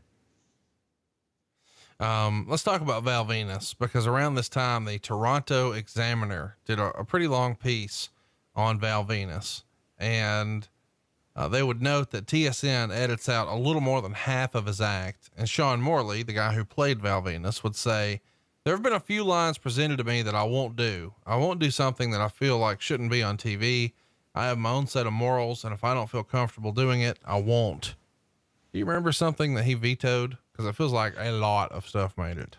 That's what I was just going to say. What the hell could that possibly be that he vetoed based on all the vignettes and the things that he did say? I can't think one time he ever came and said, "Oh no, I can't say that." Might have been something good to say for a newspaper interview at the time. Val was willing to do just about anything. Next up, we've got Kurgan, Golga, and Giant Silva beating Taka Michinoku, Men's Teo, Dick to Go, and Funaki. They go 10 minutes and 10 seconds. Meltzer would write, "Remember when Taka was thought to be the best young worker in the business? Anyway, this had to be the worst match of his career. Insane Clown Posse came out to do a live performance of the Oddities entrance music, basically comedy spots with Kai and Tai playing the role of midgets, but it went 5 minutes too long. Chat me up. What'd you think about this?" Meltzer would put in here, "I just remember being told that after WCW ran that Kevin Nash versus Rey Mysterio match on Nitro, how Vince McMahon referred to it saying he'd never be so stupid to put on a match like that." When did Vince McMahon say that? To who? I don't know. It got -2 stars here. Not a great match. Unfortunately, ICP's ring entrance is edited off of the network. Before we talk about Insane Clown Posse, talk about this fucking match. I was highly entertained by it, watching it again. Yes, it was terrible, but it was fun to watch. And it was, I laughed every time that Kurgan was in the ring because all he did was constantly dance, and he did the exact same dance. And it was, yeah, it was pretty bad. Wally Yamaguchi with the horrible over the top facials and stereotypical everything was just comical to me. And the Giant Silva came in, who probably wasn't ready to be in the ring yet. Probably. Listen to you. Probably. This was an instant where it was an instance where, you know, he was rushed and, well, you know, put him in the ring. He's here, put him in. We'll choreograph it. It'll be fine. He did every Andre spot that Andre used to do the first time you would see Andre the Giant back in the territory days. He did the double knee lift spot. He did the ass spot into the corner with the squisher. And it was what it was. It was a comedy relief. Probably could have done it in 7 minutes. But at the same time, it was fun. It was a relief from everything else on the card, and you got to have, you know, you can't have all the same serious matches. So you got Dick to Go in there and Sho Funaki. How can you go wrong? ICP, got any fun stories about working with them? I feel like these guys get a bad rap. They're super wrestling fans. sort of self-made guys came up selling shit out of their trunk and, sort of made their own way. What was it like you got any good ICP stories? Got any good things you can share with us? Well, ICP, man, that's an American dream story. These guys, and again, creating their own label because nobody else would publish them and doing it all on their own. So they had a lot of heat for that. I remember when they came into the studio, before we put them in the ring, Russo's like, "Oh, Insane Clown Posse, we'll just put them in the ring." No, they can work. They've had matches before. The problem was, no, they couldn't work. Yes, they had matches before, but they couldn't work. Right. They were terrible. Well, so I mean, they're musicians. They're not wrestlers. Exactly. Yeah. They're attractions. There you go. What they are. So we brought them in, stuck them in the ring with my brother, and he was like, "No, they're terrible. They don't have a clue. They don't know what they're doing." So we made the attempt to teach them a few things. And here's where, the rubber hits the road. ICP put the time in, they put the work in, they tried to learn, and they gave it their best shot.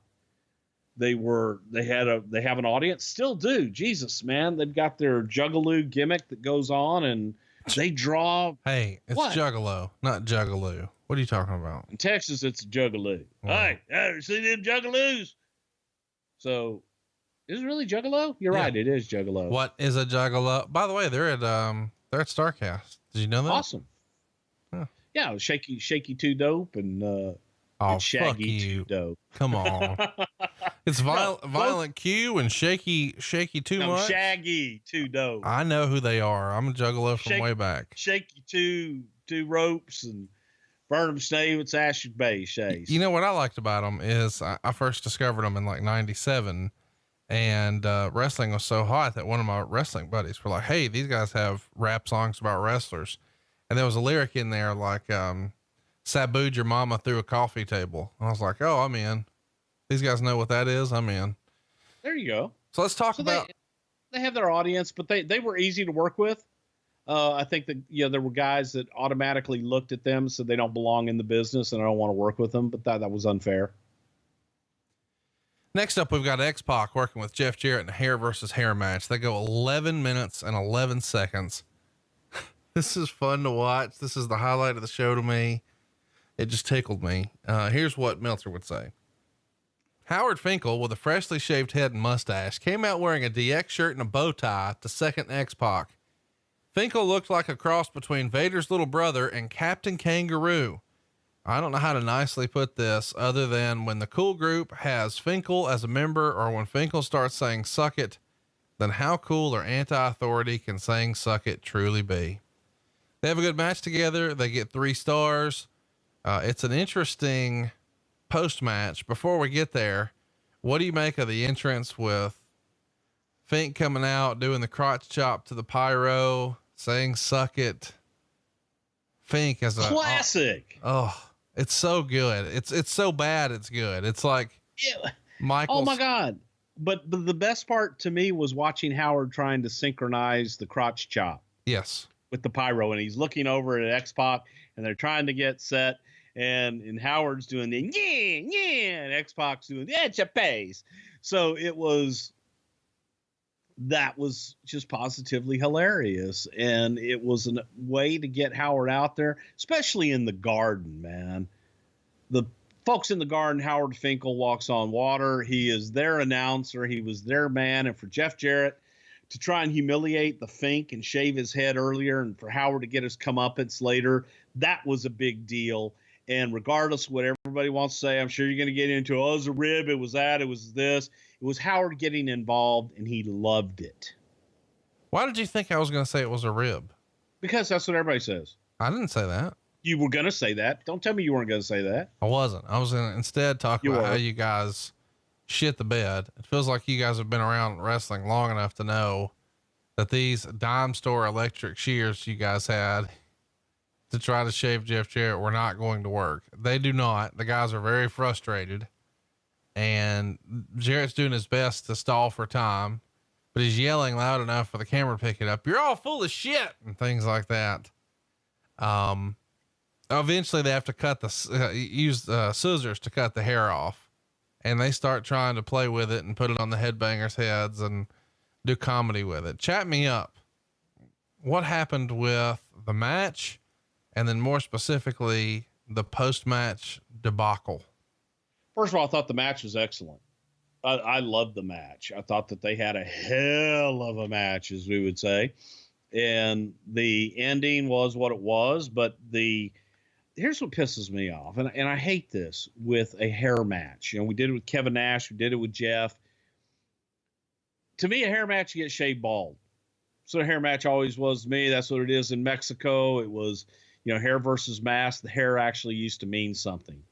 And in this particular situation, Jeff wanted to get his head shaved because his wife, Jill, was going through chemo and lost her hair. And Jeff wanted to, you know, basically empathize with her. And I appreciate that. And it's actually kind of a hard thing to talk about. So I'm going to go ahead and move right the fuck on. But Jeff, the idea was that they were just going to cut Jeff's hair short, which I just didn't understand. I didn't like it. For losing the match, Jeff Jarrett got a better haircut. Right. Is what happened. The shears, that was something that I always fought whenever we had because I experienced it with hair matches in Texas before with the battery operated shears. Man, you got to use dog shears and you got to use electric shears like they use in the Army. Those will cut through wet hair because when it's wet and it gets all matted, you can't cut with those little cheap beard trimming bullshit. And that's what happened in that. So they just took to the scissors and started cutting it off. And then Jeff got the hell out of Dodge. But to me, that's, you know, booking a finish that you can't deliver on, and it's the shits. This is a really classic stipulation, is it not? I mean, this has been around forever and ever, the hair match. Well, to me, it is, coming from Texas and coming also from the lucha tradition of it being a big deal. But Vince never got it. It was, they lose their hair. Who the hell cares? It wasn't a big deal to him. He didn't get it. But I always felt that if you built it up right, kind of like we did at this little match we had at WrestleMania, where it meant a whole hell of a lot, that it would mean something. But I just didn't think we did very well on the follow through here. What, I mean, you guys, we've talked about this before with like Edge and Kurt Angle. Sometimes you guys can't help yourself, but you don't wait and you don't tell the talent until the day of just to make them sweat, just to be dicks. Right. I mean, Waltman, no, they all know. Okay. With a hair match, guys, usually the first question out of their mind, who's losing their hair? Wait a minute. What? And you ask them first. That's a old wives' tale and urban legend. Okay. So just so I'm clear, Christian, Edge, Waltman, they're all lying. What? That they didn't know? Yeah. They knew. They have. Dude, I guarantee you when Waltman was doing promos for this, he wanted to know who the hell was going to lose their hair. Oh, I'm sure he wanted to know. Well, you're not going to go and tell a guy day of, hey, you're losing your hair. And Edge and Christian and Kurt and everybody, we knew going into that. That was a way for Kurt he was balding anyway. Didn't you once tell your brother, you got to cut your hair today and then take a camera to the barbershop so you could skin him? That was a completely different deal. That was something that had come up the day before and said, hey, if you want to do this, do it. And, hey, it's no big deal if you don't want to do it. You're fucking fired. But I mean, well, no, it wasn't your fire, but we don't have anything for you. Yeah.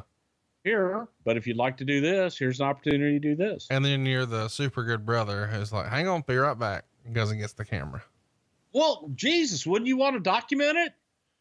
It's so fun to me. How many times a week do you just sit back and watch that tape just to laugh at your brother? God, I wish I had it. I'm sure you do. If we had it, I don't. we would. I don't. No, I'm saying I'm sure you wish you had it because we would have posted it by now. Oh, hell yeah. Next up, we've got Sable and her mystery partner, Edge, beating Mark Mero and Jacqueline. Meltzer would say the match was fine, although the reactions to Sable wrestling paled in comparison to when she was first put in the ring a few months back at WrestleMania. No pop for Edge as the mystery partner. Most of the match spots were where Miro and Jacqueline would run into each other. Sable was acceptable and even did a Frankensteiner off the top for a big pop. What'd you think of the match here, Bruce? You haven't seen it in like 20 years. It gets a star and a half. Maybe a bit of a silly finish. What say you? I thought it was all right for what it was. Thank God for Jacqueline. Jacqueline and Edge being in that match. Thank God. You know, this was, in so many ways, this was Edge's coming out party. He wasn't over, but it was a way to get him involved and get him exposed on a pay-per-view and get him out in front of the audience. Look, it was what it was. Nobody was expecting this huge, great match. It was just a way to feature Sable and move on. Why was Edge the right guy here? I think it was, he was young. It was a good way to give him a win and get him involved in something without having to build up a major program going into it. It just was a different way to debut somebody and get him out there. So let's talk about, you know, what was it like for Edge here? I'm not saying this to be silly. I think a lot of people, when they hear it's a mystery partner, they would have thought that maybe it was somebody like that had a history with Miro. I don't know who that could have been. Maybe you could freestyle Butterbean or somebody else. Why? I mean, when Edge comes out and there's no pop, do you feel like, well, let's see what he can do? I mean, it's got to be the reaction, right? The reaction was they didn't have any idea what the hell he was going to do. But to answer your question, who the hell would that have been that had a history with Miro? There wasn't anybody that had a history with Miro that anybody would care about. No, I agree. I mean, unless it was Hunter, and clearly it's not, because he's working with The Rock and they wouldn't put them together. But it just feels like, in a traditional wrestling sense, there would have been a reason for it to be this mystery partner instead of just debuting someone cold as ice. This was Vince Russo logic. It'll be the Edge, bro. In a match at the theater, as you said, at Madison Square Garden, Ken Shamrock beat Owen Hart in a Lion's Den match. These guys go 9 minutes and 16 seconds, and Meltzer loved it. He said it was really good. And they built a small structure with a 9-foot high cage, similar to an octagon from the UFC, but I'm sure you guys couldn't do an octagon, and it's a much smaller fighting surface than the octagon, but it was good, hard wrestling, a unique environment. The crowd was hot for it. Ultimately, we get Owen Hart tapping out. 3.5 stars. It was a one-off. It was a cool spectacle. I understand why they didn't do it a lot, but I thought it worked back then, and I didn't think it aged that bad. What'd you think when you watched it? I thought it was great because it was a completely different environment, and it was being able to utilize the environment they had in that cage. They didn't have a 20 by 20 ring. They didn't have ropes to bounce off of, but they still did spots off the cage as if they did. They utilized that thing to the max, but best of all, every single thing they did was solid and believable. And it was shot differently because of the contraption that was built, that damn Lion's Den deal. But you also had the confined space there with the people in the theater that were on top of them. So I thought it was a cool visual, but to me, going back and watching the match, I was just amazed at the things that Owen and Ken came up with to make it interesting, keep the audience involved, not having a ring and all the other toys. That's an art. It really was. And I guess, you know, I mean, you got to wonder, like, when you see this with the structure and all that, were a lot of people thinking this was a legitimate situation?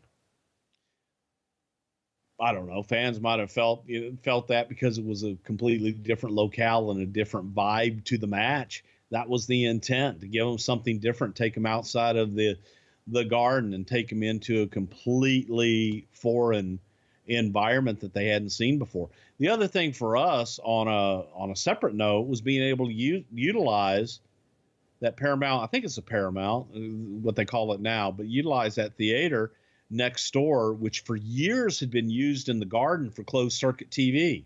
When they would sell out the Garden, they would just put the Garden event up on those big screens in there, and people would pay to go see it live next door in the Paramount Theater. So utilizing that, sell tickets for that, people got to see that. It was pretty cool. As a reminder, this feud gets started when Owen and Ken are in a tag match, and Owen high fives him before the match, but then kicks him in the balls and breaks his ankle.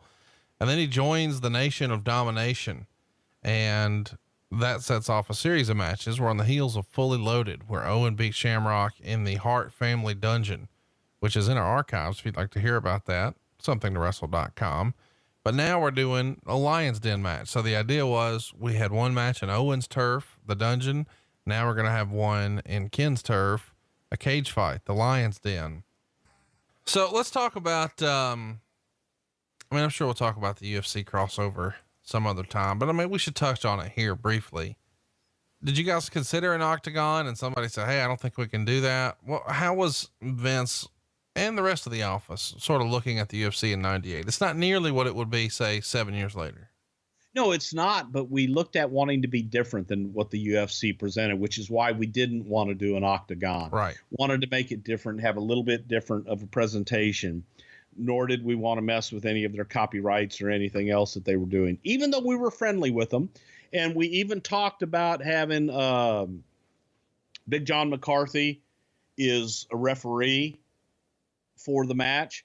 That's where I got in big trouble because Ken Shamrock had given Big John my number, and Meyerowitz, who owned the UFC at the time, thought that I was trying to steal Big John McCarthy and called Vince irate. What the hell is Bruce Prichard doing trying to steal Big John McCarthy?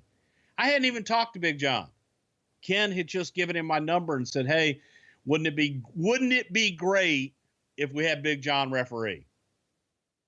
And I had to go into Vince's office on speakerphone with Meyerowitz and explain what had happened and how I haven't even talked to the guy. But that's a whole nother story.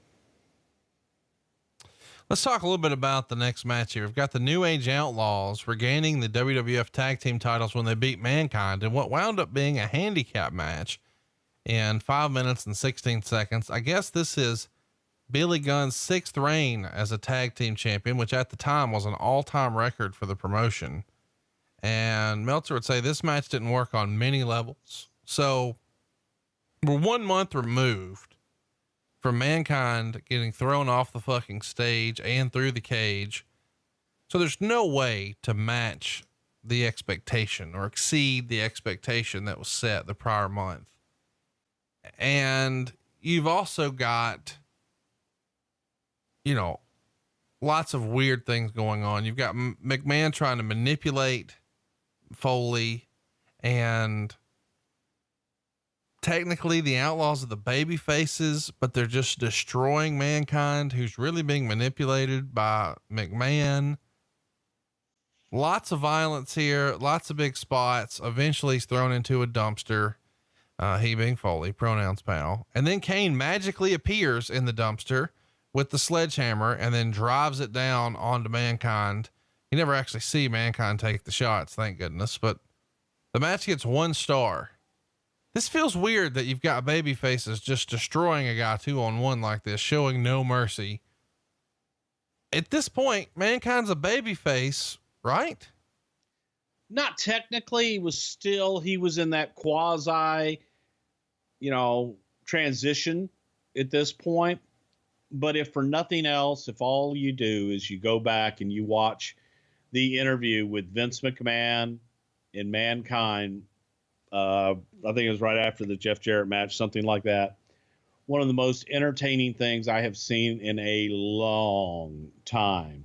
Just Mick Foley talking about, oh, do I have to do this, Mr. McMahon? And Kane's not here. And going on, and Vince going on, I'll deliver to you on a silver platter here. And he had a candelabra or something on a silver platter that he gave Mick. But going back and looking at those impromptu, unscripted, just interactive promos backstage was, to me, worth the price of admission. The match was odd because it was a transition, but that also was during a time that your baby faces were kick ass, you know, giving the double bird, drinking beer and cussing and swearing and everything else. So it was a different time, man. It was the Attitude Era. Oh man, just didn't age well to me. I don't know. Maybe I wasn't following it. I love the characters, but this just felt like a miss. What's not a miss is the ladder match for the Intercontinental Championships next. And man, these guys have their work cut out for them. 10 years prior to this, at WrestleMania 10, two guys went out and had the most famous ladder match ever, Scott Hall and Shawn Michaels. And now in front of that same audience, they're trying to top it, but with a different style ladder match. We've talked about this a lot. The physicality here has been getting stepped up week after week. On the August 17th episode of Raw, DX and the Nation fight in a street fight, which the Nation wins, but Rock rams a ladder into Triple H's face, so he's bleeding from the mouth. Here we go. Now we've got a ladder match, and Hunter gets the win after 26 minutes. And Meltzer would write, they had this 7.5 foot ladder stationary that I figured they were going to name Silva. Helmsley sold his knee, which he had an MRI done on earlier in the week, but not as much as you'd think. There was nothing spectacular along the lines of the Shawn Michaels ladder bumps that some ladder matches are famous for in the WWF, but this was the match that stole the show. Some of the spots where the guys were climbing the ladder were way too slow, but other than that, the effort was tremendous. Maivia got great heat for working on Helmsley's leg. He continues to give a rundown, but it's a glowing review from Meltzer. He gave it 4.25 stars. He would write, even though he was a heel, you could really sense Maivia had totally won the crowd over as being a great performer with this match. You and I have touched on this before, and I think a lot of people looked at this as sort of the barometer, and both of these guys are poised to be a top guy. Who is it going to be? And while Hunter won the match, it feels like Rocky won him over, because Hunter wins the IC title, but in just a handful of months, The Rock's going to be the world title. Is this the match that sort of made The Rock for Vince McMahon? Rock was already on his way, but you go back and you look at the entire presentation of this match. We had Chris Warren and the DX band come out and sing Hunter out into the ring. And I forgot, you know, you hear that song so many times, but to hear Chris do it here, they had the band. I thought it was one of the best renditions ever. Let me just tell you, I go the other way. I thought this was a studio song. I thought the live performance sucked. I know that, you know, I loved it. He's no longer with us and I shouldn't shit on it, but I'm just saying I did not fucking like the live performance. I much preferred the actual recorded version. Why did you like the live so much? I loved it because the sumbitch could sing, and I liked just the raw guitar and everything in there. It was different, and I liked those guys being out in the ring, and it was different, and it was good. I liked trashing all the instruments afterwards, and the whole presentation was different and it was unique. Then you get into the match, and it's symbolic because the match was different and unique. It wasn't the high flying suicidal bumps. It told a story, and they started that story from The Rock taking out Triple H's knee. So you knew about the knee earlier on in the night. You told that story. They had something to work, and it just goes to show that you don't have to do all those crazy bumps. You don't have to do all the over the top theatrics to tell a great story and have a great match and get people invested in the product. And that's what they did here. They told you a different story in a ladder match, and everybody believed it and everybody got into it, and it was logical. I got to laugh at they climbed up the ladder too slow. And I'm watching this match and watching the guys go up the ladder. First of all, I'm terrified of heights, and I have been on a ladder in the ring. So me going up a ladder in general on stable ground is terrifying for me. And I go up it slower than what they were doing in the ring, but to do it in a ring where it's shaky and there's things going on, but it also is the drama of a match. You're telling a goddamn story here, folks. So it's that inch by inch. He crawls and he climbs, and is he going to get there? Is he not going to get there? So that's always funny to me when these people go, oh, first of all, go try and climb a ladder in a ring while somebody's bouncing around and the damn thing's given on every step. That's terrifying in and of itself. And at the end of the match, when the referee climbs up the ladder about 3 steps to raise Hunter's hand, and you see Hunter grab the ladder like, dude, what the fuck? I'm on top here. It was unstable. But again, I say all that to say the match was great, and they told a hell of a story. I somehow goofed up there and said that WrestleMania 10 match was 10 years prior. I guess I was thinking about WrestleMania 20. There's only a handful of years here. You know, you're talking about 94 versus 98. Were there concerns? Maybe not from a Rock standpoint, but Hunter, I mean, he obviously knew what that ladder match meant to Shawn and the company. Were there concerns as to whether or not they could pull it off and that they had to sort of do something different because they knew it really couldn't compete if they tried to just copycat? Not really. They were prepared to go out and tell their own story.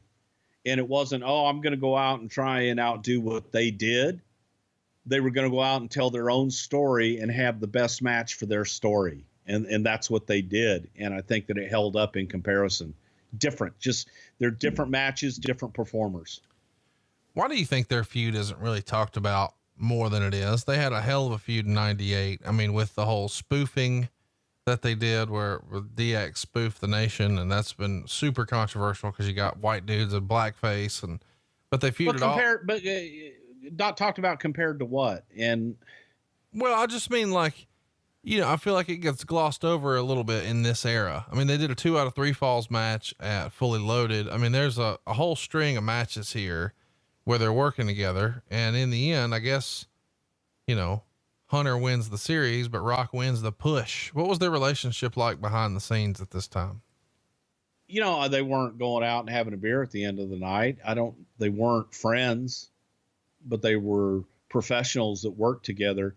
And, you know, to me, this is one of the issues and angles that I constantly bring up to young talent is an example of hard work and an example of being real, because they didn't like each other. And right. So many of the promos that you heard, man, they were shooting with each other in a lot of ways. They made it real and you felt it. So that's why I was saying compared to what, because to me, it's one of the just angles and it's one of the rivalries that does live on, kind of like Austin McMahon. And I do look at Rock and Triple H as being early on with this, and it carried over to the WWE Championship after the fact. Even many years later, when Rock came back from Hollywood, they had a little face-off backstage. The audience erupted for it. I think that people do remember it. For me, at least, it was a big part of the Attitude Era, because right underneath Steve and Mr. McMahon, you had that Rock Triple H deal rumbling the entire time. Let's talk a little bit about the main event. This has been something that we talked a little bit about in our Vince Russo episode, just because he was really frustrated with the way this match was put together. Steve Austin is going to retain the WWF title, pinning The Undertaker in just under 21 minutes. Earlier in the show, Undertaker did an interview saying that Kane wouldn't interfere in the match and he was going to win the title on his own. Meltzer would say, a great effort and a very good match. Austin got shaken up early when it appeared they bumped heads on a collision. At one point he was bleeding from the mouth and even coughed up blood. And he says Undertaker was showing his limitations because of his bad ankle and being too heavy, that he tires quickly. He says the Undertaker looked really gassed about 13 minutes in. Ultimately, though, we're going to see Undertaker do the rope walk, but when he comes off with the sledge, Austin gives him a low blow and a Stone Cold Stunner for the pin.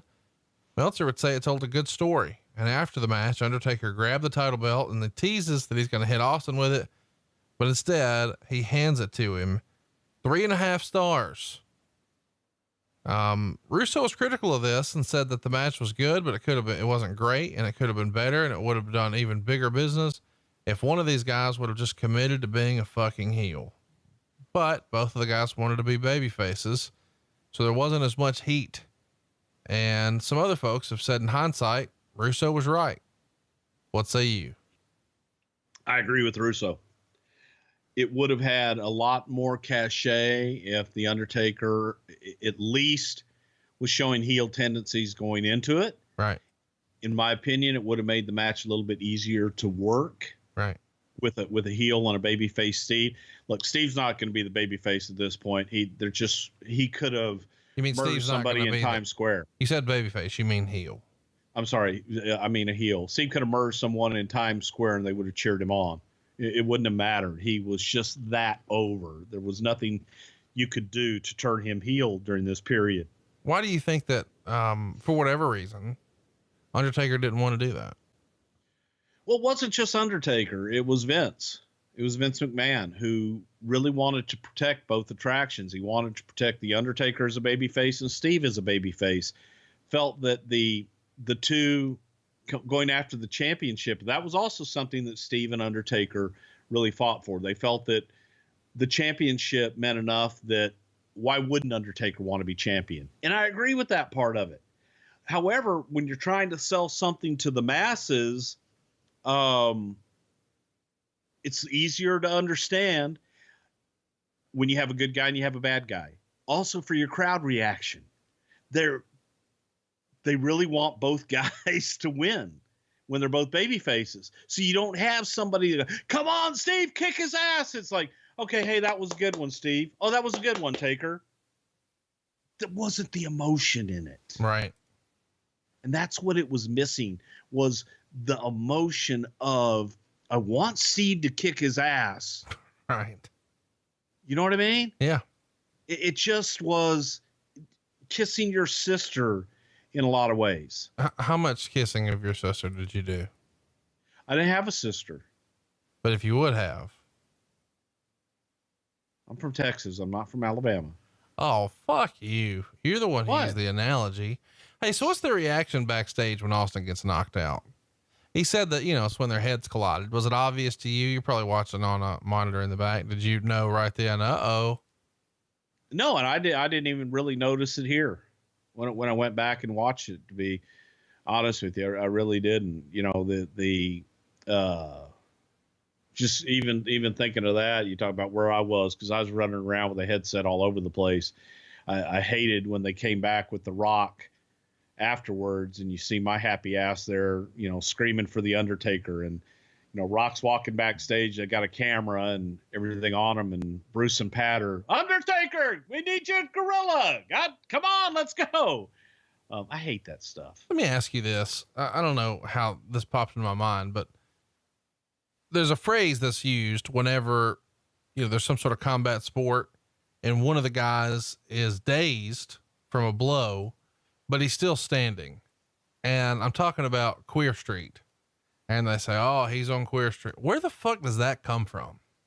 Like where? I have no idea. But you've heard it before. Like everybody used to use it. I mean, obviously it's not PC and you don't use it now, but I mean, I don't think it has anything to do with that. It's just, what do you think about the phrase? Like that's, well, it means you're out of it. I mean, it means that you're just, kind of going on instinct. Yeah. You're out on your feet or whatever. It's just, it's such a fucking weird phrase to me. And or how about getting your dick knocked stiff?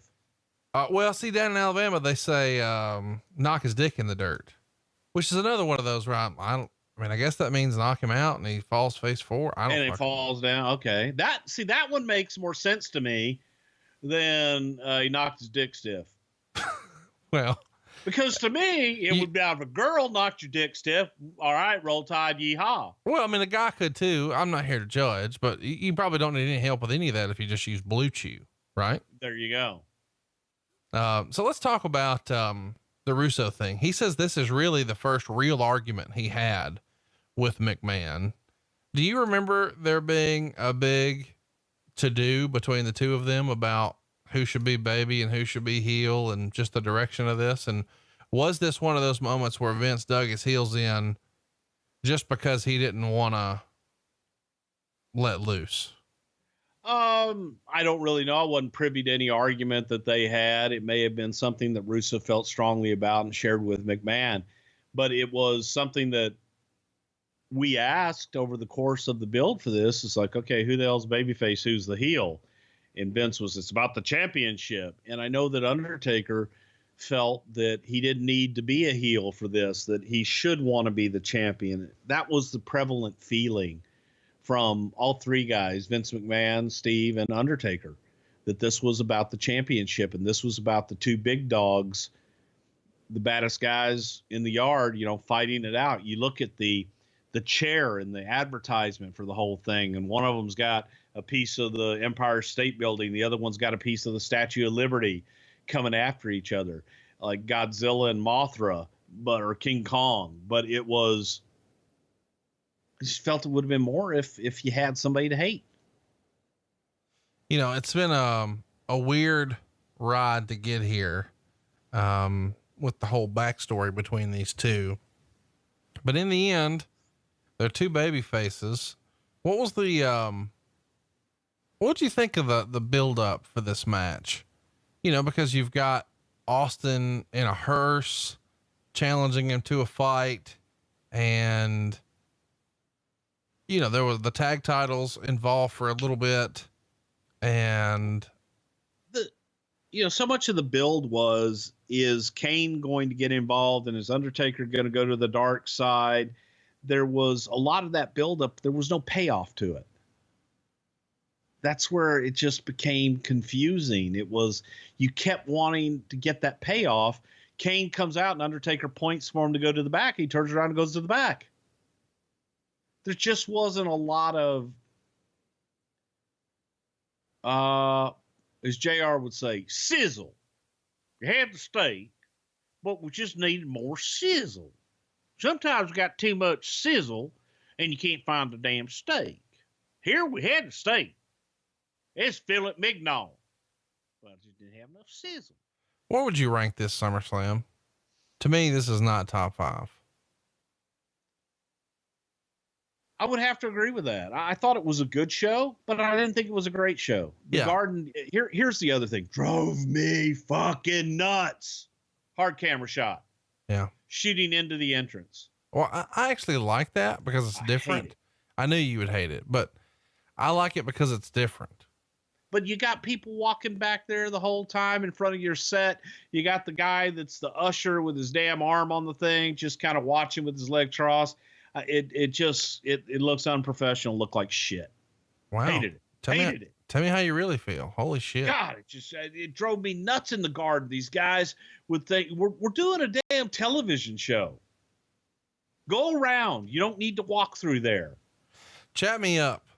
JR makes some sort of comment here in the match that says he's never heard a champion get such a response in Madison Square Garden as Austin did when he came out. Obviously, Austin's the most over guy in the business at this time. You were there for his run and for Hogan's run. When Austin got put in the Hall of Fame, Vince called Austin the greatest superstar in WWE history. Gun to your head. Who's bigger, Austin or Hogan? Not everybody else's opinion. Your opinion. Long term, probably Hogan.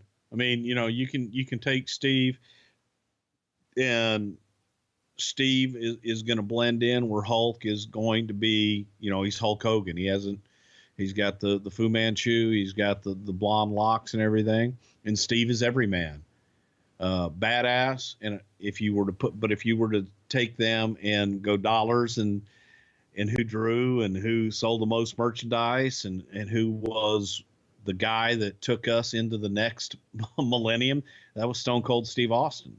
So you talk about overall in 50 years, I think they're going to be viewed as, along with guys like The Rock and John Cena. I think those guys are going to be in that argument too. Let's briefly touch on the night after SummerSlam. They're in New Haven, Connecticut, 7,600 fans, $148,000 gate. At the shotgun tapings, JR presented Bart Gunn with golden gloves for his award for winning the Brawl for All, and Bart challenged anyone in the world to face him under those rules. It's interesting that this goes down on Raw, but the presentation, shotgun. Sassafras. Also, interestingly enough, there's a dark match here where Funaki and Mins Teao beat Julio Sanchez and Steve Corino. We also see, an interview with Vince McMahon calling The Undertaker stupid for not allowing Kane to be involved. And that's going to set some stuff up. But there was a segment where Tyler Ali Singh would be on this show with Abu. And he said Abu has done nothing for 3 days but eat sardines and never brushed his teeth, and offered $500 for any woman who would French kiss him for 5 seconds. A woman in the crowd jumps up and down and her top comes off and she doesn't put it back on very quickly. She gets picked. They start French kissing and Singh gets distracted and is count to 5. He gets to 5, but they keep kissing. Finally, they stopped. She said, or eventually the crowd starts chanting, "Show your tits." So she lifts her top 3 times and Abu starts kissing her breasts. Eventually Undertaker and Kane show up and choke slam Singh and Abu. What the fuck is this? You'd have to ask Vince Russo.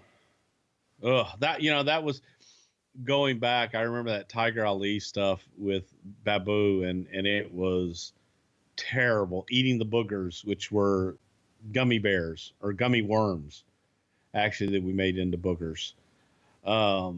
It was a cheap ripoff of the $1 Million Man, an Indian $1 Million Man that nobody cared about. An Indian $1 Million Man. That's what it was. All right, let's go to some rapid fire questions. But before we do, I guess we should do a question right here. And the question is, have you pre-ordered StarCast on Fight? I feel like we haven't talked about this enough, Bruce, but we've actually got an incredible contest. Have you heard about the contest we're doing for StarCast on Fight right now? What the hell kind of contest are you doing, Conrad? So check this out. If you go ahead and pick up StarCast on Fight right now at fight.tv/StarCast, we're going to give you a chance to be automatically entered. And if you've already ordered, you're already entered. One lucky winner is going to win round trip airfare to Chicago for 2, 3 nights in a hotel stay. That's right, in a suite. And when you get there, Sweet. we're getting you 2 platinum passes to StarCast. That's sold out. You can't get those. You can't buy them. We're also going to get you every official meet and greet, even the stuff that says it's sold out. You get it and it costs you $0. As if that weren't enough, and don't you think it ought to be, we're also getting you an eat and greet. Every time there's an eat and greet, you're going to have a ticket. So you won't have to buy a lot of food. Your food's on us, and you're not just eating with your buddy. You're eating with a wrestler like Kevin Sullivan or Ron Simmons or Jeff Jarrett or whoever. But as if that wasn't enough, you've got VIP tickets to the after party. You've got a swag bag from StarCast merchandise. But maybe best of all, certainly best of all, front row tickets to All In. Not front row, lower level, front row on the floor. You can't even buy these things. They sold out immediately. And these are the best seats you could possibly get in the front row. And this prize pack probably worth, I don't know, $5,000, $6,000, $7,000, $10,000, something like that. It's yours for free if you win the drawing. We're going to draw for it on the 27th. So the clock is ticking. You want to make sure that you go ahead and do 2 things. Pick up the show right now at fight.tv/StarCast, and then follow us on Twitter at StarCast18. We're going to give you a link to where you can watch us draw this thing live on the 27th. This is the place to be. It's fight.tv/StarCast. Bruce, is this the greatest contest in the history of our great sport, as Tony Schiavone might say? I don't know how the hell you do that. Well, I'm not sure. That's crazy. It's everything you need. You're going to be all in on everything, all in this Labor Day weekend. Just go to fight.tv/StarCast. Fight is FITE.tv, and there's 2 R's in StarCast. Bruce, are you ready? I'm ready. Let's do some rapid fire questions here for SummerSlam. And if you've got some questions for us for next week, when we cover the very first SmackDown, then you can ask them right now at Prichard Show on Twitter. We've also got pictures up of the Debbie Reynolds Hotel right now over on Instagram at Prichard Show. So you can see what it looked like before Vince McMahon bought it. And then we've even got some pictures of the demolition. So roll tide on that. Not Axe and Smash, but the Here hotel. comes, All right. Sean wants to know, does Bruce hate ICP like almost everyone else in pro wrestling seems to? I don't think everybody in pro wrestling seems to hate ICP. I look at ICP as great businessmen that were able to take something and make their childhood dreams come true and, make something huge. I respect the hell out of them for that. The similarities between them and wrestling too are just very apparent. But yeah, they made something out of nothing. Tony wants to know, here it is. Here's the question. Was the haircut to Finkel a rib? No, the haircut to Finkel was not a rib. Brian wants to know, Bruce, was there a lot of backstage disappointment at the match quality of the main event? Obviously, Austin did the best he could given the circumstances, but this was built up huge and just didn't deliver in the ring. I disagree with that. I thought the match was fine. It was a good match. Nothing wrong with the match. The story is not what held up. And that's why emotionally you felt it wasn't a good match. Jeb wants to know, do you think there should have been a brother love, dude love tag team? # team love. We should have got the straps and never lost them. Lewis wants to know, how was the AC/DC Highway to Hell song chosen for the event, and who picks the theme song for each pay-per-view? Great question. And you know what I want to know? How much did you pay to license it? Not a whole lot. That was a sweet deal with AC/DC.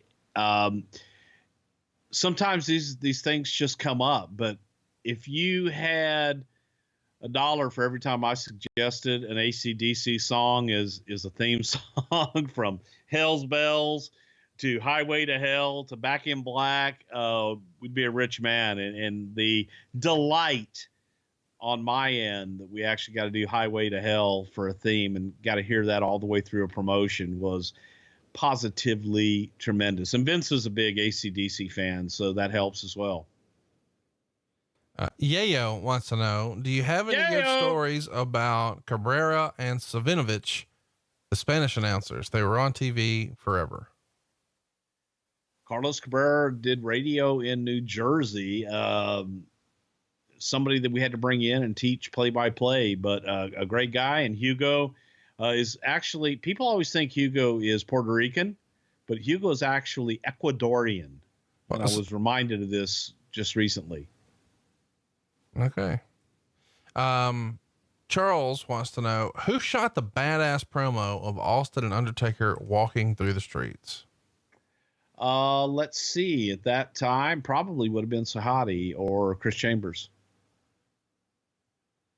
Joshua wants to know, how did Vince feel about the Chris Warren band? We liked them.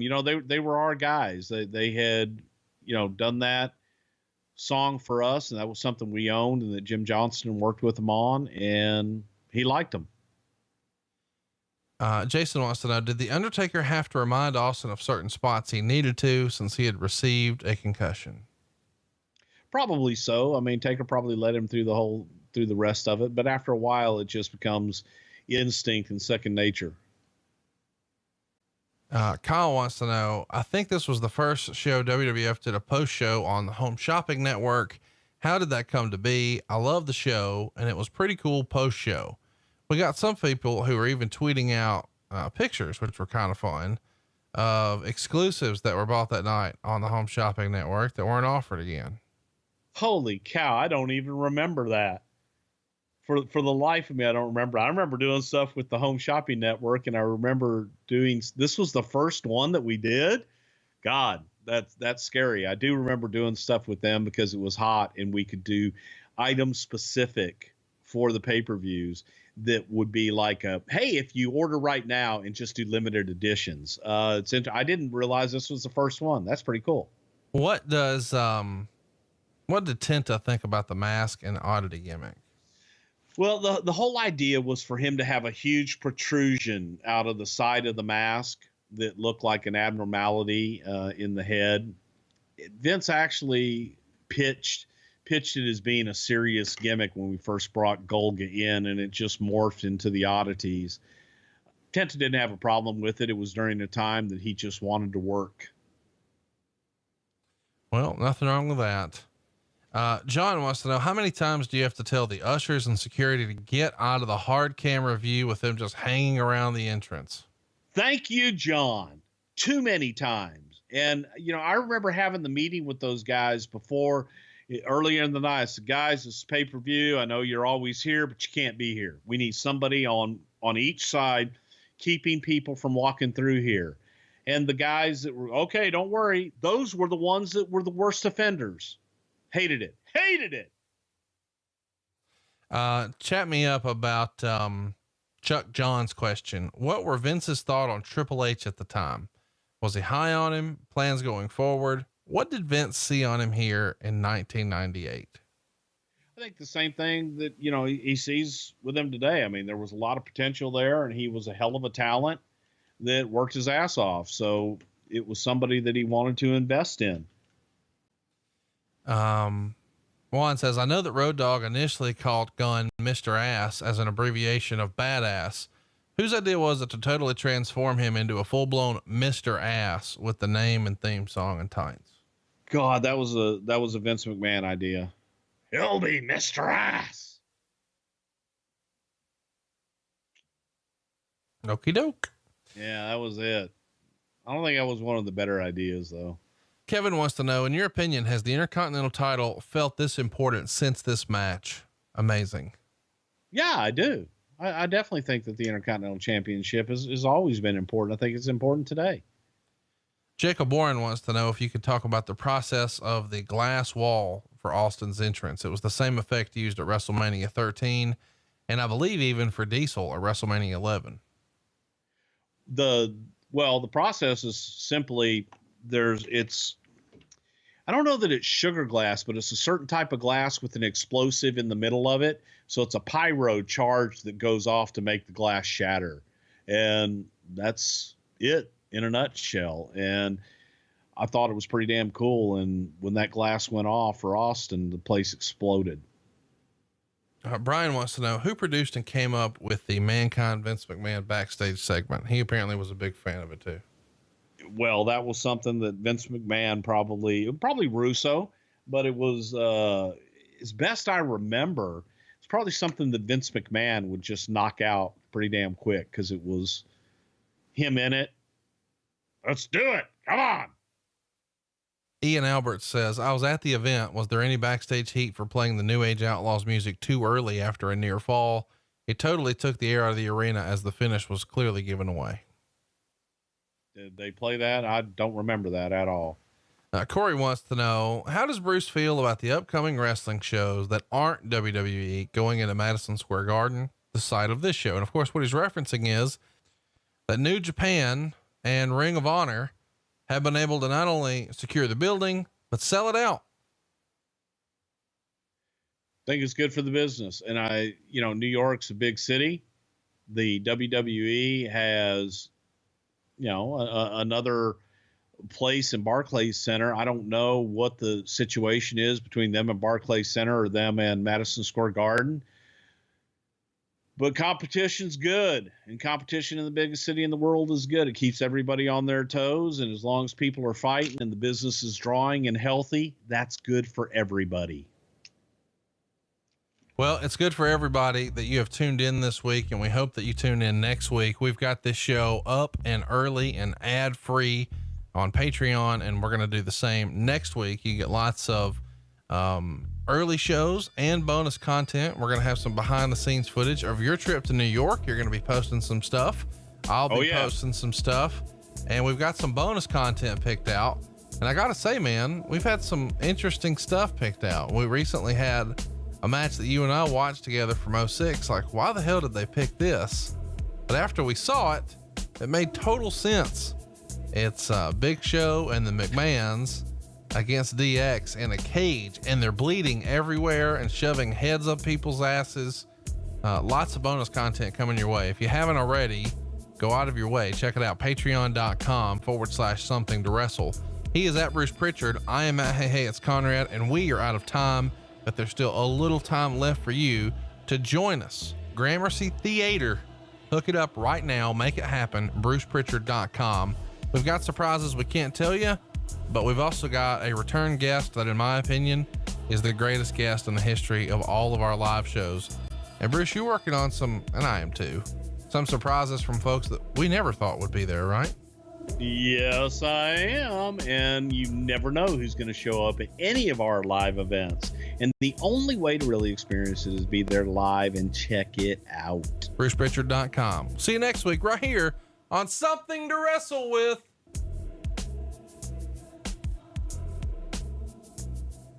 Starcast on Fight. Bruce Prichard. Oh, I have to say that too? Yes, you have to say that. That's the most important part. Eh.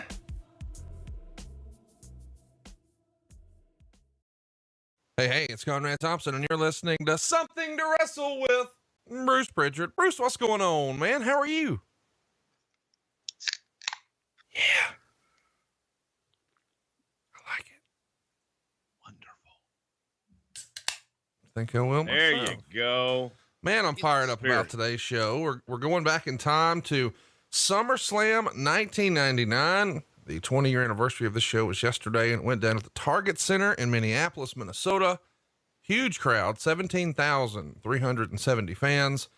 15,973 of those were paying $557,000 at the gate, and another $168,000 in merch sales. At this point, this has got to be the biggest SummerSlam ever, does it not?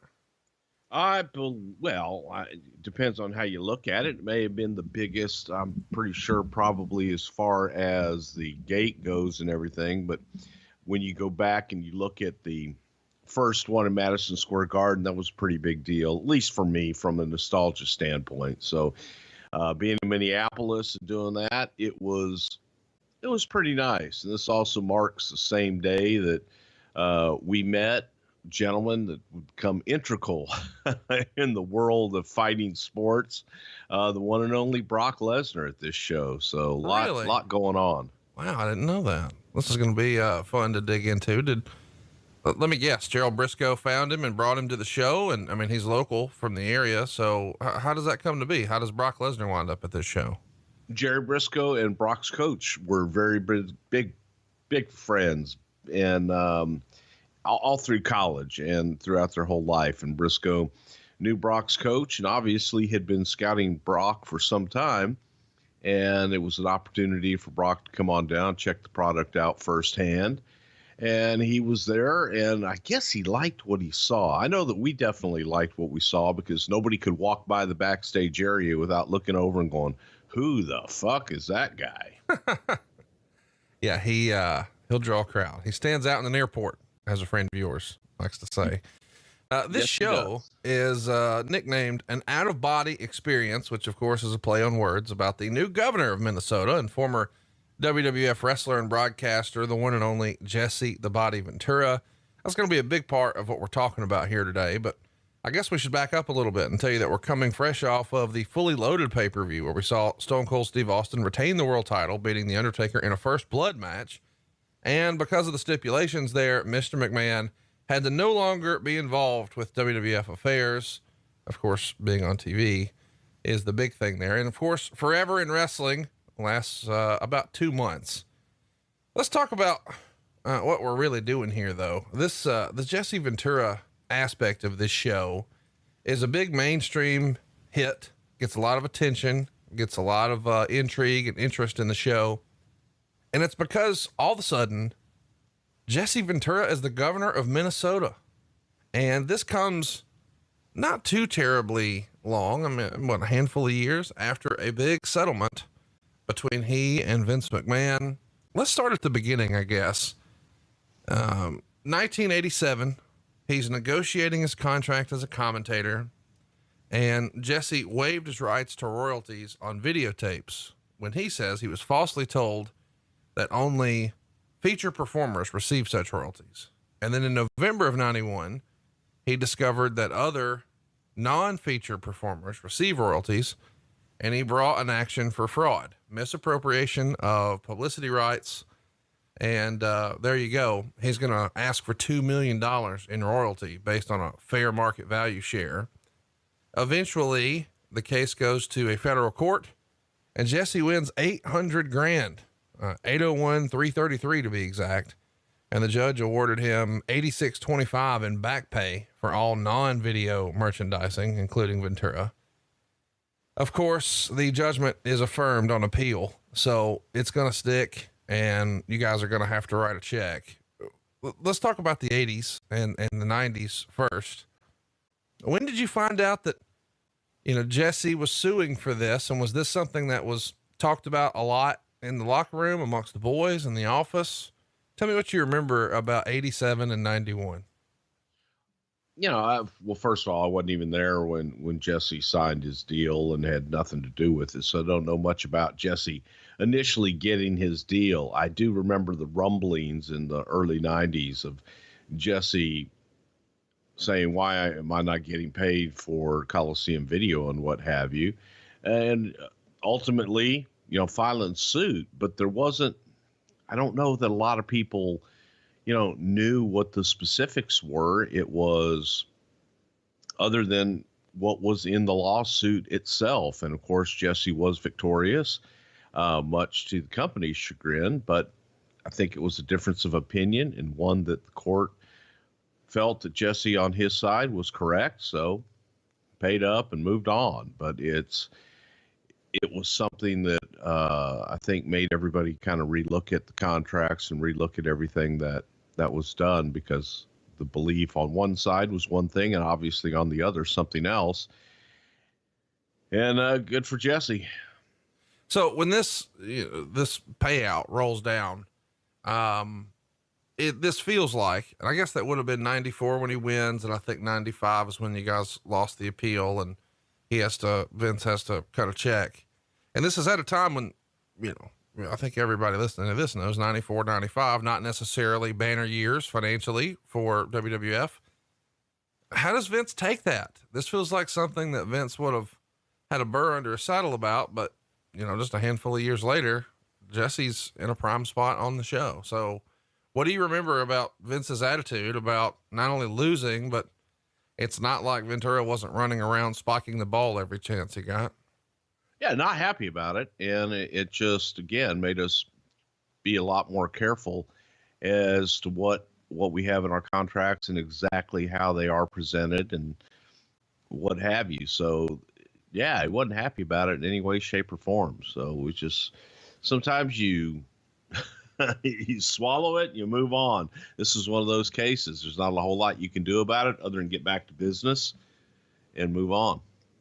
Whenever Ventura came up after this, I guess we should mention that even before the whole lawsuit happened here, the rumor and innuendo was that Ventura was trying to get the boys to unionize. That couldn't have been something that McMahon liked the thought of.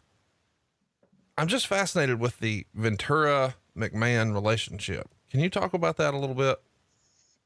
Well, I think that Jesse and Vince had one of those, again, the same thing, kind of like Hogan. It was a love-hate relationship that they had excellent chemistry, definitely on screen. That goes without saying. But they got along and didn't get along. And that antagonist, protagonist in real life kind of carried over on screen, so that people, they had a really good rapport on screen as far as chemistry. So as a performer, they performed and made it work. Off screen, I think that it was just they usually agreed to disagree. What you see, when you see Jesse Ventura with a lot of his conspiracy theories and what have you, very opinionated. That's not an act. That's the real Jesse Ventura. That was the guy that I used to walk in to do voiceovers in the morning, who would be sitting in the chair, rocking in the chair and arguing with somebody about politics and Edit One. So it wasn't a big departure, and that just is who Jesse was. I'm really fascinated by this, because we know that they're going to sort of put Humpty Dumpty back together again for this show. And Vince has always done, quote unquote, what's best for business, which became, even a common phrase on TV a few years ago. But the attitude that Ventura had about just wrestling in general, correct me if I'm wrong, is more often than not one of, hey, I'm with the boys, fuck the promoter, because the promoters are always trying to fuck you. Right or wrong? Is that fair to say? I would say that was fair to say. Jesse definitely came from the old school. And I think that in life, Jesse kind of looks at things as what's the true ulterior motive behind whatever you're doing. If you open up the door for Jesse and things of that nature, so why are you opening up the door for me? I think Jesse is a non-trusting person in general. And kind of looked at life, especially government, that way. But business and life in general, Jesse, usually was looking for what's not believing anybody or anything, but what's your motive and what's going on here. I think that was just his personality type.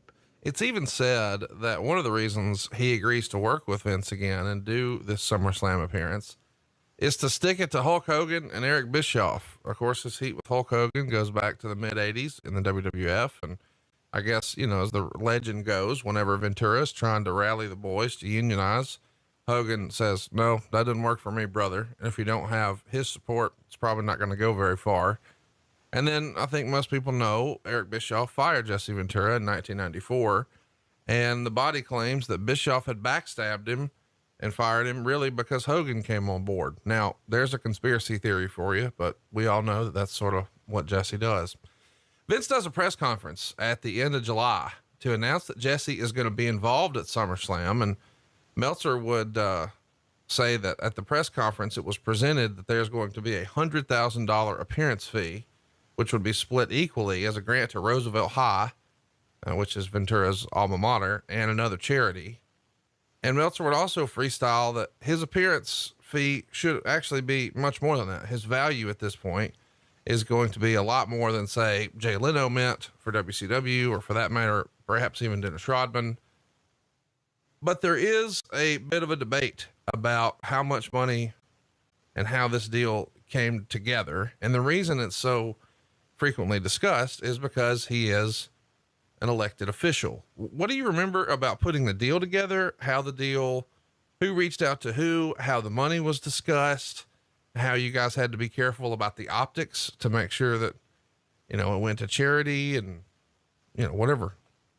Well, as far as I wasn't involved in the deal, I think Vince reached out to Jesse, first of all, to congratulate him on becoming governor. And Vince is that way. You guys can have disagreements in the past, but he'll always be the first one there to congratulate you when you do something well, or if there's something going on, ask, you know, how can he help? What's going on in your life? What have you? And I think that the fact that Jesse was open to that, it opened up dialogue, and there was also other people involved in the political side of things that thought, well, Jesse Ventura, we're in Minneapolis at that time, obviously the most well-known face in Minnesota. Someone pitched the idea, Vince pitched it, and Jesse liked it. And it really was as simple as that. So Jesse's agent, Barry Bloom, became, you know, the guy that represented half of the wrestlers for many, many years, and so on and so forth, and not very well liked in the business. I couldn't stand Barry when I first met him and had to deal with him. We've actually become friends many years later, but it just was business. Hey, we're in Minneapolis. Let's get the biggest name there. But as far as the money, Jesse being a public figure, all that was what it was. I don't think that he felt comfortable taking the money and said, let's donate it to charity and do a good thing and get publicity on both sides. I guess we should mention here that he's been with the company since 1980. He stays until 1990. Of course, he comes in as a wrestler, winds up retiring, I guess in the fall of 84. He's got some blood clots in his lungs, and that's a wrap for him there. But he does become a bit of a pioneer. I mean, I might be totally wrong on this, but is Jesse the first heel commentator? Actually, it was Roddy Piper who was the first heel commentator that I can remember. And I'm sure people are going to come up with other guys that had done it. But on a national level, WTBS in Atlanta, they used Rod Piper in the early 80s, very early 80s, as a color commentator, and never even talked about him being a wrestler when he first came in. He was just Rod Piper, color commentator with Gordon Soley. So Roddy was the first one I remember, and then Jesse coming after that. But I do believe that Jesse is probably the most recognizable and the one that set the bar and set the standard for the heel color commentator of the time and of everyone since. It's so funny that you mentioned Roddy Piper to me, because I was going to talk about the similarities between these two guys. First of all, I think maybe what doesn't get talked about is that Jesse was really one of the first wrestlers to get a big movie role like this, where he gets a role in not one, but two Arnold Schwarzenegger movies in a time when an Arnold Schwarzenegger movie was pretty much guaranteed a blockbuster hit at the box office.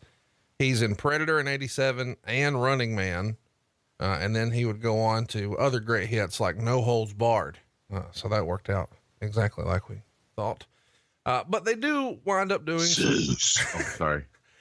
he and Roddy have a similar path in that regard, because Piper's going to step away from wrestling after WrestleMania 3 and do the Highwayman, a television series, and then he's going to pop up in They Live in 88. So they're both sort of trying their hand at Hollywood, and then they even get together, doing a movie and then trying to do a television series. And I feel like they have a similar approach towards wrestling. You know, it's all about the boys. It's not about the promoter. And what similarities can you tell us about Roddy and Jesse Ventura, and maybe what their relationship was like? I think that they were both influenced by old school promoters. And by that, I mean Jesse with Vern Gagne and Roddy Piper with Don Owens. While Roddy kind of embraced the way that Don Owens treated the boys and treated him in particular, there was a love there. With Jesse, it was more than anything kind of a hatred of Vern, feeling that Vern had mistreated him his entire career, because Jesse didn't work a whole lot of places. Other than I do believe he actually worked in Portland for Don Owens and Vern Gagne before coming in and working for Vince McMahon Sr. So I just think that they found that common ground there, and that they thought that everybody was always out to get them, and wondered what the ulterior motive. Why are you being nice to me? Right. Or why are you being mean to me? What's going on here? There's got to be a reason. What did I do? And they shared the same type of paranoia and the same type of conspiracy feelings, if you will. So naturally they were drawn together. Of course, we know this is going to flourish, this relationship with Vince McMahon and Jesse Ventura, because eventually Jesse winds up doing some commentary for the XFL. Let's talk about where the business is. Even though business was super hot in 1998, record, in fact, it's somehow even hotter here in 1999. Your average attendance in August of 98, 11,311 fans. We're up 8% to 12,243 by the August 99 date. Your average gate, though, it's a lot higher than 8% up. It's 42% up. I mean, this is unbelievable when you think about it. Your average gate goes from 210 grand in 98 to 299,956. So nearly $44 away from being 300 grand at an average gate. That's like record business all time for the company, is it not? That was without a doubt some of the best years of the company. So it was a really good flourishing time. And as business showed, it was time to make some moves. We should also mention that ratings are also in the WWE's favor. The average rating in August of 98, 4.54. We're up 26%. Your average rating here in August of 99, 5.73.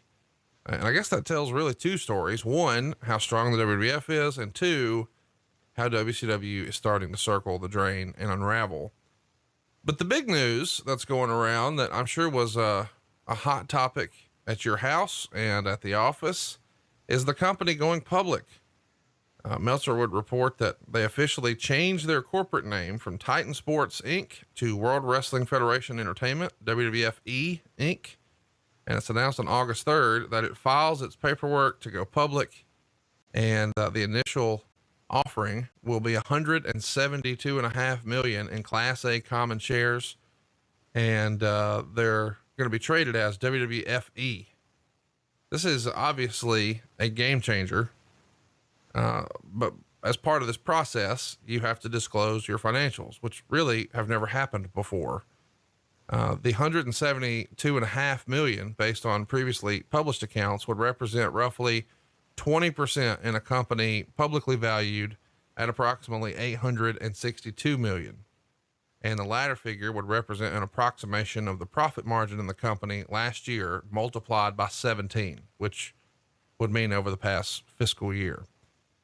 So from May 1st, 98 to April 30th, 1999, the company grosses $251 million, and the actual profit is roughly $56 million. And that means roughly 12% of company revenue went to pay talent, and figures that are, Meltzer would say, unusually low for most upper echelon touring sports or entertainment franchises. What did you think of this idea that, hey, we're about to go public? I mean, obviously that's a foreign concept in professional wrestling. I'm sure a lot of the sort of old school wrestling folks may have been like, okay, what does that mean exactly? But there's also the other side, not just of, hey, we're about to make a bunch of money.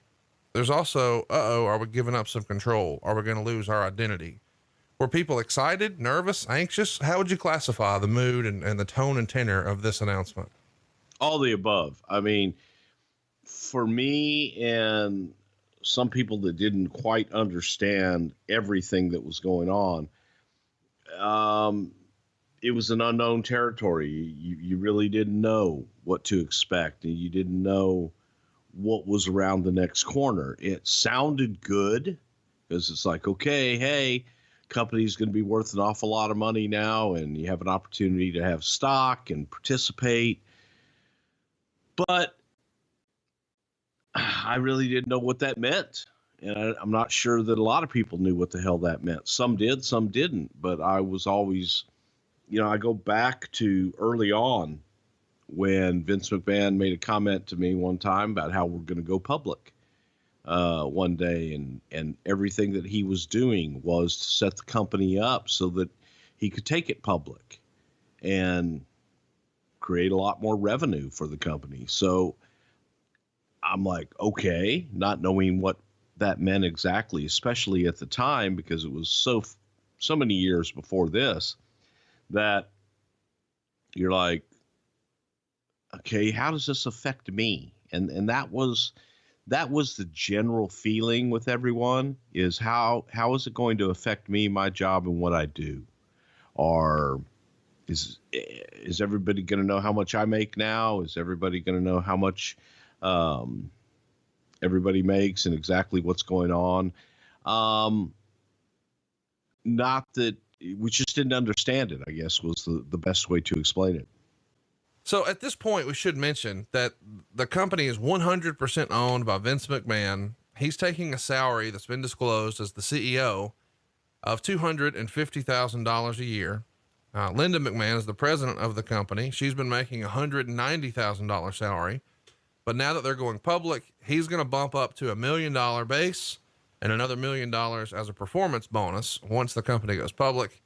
And Linda is going to do something similar. She'll go to $750,000 as a salary and get another $750,000 bonus when the company goes public. We've never really talked about this, Bruce, but when you guys go public, does that mean it's a big payday for Bruce Prichard? Well, I was hoping so.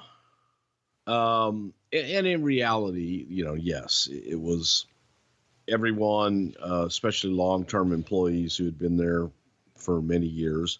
We got stock and what have you. We just didn't understand what we had. And it was options and certain class of stock, but you could, so much of it had to be vested over so many months and things of that nature. So never having gotten anything like that, been a part of a publicly traded company, I didn't understand it completely.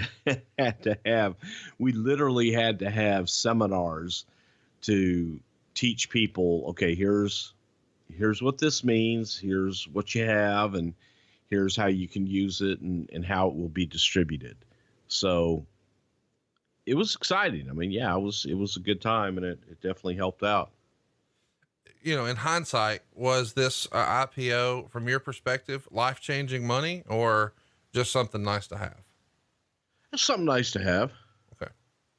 Well, let's keep it moving and let's talk about what else is going on in the company. Obviously, we're probably going to do an entire show at some point about the company going public. But I do want to mention the financials because I'm so fascinated by this. The company's paper value as of April 30th, 1999, 45 million in cash and cash equivalents, 28 million in property, and there's only 12 million in long-term debt. So obviously the company is in very, very good shape, which is a stark contrast from the fiscal year 95-96, where they lost $4.4 million. Now, of course, we know in the summer of 96, Austin 316 is born, and well, the fortunes of the company are forever changed. When we cover this IPO and the company going public, we'll also talk about how in December of 97, just a month after the Survivor Series, the Montreal Screwjob, the company had to borrow $12 million, which is not something a lot of people talk about, but clearly that paid off. Let's talk about something else, though, that is in the news at the time that maybe isn't all smiles. The Kansas City Police Department has a criminal investigation into the death of Owen Hart. And according to a story that was carried nationally by the AP, the Jackson County prosecutor said on July 30th that there was no basis for an involuntary manslaughter charge against the rigging coordinator. He says such a charge requires that there be a substantial and unjustifiable risk of death, and that the risk was disregarded, and that the disregard was a gross deviation from what a reasonable person would do under the circumstances. Criminal and civil matters are two separate issues. That's what Pam Fisher of Calgary, a part of this legal team that's representing the Hart family against Titan Sports, would say. They are two different proceedings, and I don't think it will have any impact on our case. And the WWF has to state its claim on the website. It says that the decision further supports the World Wrestling Federation's belief as to the accidental nature of Owen Hart's death, and Owen's accident was one of those extremely unfortunate tragedies that sometimes occurred despite the best of precautions. This is got to be taxing on, you know, everyone just emotionally, that this Owen stuff, it just feels like you're having to rip the Band-Aid off over and over again, right? Well, yeah, I mean, it's terrible, and it was a terrible, tragic accident, and there was really no other way that anybody could rule it and look at it. Unfortunately, it was just a terrible, horrible accident, and one that it's very difficult to forget, and you like to, try to move on as best you can, but it's tough, and you just wish it never happened. I am fascinated by some of the news that makes the Observer about a program called Super Astros. And you and I've talked about this, I think, on a Royal Rumble 97 show. The final Super Astros tapings are going to be happening here in August in Detroit, Chicago, and Milwaukee. And I say final because Vince has canceled it. And allegedly he's canceled it because it's actually losing money. And in a time when nothing else the company is doing is losing money, this Univision deal for Super Astros is. Univision's only paying $17,000 a week for the tapings, which isn't even paying for the production or talent or, any aspect of this. It's a money losing deal. And allegedly Vince tries to renegotiate the deal several months prior and wants to increase the show to an hour, and in exchange, get the compensation bumped up to $50,000 a week. And he's turned down. So even though it felt like it was going to be a high priority, and we've always heard that Vince wanted to make the Latino market a major piece of the business, this one's losing money. Is this a bad deal? A bad show? What can you tell us about Super Astros here? This was a strange deal. This was something that was born out of trying to work with our partners and make everybody happy, and looking at Univision as a partner of NBC, and it was gone into as a trial basis to show them what we could do, show them what audience that we could bring to Univision, and create a show for them that would increase ratings, bring advertisers, everything that you do when you want to prove your worth. So Vince agreed to a much smaller rights fee based on the fact that we were doing this in conjunction with our regular television tapings and bringing in talent from Mexico and creating a completely separate television show, separate set of commentators, separate set of backstage interviewers and what have you. Then packaging this show for Univision, and it was put in a Sunday morning time slot. And contrary to popular belief, we increased the time slot rating by 10 times what it had previously done. It really wasn't hard to do because I think they had us, it's like a country music kind of show that was on before we took over there. And when we took over, ratings went through the roof. The only problem with that was Univision felt that because people tuned in for Super Astros and they tuned out as soon as Super Astros was over, because it was largely, there was a large English speaking audience that would tune into it. That was their feedback, and that was their main concern, that, well, we're not getting Latinos, we're not getting enough Hispanics to tune in and watch this. We were giving them 10 times the audience of their previous, and okay, you can still sell this to advertisers, and maybe, you don't change the thing you do, but skew it a little bit to dual speaking people that are watching the television show. Univision just didn't see it that way, and they weren't really interested. While they liked the numbers, their bitch was, okay, that's great for the time that you're on, but what about, the show that comes after you? Nobody's staying. That led us to okay, well, we'll do an hour. So we'll give you an hour of these ratings. And they just says, well, now you give me another hour of an audience that we're not coveting. That is what it kind of came down to. Just that the audience we delivered wasn't the audience that they thought they wanted. Well, who you guys wanted were the Dudley Boys and Stevie Richards. Meltzer would report that you guys are in the process of making these 3 roster additions, and while the Dudleys hadn't signed as of yet, they had reached a verbal agreement with Jim Ross and agreed to start an angle that would lead up to them finishing up in ECW. And I think the story's out there that the Dudleys have said they never wanted to leave ECW. They asked Paul Heyman for a $1 raise over what they were offered by WWE, and they would have stayed, but of course he couldn't or wouldn't match it. And Stevie Richards also is going to be coming in. Of course, we know Stevie was a standout in ECW and then got recruited over to WCW and then came back, and it wasn't quite the same in ECW. And he works a lot of independence here and gets cleared physically because he did have some concussion stuff once upon a time, but he gets a medical clearance, and ta-da, he's talked about coming in here. And Meltzer would say it was even discussed that Stevie Richards might be a part of DX. That blew me away. What do you remember about bringing in the Dudleys and Stevie Richards, and what the idea was for each set of talent, and who was pushing for them, and why it made sense to do it now? Well, Vince Russo was pushing for him, and Vince Russo was the one pushing for all 3 guys. But it was, as far as the Dudleys saying at any time that they didn't want to come in, they were there negotiating. So that's a strange way to let somebody know that you don't want to come in or leave.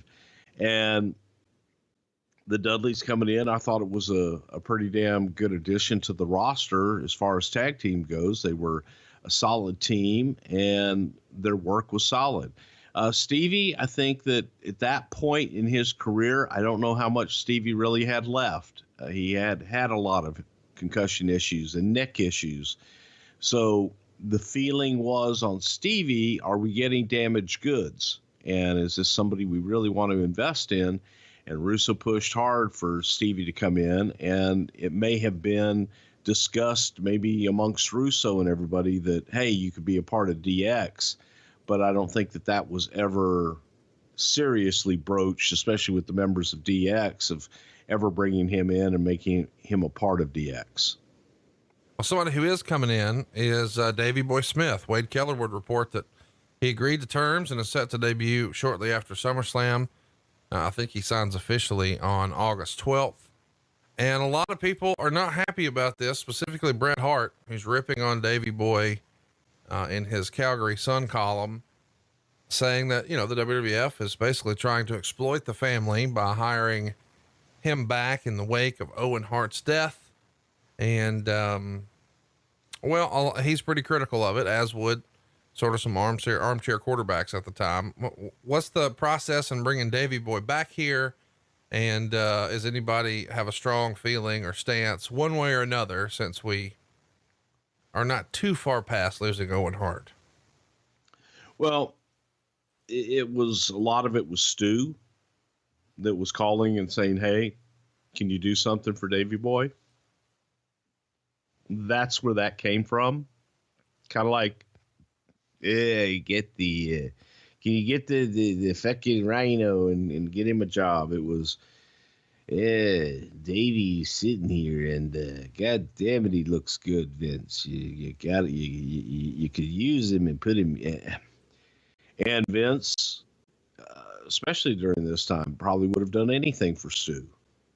And this was a favor that was asked for by Stu and by Davey, because I don't remember Davey being in the greatest shape at this time.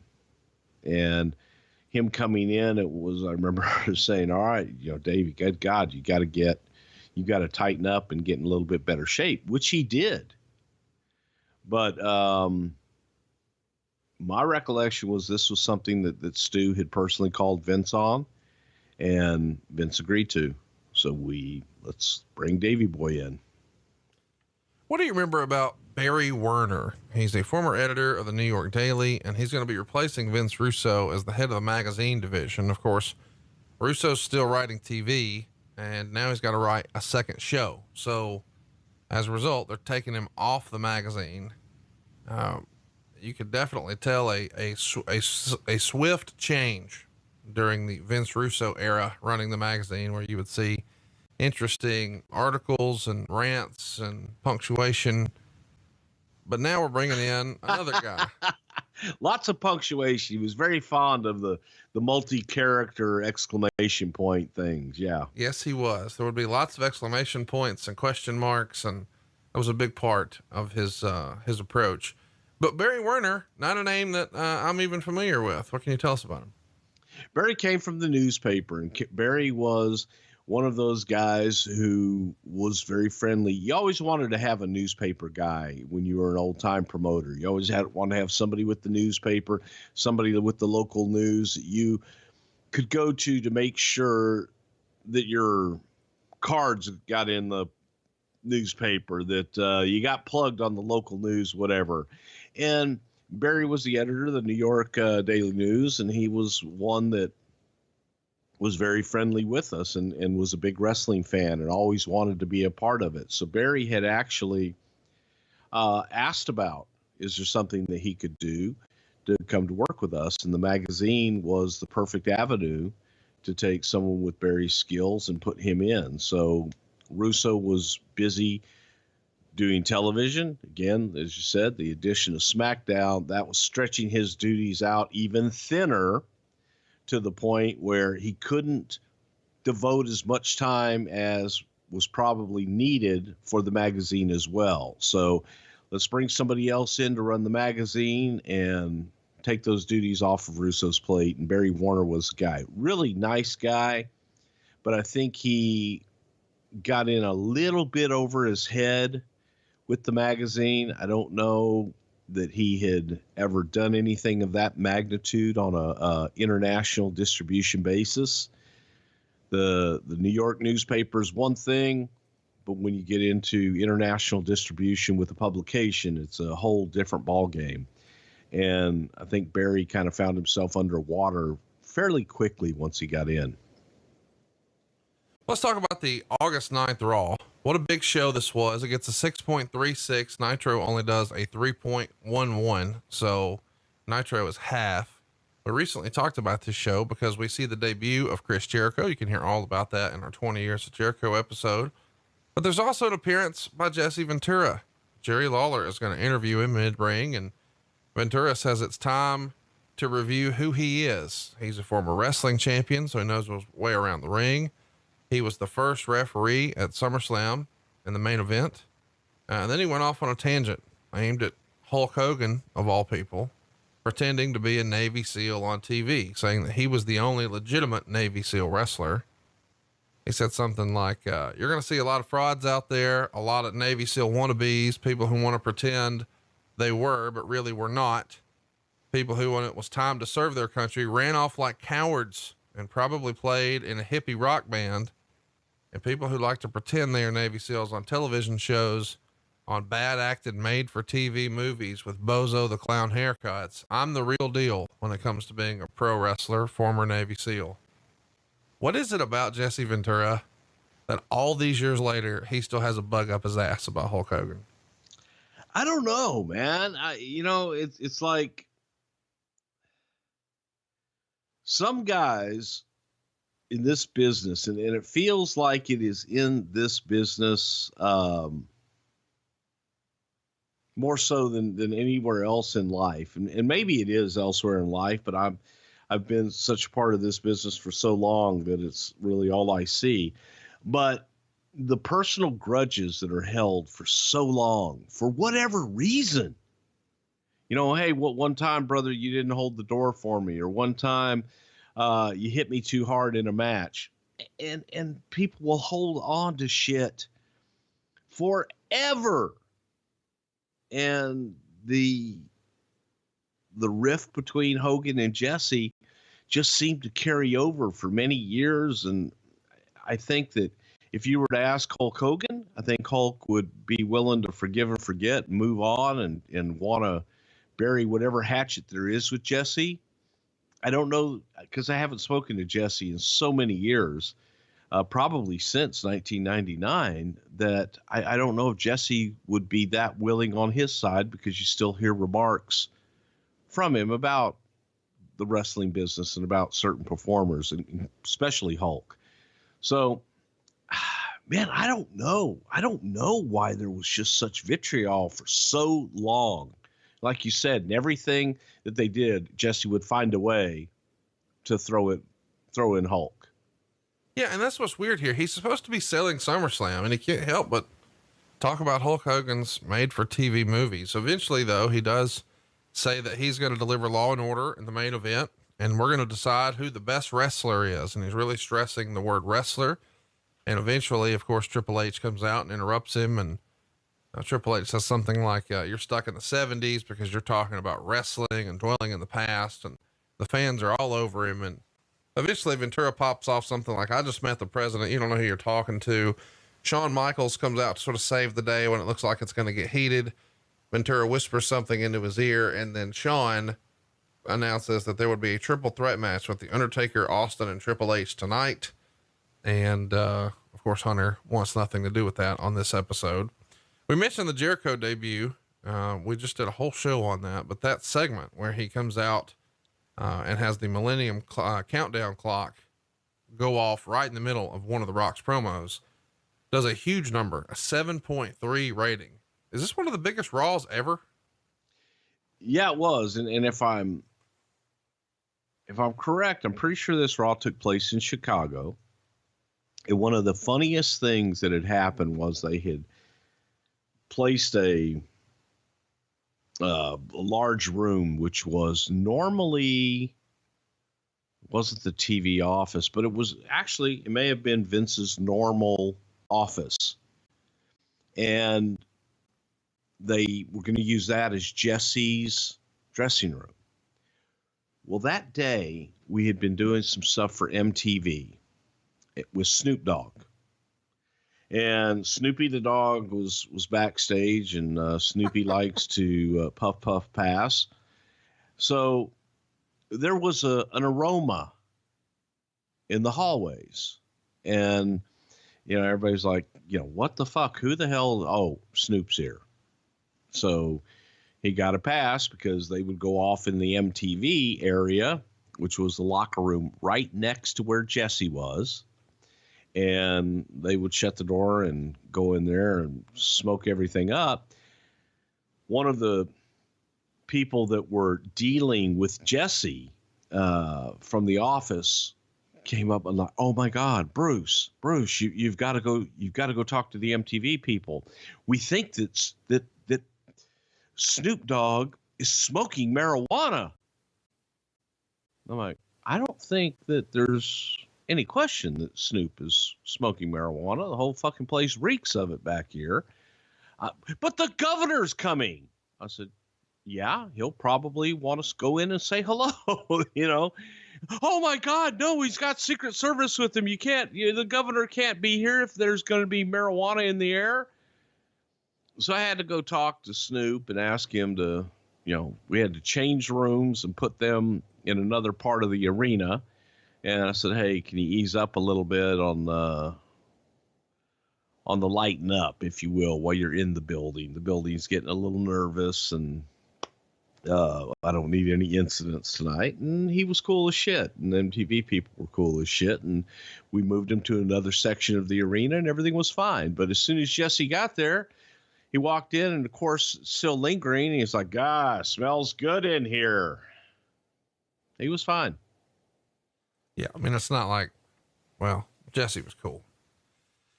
Steve Austin is a hot topic, of course, always, but he's got some nagging injuries, and there's also some reports in the Observer that he's becoming harder to deal with.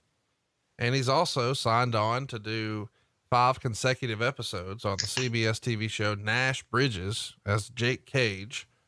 And they love him there because he's ratings and he's done well, but he's been out of action since July 27th. Multitude of injuries, the worst of which is a torn TCL, the ligament in the back of the knee. And he took a bump after the Raw taping ended, where he was supposed to go through the announcer's table with Triple H, but he landed wrong and the table didn't break. Was there ever a concern that Austin wasn't going to be available for SummerSlam? There was that concern, yes. And I love to address that. The rumors of Austin was difficult to deal with and becoming more difficult to deal with, and so on and so forth. Maybe for some people who Steve didn't particularly want to work with from the standpoint of backstage and what have you, not happy with some of the creative. However, if you worked with Steve, Steve worked with you. And I keep going back because when you hear that shit and it's your personal experience, and that's my personal experience that I can only speak to, where if you talk to Steve and you face him man up and you discuss shit, you can work through anything. He's hard-headed, he's bullheaded, has very strong opinions, but he's also reasonable. Most of the time he's reasonable. Sometimes he could be unreasonable, but he was never difficult to deal with. You just had to figure it out. You had to go in and work. And that's what our jobs were to go in and make this work. So, without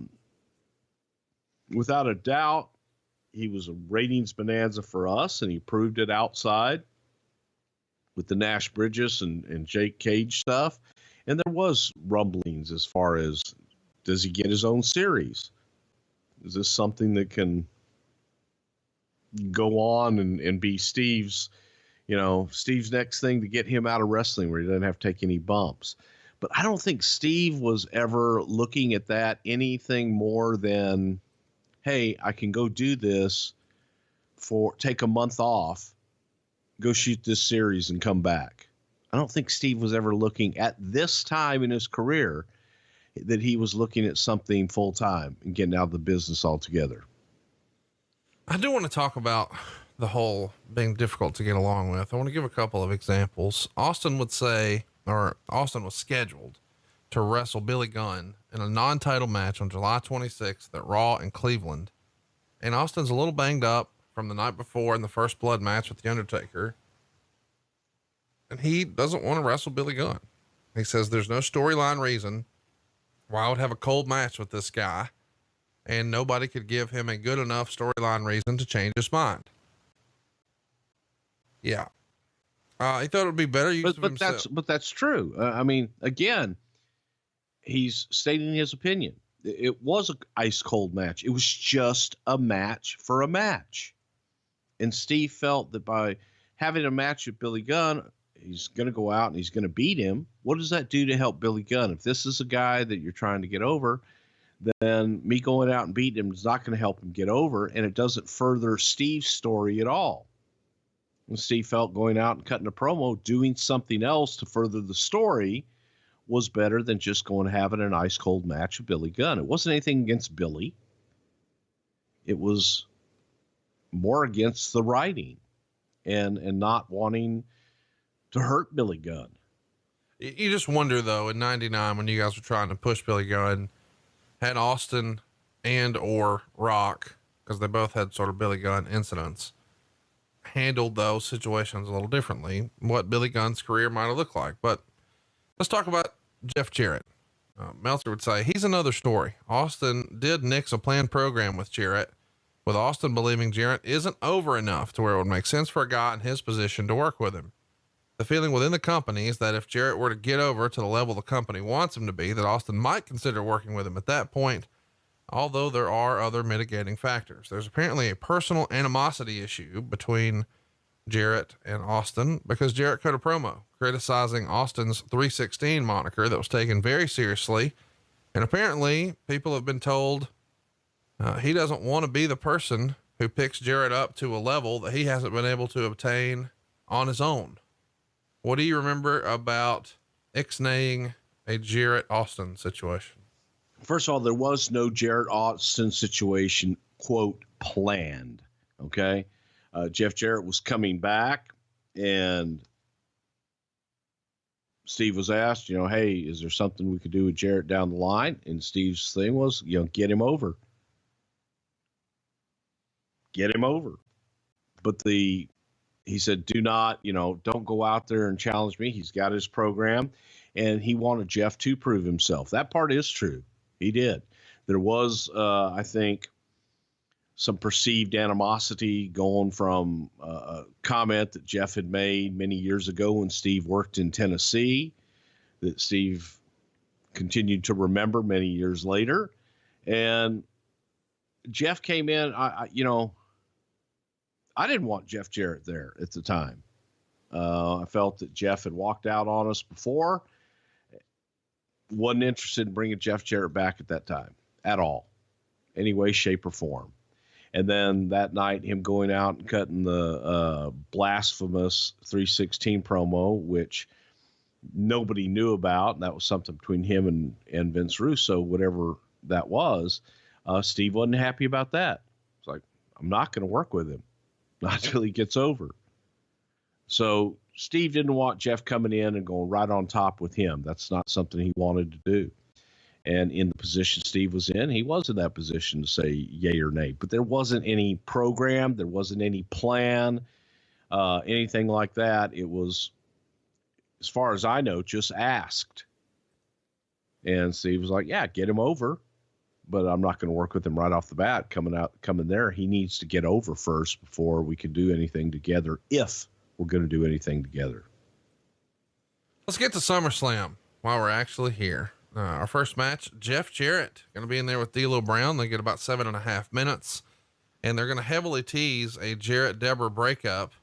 And, Deborah is going to come back with Brown and Jarrett's working the left shoulder and pretty good match.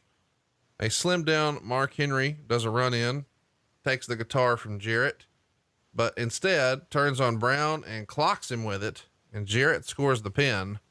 So Jarrett, Deborah, and Henry all leave together in a 2.25 star match. And as a result, Jarrett is now your Intercontinental and European champion. What'd you think of the match here?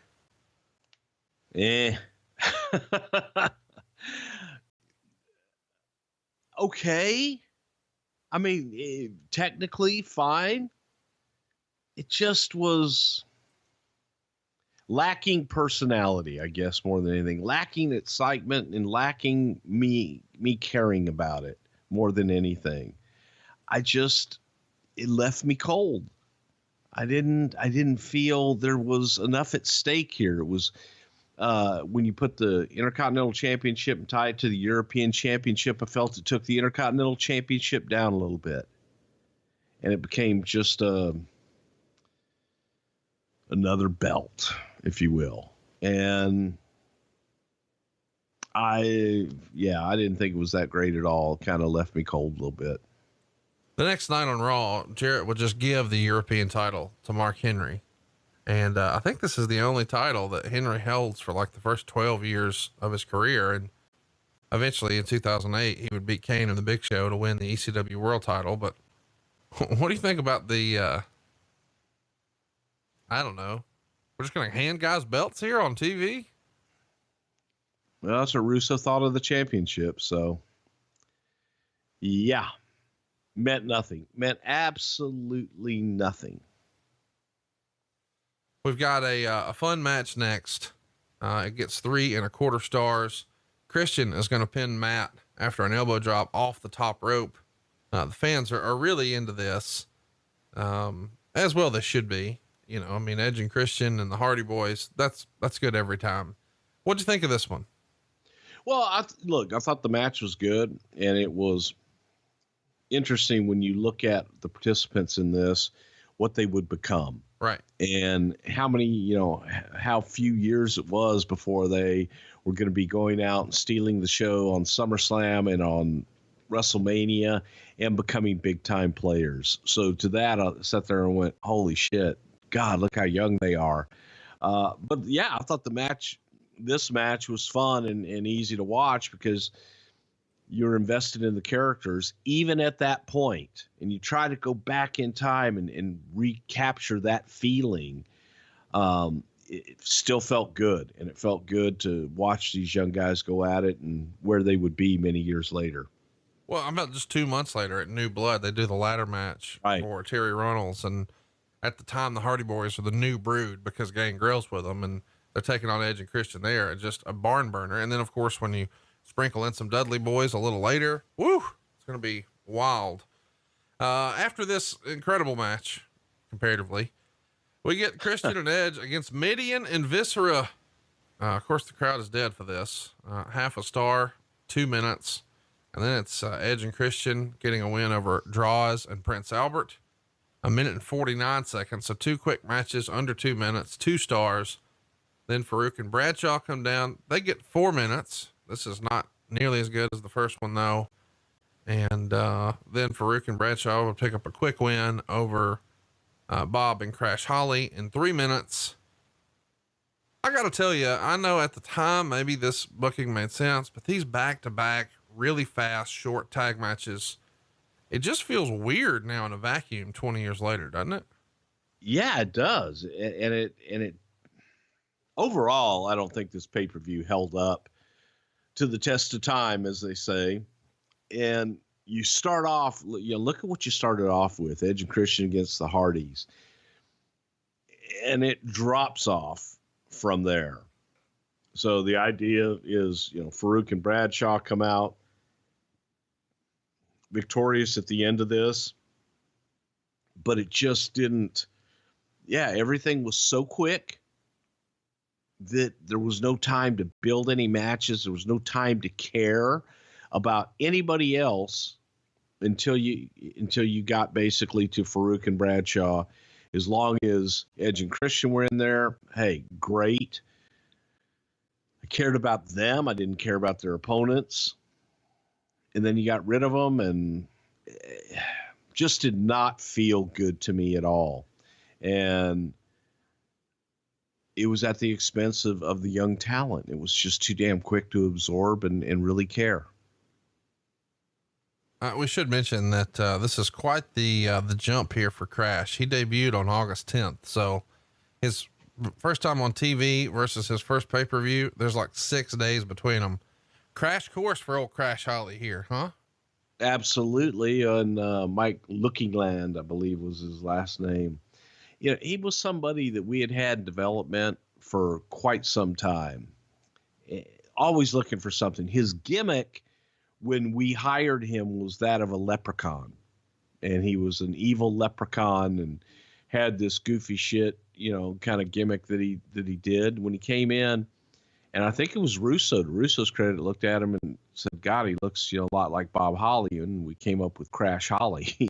It's, the wild cousin that nobody talks about, and brought him in. And I thought it was the perfect, just absolutely perfect gimmick for him, that he worked to the max and really made it work. What did you say his last name was? Looking Land? How about Lockwood? Lockwood, whatever the fuck. It's close enough. It was an L and an O. Next up, we've got Al Snow and the Big Boss Man. They're going to be in here for the hardcore. What the hell did I say? Looky Land? Like if Candyland had a looking glass. I don't know what the fuck you're doing, but it's Lockwood. Yeah, that's what I meant. Looky Land. Looky Land. I know. Yeah, It's like the worst amusement park ever. Looky Land. Hey, come ride Looky Land.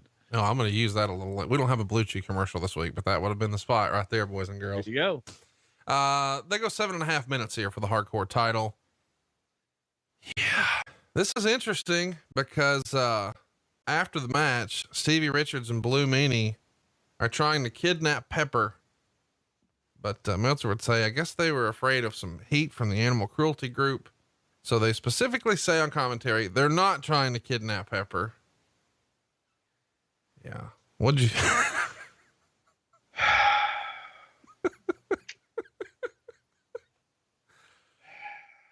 I mean, listen. Children and animals is what I have to say about that.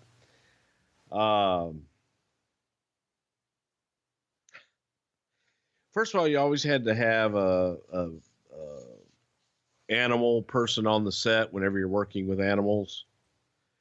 So you have to be very careful of how you handle the animals and what you do and what you portray, first of all. So yes, you just couldn't write whatever the hell you wanted. And Russo tried. It's entertainment, bro. But you couldn't. You can't do that. And especially in a program that is reality based. It's all entertainment. It is 100% scripted and meant for that. So we should be able to do whatever the hell we want. No different than a movie. And, dogs pass in movies sometimes and are kidnapped. But I think that even at this time, you go back and look at a lot of the television shows and movies that were done during that time, the dog always has to come back. Right. So that's where we were. Not kidnapping the dog. No. That would be a bad thing. By the way, Al Snow gets the win on a pool table. What'd you think of the, from a production standpoint, shooting these hardcore matches out of the ring, just all over the place? Is this a production nightmare? It is a production nightmare when you try to do it live. If we could go and pre-tape the stuff ahead of time, easy peasy, not a problem. And I thought that it would give a good look, and it takes you out of the arena for a minute. Not always the best thing for the live audience, because as the live audience is there, they've got to watch it on a screen now. And that's where they get the finish, is on a screen, and it's anticlimactic. But if you can, and sometimes if you can take it on location, it does enhance the match. And I think in this case, this enhanced the match. I thought that they did good once I got in the bar, and it just takes you to a different element versus the ring inside the arena all the time. Next up, we've got Ivory and Tori, and they probably wish that this one was anywhere but the wrestling ring. It gets -2 stars. And, I wish it was on Super Astros. After the match, Ivory is going to undo Tori's top, but she's face down. Luna Vachon is back, and I guess she can be back because she was making Sable's life miserable before, but Sable is no more. She's going to make the save and chase Ivory away. Fans are going to boo heavily, not because the match is bad, but because Tori can get her top back on before anyone gets a chance to see her gimmicks. What'd you think of the match, and what her gimmicks have made the match better? Well, gimmicks always make the match better. It was fucking terrible. It was clumsy. Go back and watch this one, folks. You know what's weird about this? These are real wrestlers. Like Ivory's been wrestling for a long time. Tori's been wrestling for a long time. This isn't like, we're dusting off models here and trying to teach them, wrist locks. Yeah. These are female, arguably two of the better American female wrestlers at the time. And this one's just a stinker. Oh, it would have to improve a lot just to be a stinker. This was a classic example of no chemistry, no timing, just bad match. And like you say, it would be different if one of them wasn't a capable performer, but both of them were long time, had a lot of years in the business. Terry had wrestled in Japan for many years and had wrestled all over the world.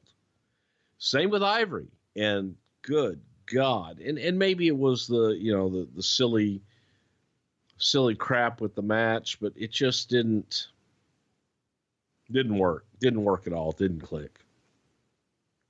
Next up, this is one of those situations where Russo would claim, "Oh, what am I supposed to do with wrestlers?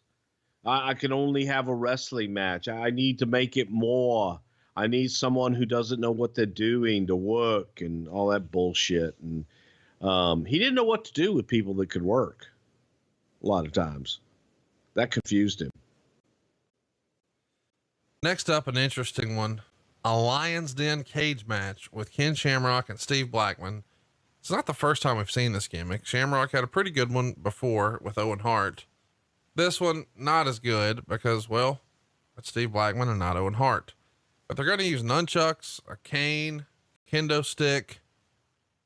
There's a lot of gimmicks here, but I don't know about the match. It gets a 1.25 stars. Of course, Shamrock wins. What'd you think? I thought that this particular match, it was okay, but it wasn't great because it's like Ken Shamrock facing himself or Steve Blackman facing himself. The guys are too much alike. However, as far as the Lion's Den, I helped kind of come up with that when we were looking for the match with Owen to make it different, put it in a Shamrock environment, but something that was unique and different. We couldn't do an octagon or anything like that. And someone came up with that concept of the Lion's Den. And I really liked it because it was smaller. It was more confined. And I thought you could do some shit. And Owen and Ken were able to do some stuff in that match. Shamrock and Steve, just two similar gimmicks and two guys that were legitimately tough, who really liked each other a lot, and you would have thought would have had a lot of chemistry, but it was just too similar for anybody to really care. And then you confine them into this small cage. In there wasn't a big heated issue with them other than who's the baddest guy, who's the tough guy. And it wasn't personal enough to really care for me. Well, how'd you care about the next one? It's Test and Shane McMahon. And, if Test wins, it means he can date Stephanie and Shane has to leave them alone. And this is all set up on the July 12th episode of Raw. Test is going to wrestle the Mean Street Posse in a gauntlet match, but it ends in a no contest when Shane interferes. And when the Posse try to break Test's ankle, Stephanie comes out and grabs Shane from behind. Thinking it was a referee, Shane backhand elbows Stephanie and knocks her out. And then the following 2 weeks, Stephanie's rejecting Joey Abs and demands that her brother and his friends stay out of her life. And in the August 15th episode of Heat, Shane would challenge Test to a lover or leaver Greenwich street fight. Yeah. So if Shane wins, Test can no longer date Stephanie. And they go out and have a match here. And it's actually not bad. 3.5 stars, if you can believe it. Lots of story, lots of shenanigans. lots of ref stuff and interference with the Main Street Posse. Not terrible, but Meltzer could be pretty critical, and things like Pete Gas is so ridiculously comical in his lack of charisma. What did you think of the match? What did you think of the stakes, as Bruce would say, or Eric would say, a lover or leaver match? Well, I actually adopted that in my later years so that anybody that wants to date my daughter Amber, they have to go through Kane first. Now, and in this case, you don't mean her brother. You mean the demon from hell, the mayor of Knox County. Exactly. Yes. What the hell do you think I meant? Yeah. Yeah. Okay. Yeah. In an Inferno match. Yes. Something like that. Yes. Yes. And you have to figure out a way to get in the ring because he starts in the ring. This match, especially looking at the participants, Shane greener than grass and Tess greener than grass, and the posse still in the weeds. Yeah. It wasn't bad. And here's why. Because they didn't know how to work. So they just beat the shit out of each other and left, they, by God, brought everything. They laid everything in. So from that standpoint, you are cringing through most of it. He's like, oh God, that hurt. No, shit. No, he did not. And anybody that's been to Greenwich, you know that those are some tough streets to walk, man. Oh, sure. Oh yeah. Oh yeah. Sometimes the pavement, because the main street is like laid brick. Sometimes some of those will get loose, man. It can be really, really dangerous. Yep. This match has a lot of gimmicks. Like even the mailbox. There's a Main Street Posse mailbox here that you and I actually saw at the warehouse last year before. And I think there's a picture of me and Dave Silva with it. It's actually a pretty good match. And Pete Gas would say years later, it's because they spent 3 days choreographing the entire match. There was no improv. Shane's going over every single spot in order. He wants to make sure that, they've eliminated all the variables, and it's a good match. And as a result, it's Test's first big win on a pay-per-view. And now he's put into a storyline with Stephanie. So in a weird way, this is probably the breakout match for Test. Yeah, it was, without a doubt. And still the jury was out on Test, but the commitment had been made. And I think that for Russo's standpoint, he wanted to prove the naysayers of Test wrong, that by God, I'll show them and I'll get him in a program and he'll do just great. I think and I think he did okay. I really do. But it just was kind of forced in there, but at least it was a story. And that's where you got to give the devil his due with Vince Russo. Everything that we had going had a story. You cared about everything, and everything did have a story. Good or bad, it had a story. And that was what made those matches unique. And, for instance, the mailboxes, there was a famous story of one night, the posse, Shane and the posse, for whatever reason, went and, what kids do. And apparently they took out a few mailboxes one night. And when they found out about it, Vince made them go back to the places that they had damaged the mailboxes and get new mailboxes and put new mailboxes into everywhere that they had taken the mailboxes out, and apologized to everyone. So, I mean, that's where the mailbox, these guys were really Shane's best friends. This was his posse, and they all hung out together and all did things together. That's the other thing. It was real. You could feel that these guys cared for each other and had grown up together, and that part of it really worked. Next up, we've got the WWF tag titles on the line. Kane and X-Pac are going to be defending against The Undertaker and Big Show. So it's the three biggest guys in the company and X-Pac. They got 12 minutes and 1 second, 2.5 stars. Of course, Undertaker and Big Show are going to win the tag titles. And as a result, this is Big Show's first title in the company. And I noticed when I watched this back that JR is calling X-Pac Sean Waltman on commentary, which is pretty unusual at the time. What do you remember about this match? Well, JR might have been drunk when he did that. Just kind of slipped. X-Pac, sassafras. That's Sean Waltman. And I don't know. No, I'm kidding. I was fixing to say, you need to correct that because he is fucking not happy with Christ, man. I'll be getting tweets over that. Well, that Dr. Heine shit, he's still in his feelings on you saying that was supposed to be funny.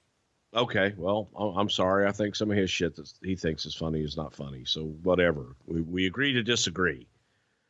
God damn, get over it. Well, we can all agree that this is a better match than maybe you expect. Usually when you see multiple big guys like this, I have lowered expectations, but maybe this just proves that X-Pac can make anything work. I like this match better than I thought I would. What'd you think? Well, so did I. And I'm looking at it on paper thinking, oh God, this is going to suck. Yeah. But it was a nice storyline with Undertaker and Big Show, where Taker is taking Big Show under his wing to make him a champion. So that part of the story was good. And then you've got the other side. You got X-Pac to sell, and Kane to actually come in and be the big equalizer, if you will. I was actually shocked at how good that the match was, but I enjoyed the hell out of it and sat there. It makes you go back to a time where Big Show really did look up to the Undertaker and look to him to be his mentor, looked up to the Undertaker. Help me. Can you help get me to that next level? Make me a giant, make me a top guy. And this match and this whole storyline was to do just that. And in my opinion, with all that in consideration, it really worked, and kind of was the first time that you saw Big Show step up to where he rightfully should have been. The next match is something we sort of teased and talked about a little earlier. It's The Rock and Billy Gunn in a Kiss My Ass match, or as it was referred to on some promos that aren't nearly as liberal as the USA Network, a Kiss My Backside match. 10 minutes and 12 seconds. Billy Gunn is going to come out with what Meltzer would describe as a short, very large woman under a sheet, and said when he won, Rock would have to kiss her ass and not his. Of course, we know what's going to happen here. Yeah. During the match, I guess we should just mention here that Rock gets a bloody nose.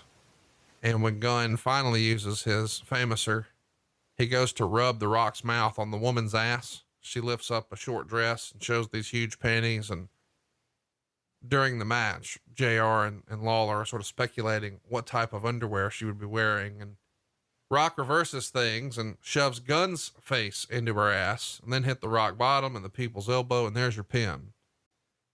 Meltzer would write, reports on The Rock was very upset working with Gunn midway through the match, and this contributed to a somewhat disappointing match.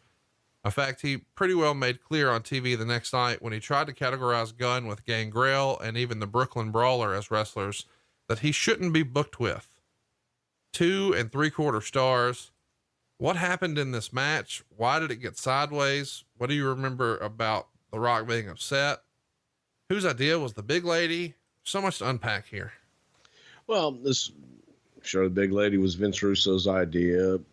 Again, storytelling and entertainment wise. But this was during a time where we were trying to get something out of Billy Gunn. And we felt that if, Rock's not going to be able to get anything out of him, maybe we need to relook at this. And Billy did have asthma. And as a single performer, we've talked about this a lot of times, that, Billy was excellent in a tag team. Billy was able to come in and shine and be that guy in a tag team. Left on his own in a single atmosphere during this time frame, it was still new to Billy. And you think about it, his whole career, he'd been a tag team guy. Brief stints here and there, Rockabilly and all that other horse shit. And yes, Rockabilly was mine, so I can call it horse shit. You're trying, but there comes a point where, okay, if he can't do this with Rock, is he going to be able to do it? Is he going to be able to be that top guy?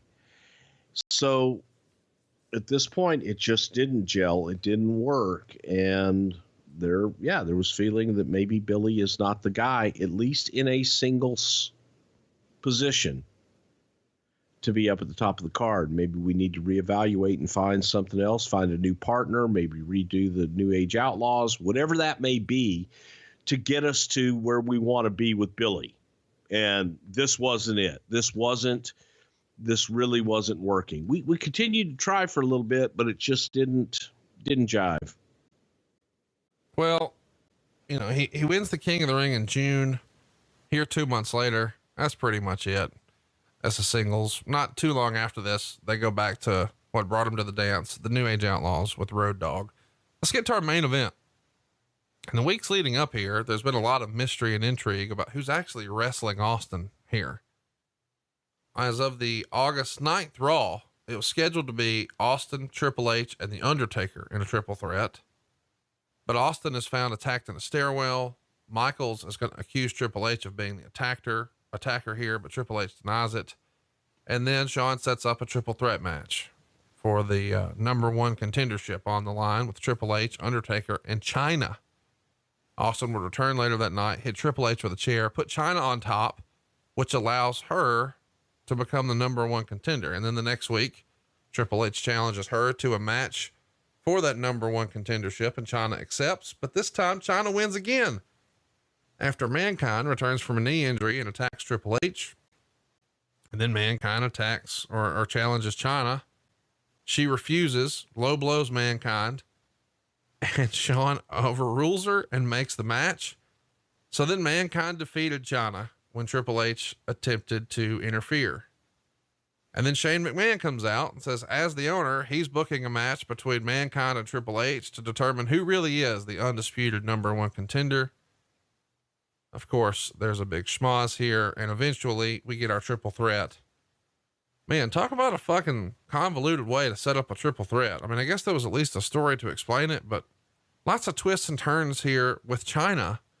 So we've got a three-way with Mankind, Steve Austin, and Hunter Hearst Helmsley. They're going to go 16.5 minutes. Of course, Chyna's going to be involved. Triple H is going to go for the pedigree on Mankind, but Austin clotheslines him. Then he hits a stunner on Triple H, but Mankind makes the save. And then Hunter uses the pedigree on Austin, followed by Mankind using the double arm DDT on him. And Mankind pins Austin to win the title. After the match, Triple H delivers one chair shot after another to Austin's knees. And there is some serious old time heat for the post match, according to Dave Meltzer. 2 3/4 stars. Mankind is victorious. I don't think a lot of people would have seen that coming. What'd you think of the match? What'd you think of the way we got here? Was this always the main event? Was it always supposed to be Mankind, Hunter, and Austin? Well, okay. I'll start off with in order. I thought that the match was very good. I thought that these guys went out and busted their ass, and it was a hell of a match, especially when you take into consideration the condition that Austin was in, because Austin was hurting. Austin was hurting bad. You know, Mick was hurting. His knees were hurting as well here too. So it was, and I think Hunter actually had an injury as well, but getting to it, there were so many unknowns. I sat back and tried to figure out, think, because I knew the question was, I saw it on Twitter. I don't remember what the hell ever the original match was for SummerSlam, because I do remember getting into it and just the thought of, well, shit, if Steve can't go, what are we going to do? Right. If Mick can't go, if Hunter can't go, we had all these guys available and kind of intertwined in the story, but not sure what shape we were going to be in. And these were also the days of, you didn't know what the main event a lot of times, or what any of the matches were for that matter, of a pay-per-view until the week before. Sometimes you didn't even know then. You know what I mean? It was so convoluted a lot of times that there were so many different stories going on all over the place. It was difficult to keep score without a card. So I go back and I racked my brain thinking, God, was it supposed to be Austin Hunter? Was it supposed to be Austin Mankind? I know Taker was involved in this. Where the fuck are we? And I think it just got down to okay, let's put these three in there. And I think everybody thought we'll drop the title to Hunter, and nobody thought we'd ever drop it to Mankind. And I believe the end result was no one will ever call this. That was the reason for going to Mankind. It was the swerve, bro. But I thought it was a good swerve. I thought it was something because, again, everybody inside the business, outside the business felt we're going to drop that title to Hunter here. And instead went with Mankind. Got it on Hunter eventually after that, but it was just that swerve to keep people on their toes. And just when you think you've got it all figured out, we change the questions. You know, the rumor and innuendo, I guess we should sort of set the stage. At Fully Loaded, there's a match between Triple H and The Rock. This is the month prior. This is July of 99. And those two have a match where the winner gets a title shot at SummerSlam. So we're headed towards this pay-per-view thinking it's Triple H and Austin for the title. But then after months of being off TV with knee surgery, Mankind slid into the match. And the rumor and innuendo is that he's added to the match because Austin wouldn't put Triple H over. That's not what happened? That is not what happened. Yeah, I mean, I don't know what else to tell you other that's not what happened. We should mention that the very next night on Raw, Triple H wins the belt. Uh-huh. For the first time, instead of having his world title victory happen at SummerSlam, it happened in a singles match with Mankind. Austin not on involved. Television where more people would see it. But Austin not involved at all. Right. There's a moment in the match here that's still one of my favorite moments. You know where I'm going with this. I don't know why I like this, but Jesse throws Shane over the top rope and Austin gets on the rope to taunt him. And he accidentally flips over the top rope and his knee brace is caught between the ropes and he's just sort of dangling there upside down and cannot get out. And Triple H, who should just run over and kick the shit out of him, realizes, he's stuck for real. I know. And goes back and untangles him just so he can come out and kick his ass. I mean, I understand that he had to, but it is one of the most unintentionally hilarious things in wrestling. You've got to go watch it. If you just see that one thing, I guess we should mention that lots of people watch this show for the very first time because of the intrigue of Jesse Ventura. Tons of coverage everywhere, both Sunday and Monday. It's even all over, you know, the newspapers, the AP, cable news, everywhere. And there is some criticism that they feel like the show was undignified for a governor. I think he said the word bullshit. And there's a lot of people who are offended over the heavyset woman who was involved in the Rock Billy Gunn match.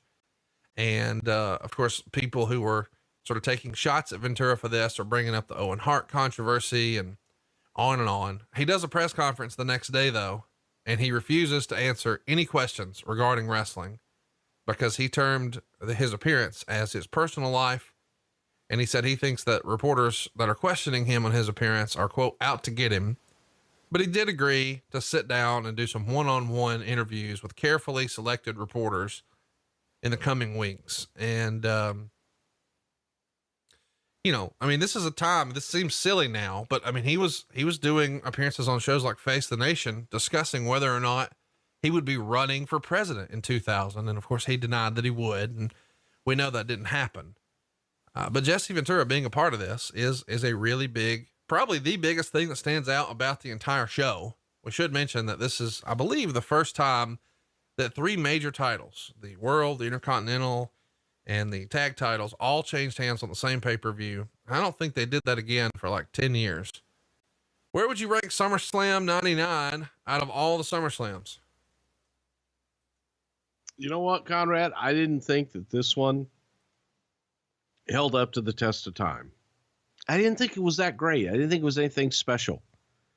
So it's definitely in the middle, probably the lower half of SummerSlams in my book. It's a big deal. Yes, with Jesse and all that other good shit. But when you go back and watch it, for me, as I like to say, I don't know that it held and withstood the test of time.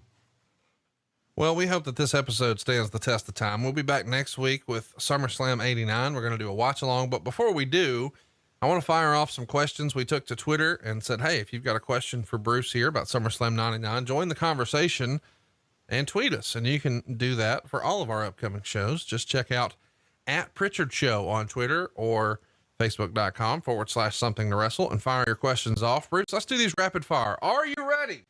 Fire. T-Cock8 wants to know, was Chyna ever really considered for the main event? At one point, she won the #1 contender spot leading up to this. What say Bruce? No.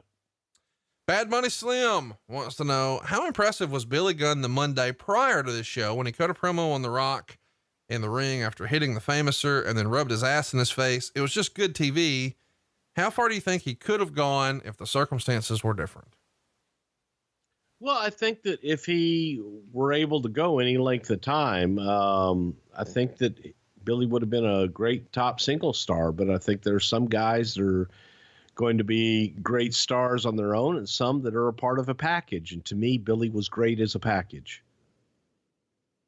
Lone Lee wants to know, what would it sound like if Paul Bearer sang Sexual Chocolate, Mark Henry's theme song? Sexual chocolate. Oh, yes. You're like my adult version of a speak and spell. On Air Isaac wants to know, why do you think Minneapolis hasn't had any of the big four pay-per-views since this one? I don't know. We were just there, so I can't answer that because it's a beautiful city with a beautiful facility as well. So I don't know, man. I think that lots of discussion, rumor and innuendo that a few times it's come close to landing WrestleMania. It has, and for WrestleMania, I don't know. But then again, there is a lot of things to do in Minneapolis, so I just don't know. I don't know if they haven't been in the bidding and offered enough, what that holdup is, but they haven't just been there. I forgot how beautiful Minneapolis is. And in the winter, it's not someplace I want to visit, but it is a beautiful place with a beautiful facility. Flying Coffin wants to know, who's throwing Steve those beers and how are they so shockingly good at it?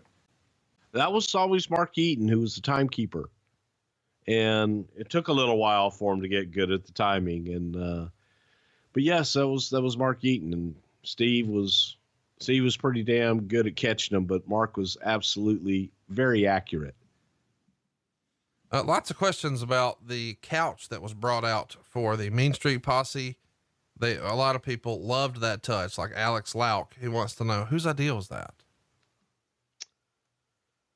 I don't, probably Russo's. You know where that couch was from? Couches Are Us. Conrad, that'd be stupid. It's from Gallery Furniture in Houston, Texas, man. What's the rest of the pitch? You can't just say that. You got to do the whole thing. Well, there's a section in Gallery Furniture that is Couches Are Us, and of course we picked it from there, but. No. I'm saying, where is Gallery Furniture? You have a little rant about this. Oh, God, 6006, 545 North between Tidwell and Parker. Lots of people Gallery Furniture, we really will save you money. Ken Shamrock is a hot topic every time we bring him up because people want to know, why is he not in the Hall of Fame?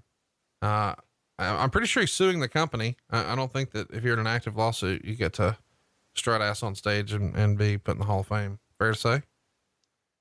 Yeah, I don't know if he is or not, but I think Ken will eventually be in the Hall of Fame without a doubt.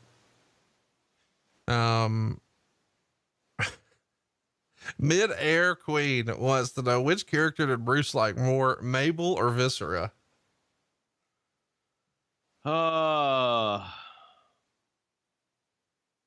Big Daddy V. I know that wasn't a choice, but Big Daddy V.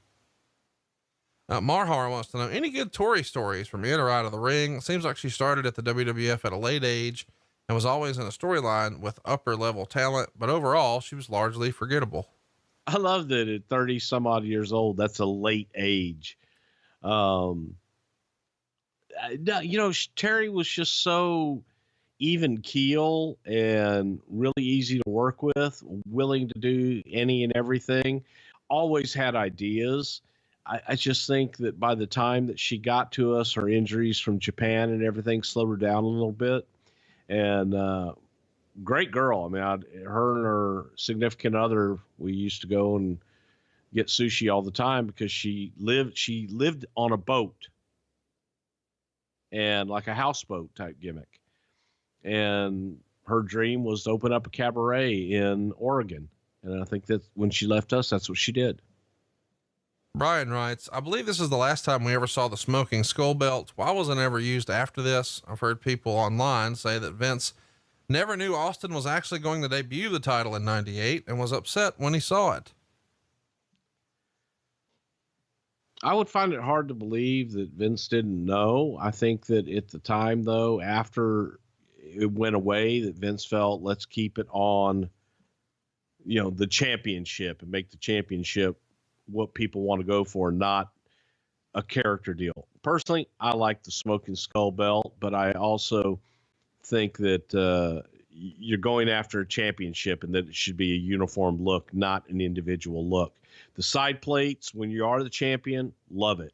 That's good stuff, but don't customize the entire thing. Mr. Moran wants to know, the next night on Raw was the start of a new era in the WWF, as it was the debut of Lillian Garcia. How did she start out, and how do you think she ranks with the all-time announcers? Well, Lillian was a part of the Univision talent search. So we had interviewed Lillian, and she had tried out to be an interviewer with us on Univision.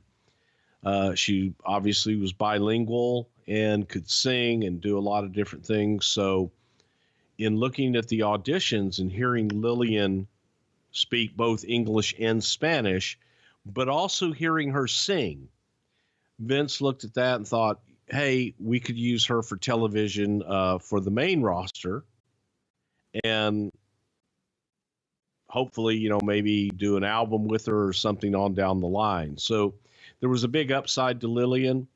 And, I was never a big fan of Lillian's announcing in the beginning. She was very green and made a lot of mistakes. But over the years, I think she solidified her spot to where, by God, she's good to go. Last one, Kent Graham wants to know, what would it sound like if Jim Cornette had to explain a kiss my ass match? How about you bend over and kiss my motherfucking goddamn sweaty, hairy, stinky ass? Put some double cheese, extra onion, and mayo on it, motherfucker. Well, that's it, folks. That'll do it for this week's episode of Something to Wrestle. We're going to be back with you next week. We're going to cover my favorite SummerSlam ever, SummerSlam 1989. We're doing a watch along. So next week, fire up your WWE Network and tune in here. In the meantime, follow him on social media at Bruce Prichard. I am at Hey, it's Conrad. Our show is at Prichard Show, and we are out of time. We'll see you next week. Every Friday at noon, it's your Friday noon main event. It's Something to Wrestle with.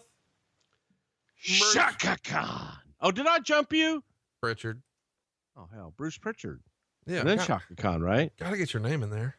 Yeah, do it one more time. Something